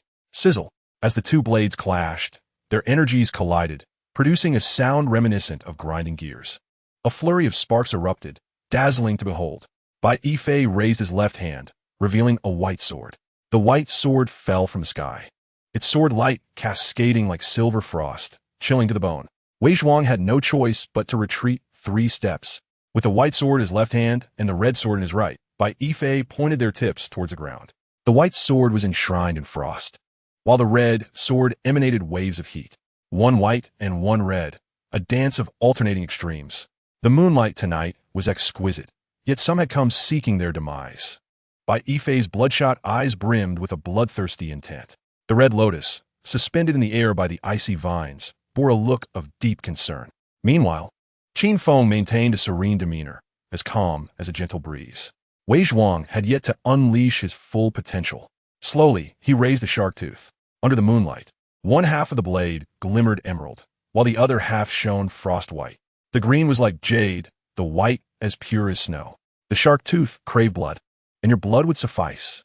As Wei Zhuang's words fell, the shark tooth was thrust forward, slicing through the air with a whistling sound, its sword energy howling. Bai Yifei swung his white sword, and from the abyss below, countless icy vines suddenly erupted, sweeping towards Wei Zhuang. Rustle, rustle, where the icy vines landed. They instantly crystallized into a mound of frost, exhaling wisps of white vapor. Soon, the suspension bridge was covered with a thin layer of cold ice, reminiscent of the frost that forms on a crisp winter morning. Under the relentless assault of the icy vines, Wei Zhuang dodged and maneuvered, arriving before Bai Yifei in the blink of an eye. The shark tooth came crashing down. 2 icy vines extended from the side, blocking in front of Bai Yifei. Sizzle! The shark-toothed sword struck against the icy vine, scattering shards of ice. Wei Zhuang's strike merely carved a shallow notch into frost. You have grown weaker. A cold smile curled at the corner of Bai Yifei's lips. Yet, Wei Zhuang had not diminished. On the contrary, he had become even more formidable. In a mere 2 days, Bai Yifei had consumed the maiden blood of over 10 young girls, significantly enhancing his internal energy. Coupled with the secret techniques of the snowy garment fortress, his power surged dramatically. His swordsmanship ascended directly from the innate 1st grade to the innate 3rd grade. Compared to his progress, Wei Zhuang's advancement seemed trivial by contrast. As Bai Yifei's words lingered in the air, frost began to creep up the shark-toothed sword, extending along its length to ensnare Wei Zhuang's arm. In an instant, both the shark-toothed sword and his entire right arm were frozen solid. Red Lotus. A cry of terror erupted, tears streaming down involuntarily. The weak shall forever remain weak. You are destined to crawl beneath my feet. Bai Yifei advanced slowly towards Wei Zhuang, raising both swords with deliberate grace. Chapter 54. Wei Zhuang engages in fierce battle with the blood-clad Marquis. Qin Feng stands alone against the hostile multitude. Your empty words will only diminish your sword intent. Such a blade is unworthy. With a sudden roar, Wei Zhuang unleashed a torrent of energy from within, surging forth like a tidal wave. The frost enveloping the shark-toothed sword and Wei Zhuang's arm shattered instantly. The shark-toothed sword was unsealed and swung downwards towards Bai Yifei's right arm, its blade resonating with a fierce clarity, its brilliance blinding. In a flurry, the shark-toothed sword struck out 10 times in rapid succession, each thrust meeting the dual blades of red and white. With every clash of blades, piercing sounds erupted, scattering sparks in every direction. Under the moonlight, Wei Zhuang's strikes were as swift as thunder, his dark garb like a flash of lightning. And the energy of the shark-toothed sword surged mightily. Bai Yifei stood resolute, his blood-red robe billowing, white hair glistening like frost, an air of arrogance enveloping him. The red and white swords danced, parrying Wei Zhuang's relentless onslaught. Is this truly your strength? Bai Yifei scoffed, a cold glint in his eye. In the next heartbeat, the white sword slashed forward, unleashing a chilling sword energy that descended from the sky. Wei Zhuang leaped to evade, but the frosty energy struck the ground of the suspension bridge, instantly crystallizing and erupting into a series of icy spikes. Wei Zhuang's gaze sharpened as the shark-toothed sword swept through the air. The sword energy obliterated the ice spikes in its wake. Bai Yifei's red sword descended, a wave of searing heat rushing forth. Wei Zhuang swung the shark-toothed sword, the clash resonating with a resounding clang as it met the red sword. A tremendous force surged from the red sword, forcing Wei Zhuang to stagger back a step. Simultaneously, a wave of scorching heat radiated from the shark-toothed sword. Wei Zhuang retreated hastily, channeling his inner energy to repel the searing wave. The heat struck the ground, leaving a charred expanse in its wake. The shark-toothed sword nearly slipped from his grasp. Bai Yifei's white sword condensed with frost, while his red sword unleashed a torrent of heat. With the surge in his power, Bai Yifei wielded his twin swords, one warm and the other cold. Far more distressing than the simultaneous release of the dual sword's bone-chilling aura, the condensation of frost. Despite being a second-tier innate expert, Wei Zhuang found himself at a significant disadvantage against the rapidly advancing Bai Yifei. The crimson flame profound art and the cold ice true qi. The red and white dual swords, cleaving through the valley of ghosts. Bai Yifei, with the red sword pressed against his back and the white sword directed towards the ground, exuded an air of arrogance as frost danced around him, his crimson robe billowing. Wei Zhuang's gaze sharpened, the shark-toothed sword resting against his chest, the energy of the valley of ghosts flowing into the blade. The shark-toothed sword emitted a deep, resonant hum.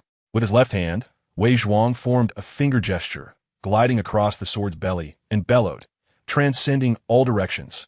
As his voice fell, a pale golden sword energy coalesced into a dazzlingly magnificent sword beam, sweeping forth with the force to conquer 1,000 armies, an unstoppable momentum.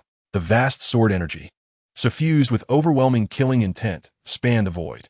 Though it appeared to be a singular move, in the instant of its execution, it manifested in 8 distinct transformations.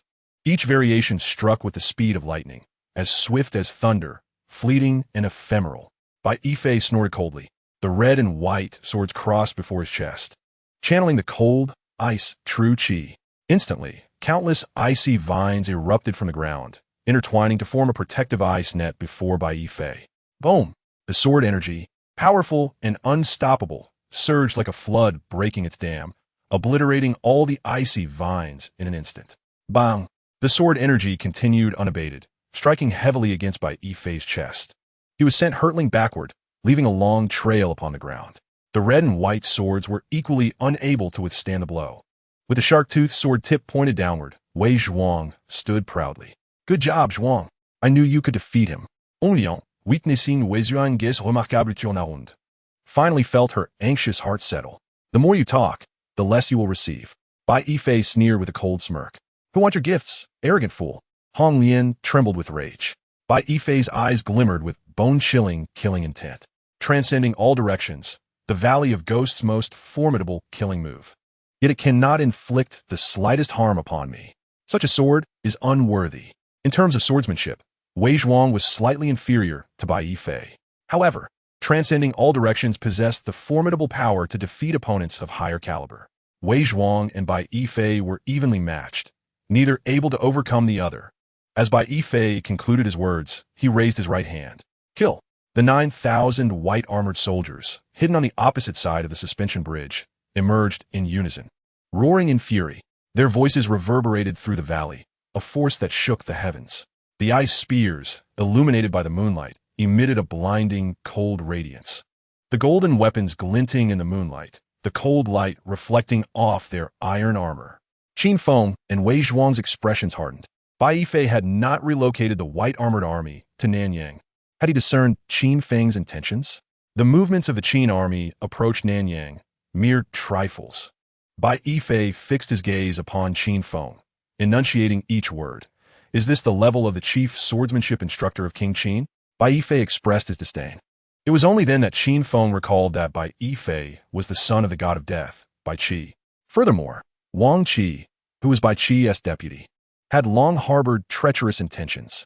The reason Qin Feng had advised Ying Zheng to wait for his return before entering Wusui was precisely to prevent a military coup by Wang Qi that could result in Ying Zheng's capture or demise.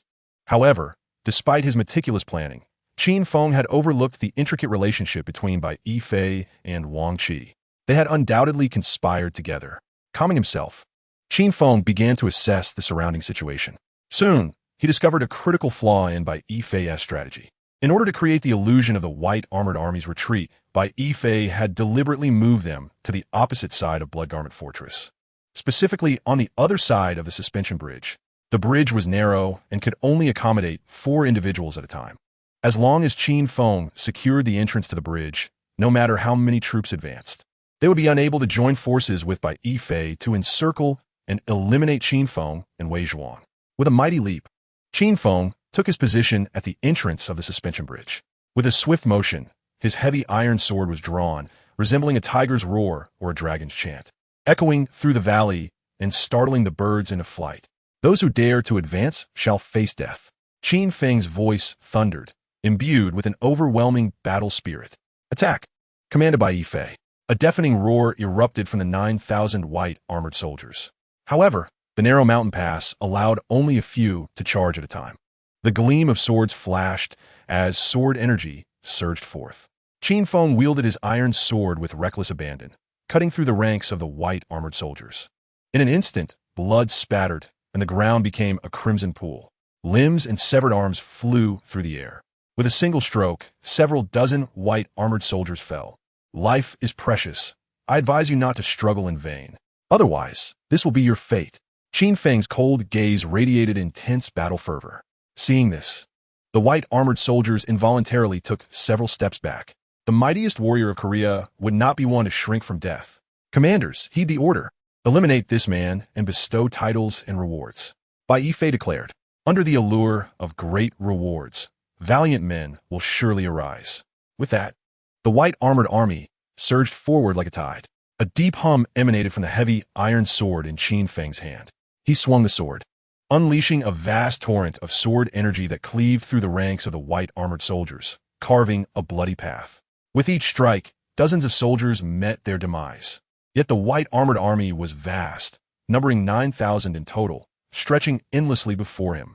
After slaying scores of enemies, yet more surged forth to take their place. Qin Feng's spirit surged like a tempest, his iron sword slicing horizontally and vertically. Under the moonlight, the blade's energy ravaged and sparkled, a symphony of whistling sword power. Each thrust of the iron sword ensured that several more fell to the ground. Within a brief span of time, the number of white-armored soldiers slain by Qin Feng's iron sword reached 100. Having lost nearly 100 men, the white-armored army made no progress. The ground awash in blood. Qin Feng, a solitary figure with a single sword, radiated an aura akin to 1,000 troops. One man held the pass, and no army could breach it. Chapter 55. Qin Feng's sword cuts through thousands. The master of snowy garb, Shui Fei, finally makes her entrance. Atop the Bat Mountain, the peak of the snowy mountains, lies the snowy garb fortress, beside the suspended bridge. A young man clad in a blue robe stands with a pitch-black iron sword in hand. His sword-like brows and starry eyes emanate a chilling sharpness, radiating an icy aura.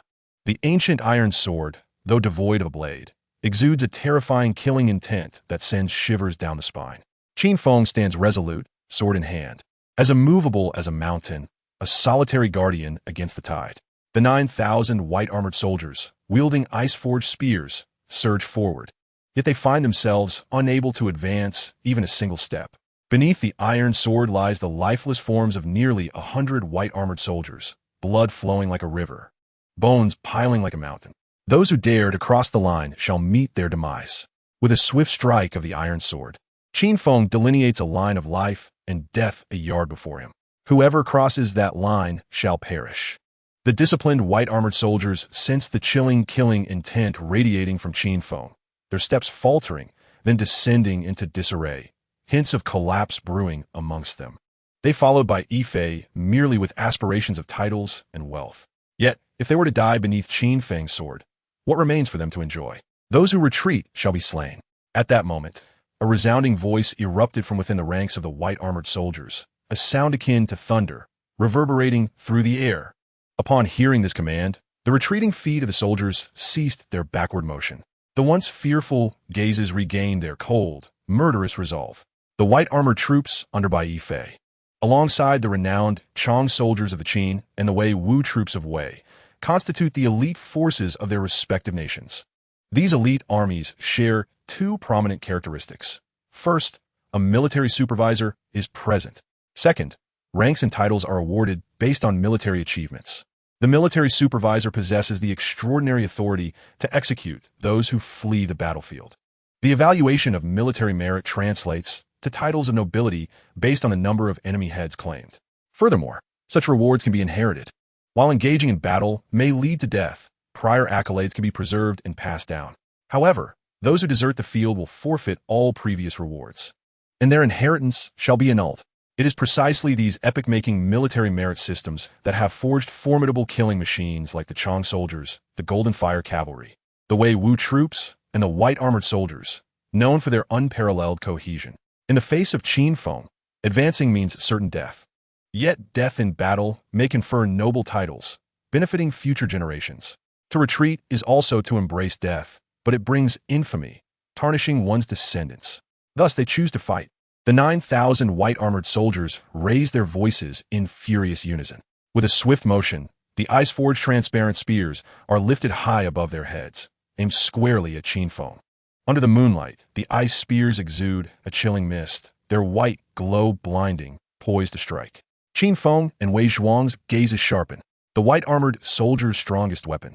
The ice formation is about to be unleashed. The agony of 1,000 arrows piercing the heart is surely unbearable. Bai Yifei stood with an air of arrogance, his white eye sockets and crimson pupils radiating a bloodthirsty aura. Kill! The military supervisor bellowed. With a swift motion, nearly 9,000 ice spears shot into the sky, blanketing it like a swarm of locusts, casting a shadow over the land. The heavens dimmed instantly as the ice spears streaked across the sky, only to plummet downwards. The sharp spearheads glimmered with a blinding chill, aimed directly at Qin Feng. Do not retreat or perish, Qin Feng growled softly, his form suddenly transforming into a fleeting azure shadow, vanishing into the ranks of the white-armored troops. The iron sword cleaved through the air with the force of a raging river, weaving through the white armored soldiers with wild ferocity. The sword seemed to reap lives like a harbinger of death, and the figures fell like phantoms. With each stroke, blood splattered, and heads were severed. The cries of anguish and wails echoed incessantly. Where Qin Feng's iron sword passed, the white armored soldiers collapsed, creating a long, wide path soaked in blood. The iron sword came to a halt. The chilling sound of suffering, the cries, and the gushing blood ceased abruptly. The mountaintop fell into an eerie silence. Thud, thud, thud. The slaughter concluded, and the nearly 9,000 spears finally descended, landing precisely where Qin Feng had just stood. The entrance to the hanging bridge, the sole passage to Shui Fortress, was instantaneously blocked by the ice spears. Qin Feng executed his lightness skill, soaring over the spears like a great rock, landing steadily before Bai Yifei. With the entrance sealed, the white armored troops were trapped on the opposite side of the hanging bridge. Bai Yifei found himself in a predicament of isolation. One Wei Zhuang was already enough to trouble Bai Yifei, and now, with Qin Feng joining, was there any path to survival for him? Intelligence had backfired. Qin Feng gazed at Bai Yifei, the murderous intent in his eyes so palpable that even Bai Yifei, master of ice manipulation, felt an icy chill penetrate his bones. To Qin Feng, the 9,000 white armored soldiers appeared as mere trifles. Bai Yifei's pallid face darkened, turning as grim as ink. Do not interfere. This time is my turn. This was directed at Wei Zhuang. Wei Zhuang drew his sword swiftly, but alas, he currently lacked the strength to slay Bai Yifei. Qin Feng gradually raised his sword, pointing it at Bai Yifei, his eyes brimming with murderous intent. Han Fei was favored by Ying Zheng. He was also favored by Qin Feng. The three swords of the realm, Ying Zheng, Qin Feng, and Han Fei, were indispensable. If Bai Yifei did not perish, Han Fei would surely be in jeopardy. However, at that moment, a snowflake drifted down from the night sky. 1 flake, 2 flakes, 4 flakes. More and larger snowflakes began to fall, initially resembling grains of sand, gradually becoming like goose feathers, filling the entire night sky. The air grew increasingly frigid. She has arrived. Qin Feng's gaze sharpened. As the words fell, a white figure soared out from within Shui Fortress. Upon closer inspection, Qin Feng recognized the figure as the mysterious woman who had rescued Bai Yifei that day at Xylan Pavilion. She draped herself in a gossamer white garment, as if ensconced in a realm of snow and mist. A delicate white veil obscured her visage, revealing only a pair of eyes, cold and indifferent as frigid as ice, betraying not a hint of joy or sorrow, nor any discernible age. Aside from her raven-black hair and lips as crimson as blood, her entire form was a striking alabaster. Her skin mirrored the pallor of snow, devoid of color, eerily pale. Salutations to the Snow Empress. Upon encountering this ethereal woman, Bai Yifei inclined slightly, clasping his fists in a gesture of respect. The haughtiness that usually adorned his countenance softened considerably. Salutations to the Snow Empress. Nearly 9,000 soldiers clad in white armor knelt, bowing their heads in reverence. In this world, there existed but one being capable of compelling Bai Yifei to lower his proud stature, and one to bring 9,000 warriors to their knees, none other than the wife of the god of death, the mother of Bai Yifei, the Snow Empress. Wei Zhuang's gaze sharpened. The shark-toothed sword in his grasp hummed ominously, resonating in the presence of formidable strength. She was none other than Bai Yifei's mother, the Marquis of the Snow Empress. Interesting, remarked Qin Feng with a detached tone, a glint of lethal intent flickering in his eyes. The only female Marquis of South Korea. How intriguing. Stepping forward, Wei Zhuang readied his shark-toothed sword for action. She is mine to confront, Qin Feng asserted with unwavering authority. He is yours to handle. The weight of his words brooked no dissent. Her killing intent surpasses even that of Xian Jian. Wei Zhuang cautioned Qin Feng. I perceive that as well. Moreover, her strength eclipses that of Xian Jian. Qin Feng replied, his expression impassive. What are we waiting for? Attack, Wei Zhuang commanded, directing the sharp edge of his sword toward Bai Yifei. When it comes to slaying, the shark-toothed sword has never faltered.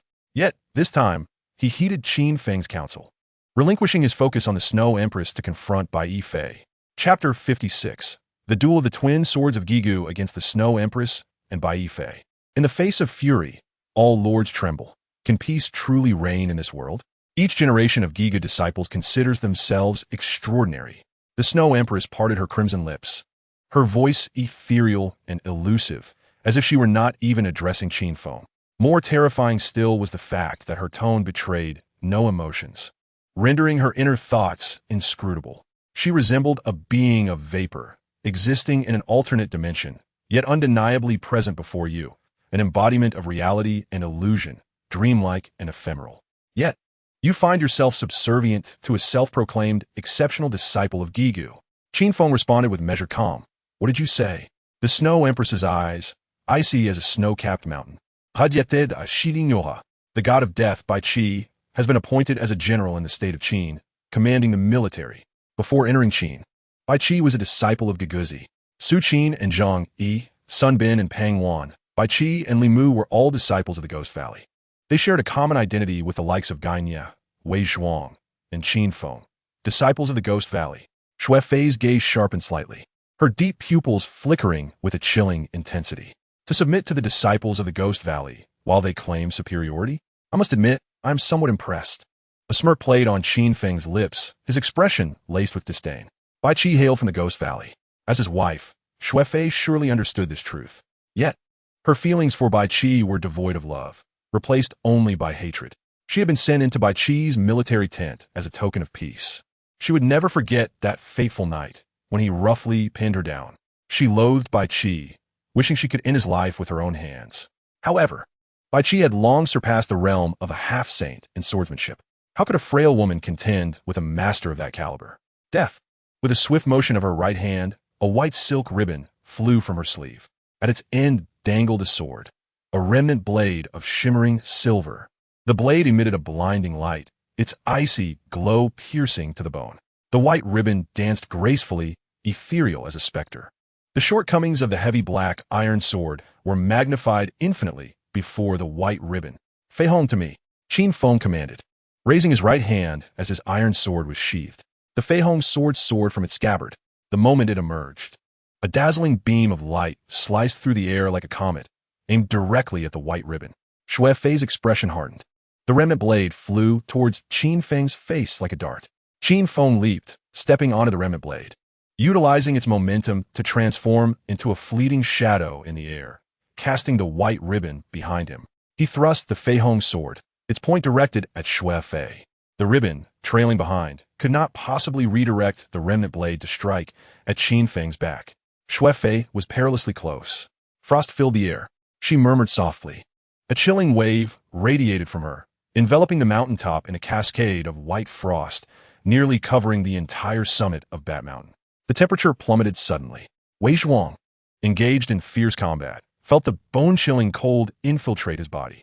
He immediately raised his sword to shield himself, channeling energy to resist the cold. Bai Yifei seized the opportunity, thrusting his white sword forward. With a clang, it struck the belly of the shark-toothed sword, forcing Wei Zhuang back 3 steps. A wave of cold emanated from the shark-toothed sword, causing Wei Zhuang to shiver involuntarily. Tonight, atop this snow-capped peak, shall be the burial ground for you disciples of the Ghost Valley. A cruel smile crept onto Bai Yifei's lips. The blood running through your veins is that of the Ghost Valley. This is a truth you can never escape. Wei Zhuang's cold gaze fixed on Bai Yifei. You speak too much. Bai Yifei's brow furrowed, his eyes blazing with a savage light. With a swift motion of the white sword in hand, robust ice vines surged forth from the ground. These vines were adorned with sharp ice thorns, glistening with a blinding, frigid radiance.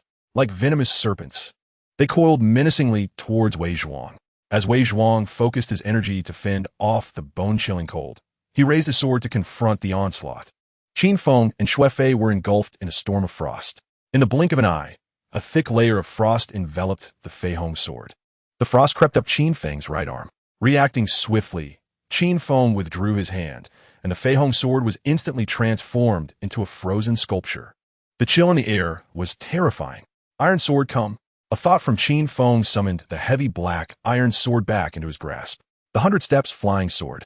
Shui Fei was the most formidable opponent Qin Feng had encountered thus far, her power surpassing even that of Heibai Xinshan.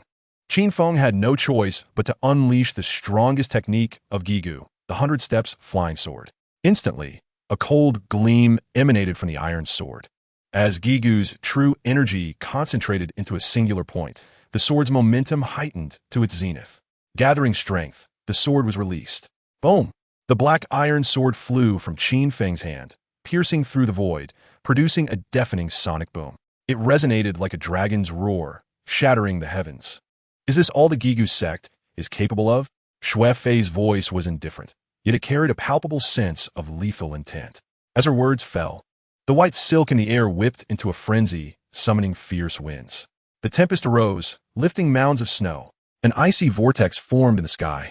Guided by Qin Feng's internal energy, the black iron sword advanced within the swirling snow. However, as it progressed, its speed gradually diminished. Slowly, a layer of white frost coated the black iron sword as well. As the sword approached Xue Fei, every inch gained required immense internal energy from Qin Feng. The black iron sword halted just half a foot before Xue Fei, frozen in midair by the pervasive frost. Both the black iron sword and the Fei Hong sword were ensnared by Xue Fei's icy grip. Qin Feng's gaze sharpened. Xue Fei truly was the woman of a war god. Remarkably powerful. At that moment, a cold shout from Wei Zhuang reached Qin Feng's ears. A crimson sword aura surged forth like a flood breaking through a dam. Sweeping across the sky, Wei Zhuang had freed himself from Bai Yifei's entanglement and struck with a force that bolstered Qin Feng. Boom! The ferocious sword energy collided with the icy vortex, producing a deep, resonant sound. Overestimating yourself, Xue Fei scoffed lightly, her right arm flicking as the white silk surged towards Wei Zhuang. Wei Zhuang raised his shark-toothed sword to block. Clang! Sparks flew. The remnant of the white silk sword struck the belly of the shark-toothed sword with formidable force. Wei Zhuang felt a sudden numbness in his arm, nearly losing his grip on the sword. Seizing the opportunity while Xue Fei targeted Wei Zhuang, Qin Feng swiftly picked up the Fei Hong sword with his left hand and grasped the black iron sword with his right. Engaging in a dual assault, Qin Feng shouted fiercely, with his left hand propelling the 100 steps flying sword and his right hand wielding the horizontal sword that traverses all directions. Two formidable and unmatched sword auras swiftly coalesced, condensed to their utmost potential. When the sword energy reaches its zenith, it manifests a tremendous momentum, grand and awe-inspiring, infusing the essence of heaven and earth into the blade. Qin Feng's body surged forward with unparalleled vigor towards Xue Fei, his silhouette adorned with dazzling brilliance that sent tremors through the hearts of onlookers. Qin Feng, with sword drawn and body in motion, unleashed a formidable force. The essence of Gigu surged within him, as if it were to break free from his corporeal form. Wei Zhuang and Bai Yifei were irresistibly drawn to the radiant brilliance emanating from Qin Feng, their hearts quaking in astonishment. Qin Feng, a solitary figure wielding dual swords, displayed an awe-inspiring spectacle of unity and power. Chapter 57.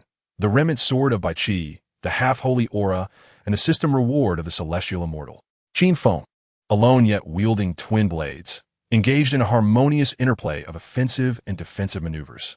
The scintillating brilliance erupting from him caused Wei Zhuang and Bai Yifei's pupils to constrict in shock. In Xylan Pavilion, Wei Zhuang had witnessed Qin Feng wielding dual swords to vanquish the formidable Heibai Xuanzhan. A legendary swordsman had fallen from grace in the mortal realm. Prior to this, Xuanzhan was the most skilled swordsman Wei Zhuang had encountered, possessing an unparalleled internal force, until the emergence of Qin Feng. Following his fierce battle with Xuanzhan, Qin Feng's mastery of the sword path transcended to the second level of innate prowess. His swordsmanship, willpower, and murderous intent had all advanced significantly. Qin Feng, a man and his dual swords, transformed into three radiant beams of light, merging into a singular entity. This strike possessed the might to engulf mountains and rivers, obliterating all in its path, unmatched in ferocity. Wei Zhuang appeared composed, yet his heart was filled with profound admiration. Such a mere sword aura dared to present itself before me. Xue Fei's gaze remained indifferent. With a swift motion of her right hand, she slashed horizontally from left to right, conjuring a thick ice wall spanning several yards in length and width, which materialized before Qin Feng. With a thunderous crash, the Xian Tai heavy sword and the flying rainbow sword simultaneously plunged into the formidable ice barrier. The condensed sword intent erupted instantaneously, akin to a deep-water bomb detonated at the lake's bottom. The explosive energy stirred tumultuous waves as the sword struck and the force was unleashed. The ice wall shattered into countless fragments that soared into the air like a flurry of snowflakes. Qin Feng, with an unstoppable sword intent, compelled Shui Fei to retreat slightly. In Xylem Pavilion, Shui Fei had previously forced Qin Feng back several paces with a single strike. This time, Qin Feng poured forth all his strength in retaliation against Shui Fei. Although he only managed to push her back a single step, it was sufficient, for this action had triggered the conditions of the Myriad sword system. Ding! The system detected that the host had repelled the innate 6th-grade powerhouse Shui Fei and awarded the following. 1. The unique sword technique of the sword immortal Yi Guqing.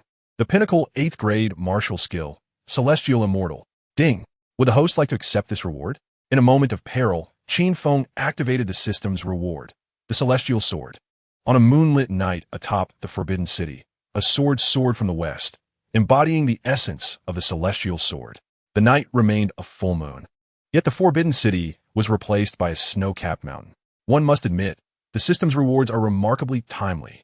However, the Myriad sword system not only bestows renowned swords from countless realms, but also imparts the corresponding sword techniques. This revelation took Qin Feng by surprise. The Flying Rainbow Sword, the Celestial Sword, a perfect match, a product of the system, is undoubtedly exquisite. Splendid, you surpass them all. Shui Fei's gaze fixated on Qin Feng, her once cold and indifferent eyes now brimming with murderous intent. To perish beneath this remnant sword is indeed your fortune. Suddenly, the white silk was infused with a powerful inner force, rising upright like a lance, elevated high. The remnants of the sword emitted a low, resonant hum. A surge of overwhelming killing intent, unrestrained, rippled forth from the blade. This aura of death differed from that of a mere sword wielder. It resembled the fierce atmosphere of 1,000 troops charging into battle. It was saturated with a bloodthirsty and brutal essence.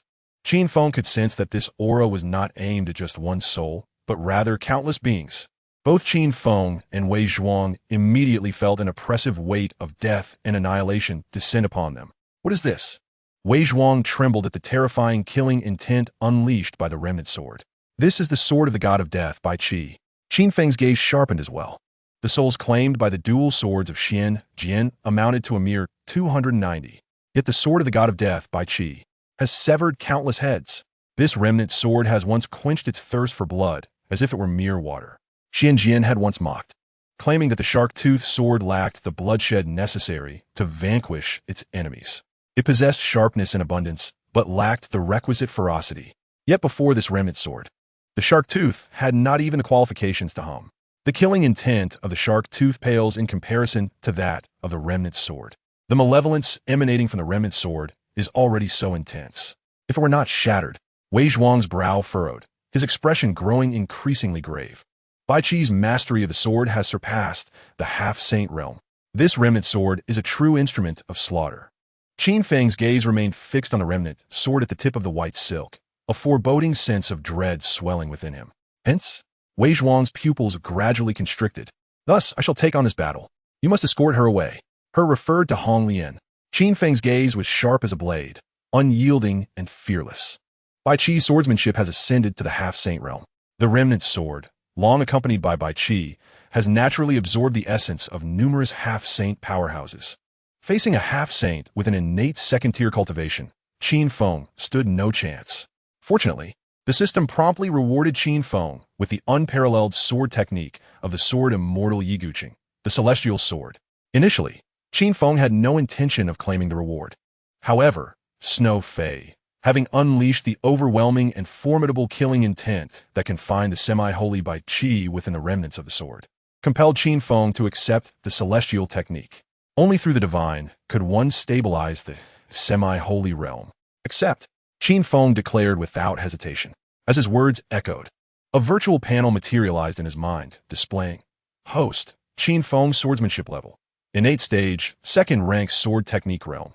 Comprehended sword intent martial skills. Ghost Valley traversing sword technique. Ghost Valley breathing technique. Mutual striking technique. Celestial flight carried sword artifacts. Xian iron heavy sword.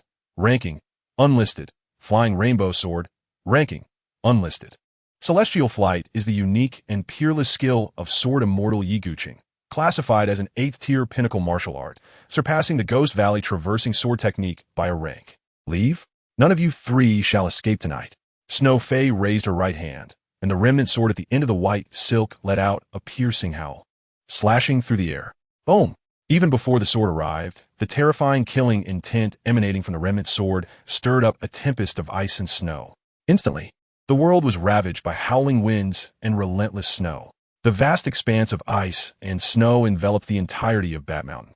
As far as the eye could see, the world was consumed by ice and snow, and there stood Qin Feng, right at the epicenter of the snowstorm, engulfed and devoured by the icy tempest. The blizzard, formed from countless terrifying killing intents released by the remnant sword, coalesced into a single entity. Each strand of killing intent was akin to a sharp blade, scraping against the skin like daggers carving flesh. Qin Feng Wei Zhuang murmured, unable to suppress his concern for Qin Feng. Back in Xylem Pavilion, Qin Feng had slain Xian Jian with dual swords, saving his life. But now, Qin Feng found himself in grave peril, and he was powerless to assist. Sword, Gome, celestial flight. At that moment, Qin Feng bellowed.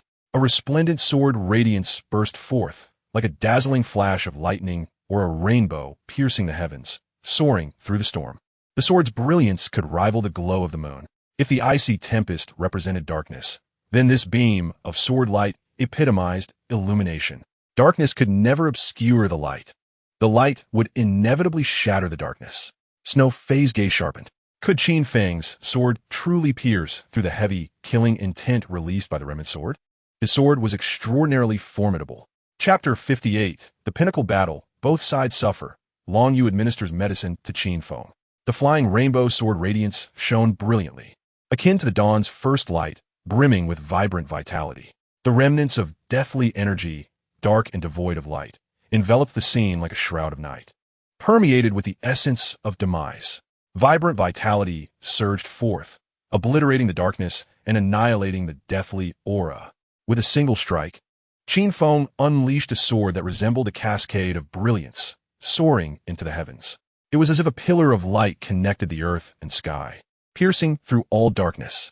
The slaughter of deathly energy was complete. The raging ice and snowstorm immediately dissipated into nothingness. You truly astonish me.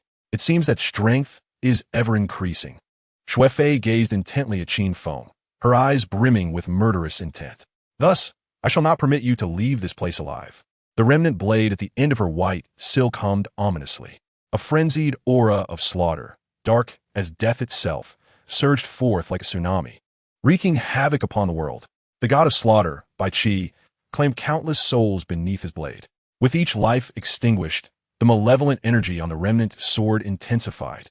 A mountain of bones, coalescing into a murderous intent, embodied the very essence of hellish despair. Annihilating all existence, Wei Zhuang felt the terrifying aura emanating from the remnant sword, his gaze suddenly freezing in place. This aura of death was incomparably stronger than that of Xian Jian. The pervasive killing intent unsettled Wei Zhuang, who stood at a distance, plunging him into a state of despondency. The pinnacle of slaughter leads to the collapse of will. It is despair, a despair so profound that it extinguishes any flicker of courage to resist. Standing beyond the sword's embrace of Qin Feng and Shui Fei, Wei Zhuang could still keenly perceive the ultimate despair brought forth by the killing intent. It was evident how resolute Qin Feng's will was, and how fierce his murderous heart burned. Qin Feng's Fei Hong sword darted forth, its brilliance akin to a silk ribbon, piercing through the heavy atmosphere of death. Directly aimed at Shui Fei, the sword's radiance was resplendent and swift. The murderous aura of the remnant sword was like death, shrouded in darkness, an irreversible fate. The brilliance of the flying sword symbolized rebirth, a beacon of light, ceaseless and eternal. Death and rebirth, darkness and light. A direct confrontation. Boom! The clash of the Fei Hong sword's light and the remnant sword's deathly aura erupted violently. A colossal shockwave surged from the point of impact, soaring into the heavens, sweeping across the land like a torrent. Instantly, the world dimmed, the mountain trembled, and the earth quaked. The millennia-old snow atop the Bat Mountain collapsed in an instant. Massive snowdrifts cascaded down from the summit, descending with a formidable force, overwhelming all in their path. Qin Feng and Shui Fei were closest to the avalanche. In the blink of an eye, they were engulfed by the torrent of snow. In this battle, the outcome remained uncertain. and their fates were unknown. My lady. Seeing Shui Fei submerged in the blizzard, Bai Yifei rushed into the vast expanse of ice and snow like a madman, only to be swallowed by the frost in an instant. Should Shui Fei perish, the Shui fortress shall cease to exist. Wei Zhuang wielded his shark-toothed sword, cleaving through the void.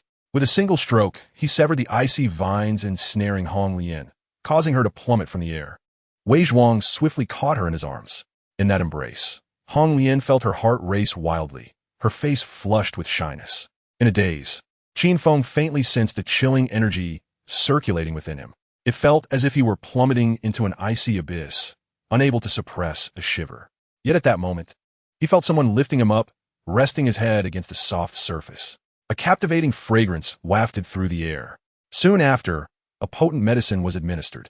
As the remedy took effect, the chilling energy within Qin Feng gradually dissipated. The coldness had manifested multiple times, causing him to be supported by others, while the fragrant aroma enveloped him as he was fed the medicine repeatedly. Time passed without his awareness.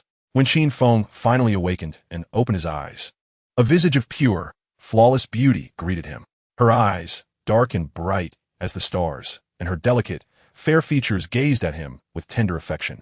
Qin Feng, you are awake. A gentle voice reached his ears, enveloping him in a sensation akin to a warm spring breeze. Know you? Qin Feng inquired, touching his forehead in an attempt to rise, yet found himself too weak to do so.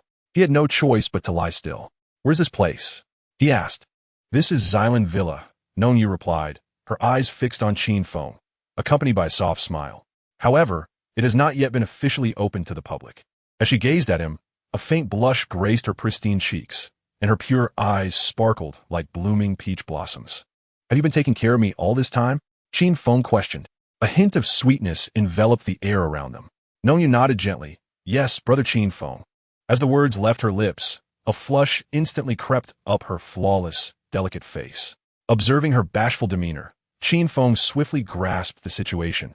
Know you harbored feelings for him. Yet, he felt puzzled, for their interactions had been scarce, and they had scarcely exchanged words. While he pondered this, a voice echoed from outside the door. Know you has worked hard these past few days. Han Fei entered, followed by Jinu, who carried a bowl of medicine. It was no trouble. This is what Know you ought to do, she replied, her face growing even redder upon hearing Han Fei's words, her voice tinged with shyness. Know you, it's time to administer the medicine, Jinu reminded her. Know you helped Qin Feng sit up, resting him against her chest. The unique fragrance of youthful innocence wafted around them. Though Qin Feng felt a flicker of affection for Know you, the rapid progression of events had surpassed his expectations. Know you had been separated from her parents since infancy, growing up in solitude and hardship. It was during a time of grave injury that Jinu rescued her and brought her to Xylan Pavilion. Han Fei seemed to sense the questions swirling in Qin Feng's mind and spoke slowly. Though Know you has become the foremost Qin performer at Xylan Pavilion, a shadow still lingers in her heart. He paused, looking at Qin Feng, and continued, in this vast world, only you, brother Qin, can dispel the shadows dwelling within Know you's heart. Is the shadow you speak of related to Yi Mu and Bai Yifei? Qin Feng inquired. Precisely. Han Fei affirmed with a nod. Now, the shadow that once loomed over brother Qin has dissipated under his sword, leaving no trace behind. Qin Feng wields his blade, pressing down on Ji Wuye, instilling fear in the great general of Korea. Inside Xylan Pavilion, he shatters Bai Yifei with a single strike. Atop that mountain, he engages in a fierce battle with Shui Fei, the master of Shui Fortress. With sheer determination, he obliterates a significant portion of the night's darkness. Although Know you has not personally witnessed these events, the tales of Qin Feng's astounding feats are incessantly recounted by Han Fei, Xinv, and Zhang Liang in her presence. Gradually, Qin Feng has transformed into the great hero in Know you's heart. To her, he is akin to the revered Gai Nie in the eyes of Duanmu Rome. For a young girl who has endured loneliness and hardship, it is such heroic figures like Qin Feng that are most easily adored, the slayer of malevolent dragons. Brother Qin, open your mouth. Know you gently exhales, her breath fragrant as she brings the medicine to Qin Feng's lips. Qin Feng gazes into her pair of jet black, pure, and flawless eyes. His heart stirred. Like a child, he instinctively opens his mouth. The medicine, though bitter upon entry, brings a flicker of sweetness to his heart. He recalls the tragic fate of Know you in the original plot of Taiyang Sinjuan, where she attempted to assassinate Ji Wuye, but ultimately met a forced demise. In that moment, Qin Feng resolves, "Knowing you, I will protect you." Chapter 59. Wei Zhuang commemorates Tang Qi. Xin's heart is delicate as a hair. On the outskirts of Xinjiang City, amidst desolate mountains and wild hills, a fine mist of rain descends from the sky.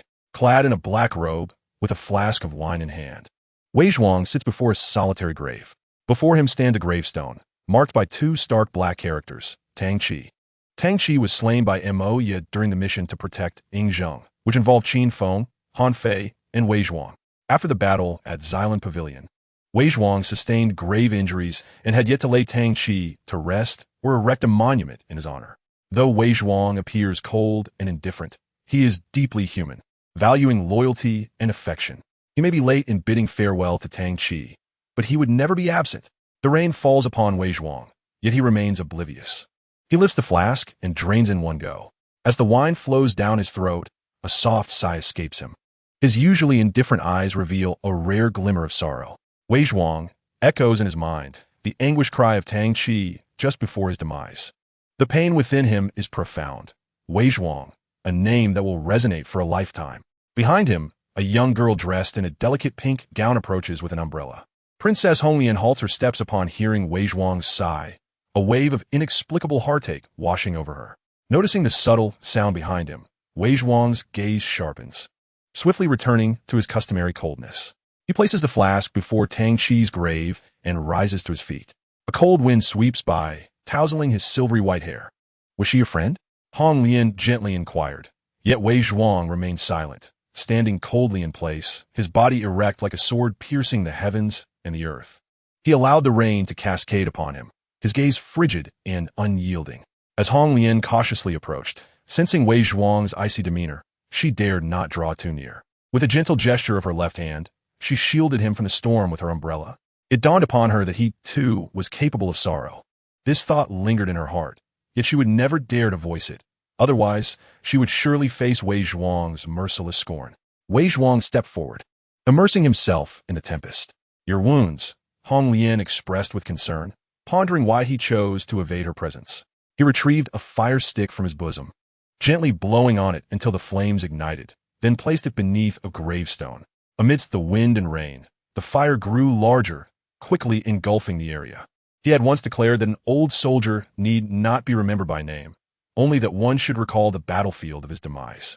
His voice was devoid of warmth as he turned away, snatching the umbrella from Honglian's grasp. Honglian stared at her empty left hand, bewilderment etched across her face. Wei Zhuang tucked away the umbrella, tilting his head back to let the rain pelt his face. In his mind, the figures of Qin Feng and Shui Fei emerged, recalling their earth-shattering battle atop that mountain. Qin Feng had triumphed over him, Ji Wuye by Yi Fei, and the enigmatic Heibai Xuanzhan, ultimately clashing with Shui Fei, the master of Shui Fortress. The confrontation resulted in mutual devastation. The magnitude of Qin Feng's strength far surpassed Wei Zhuang's expectations. As fellow disciples of the Giga sect, why was Qin Feng so formidable? His thoughts became disordered. "Hey, the rain is quite cold." Honglian's irritation interrupted Wei Zhuang's reverie. "Ashu." The raindrops caused her to sneeze involuntarily. "Just what I needed." Wei Zhuang coldly remarked this before striding away. How rude, after taking someone's belongings. Not even a word of thanks. Honglian stamped her foot in frustration. She had prepared many comforting words for him. However, Wei Zhuang paid her no heed as he gradually distanced himself. Though Honglian was exceedingly vexed, she ultimately couldn't resist the urge to chase after him. Esilen vile. Knowing you cautiously administered medicine to Qin Feng, blowing gently on each spoonful before presenting it to his lips. He was her hero, and she vowed to care for him diligently. Han Fei and Zijou observed nearby, with Han Fei appearing somewhat awkward, while Zijou gazed on with envy, harboring a tinge of bitterness in her heart. Even as Qin Feng and Wei Zhuang ventured toward Shui Fortress, Zijou's affections remained tethered to Han Fei. Yet, upon witnessing the capture of Honglian by Yi Fei, Han Fei remained utterly unmoved. He did not even possess a plan to rescue Honglian. Such indifference towards his biological sister raises questions about his feelings for her. In Han Fei's heart, within the grand vision of establishing a new Korea, he would sacrifice anyone for that dream, including her, Xinu. Of course, except for himself and Wei Zhuang, if it were not for Qin Feng's return. Insisting on dealing with Bai Fei and the Shui fortress first, the safety of Hong Lian would have been uncertain. The heart of a woman is as intricate as a fine thread. Any action or word from a man could potentially shake her faith. Looking at Qin Feng, he perpetually bore a cold demeanor that kept others at bay, his aura reeking of danger. Yet, for Wei Zhuang, he wielded dual swords to battle Bai Fei and Bai Xinjian. For Han Fei and Nong Yu, he suppressed Ji Wu Yi with his sword. For Hong Lian, he braved the treacherous Bat Mountain and engaged in a fierce battle against the mistress of Shui fortress, Shui Fei. How could such a man not stir the softest corners of Xinu's heart? As Wei Zhuang entered, maintaining his usual cold expression and frigid gaze. Trailing behind him was Hong Lian. Xinu noticed that while Wei Zhuang held an umbrella, both he and Hong Lian were drenched, prompting a resigned sigh from her. Men. She promptly draped an outer garment over Hong Lian. Are you curious about what transpired after the avalanche? She inquired. It is worth noting that among the disciples of Gui Gu, a form of telepathic connection exists, akin to the communication between swordsmen through their blades. Qin Feng and Wei Zhuang, being both swordsmen and disciples of Gui Gu, shared an even stronger bond. I wish to know if Bai Fei is dead. Qin Feng stated calmly. If Bai Fei remains alive, Han Fei's life will undoubtedly be in jeopardy. He cannot perish yet. Han Fei interjected, responding. Is it the intention of Brother Han, or yours? In an instant, Qin Feng's expression turned grave. When it came to you, his gaze shifted towards Wei Zhuang. During last night's battle, Qin Feng and Shui Fei were engulfed by the avalanche. Bai Fei recklessly plunged into the tumultuous snow. Killing Bai Fei would have been a simple task for Wei Zhuang. However, he ultimately chose to save him. As for Shui Fei, her fate remains unknown. Lost in the chaos, Wei Zhuang's heart jolted, yet his expression remained as stoic as ever, silently reflecting. I didn't expect you to see through it. It is my sentiment, as well as that of Brother Wei Zhuang. Han Fei sensed the subtle shift in tone between Qin Feng and Wei Zhuang and hastily sought to mediate. Is this your choice? Qin Feng gazed intently at Wei Zhuang, his eyes sharp as a blade. The act of feeding the medicine to Nong Yu came to a halt. Wei Zhuang offered no reply, moving directly to the window, arms crossed over his chest. The room fell into a brief silence, an awkward atmosphere permeating as a gust of wind swept through. To decide first and choose later is to pursue profit. To choose first and decide later is to uphold righteousness. In your heart, is preserving Bai Fei's life a matter of profit or righteousness? Qin Feng's words struck Wei Zhuang like a soul-searching inquiry, piercing deep into his heart. 3 years ago, at Wei family village, the elder brother chose to kill Wei Yong, while you opted to save him. As Qin Feng's voice faded, Wei Zhuang's gaze subtly shifted. He understood the motive behind Qin Feng's question. This time, I have chosen to kill Bai Fei, yet you have chosen to spare his life. Bai Fei holds equal significance to Hongua as Wei Yong does to Wei Gua. Different individuals, yet the same scenario. Your choice remains unchanged. You have not changed. With Qin Feng's words lingering in the air, Wei Zhuang's eyes grew heavy, as if his heart had been laid bare before Qin Feng. Chapter 60. Nong Yu accompanied Qin Feng to Qin, while Yin Lingji felt a twinge of jealousy. Should Bai Fei perish, the 100,000 white-armored troops of Nanyang would swiftly fall under the iron hoofs of the Qin army. The loss of Nanyang would leave Hongua's gates wide open. The specter of annihilation loomed ever closer. Han Fei's expression grew grave as he articulated each word with care. Thus, sparing Bai Fei's life is not only my intention, but also that of Brother Wei Zhuang. Wei Zhuang remained silent at the window, his demeanor icy. The snowy fortress has been destroyed, and Snowy Fei's whereabouts are unknown. The peril facing Brother Han has been resolved. Qin Feng, it is time for my departure. Qin Feng rose from the bed, donned his shoes, and prepared to leave. Thank you, Brother Qin, for your assistance.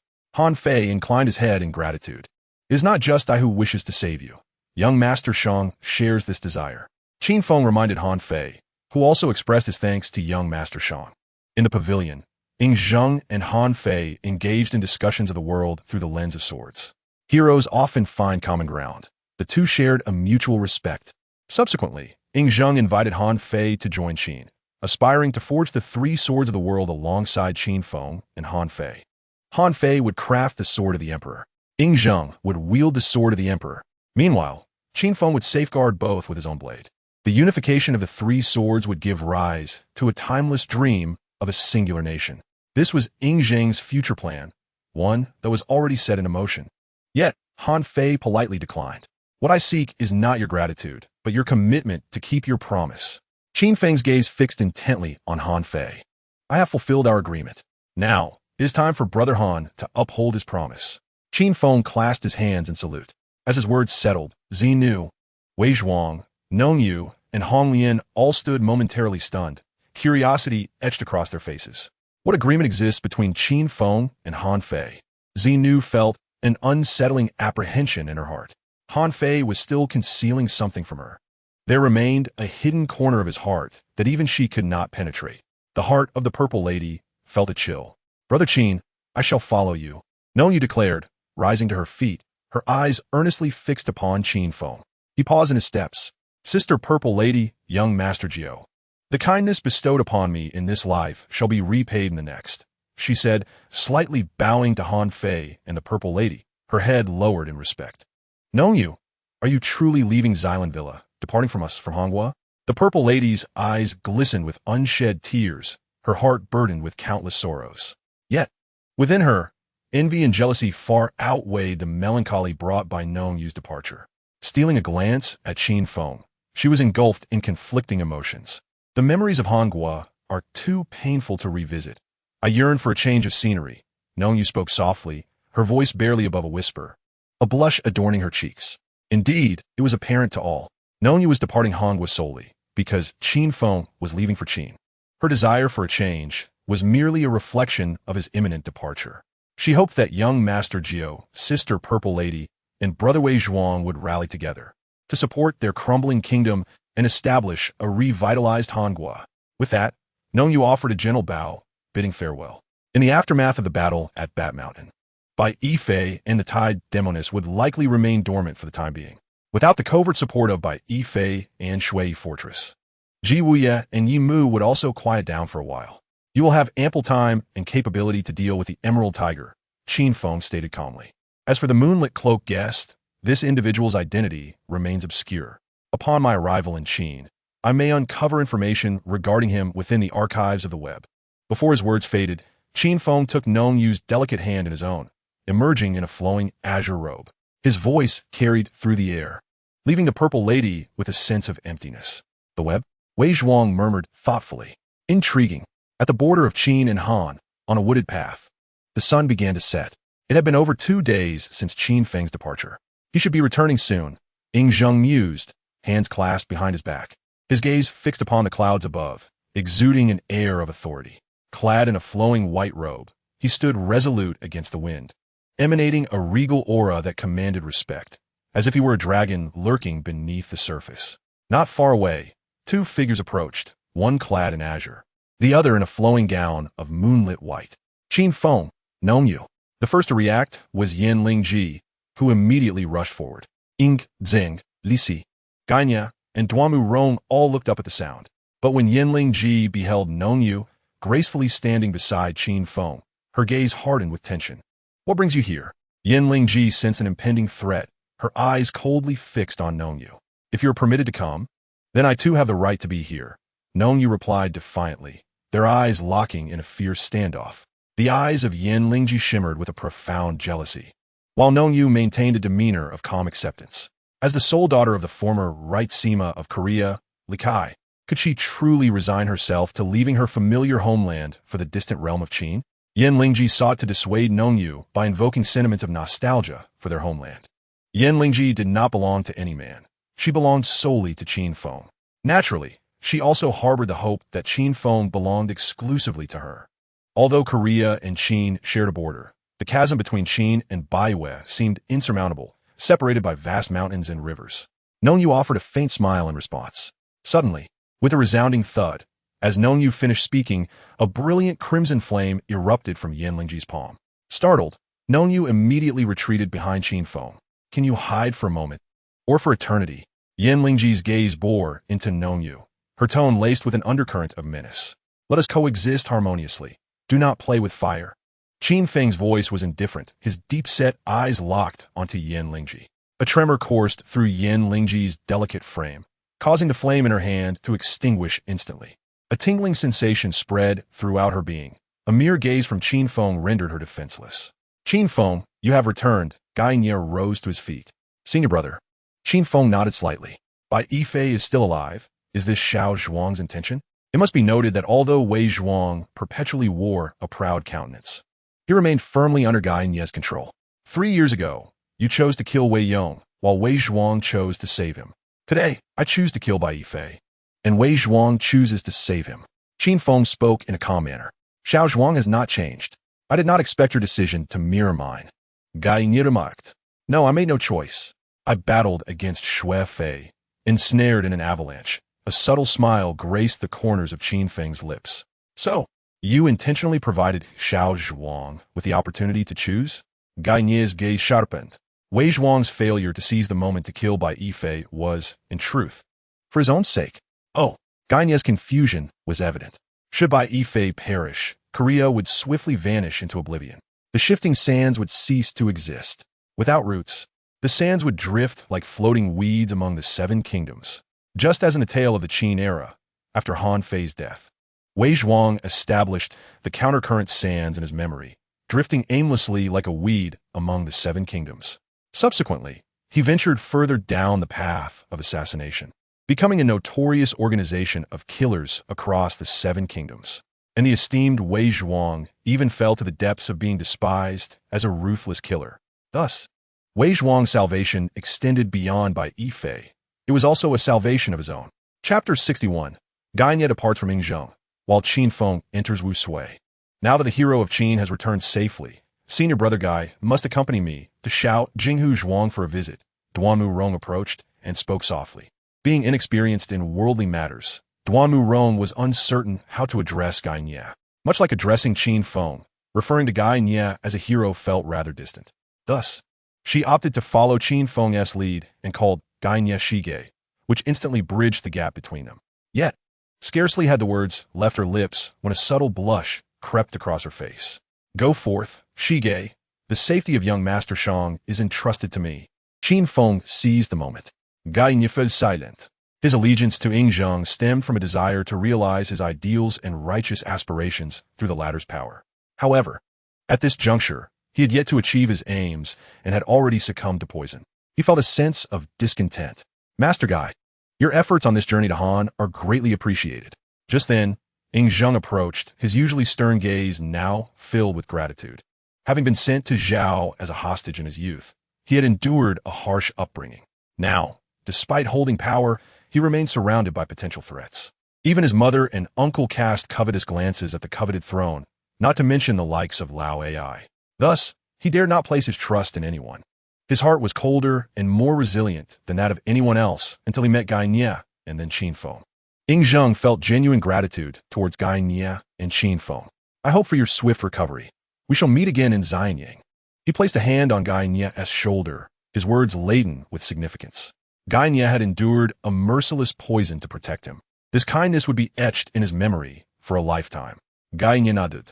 The sound of the cart wheels gradually faded as he and Duanmu Rong boarded the carriage, heading towards Shaojing Lake Manor. Watching the retreating silhouette of the cart, Yingzheng's eyes glimmered with unshed tears. Today, as parting left him uncertain of when they would meet again. To Wu Sui, as he observed Gai Nie disappearing from view, Yingzheng's gaze swiftly regained its former authority. Yes, several scouts and border soldiers bowed in response. This mission is confidential. The true identity of the king must not be revealed. Those who violate this will face execution. Li Si struck the ground with his envoy's staff, signaling for attention. Understood. The generals responded with lowered heads. Furthermore, from this day forth, you shall refer to his majesty as young Master Shang. Li Si reiterated emphatically. Yes. Accompanied by 5 scouts and border soldiers, Yingzheng, Qin Feng, Yin Lingji, Nongyu, and Li Si slowly made their way towards Wu Sui. Qin Feng rode ahead, flanked by Yin Lingji and Nongyu on either side. Yin Lingji's eyes were solely fixed on Qin Feng, her gaze fervent, as she keenly observed every movement he made. Love blossomed before her. Each of his words and actions encompassed everything. Nongyu also admired Qin Feng's gallant stature. A gentle smile gracing her lips. Happiness, akin to a gentle stream, rippled at the core of her heart. In the state of Qin, Xianyang, at the residence of the prime minister, a group of inner palace attendants, bearing royal edicts, entered the manor. The inner palace attendants seldom entered the hall of three treasures without cause. Sitting alone in his chamber, Gan Luo rose to greet the arrival. The king has decreed that henceforth, the esteemed minister shall embark on a diplomatic mission to the Zhao kingdom, with a strict deadline of 15 days to return to Qin. Should he fail to comply, his entire household shall face execution, and his lineage shall be extinguished. The declaration reverberated in Gan Luo's mind like a thunderclap. Is this truly the king's will? His voice quivered, and beads of cold sweat formed upon his brow. What does this entail for the esteemed minister? Is he questioning the king's judgment? The voice of the palace eunuch pierced through the air, sharp and authoritative. I dare not. Gan Luo prostrated himself in submission.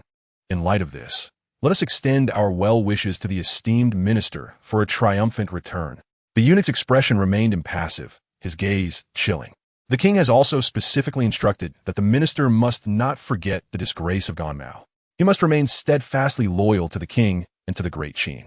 Gan Mao, Gan Luo's grandfather, was once a renowned general of Qin, serving as the left chancellor, only to be betrayed and forced to seek refuge in Qi, where he was appointed as a minister. In the eyes of the Qin people, Gan Mao is a traitor. Indeed, Gan Luo shall remember this. After the eunuch's departure, Gan Luo slumped despondently to the ground, his eyes vacant and his mind a complete blank. Why has the king issued such a harsh decree? A mere 15 days to return to Qin. Failure to do so results in the annihilation of his household and the execution of his entire clan. What a merciless and draconian command. Gan Luo's heart was a tumult of confusion. As night fell, darkness enveloped the world. A waning moon cast a dim light. In the courtyard of the minister's residence, a solitary figure sat at a table with a jug of wine. Gan Luo poured himself a full cup, downing it in one go. Dear minister, you must depart for Handan at dawn. Do not overindulge, cautioned an elderly man, his face etched with concern. Why does the king treat me, Gan Luo, with such severity and harshness? Gan Luo grasped the old man's sleeve, his countenance aflame with indignation. I am gifted and have been hailed as a prodigy. Yet, why does the king not trust me, nor value my worth? What say you? His grievances poured forth like the wine that filled his cup, intoxicating his senses and clouding his vision. With another full cup poured, he drank deeply once more. Hic! He could not suppress a burp. Sir, the old man swiftly restrained Gan Luo's hand, preventing him from pouring more wine. Gan Luo slammed his left hand on the table, his eyes glazed over, his youthful face flushed with crimson. The old man was taken aback. I shall earn the king's trust again. As these words left his lips, Gan Luo succumbed to fatigue, collapsing onto the table. The old man gazed at the now slumbering Gan Luo, a soft sigh escaping his lips. He yearned for the young man to restore his family's honor and become a figure of renown like his grandfather. One must not only engage in relentless study, but also confront the intricate relationships within the court at all times. For one of his age, such burdens are exceedingly weighty. The old man casually picked up a jug of wine from the table and filled his cup to the brim.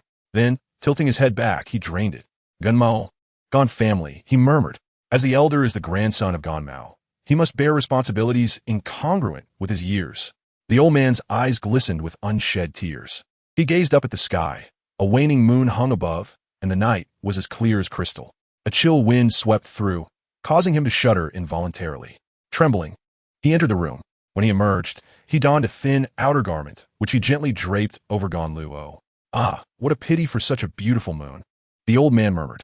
His eyes, clouded and dim, seemed to have weathered the vicissitudes of life, the intrigues of the court.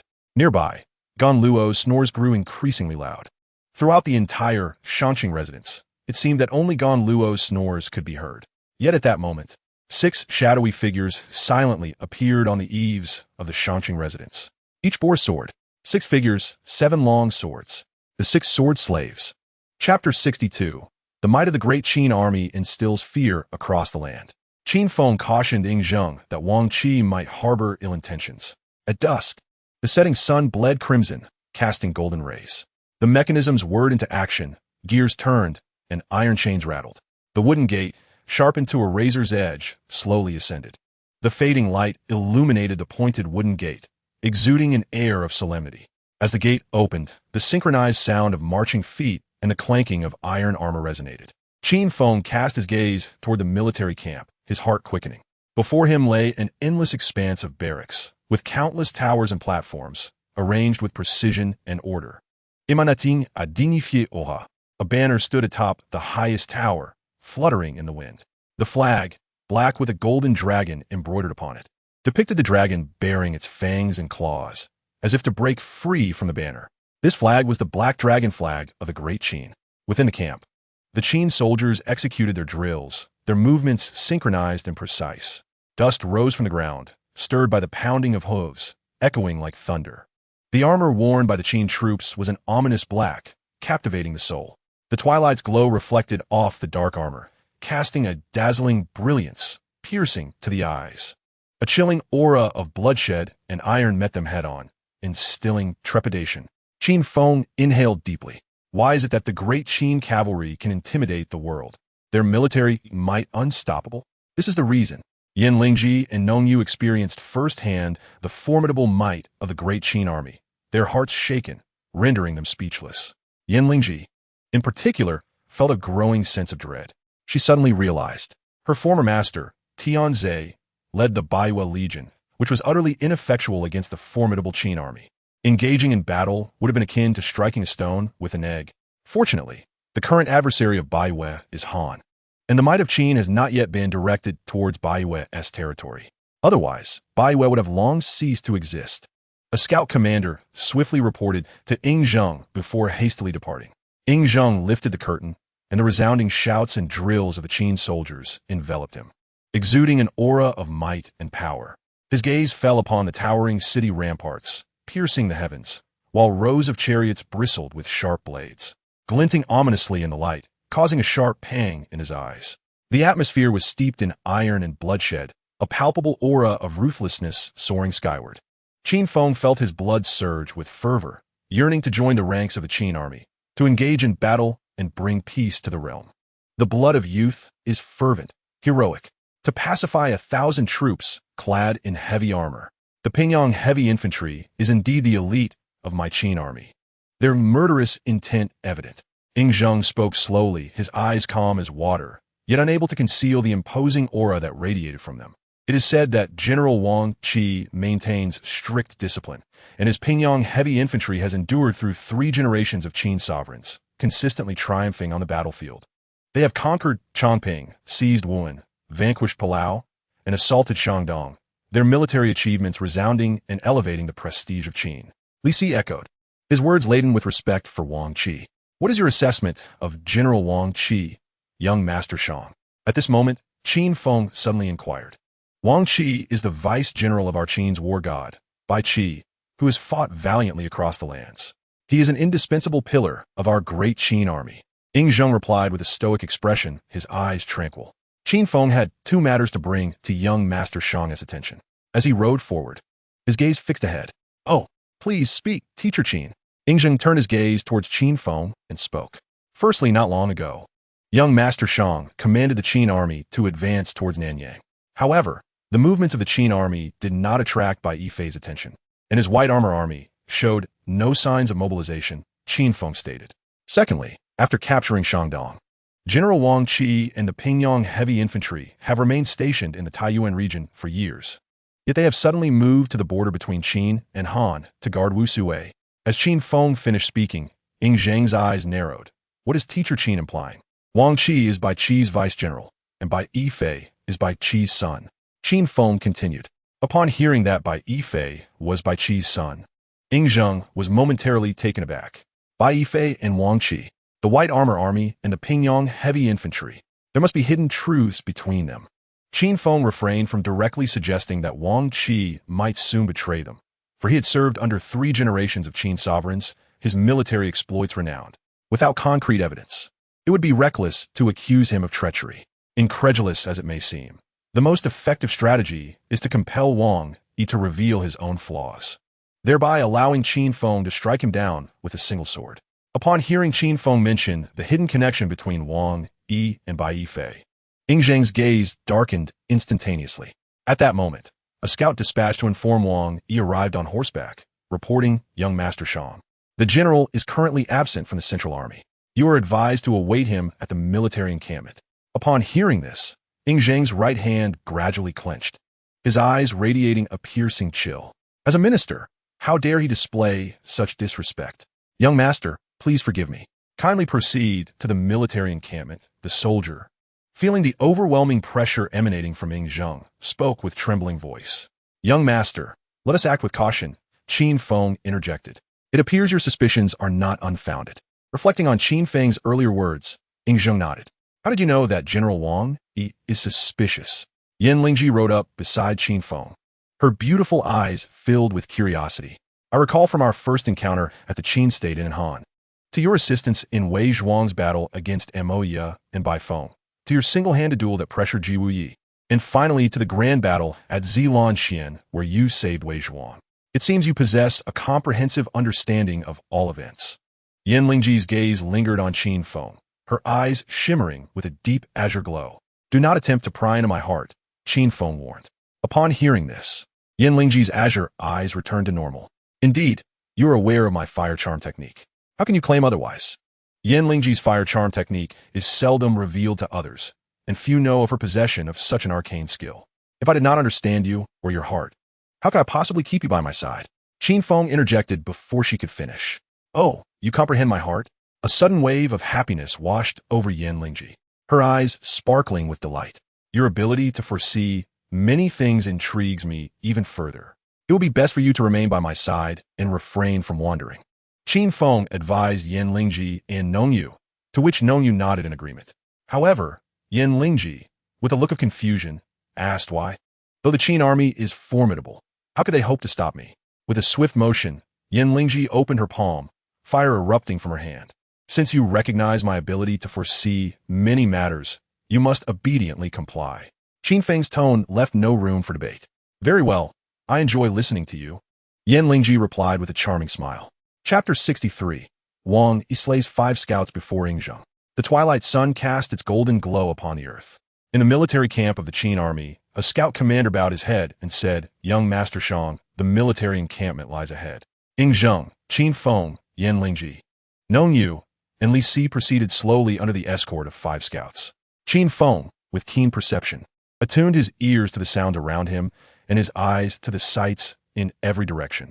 He quickly committed the defensive arrangements and the state of the Qin army to memory. Young Master Shang, what is your assessment of the defenses here and the condition of the Qin army? Qin Feng prompted Ing Zhang. The defenses are sparse, and there is considerable distance from General Wang Jia's main forces. However, should any untoward event transpire, an expeditious retreat is feasible. Wang Jia, indeed, is a master of military strategy. Ing Zhang himself is also well-versed in the art of war, instantly discerning the critical vulnerabilities within the encampment's fortifications. Yet, such meticulous preparation likely harbors ulterior motives, Qin Feng subtly warned. As these words lingered in the air, Yan Lingji and Nongyu exchanged glances, both acutely aware of the extraordinary peril they faced. The group halted before a massive tent concealed by a grand white canopy. At that moment, a powerful and resonant voice emanated from within. You have finally arrived. Come in. Upon hearing this, Ing Zhang's expression darkened instantly, his countenance turning as forbidding as winter frost. Wang Jia's failure to come forth and greet them, coupled with his haughty demeanor, provoked considerable discontent within Ing Zhang. The tone of Wang Jia's words was even more audacious and disrespectful. After all, who truly reigns as the king of Qin? Wang Jia, it seemed, was utterly dismissive of this question. Young Master Shang, regardless of what transpires, rest assured with me by your side, Qin Feng declared, raising his right hand to halt Ing Zhang before entering. Observing the calmness in Qin Feng's eyes, Ing Zhang nodded slightly. Qin Feng, known as the Sword Slayer, had vanquished the celestial-level assassin Xian Jian and had faced the formidable Snow Fei, the wife of the god of death, atop Bat Mountain without succumbing. Wang Jia was but a trifling matter in comparison. Once inside the tent, the 5 scouts immediately knelt on one knee before Wang Jia. Clad in dark armor and facing away from them, Wang Jia exuded an aura of lethal intent that permeated even the armor. As a deputy commander to the god of death by Qi, his murderous aura was far more palpable than that of others. You have all performed admirably, Wang Jia remarked, pouring 6 cups of wine. Come, this is a toast from me to you. Turning to reveal a visage reminiscent of Ao Bai. Though aged around 70 with graying hair and a hint of weariness, his eyes sparkled with vitality and emitted an intensity akin to lethal energy, rendering direct gaze impossible. Ying Zheng maintained his composure, his expression serene. With Qin Feng present, Wang Jia posed no threat to him. As Wang Jia approached, the oppressive aura he radiated weighed heavily upon the 5 scouts, causing them to bow their heads in submission. Thank you, General. The scouts stammered as they accepted the wine offered by Wang Jia. Raising his head to drink, a cold smile distinctly curled at the corners of his mouth. The eyes were filled with a bone-chilling, murderous aura. The general raised his cup in a toast, compelling the 5 scouts to drink. However, as they tilted their heads back, a flash of sword light suddenly erupted. The wine vessel in the hand of one scout was severed in 2, crashing to the ground.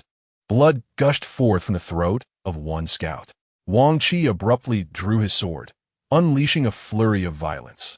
The 2 scouts beside him had yet to react before Wang Qi dispatched them effortlessly, one with a slash to the throat and the other with a thrust to the heart. In the blink of an eye, 3 of the 5 scouts lay dead, leaving only 2. The remaining scouts, witnessing the carnage, finally gathered their wits and turned to flee the tent. Fleeing? Wang Qi bellowed, seizing a nearby heavy axe. With a single stroke, he cleaved the 4th scout in half from behind. The last remaining scout, witnessing the death of his comrade, steeled himself to fight back. He drew his sword and lunged at Wang Qi's right flank. Wang Qi, having just claimed 4 lives, was taken aback by the audacity of the final scout's counterattack. The scout's blade nicked a small piece of armor from Wang Qi's abdomen, revealing a dark emblem beneath. The emblem flickered briefly, but Qin Feng saw it clearly, a spider motif. Seeking death, Wang Qi roared, bringing the heavy axe crashing down with lethal intent. It cleaved the final scout in 2, blood splattering across the tent's drapery. The scene was gruesome and brutal. Rongyu, witnessing such bloody carnage, could not help but shut her eyes. Had it not been for Qin Feng standing protectively before her, she would have fainted from terror. Ying Zheng and Qin Feng observed the unfolding chaos with calm composure. Unyielding as mountains, they were eager to see just how long Wang Qi would continue this macabre display. Once Wang Qi had finished off the last scout, he slammed the heavy axe down onto the ground, sending a ripple of murderous intent radiating outward. The entire tent trembled. Though over 70 years of age, Wang Qi had just dispatched 5 men in the blink of an eye, his swordplay sharp and fierce, his axe brutal and bloodthirsty. His agility rivaled that of the young and vigorous, far surpassing those in their 20s or 30s. The old tiger, despite his age, still retained his formidable prowess. He was indeed a renowned general of the Qin state, a worthy deputy of the legendary killer by Qi. Wang Qi, as he witnessed the bloody frenzy, Ying Zheng could no longer contain himself and stepped forward, issuing a stern admonition. Left Minister Wang Qi, you must not resort to violence before the king. Offending the king's authority invites grave punishment. Wang Qi knelt, gripping the heavy axe with his right hand, bowing his head in submission. Yet his eyes remained defiant, exuding an unyielding murderous intent. Draw the sword, kill, kneel, seek repentance. The transformation of Wang Qi was exceedingly abrupt. Li Si, Yan Lingji, and known you were momentarily taken aback, exchanging glances filled with bewilderment. Wang Qi's rash act of slaying the scout was indeed an act of necessity. Ying Zheng's gaze sharpened. What do you mean by that? With numerous spies within the military camp, the revelation of the king's identity would undoubtedly pose a grave danger. Wang Qi knelt on the ground, clasping his hands in a gesture of respect, and elucidated his reasoning. So it is understood. In this case, although the scout was innocent, his demise was unavoidable. Ying Zheng's expression remained unperturbed, his eyes devoid of emotion, as he slowly approached Wang Qi. He then extended his left hand to assist Wang Qi to his feet. The general has exerted considerable effort. Ying Zheng exchanged a glance with Qin Feng, only to find Qin Feng's eyes as tranquil as still water, revealing no disturbance. It seemed as though everything unfolding before them was well within his control. They would undoubtedly not relent. The king, within the military camp, likely remained in perilous straits. Wang Qi's face betrayed his anxiety. What course of action does the general propose? Ying Zheng's countenance was impassive, his gaze seemingly capable of penetrating the depths of one's soul. I am willing to share the king's burdens. Although Ying Zheng was esteemed as the king of Qin, he was still young. Wang Qi, having surpassed 70 years, was seasoned in the art of warfare. Under the scrutiny of Ying Zheng's piercing gaze, he displayed not the slightest hint of trepidation. I have two significant strategies, which I hope the king will consider. Wang Qi's eyes were profound, his presence not yielding to that of Ying Zheng. Speak. Ying Zheng replied calmly. First, the king could pen a personal letter to be sent to Xianying, entrusted to a loyal confidant to bring assistance. Secondly, the king must continue to conceal his true identity. I believe that Lord Li, being an envoy of the Qin state, should not mind, and thus, the king could temporarily masquerade as Lord Li's attendant. Upon hearing this, Li Si gasped, breaking into a cold sweat. An attendant is akin to a servant, a mere slave to their master. In ancient times, the status of servants was lowly. How could one possibly have the esteemed Ying Zheng disguise himself as a lowly servant? Li Si instinctively recoiled a few steps, bowing deeply. I am terrified. It is one thing for Wang Qi to devise strategies, but to involve him, Li Si, is another matter entirely. Li Si immediately sensed that the situation was far more complex than it appeared. Ying Zheng pondered briefly before waving his hand. It matters not. We shall proceed, as per the general's counsel. Ying Zheng stood with his hands clasped behind him, his demeanor composed. Thank you for your kindness, my lord. Wang Qi nodded in gratitude. You may address me as young Master Shang. Ying Zheng stated nonchalantly. Indeed, the resting quarters for young Master Shang and Lord Li have been prepared since early morning. Please, my lord, take your rest soon. Ying Zheng nodded slightly and then exited the tent. Chapter 64. Ying Zheng and Qin Feng's midnight conversation. A revelation for Ying Zheng. The cold moon hung high, casting a pale light. Within the Wusui military camp, an undercurrent of tension surged. Qin Feng, Yan Lingji, and Nong Yu stood atop a high platform, surveying the Qin army's encampment. Tonight, with such a resplendent moon above, shall we not share a toast? Yan Lingji gracefully approached, her enchanting figure swaying, her beautiful eyes fixed upon Qin Feng. Yet, amidst the turbulent currents of the Qin court, who possesses the leisure to indulge in wine and moonlight? Nong Yu spoke, her lineage tracing back to the esteemed Li Kai, former right minister of the Han. As the daughter of a court official, she understood the brutal and sanguinary nature of power struggles far more profoundly than Yan Lingji. The predicament of young Master Shang bears a striking resemblance to that of young Master Jiao. She sighed wistfully. Qin Feng's gaze remained impassive, his demeanor as frigid as the high-hanging moon at that moment. Suddenly, a faint sound of something shattering broke the stillness from within Ying Zheng's tent. Qin Feng's focus sharpened. In an instant, he transformed into a fleeting shadow, arriving at Ying Zheng's quarters. His demeanor was eternally stoic, devoid of romantic sentiment. Yan Lingji beheld Qin Feng's graceful form as it glided through the air, a mix of surprise and resignation washing over her. The allure of Qin Feng was undeniable in every move he made, yet the lament lay in the truth that he belonged to no woman, or rather, not solely to her. Wasn't this the very reason she had devoted herself to following him here? Nong Yu turned to Yan Lingji, offering a faint smile. Yan Lingji neither confirmed nor denied it, yet a voice within her whispered, there is a semblance of truth in that. In a mere flash, Qin Feng vanished into Ying Zheng's tent. Upon landing, a brush rolled beneath his feet. Ying Zheng sat at the desk, his right hand resting upon the surface, facing inward. The dim light flickered like orange, casting his tall, imposing figure against the screen, evoking a sense of solitude and helplessness. Scattered about the desk lay a plethora of bamboo scrolls. Young Master Shang, Qin Feng began, the letter has been penned. Yet I remain uncertain to whom it should be dispatched. Ying Zheng sighed heavily.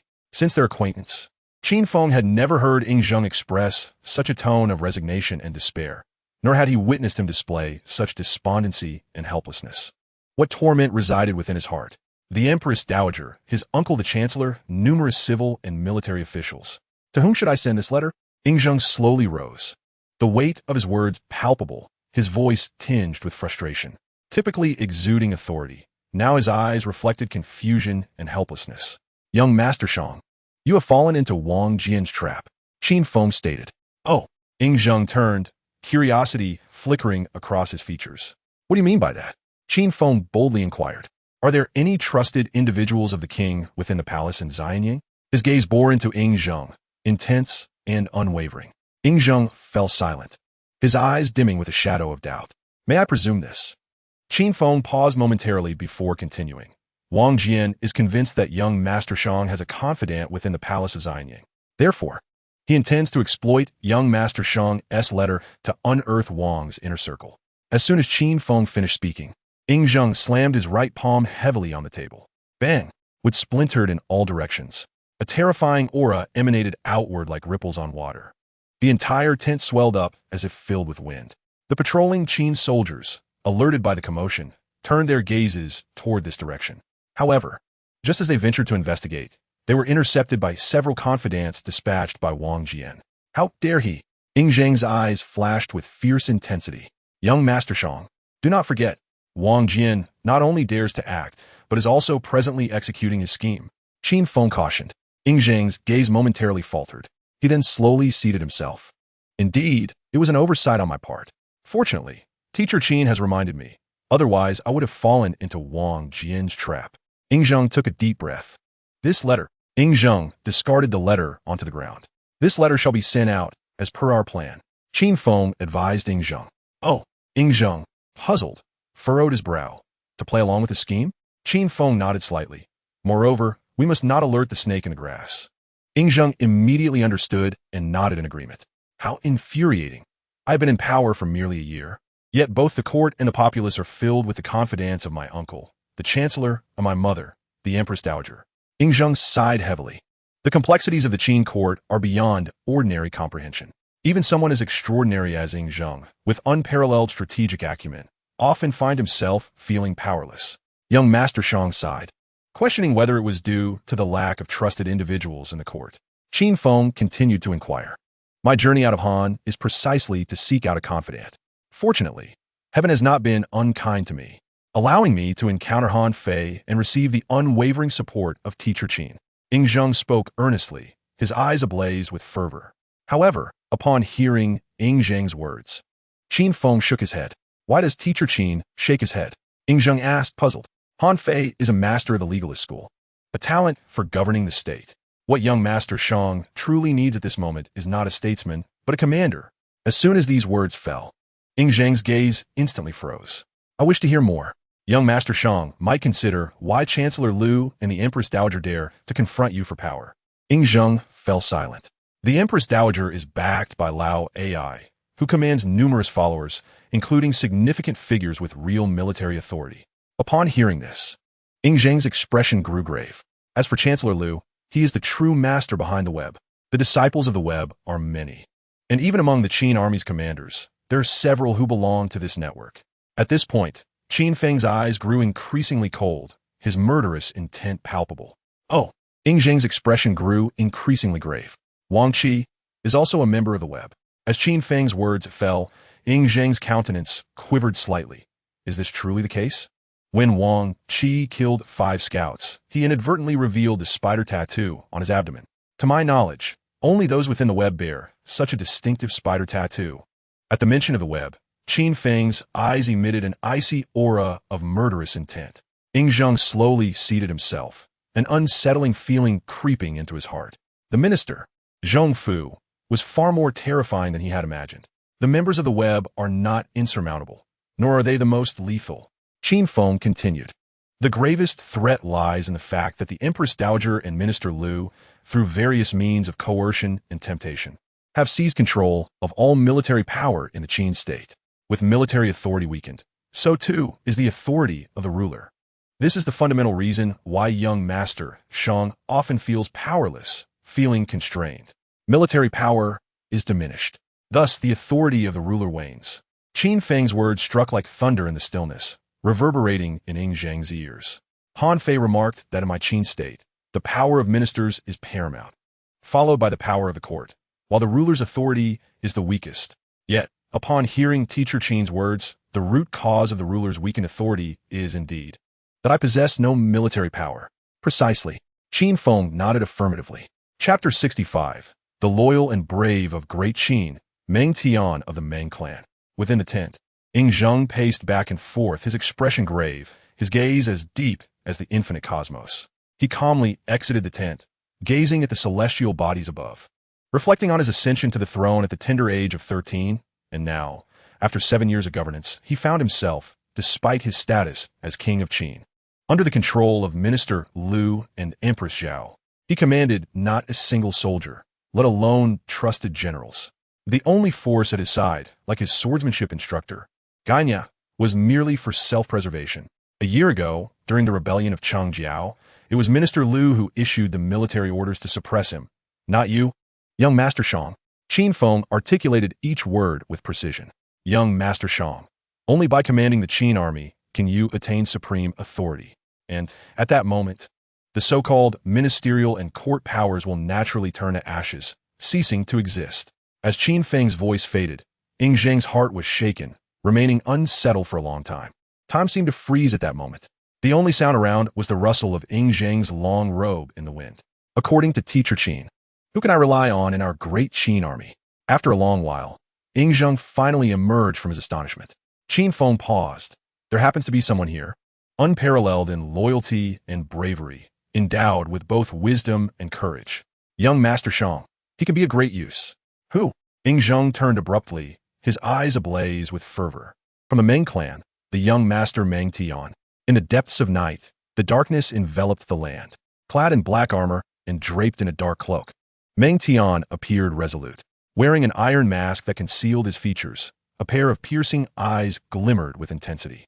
The air around him exuded the distinctive aura of a soldier forged in the crucible of battle. At that moment, Meng Tian stood atop a high tower, gazing down at the formidable Qin military camp, filled with an overwhelming sense of authority and pride. His heart surged with fervor. Indeed, our great Qin is blessed with both wisdom and valor, and our soldiers are as fierce as tigers. I, Meng Tian, shall steadfastly safeguard the realm of great Qin. Lost in contemplation, a soldier approached to deliver a report. General, the military roster has been meticulously accounted for today. Please take a look. Meng Tian accepted the bamboo scroll, unfurling it with care. However, upon noticing an anomaly, his gaze sharpened. 5 scouts had perished today. In ancient armies, scouts operated in groups of 3 or 5. The complete demise of an entire team was a rarity indeed. What could have transpired? A chill settled over Meng Tian's eyes as the soldier informed him. They encountered an enemy ambush, and their bodies have been returned to the camp. Where did the ambush occur? How far from the camp? Meng Tian's eyes glinted with a cold light. An attack on all of Qin's scouts suggested a potential assault on the main camp. Who was the enemy? Was there a need for preparation? With heightened vigilance, Meng Tian pressed on. The assault on the scouts was a harbinger of impending conflict. Faced with Meng Tian's relentless inquiries, the soldier faltered, uncertain of how to respond. I do not know. Meng Tian's gaze hardened. My subordinates have inquired, yet they were met with vague responses.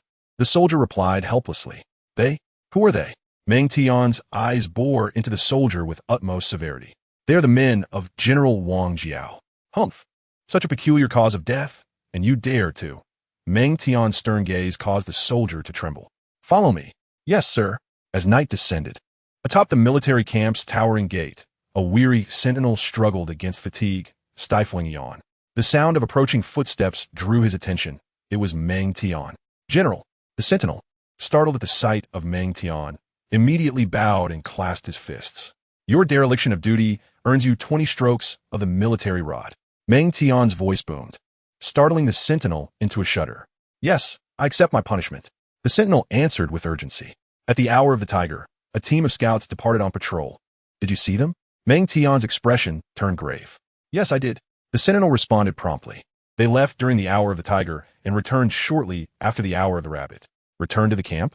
Meng Tian's eyes darkened instantly. The scouts' return indicated that they had perished within the confines of the military camp. The consequences are graver.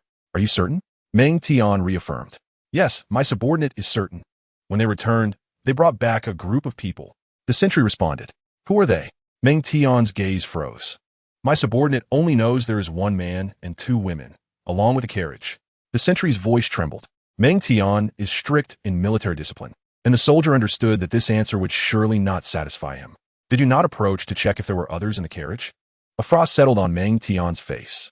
As my subordinate approached, the scout's sergeant warned that the identities of the people inside were special. He instructed my subordinate to keep quiet. As the words fell, Meng Tian shouted, Special identities? My subordinate is not lying. Every word is the truth. Feeling Meng Tian's piercing gaze, the sentry's voice quavered. You have 2 grave offenses. First, negligence in your post. Second, dereliction of duty. Do you understand your crimes? Meng Tian's eyes were sharp as a sword. He commanded, "My subordinate knows his crimes." The sentry trembled all over. "Military law is ruthless. Take him away and execute him." Meng Tian, with an unyielding demeanor, waved his hand. "The generals under Meng Tian will one day become the renowned Golden Fire Cavalry of the realm, a testament to his strict enforcement of military law." Meng Tian? Yingzheng slowly rose.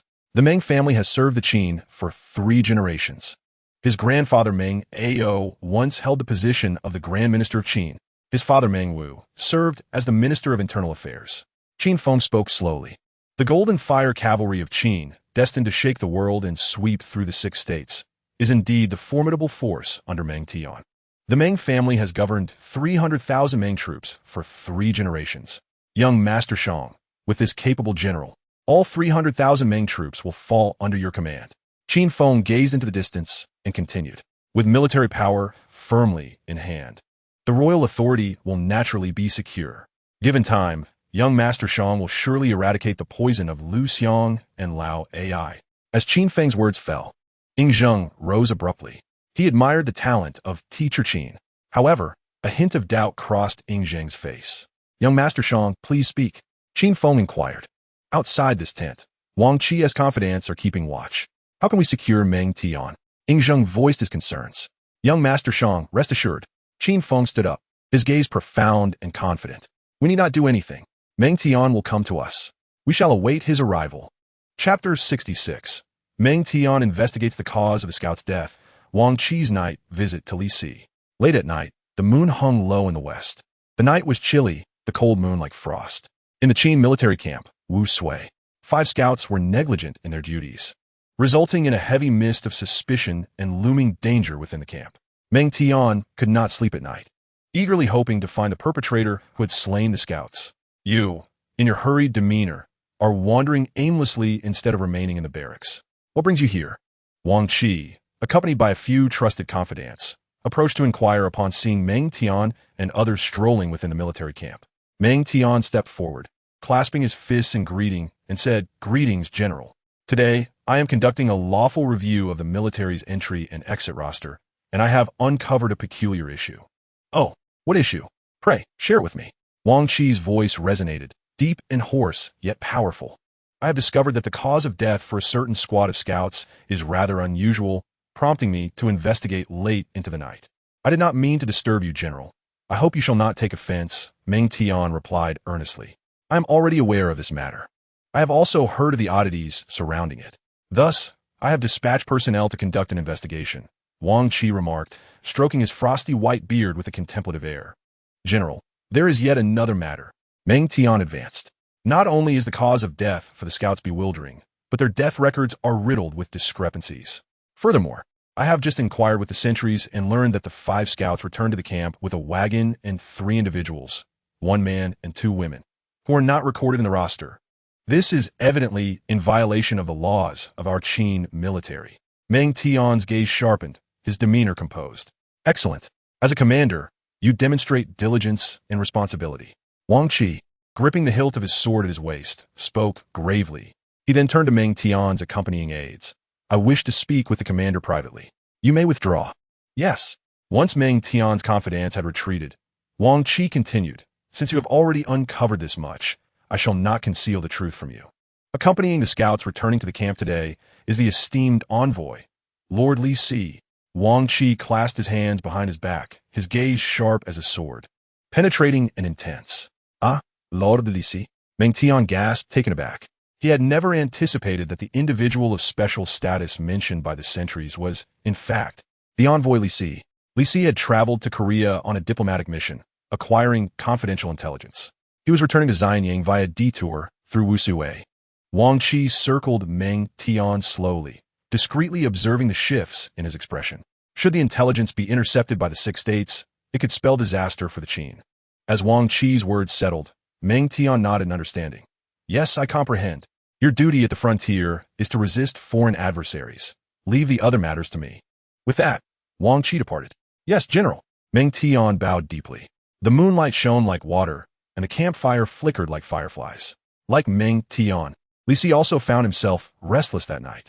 He gazed upward at the distant night sky, his expression grave, his eyes laden with concern. Indeed, his sleeplessness was not due to the demise of squad of scouts, but rather because his mind inexplicably recalled the words exchanged between Ing Zheng and Han Fei at their parting. I yearn to forge a sword fit for an emperor. Would you join me in the pursuit of a timeless dream of a united realm? I am willing. Li Si murmured softly. The cool night mist caressed his face, and he quickly realized that this was not but a dream. Ing Zheng had summoned his elder brother, Han Fei. Why was it not me? What renders me inferior to Han Fei?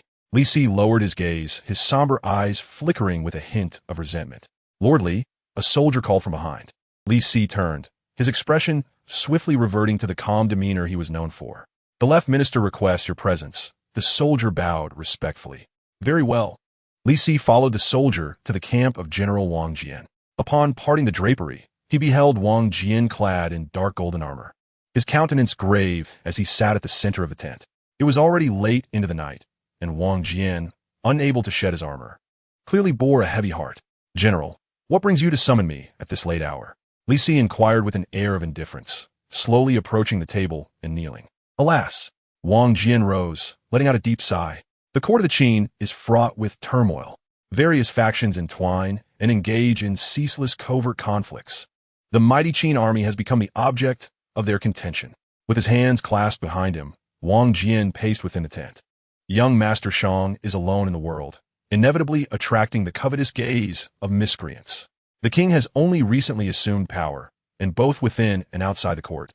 Tranquility is but a distant dream.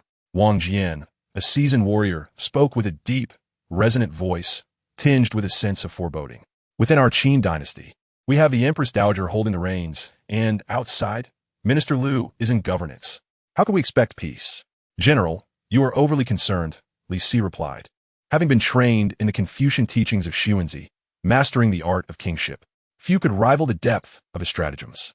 Wang Jian's words seemed to express a fervent desire to protect Ing Zheng while lamenting the fierce power struggles within the court. Yet they serve as a subtle reminder to Li Si of Ing Zheng's vulnerability. Which side do you stand on? Faced with Wang Jian's deliberately laid trap, Li Si's response was impeccable. I suddenly recall that Lord Li hails from the ministerial lineage. Wang Jian, having failed to glean Li Si's stance, swiftly shifted to mention Lu Buwei. It is through Minister Lu's favor that I have ventured into the Qin court. Li Si stated calmly. Then how is it that Lord Li finds himself in the company of young Master Shang today? Wang Jian pressed relentlessly. The king regards Minister Lu as an uncle.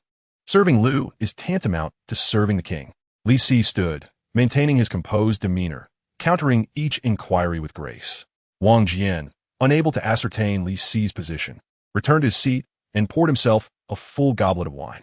You speak wisely, my lord. As subjects, we must fulfill our duties. Yet, there remains one matter that eludes my understanding.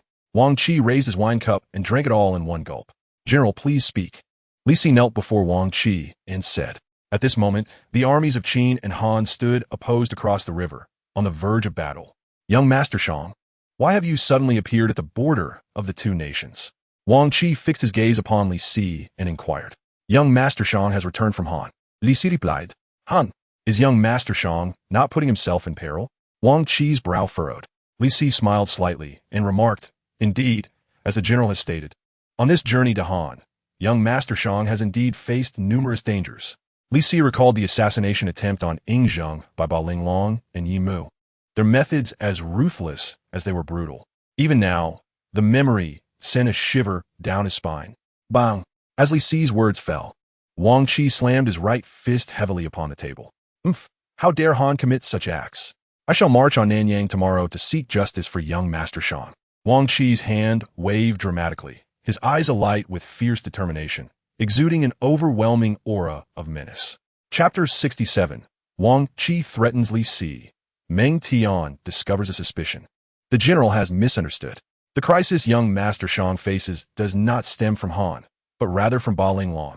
Seeing Wang Qi's wine cup empty, Li Si poured him another drink. Ba Linglong. Wang Qi's eyes narrowed.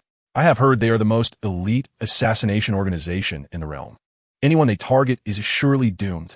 Wang Qi's hand brushed against his graying temples, his expression slightly unnerved. Li Si keenly noted the subtle shift in Wang Qi's demeanor, but could not discern its cause.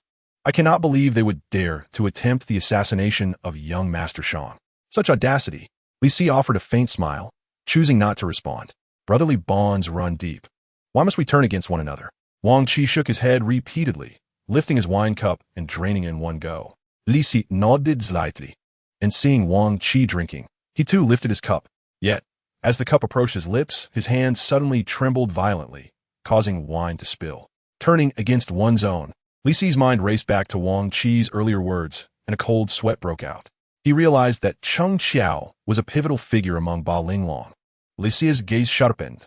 Aside from a select few within the upper echelons of the web, and those who battled against Ba Linglong, such as Qin Feng and members of the Liuxia organization, no one else knew Cheng Qiao's true identity. How did Wang Qi come to know?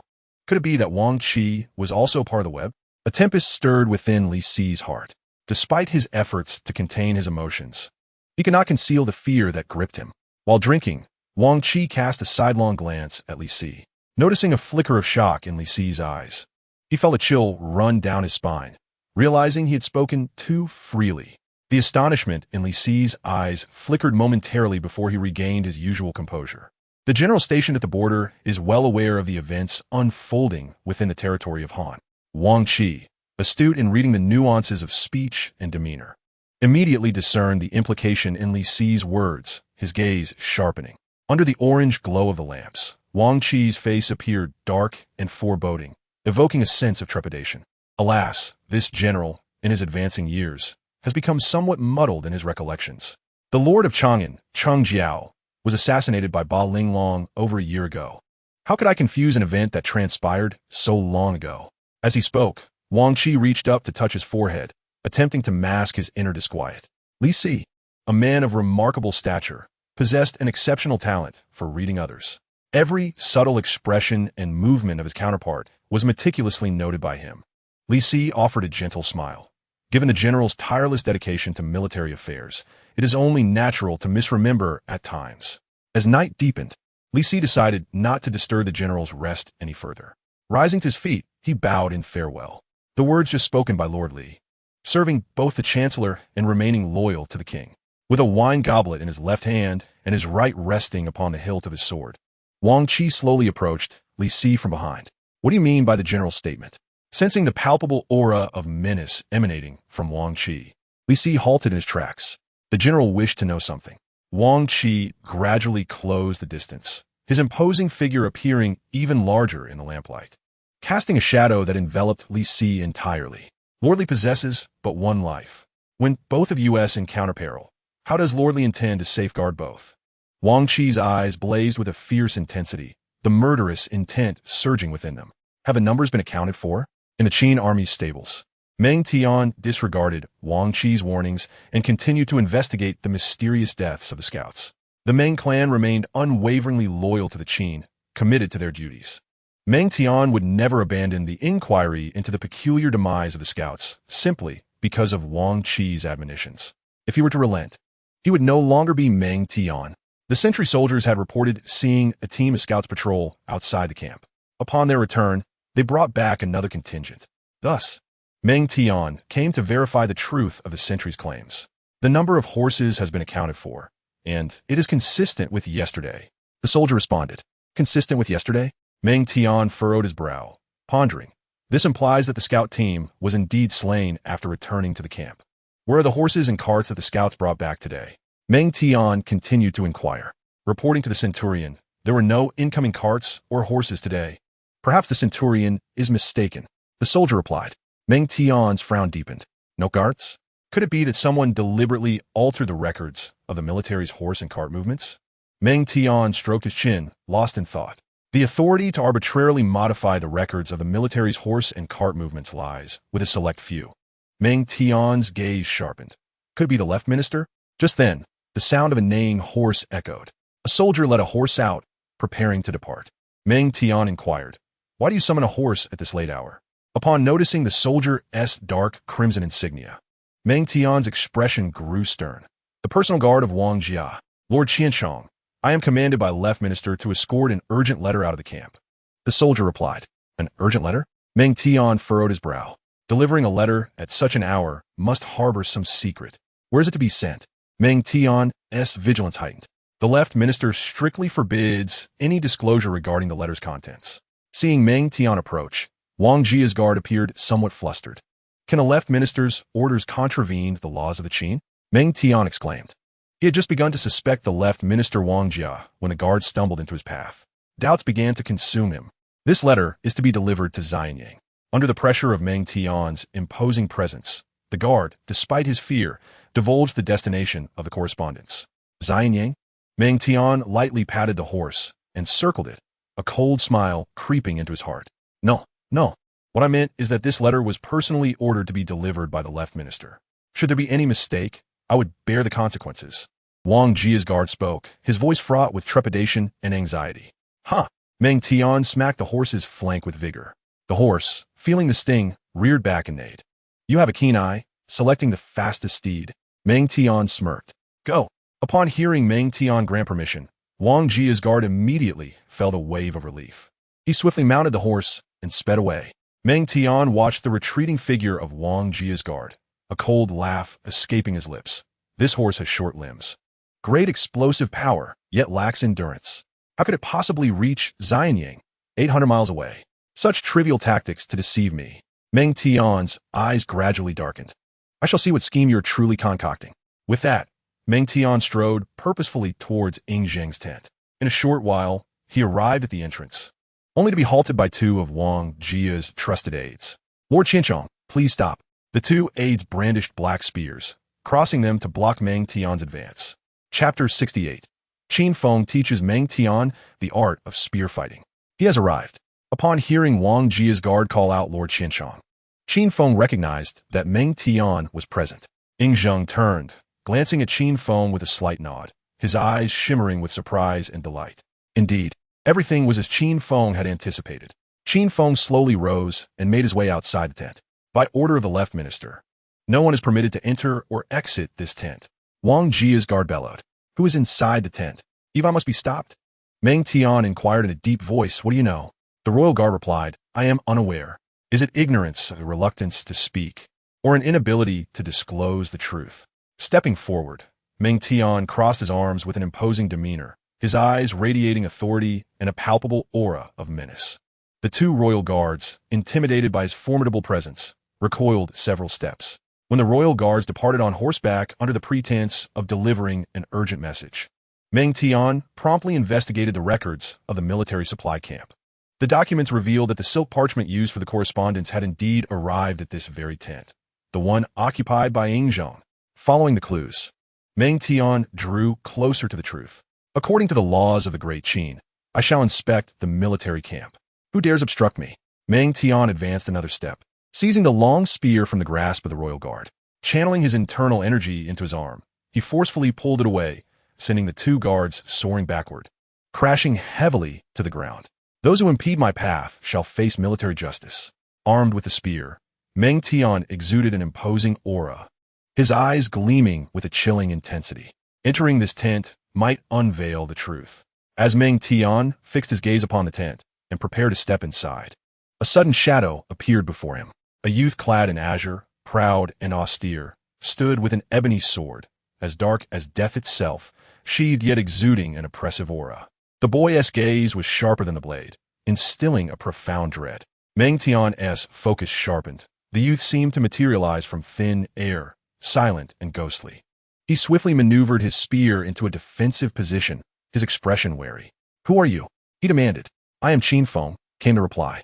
Tall and upright, Qin Feng stood before the tent like a mountain, unyielding. Qin Feng? Meng Tian paused, recognition dawning. You are the newly appointed chief sword instructor of the king. What brings you here? His wariness intensified. Surely it is self-evident. Qin Feng responded coolly. The chief sword instructor of Ying Zheng was naturally tasked with his protection, so his presence in the military camp needed no further explanation. Meng Tian furrowed his brow, his gaze fixed on the iron sword in Qin Feng's hand. For reasons unknown, a surge of fervor coursed through his spine to his brain. As both a commanding general and a master of both sword and spear, he knew the great Qin's ranks were not devoid of martial experts. Could one man, Qin Feng, truly stand in his way? Before he could articulate further, a sharp sound rang out. The iron sword in Qin Feng's hand was unsheathed, akin to the roar of a tiger and the chant of a dragon, resounding through the air with an ear-splitting clarity. A flash of cold light appeared, and Meng Tian's spear was shattered into two segments. You!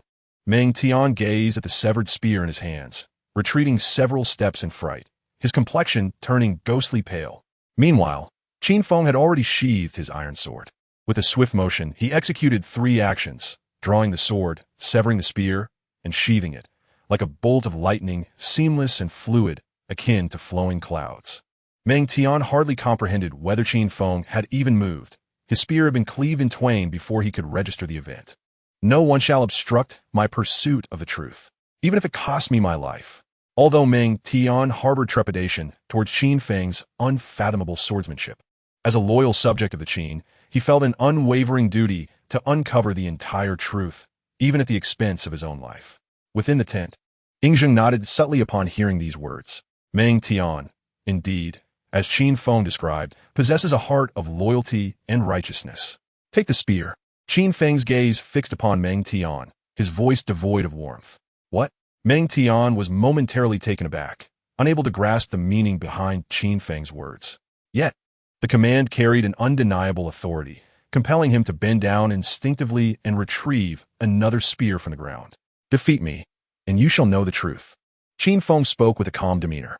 Charge! Meng Tian, no longer hesitating, shouted fervently. The spear in his hand quivered, the tip sparkling with silver light, a dazzling brilliance. As he thrust forward, the spearhead sliced through the air, emitting a sharp sound. Swish! The spear was unleashed, like a lurking dragon emerging from the depths. It must be noted that Meng Tian was indeed a master of the spear. Unfortunately, he faced Qin Feng, a disciple of the Ghost Valley, who had mastered the highest esoteric techniques of both vertical and horizontal swordsmanship. As the spear lunged towards him, Qin Feng remained unmoved, merely shifting his body slightly to evade the venomous thrust of Meng Tian's spear with effortless grace. Impressive.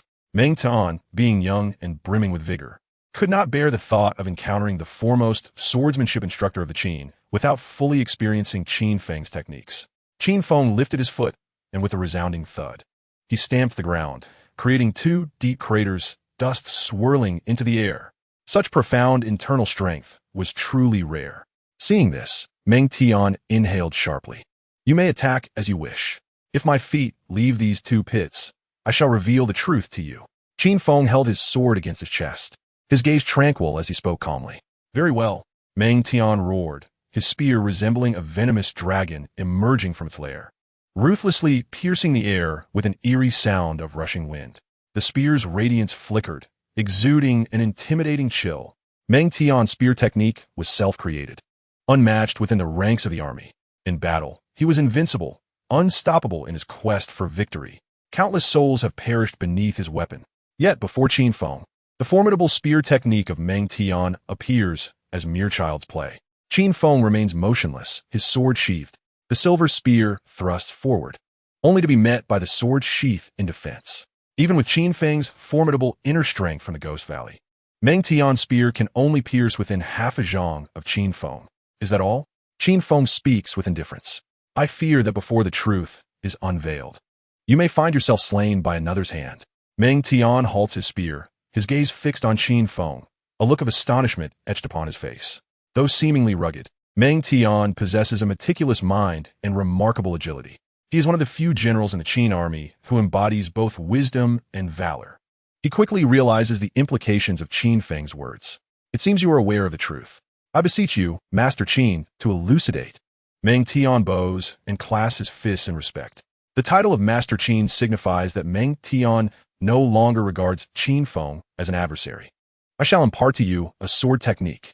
In a critical moment, it may very well save your life. Qin Feng states calmly. Pay close attention. I shall demonstrate it but once. With that, Qin Feng brandishes his dark iron sword.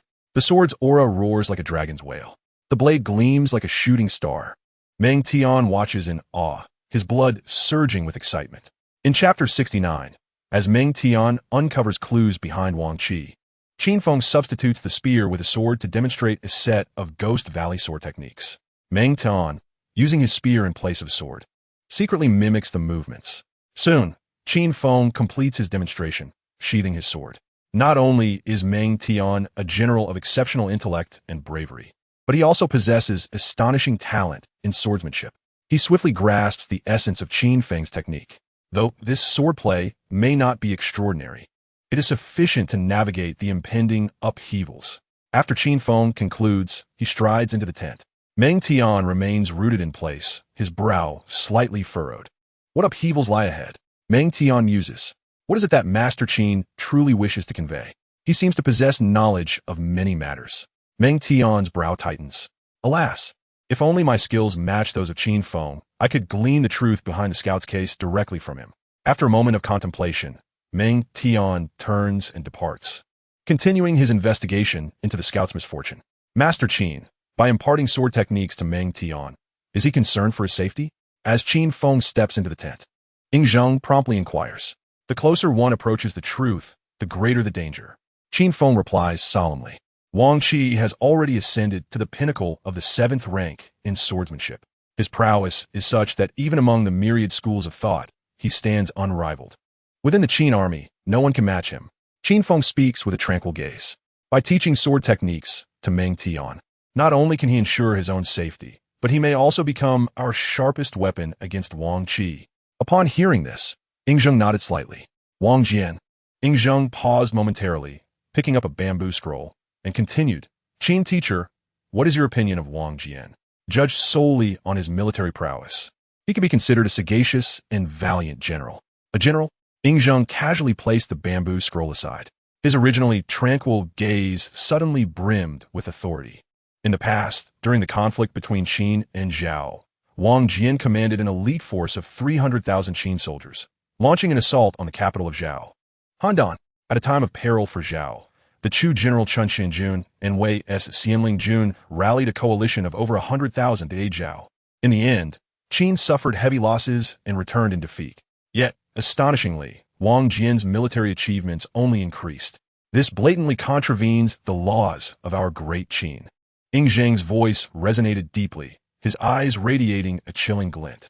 After Shang Yang's reforms, the Qin state enforced a stringent military merit system. To ascend in ranks, there was but one path: to take the battlefield and secure victories. Furthermore, the more enemy heads one claimed, the greater the military merit. Conversely, a defeat would diminish one's merit. There was no rationale for gaining merit after a loss. Yet Wang Jian stood as the sole exception. Whenever Zhang pondered this, he found it utterly inconceivable. Young Master Shang, do you recall what I spoke of upon our arrival here? Qin Feng countered. You mean, after conquering Shandong, Wang Jian's army of heavy armored soldiers should have been stationed around Taiyuan, yet they have suddenly appeared in Wushuwei? Zhang mused precisely. Qin Feng affirmed. Clearly, Wang Jian has learned through some means that young Master Shang has gone Han, and since young Master Shang must return to Xianyang, he would inevitably pass through Wushuwei. Zhang's gaze sharpened, weaving through the intricacies of the web. Who was the true master behind this web? Zhang had already discerned the answer. This indicated that Wang Jian had someone backing him, which was one point. Secondly, upon discovering young Master Shang's identity, Wang Jian promptly arranged to receive him in a separate tent, secretly eliminating scouts with ruthless efficiency. Furthermore, he devised strategies, clearly indicating prior planning. He meticulously set traps, each interlocking, demonstrating profound cunning. His current status was no mere coincidence. In the Qin military camp, within the corpse tent, 5 scouts' bodies lay arranged in a row. Meng Tian, well aware of the truth that corpses could speak, entered the corpse tent. He meticulously examined the fatal wounds of the 5 scouts. Inside the mortuary, a faint and pungent odor lingered. The 2 accompanying soldiers, upon entering, could not help but cover their noses with their hands, succumbing to nausea. Yet Meng Tian remained unfazed. His expression grave, he slowly approached one of the scouts' bodies. Noticing a long sword wound across the chest of the scout, Meng Tian extended his right hand, with his index and middle fingers gently gliding over the scar. The wound was slender, evidently inflicted by a sharp sword. Yet, Qin Feng's iron sword was a heavy blade without an edge. Meng Tian mused quietly. He then approached another corpse nearby. This body had been cleaved in 2. The scene was exceedingly gruesome. One could only imagine the brutality of the assailant. It was clearly the work of a broadsword or a heavy axe, wielded with tremendous force. Meng Tian meticulously examined the remaining 3 corpses and uncovered a startling secret. Aside from one body that had been severed in half, among the other 4 corpses, 2 had been pierced by a sharp sword, while the other 2 bore wounds similar to those inflicted by a blunt weapon akin to a heavy axe. Though the instruments of injury differed, the depth, angle, and severity of the wounds were remarkably similar. Years of military service and experience in combat told Meng Tian that this must be the handiwork of a single perpetrator. His gaze grew increasingly frigid, and his expression more grave. A particular individual sprang to mind. Perhaps he was indeed the murderer. Yet, a crucial piece of evidence was still lacking. Meng Tian fell into deep contemplation. Bring them out of the camp and bury them. After a moment's reflection, he spoke. Yes. The soldiers swiftly carried away the 5 corpses. Just as Meng Tian was about to depart, he suddenly caught a faint scent of wine in the air. Wine? Meng Tian's brow furrowed. He proceeded to a spot where the bodies were displayed and crouched down. He sniffed. It was indeed wine. The furrow in his brow deepened, and an ominous premonition surged within him. The laws of the Qin state strictly prohibited soldiers from consuming alcohol in the frontline camp. The penalty for such an offense could range from the forfeiture of military honors to execution as a public deterrent. So, from where did this wine originate? It was feared that before the truth could be uncovered, one might fall victim to another's hand. At that moment, Meng Tian recalled Qin Feng's earlier words. Me? Killed by someone else? Who here would dare to kill me? The only one with both the authority and capability to do so was. The more he pondered, the more he found the situation exceedingly strange. Thus, Qin Feng's mention of teaching him a sword technique was merely a precaution. With this thought, clarity enveloped his mind. All prior doubts were validated. There was but a single culprit. He strode out of the corpse camp, making his way directly to General Wang Jian's tent. The night breeze blew, and Meng Tian, cloaked in his mantle, moved forward, embodying righteousness. Upon reaching the military tent of General Wang Jian, Meng Tian took a deep breath, then removed his mask and iron faceplate, revealing a visage fiercely opposed to evil and unwaveringly just. His eyes were profound, brimming with a sense of justice. Lord Left Minister, I seek an audience regarding a matter of urgency. Meng Tian spoke each word deliberately. Enter. A deep voice resounded from within the tent. Chapter 70. Meng Tian questions Wang Qi. Wang Qi seeks to eliminate his confidant. Meng Tian entered the tent, holding a helmet in his left hand, and knelt on one knee before Wang Qi. My lord, I conducted an inspection today and discovered numerous suspicious circumstances. Wang Qi, engrossed in a bamboo scroll, seemed oblivious to Meng Tian's words. Meng Tian continued, the military roster records that scouts were ambushed outside, yet within the camp, the number of horses remains unchanged. This suggests that the death of the scouts is far from simple. He lifted his gaze, his eyes heavy with concern, locking onto Wang Qi. Wang Qi remained silent for a long moment before finally responding. Well said. He slowly rolled up the bamboo scroll, the right end prominently etched with a black spider emblem, the insignia of a web. Furthermore, the wounds on the 5 scouts were inflicted by both blunt instruments and sharp swords. Meng Tian pressed on. Wang Qi set the bamboo scroll aside and rose, his left hand resting on the hilt of his sword as he paced slowly within the tent.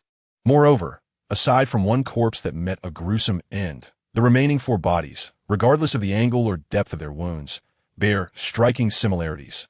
It is evident that while the weapons differ, the perpetrator is but one. Meng Tian's gaze fixated on Wang Qi's sword. He continued. This individual wielded a sharp sword with one hand and likely a heavy axe with the other. As he concluded, his cold stare fixed upon the imposing heavy axe standing nearby, the very weapon Wang Qi employed in battle. Moreover, the 5 scouts had consumed alcohol before their demise. One of them, with liquor still in his mouth, bore a wound to the throat. Meng Tian's eyes narrowed as he scrutinized Wang Qi's back, articulating each word with precision. What are you truly trying to convey? Wang Qi slowly turned, his voice grave and his gaze dark. I believe that the wound to the throat and the alcohol not yet swallowed indicate that this person was treacherously slain by someone they trusted while drinking. Meng Tian lowered his helmet and clasped his fists. In our Qin army, there is a strict prohibition on alcohol. The only means to procure it is singular. As Meng Tian elaborated, Wang Qi's expression grew increasingly grim and forbidding. He stepped to the side, and behind Meng Tian, arms crossed over his chest, an air of menace emanating from him. Meng Tian knelt, aware that Wang Qi's position afforded him the ease to strike. Yet he chose to press on. As a reward for merit, there is but one person in this army permitted to grant alcohol to subordinates. The atmosphere thickened, a palpable tension hanging in the air. Very well. You are observant, meticulous, and exceptionally attentive. Truly, you are the descendant of a noble lineage. Wang Qi extended his hand and patted Meng Tian on the shoulder. Rise and speak. He beckoned, gesturing for Meng Tian to stand. It seems you harbor many questions within. Fortuitously, I have someone who can elucidate the confusions in your heart. Wang Qi's gaze darkened as he spoke slowly. Just then, a voice emerged from outside the door. General Wang Qi, Li Si requests an audience. As Li Si approached the camp, Meng Tian's gaze was fixed upon him, his eyes cold as ice. Upon noticing Meng Tian's presence within the tent, Li Si appeared, slightly taken aback. The two locked eyes, their cold stares clashing. My dear Lord Li, there is no need for concern. Wang Qi stepped before Meng Tian and introduced him. This is my right hand and left arm. Since you have sensed something amiss, I need not conceal the truth. Wang Qi's eyes bore into Meng Tian's, his expression grave, as he continued, Indeed, it was I who killed the 5 scouts. At these words, Meng Tian gasped softly, gripping his helmet tightly. His arm trembled slightly from the force, and his gaze sharpened like a sword, fixated on Wang Qi. Meng Tian was enraged. He cherished his soldiers as if they were his own children. A proud soldier of the Great Qin had not perished on the battlefield, but instead met his end at the hands of his own general. The thought of his subordinates dying in such a humiliating manner stirred deep empathy within Meng Tian.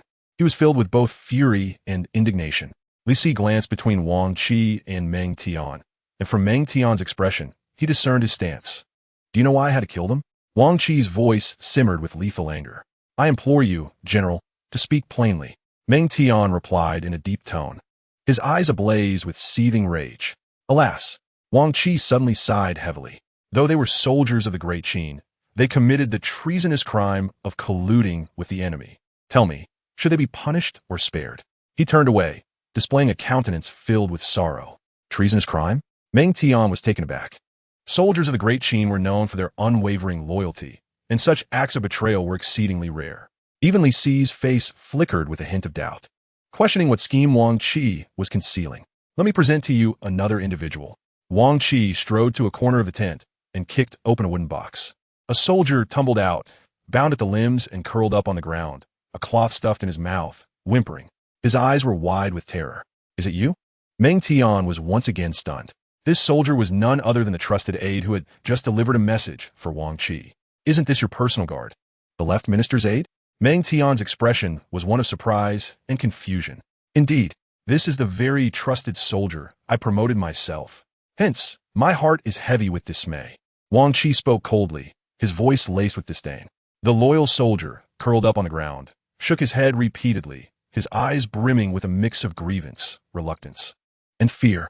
Even among my trusted assassins, there lurked the presence of enemy spies.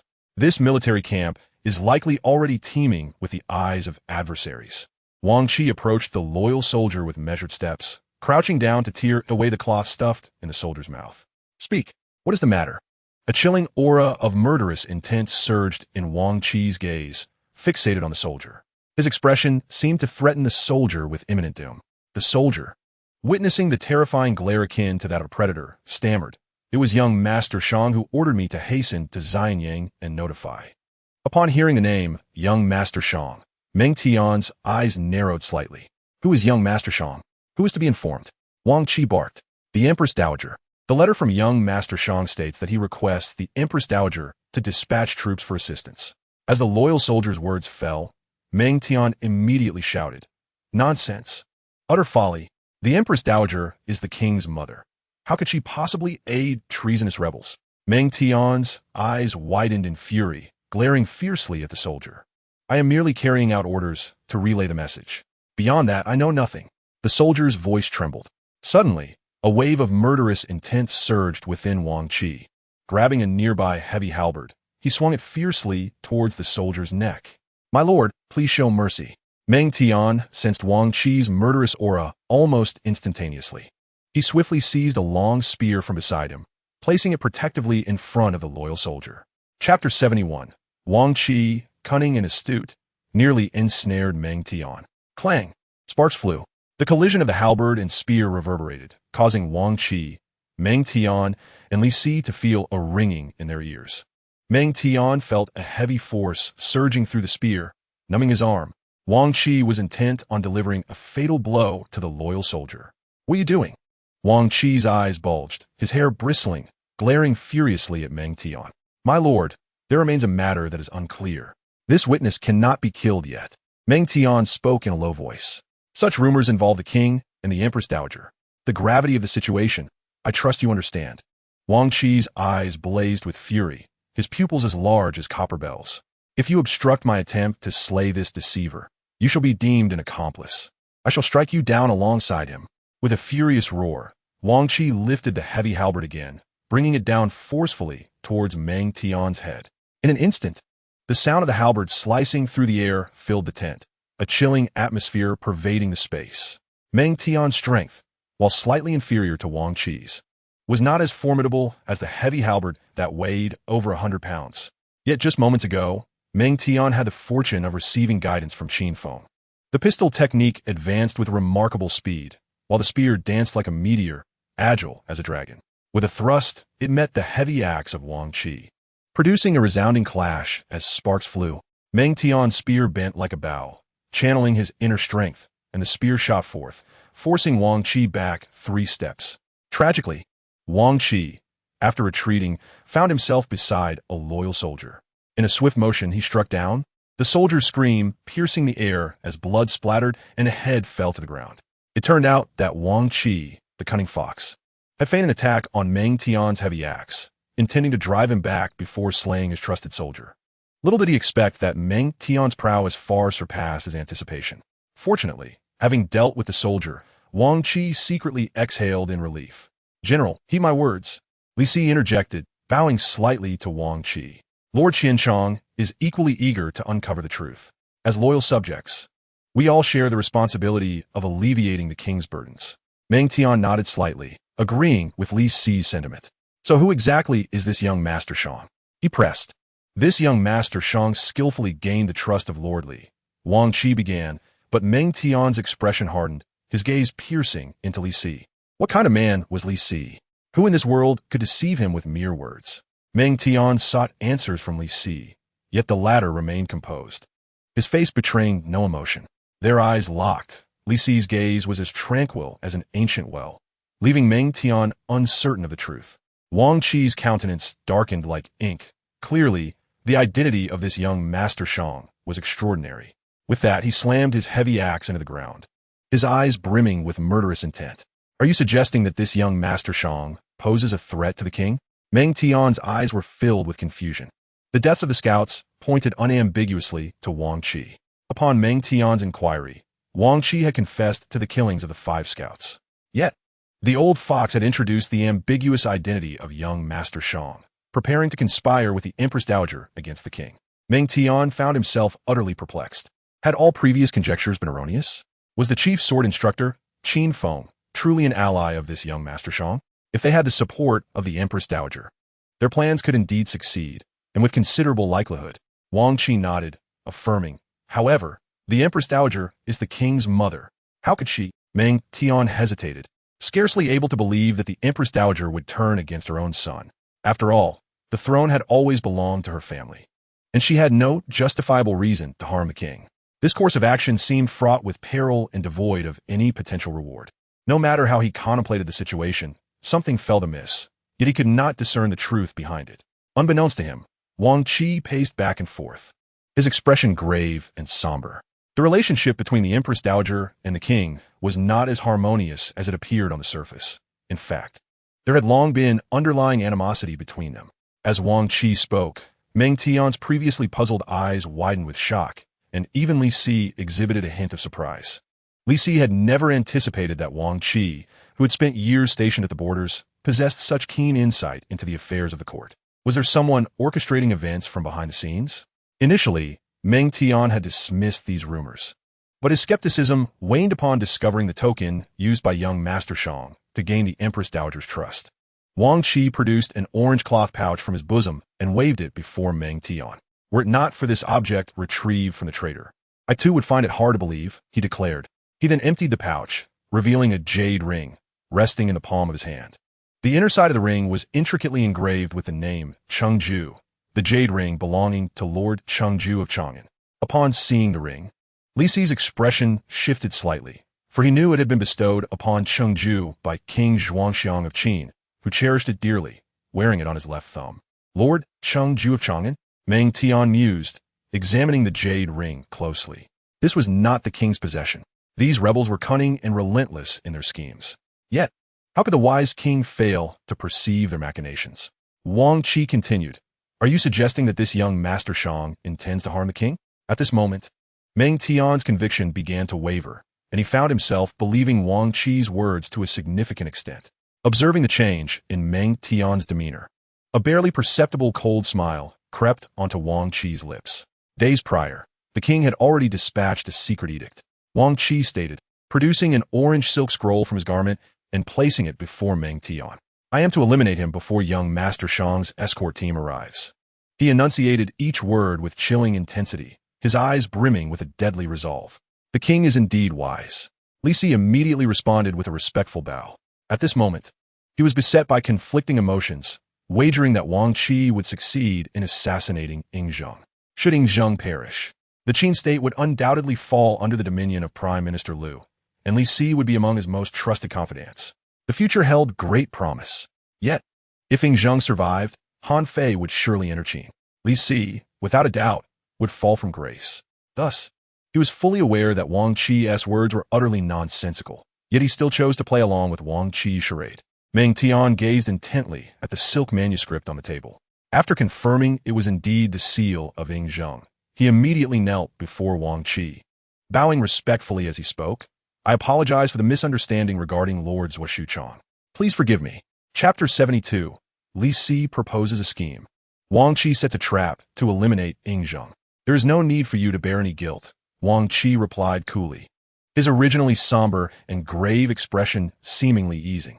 He picked up Ying Zheng's seal from the table, brought it close to the candlelight, and before the eyes of Meng Tian and Li Si, ignited it, reducing it to ashes, and then discarded it on the ground. "Investigating the ambush on the scouts is your duty, and revealing the truth of this matter to Qian Chang is also my responsibility." Wang Qi approached, patting Meng Tian on the shoulder, helping him to his feet, while a barely perceptible smirk crept onto his face. Meng Tian nodded, a hint of remorse crossing his features. "I also find this secret edict from the king quite troublesome. Acting rashly may stir the serpent from its lair. Yet remaining idle risks allowing the enemy to seize the initiative." Wang Qi paced back and forth within the tent, a look of distress upon his face. "This matter is urgent and requires decisive action." At that moment, Li Si spoke up with a suggestion. "The military camp is under the general's control. Why not take action there, where we can also contain the information?" Wang Qi pondered for a moment, his brow furrowed in contemplation, revealing his own uncertainty. However, it was said that beside young Master Shang, there was a protector named Qin Feng, a man whose swordsmanship was unparalleled, having single-handedly defeated the formidable Black and White Xianjian in South Korea. Wang Qi's expression turned grave. Indeed, Qin Feng's skills were exceptional and posed a significant challenge. Li Si shared his concern, stating, "Qin Feng's prowess is well known. He has bested Ji Wuye and has, before the eyes of Han Yu, the fourth young master of Korea, effortlessly sent Han Qiansheng flying with a single stroke, defeating the Black and White Xianjian all on his own. His swordplay is both exquisite and decisive, instilling fear in the hearts of many. However, no matter how skilled he is, he cannot hope to contend with the entire Qin army alone." Li Si took a deep breath. "What do you suggest?" Wang Qi's gaze was fixed intently on Li Si as he inquired. "If we can draw Qin Feng away from young Master Shang, the opportunity to eliminate him will naturally present itself." Li Si's eyes darkened as he spoke slowly. "How can we lure Qin Feng away?" Wang Qi asked. "Tomorrow, we can set an ambush around the military's commanding platform and extend a private invitation to Qin Feng, claiming that the soldiers wish to admire the techniques of Gu's swordsmanship. At that time, Qin Feng will be isolated and his fate will rest in your hands, General." Li Si proposed. "Once Qin Feng is removed, young Master Shang will undoubtedly surrender." "Excellent. This plan is indeed brilliant." Wang Qi pondered for a moment, then rose to his feet and spoke. Turning to Meng Tian, he declared, "You are the most trustworthy among us. Thus I entrust this matter to you to execute personally." A glimmer of expectation shone in Wang Qi's eyes as Meng Tian nodded slightly. "Remember, this task must not falter. If the king lays blame upon us, the three of us shall bear the consequences." Wang Qi reiterated emphatically, "Success is the only acceptable outcome. Failure is not an option. Otherwise, our lives will be forfeit." "Yes, I shall obey," Meng Tian replied with a bow. He then strode forth with resolute steps, turning to depart. However, as he turned, a fierce glint flickered in his eyes. But whom was this ferocity directed against? The following day, as the sun dipped low in the west, painting the sky with fiery hues, the military camp of Wusue buzzed with anticipation. Ing Zheng, clad in white, stood by the window, his gaze fixed upon the outside world, his eyes deep and contemplative like the vast cosmos. Qin Feng sat at a table, a heavy black iron sword resting upon its surface, delicately polishing its blade with a piece of fine cloth. He mused that by this time, Wang Qi should have already set his plan in motion. Just then, a soldier's voice broke the silence from outside the tent. "May I report to young master? General Wang Qi invites Mr. Qin to the command platform." The soldiers wish to witness the extraordinary prowess of the disciple of Gigu. They have commenced their actions. Qin Feng remarked indifferently. "Has General Wang Qi invited only Mr. Qin?" Ing Zheng inquired, his eyes narrowing. "Indeed," the soldier replied. "Understood. Return to report to General Wang Qi that Qin Feng will arrive shortly." Qin Feng stated with a detached tone. "Yes." The soldier acknowledged and withdrew. At this moment, Wang Qi's sudden invitation for you alone to the command platform indicates he can no longer contain himself. He is preparing to take action. Ing Zheng continued to stand, hands clasped behind his back, speaking with calmness. "I had anticipated that Wang Qi would have acted long ago." Qin Feng responded coolly. "I did not expect his actions to be so hesitant. This reveals his apprehensions. He is worried and fearful. His delay of an entire day in taking action shows that he still harbors great trepidation towards Qin Feng. The sword in Mr. Qin's grasp is an instrument of unmatched power. Anyone who beholds it cannot help but feel a sense of unease.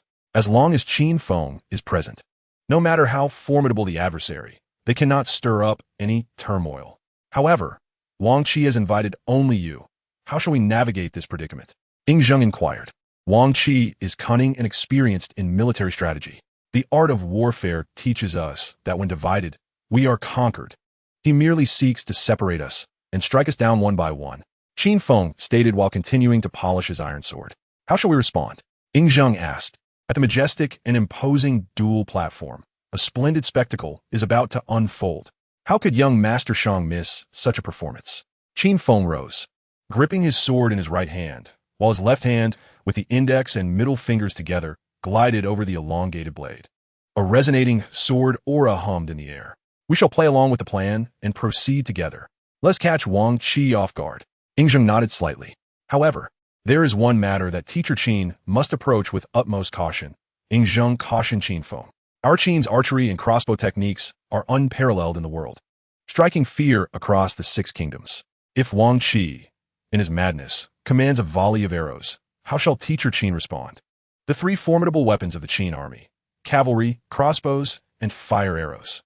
Should a barrage of arrows be unleashed, even a medium-sized city could be obliterated in an instant.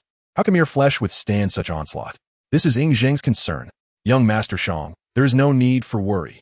Qin Feng's expression remained impassive. At Xylem Pavilion, in my battle with Xue Jian, I broke through to the 2nd tier of innate mastery. At Shui Fort, in my duel with Xue Fei, I ascended to the 3rd tier of innate mastery. It turns out that during my confrontation with Xue Fei, my swordsmanship unknowingly advanced once more.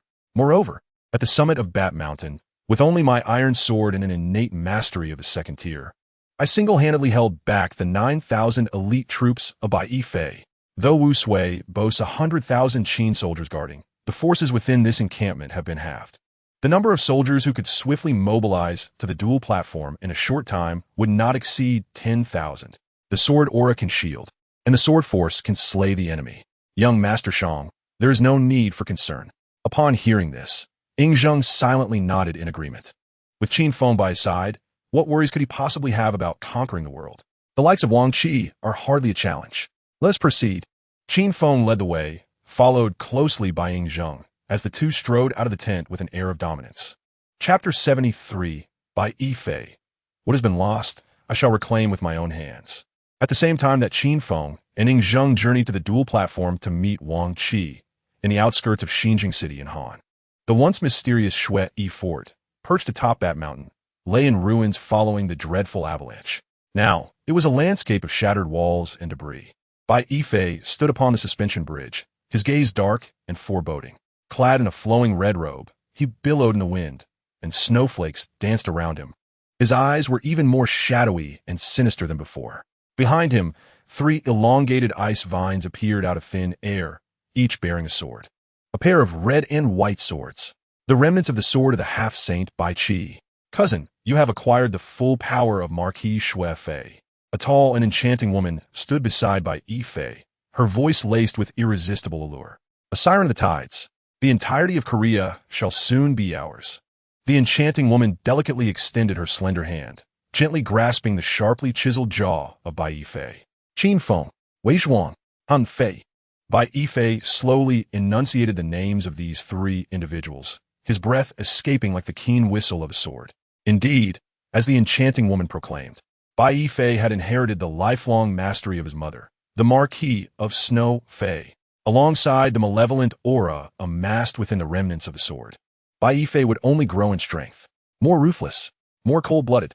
2 tidings have emerged, one favorable, the other unfavorable. Which would you prefer to hear first? The enchanting woman regarded Bai Yifei's austere profile, her gaze laced with ambiguity as she chuckled softly. Bai Yifei, however, fixed his frosty gaze on the distance, unresponsive. Very well. I shall commence with the unfortunate news. She sighed slightly, aware that in her cousin's heart, she could never rival Yan Lingji. The tiger has been imprisoned in the Black Iron Prison by Han Fei. The Nightshade has lost its greatest source of income. The enchanting woman continued. The Nightshade, encompassing military, political, financial, and espionage domains, dominated the entirety of Korea. Wealth is merely a byproduct of governance, and governance stems from military might. Bai Yifei, with his hands clasped behind his back, spoke with indifference. As long as my 100,000 white armored army remains, governance and wealth shall naturally follow. Upon his declaration, the enchanting woman smiled alluringly. Cousin, you are absolutely correct. The tiger was indeed the least significant piece in the Nightshade's game. His demise would bear no substantial impact on the Nightshade. She laughed softly. Now, the favorable tidings. The enchanting woman paused. Word has come from the Raincoat Man that Qin Feng is at Wusui. Moreover, he has fallen to a trap set by the web. I believe we shall soon receive news of his demise. As her words concluded, Bai Yifei's eyes darkened abruptly. Allowing him to perish at the hands of the web would be a mercy. Bai Yifei's voice was frigid. Qin Feng must meet his end by my hand. Only then can my resentment be assuaged. Since death is inevitable, why does cousin concern himself with the hand that delivers it? Let's not forget, we siblings have grander ambitions. The enchanting woman continuously displayed her beguiling smile. The goals of the 2 siblings? Could it be the mastery of the Nightshade? And, subsequently, the entire nation of Korea? Throughout history, only those who command both military and political power can truly govern a state. Within the Nightshade, the military and the political realm are precisely held in the hands of Bai Yifei and the enchanting woman. Their ambitions are indeed vast. Bai Yifei slowly lifted his head, closing his mesmerizing eyes, inhaling deeply the crisp air atop the snow-capped mountains. An image began to materialize in his mind. A scene enveloped in a blanket of snow, devoid of light. There, her mother, the Snow Empress, bestowed her lifelong mastery upon him. The ageless visage that forged a pact with darkness. In the instant of losing her powers, she withered like a flower, gradually fading away. What has been lost, I shall reclaim with my own hands. Within the city of Xinjiang, at the Xilan Manor, the Emerald Tiger has been imprisoned in the depths of despair, the path of fortune severed by the shroud of night. Among the 4 fiends of the night, only the Tide Demoness and the enigmatic Raincoat guest remain. Han Fei gently swayed the wine vessel in his hand, a contented smile gracing his face. In the room, besides Han Fei, were Wei Zhuang, Xinu, and Zhang Liang, for in total. Wei Zhuang leaned against the window, his gaze icy. The shark-toothed sword lay nearby, awaiting its master's call. Within a mere fortnight of Qin Feng's departure from Han country, Han Fei, utilizing his extraordinary intellect, had sent the Emerald Tiger among the four fiends of the night to the depths of the Black Iron Prison. In Han country, once one is sent to the Black Iron Prison, death is inevitable. Next, it would be the Tide Demonist's turn. Han Fei lightly shook the wine vessel, an elegant smile upon his lips. Following the defeat of Bai Yifei and the Snow Empress at Shui Fortress by Qin Feng and Wei Zhuang, the night had become like a startled bird. This facilitated Han Fei's plans remarkably well. The Tide Demonist excels in crafting poison, using it to control the king. Moreover, she is the favored consort of your father. To eliminate her will not be a trivial task. Xinu sighed softly and spoke. Against Lady Mingzhu, we need not employ cunning. We shall confront her head-on. Han Fei declared. Xinu and Zhang Liang exchanged bewildered glances. Head-on? What does that mean? They looked toward Han Fei, only to find his gaze fixed upon Wei Zhuang, who stood by the window. Wei Zhuang, the Tide Demonist? Xinu and Zhang Liang exchanged mutual glances of confusion and disbelief. Surely, Han Fei does not intend for Wei Zhuang to handle the Tide Demonist? Their faces reflected their perplexity. You are celebrating far too early. Wei Zhuang suddenly doused Han Fei with cold water. Bai Yifei's fate remains uncertain. That does not signify he is deceased. Wei Zhuang turned, his cold eyes locking on Han Fei. His gaze was unwavering, causing Han Fei to shiver involuntarily. One must see the living or the dead. Wei Zhuang stepped calmly towards the shark-toothed sword, casually grasped it, and proceeded towards the door. Brother Wei Zhuang, are you heading to Bat Mountain again? Han Fei called after him. Even with the time that had passed since Qin Feng and Wei Zhuang fought the Snow Empress and Bai Yifei atop Bat Mountain, a full month had elapsed. Yet Wei Zhuang continued to visit Bat Mountain daily. His purpose there was singular, to comprehend the sword. That day, that battle, Qin Feng's sword came flying from the west. The radiant sword light descending like a cascading silk ribbon, piercing through the dark and sinister aura condensed by the remnants of the broken sword. Qin Feng's strike was nothing short of dazzling and profoundly shocking. In that moment, Wei Zhuang realized that he might never catch up to Qin Feng. Henceforth, each day, Wei Zhuang ascended Bat Mountain, yearning to relive the unparalleled elegance of Qin Feng's swordsmanship. Naturally, he would never divulge to Han Fei the true purpose of his visits to Bat Mountain. I have a premonition that Bai Yifei has not perished, Wei Zhuang remarked calmly. Whenever Han Fei inquired about Wei Zhuang's reasons for venturing to Bat Mountain, he would merely respond with a cold retort. However, this time, as Wei Zhuang pushed open the door, the screen door swung wide, and Bai Feng entered, bearing grave news. As Bai Feng's words fell, the eyes of Wei Zhuang, Han Fei, Xinu, and Zhang Liang all narrowed slightly. What is it? Han Fei inquired, a sense of foreboding enveloping them.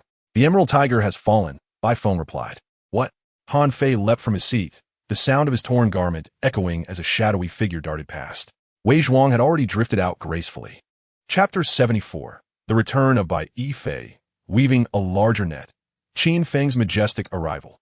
In the general's mansion of Xinjing, Hangua, Ji Wei'er reclined languidly in the general's chair, gently swaying a wine jar in his right hand.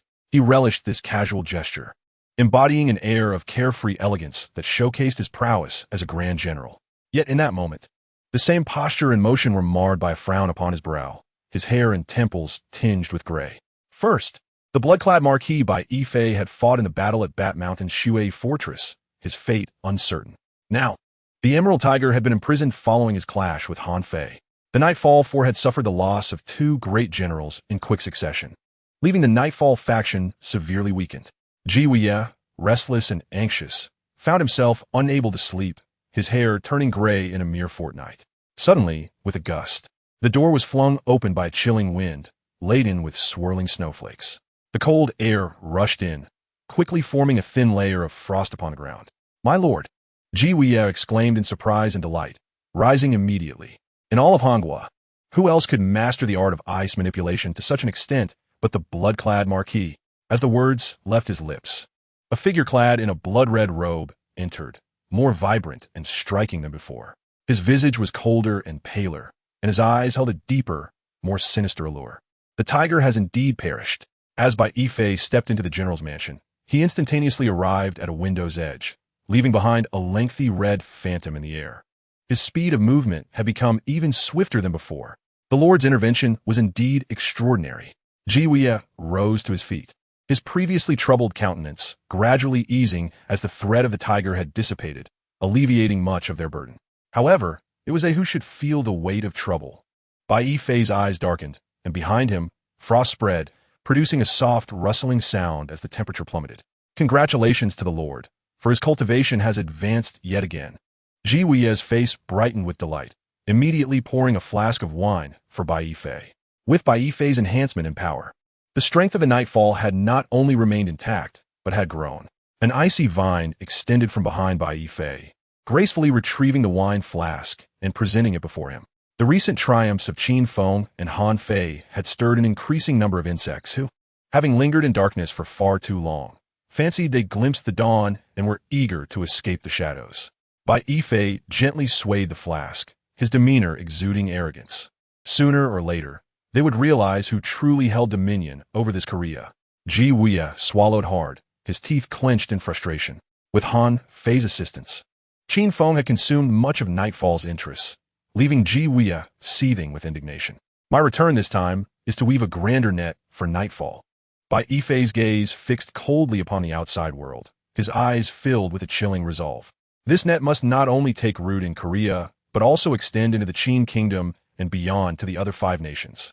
In the battle at Bat Mountain, Bai Yifei had not only acquired the lifelong powers of Shuofei, but also the fearsome weapon of the god of death, Bai Qi, a broken sword. His burgeoning strength no longer permitted him to remain inconspicuous. Upon hearing Bai Yifei's declaration, Gai Nie's expression shifted to one of shock. Was the Lord's ambition perhaps too grand? Currently, in Korea, Han Fei and Wei Zhuang, leading the sands of flow, were gaining prominence and should not be underestimated. Gai Nie expressed his concerns. A swarm of ants, unaware of their limitations. Bai Yifei scoffed lightly, a cold smile gracing his lips as his gaze drifted towards the distant Qin kingdom. In the military camp of the Qin army at Wusue, the setting sun bled crimson, and the evening glow blazed like fire across the sky, casting an oppressive atmosphere of bloodlust and iron will over the land. Amidst the yellow sands, 3 figures approached slowly. The first was a commander, followed by 2 others clad in a green robe and white attire. The green robe billowed, while the white garment fluttered. The green was picturesque, while the white shone like snow. An iron sword, dark as death, remained sheathed, yet the palpable sword aura seemed to emanate from it, as if ready to cleave the heavens. Qin Feng stood to the left, Ying Zheng to the right, as they made their way towards the command platform, a majestic high stage that loomed before them. The soldiers set forth, ready for battle. The king summons his generals. Surrounding cavalry weave in and out, their hooves thundering like a tempest. In the sky, several hawks circle, emitting piercing cries as if they sense the scent of death and decay. What is happening? How has young Master Shang arrived as well? From the vantage point of the command platform, Wang Qi, looking down, is slightly startled to see Ying Zheng also in attendance. Meng Tian stands beside Wang Qi, donning a silver iron mask. His gaze is sharp as a blade, exuding an aura of iron and blood, a chilling presence. So, he is young Master Shang? Observing Ying Zheng, clad in garments as white as snow, with a steady and resolute stride, exuding an extraordinary demeanor, Meng Tian is inwardly astonished. The Qin cavalry passes by Qin Feng and Ying Zheng, moving like a flowing river. Yet, Qin Feng and Ying Zheng remain steadfast as a rock amidst the currents. This composure and spirit deeply move Meng Tian. Could it be that they have sensed something amiss? Qin Feng's swordsmanship is unfathomable. Should he resist fiercely, Meng Tian queries, his gaze shifting to Wang Qi. Then we shall execute them on the spot. Wang Qi replies solemnly. They are already prepared. Acting hastily would be highly disadvantageous for us. Behind them, seated on the ground at the general's platform, Li Si speaks up. The arrow is knocked. It must be released. If we do not strike, we risk harm to ourselves. Wang Qi places his left hand on the hilt of his treasured sword. Surely you wouldn't dare? Wang Qi's cold gaze fixes on Li Si, his eyes brimming with overwhelming murderous intent. Should Li Si dare to withdraw at this moment, Wang Qi would not hesitate to eliminate him on the spot. That was not my intention. Sensing Wang Qi's bone-chilling malice, Li Si immediately rises. I believe Qin Feng's martial prowess resided within his iron sword. If we could disarm him, our chances of victory would increase significantly. Li Si speaks expressionlessly, his tone measured. Excellent.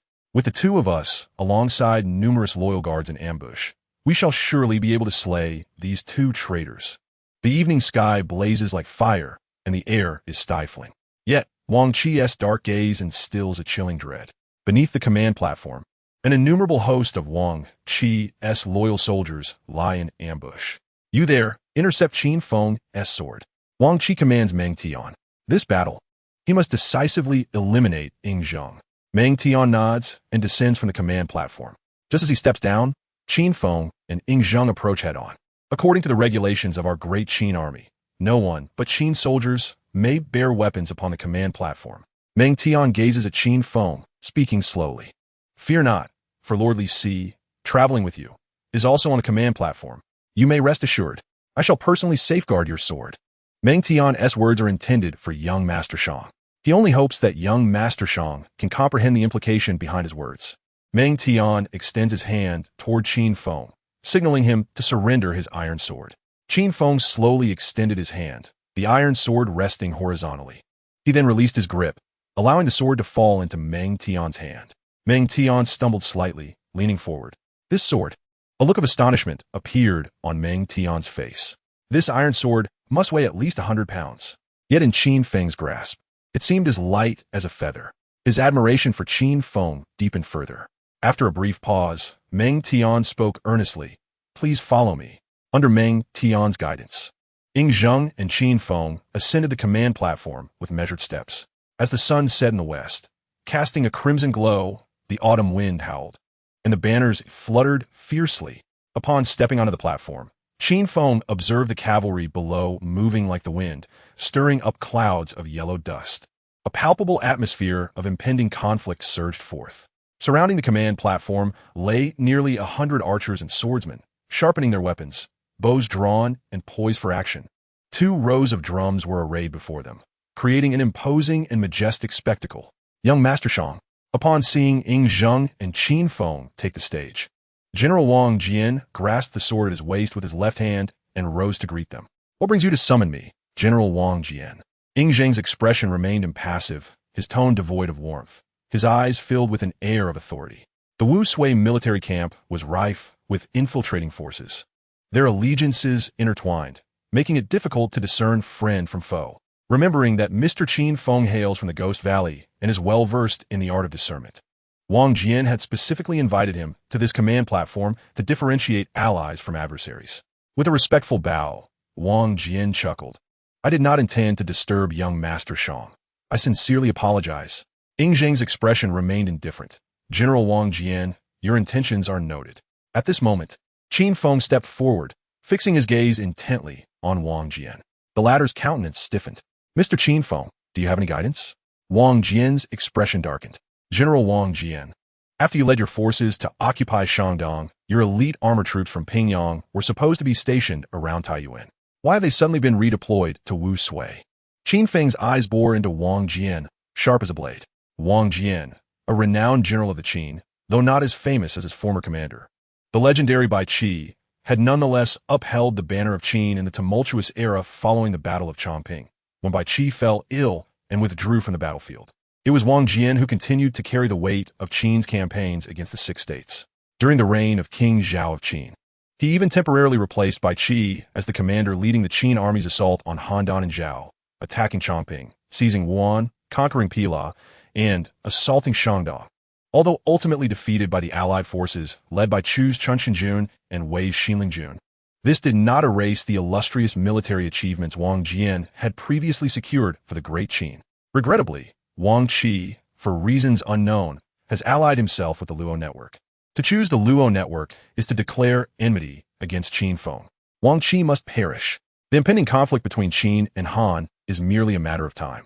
The old minister, Chun Bingwu, is naturally preparing for early deployment and readiness. Wang Qi, with his hand resting upon the sword at his waist, spoke in a solemn tone. The general has stated that the disciples of the Ghost Valley are adept in the art of discernment. Thus, Qin Feng has been specially invited to the command platform to identify allies and foes within the ranks. Qin Feng's gaze bore into Wang Qi. Indeed, Wang Qi conceded, feeling an intense pressure from Qin Feng's unwavering stare. Could it be that Qin Feng has unraveled his scheme? In the past, the martial god Bai Qi instilled awe across the 7 kingdoms. Before every military expedition, he would summon the drums at the command platform, Today, it conveniently happens that young Master Shang is present. General, why don't we each strike a row of 5 battle drums?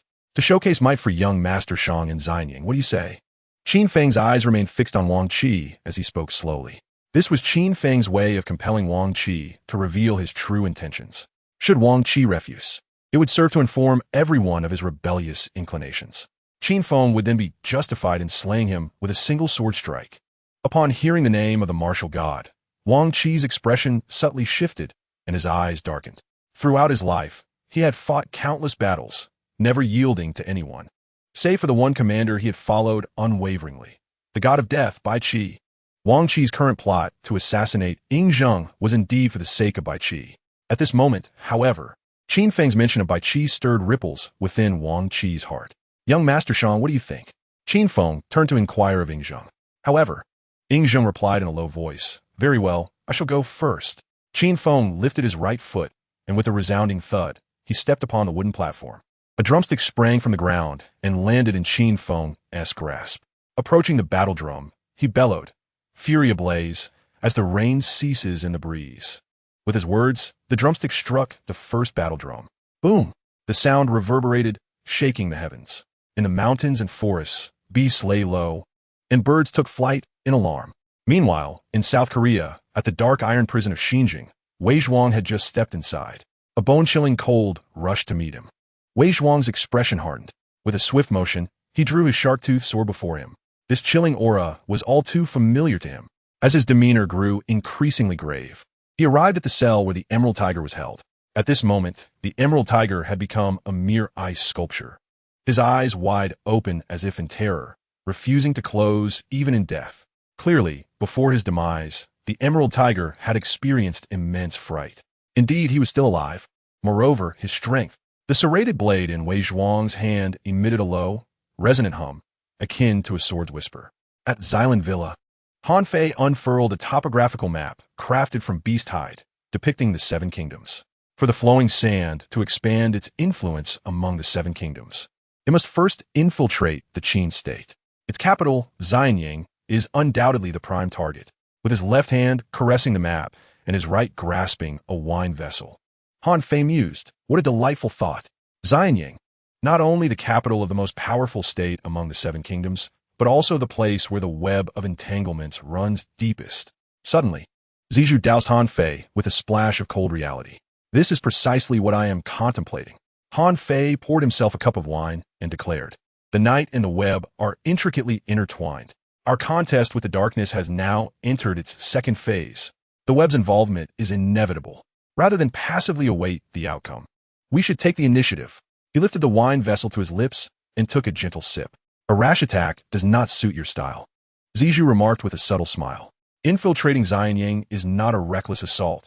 It is casting a net larger than the web itself. Han Fei extended his left hand, fingers splayed in a gesture of casting a net. Bai Yifei has returned. The foremost task is to weave a net larger than the night itself. Stretching into the Qin state, both he and Han Fei instinctively focused their gaze on the Qin nation, specifically its capital, Xianying. Your idea is commendable. However, we must now confront an even more frenzied darkness. At that moment, Wei Zhuang entered, his expression grave. The sight of his solemn demeanor caused Han Fei and Zizhu to exchange worried glances. What could possibly trouble brother Wei Zhuang so? Han Fei jested. The Emerald Tiger has perished by Yifei's hands, Wei Zhuang stated in a somber tone. So he has not yet met his end. Han Fei rose, his brow furrowing. Furthermore, he has acquired the lifetime skills of Marquis Xuefei. He will only become more terrifying and bloodthirsty than before. Wei Zhuang's eyes were as frigid as ice and as sharp as a blade. Strength dictates vision. With such power, his aspirations will surely extend beyond Han. Han Fei said on minus premonifun. What does brother Wei Zhuang imply? In the eyes of the strong, there is only the world. Wei Zhuang articulated each word with deliberate gravity.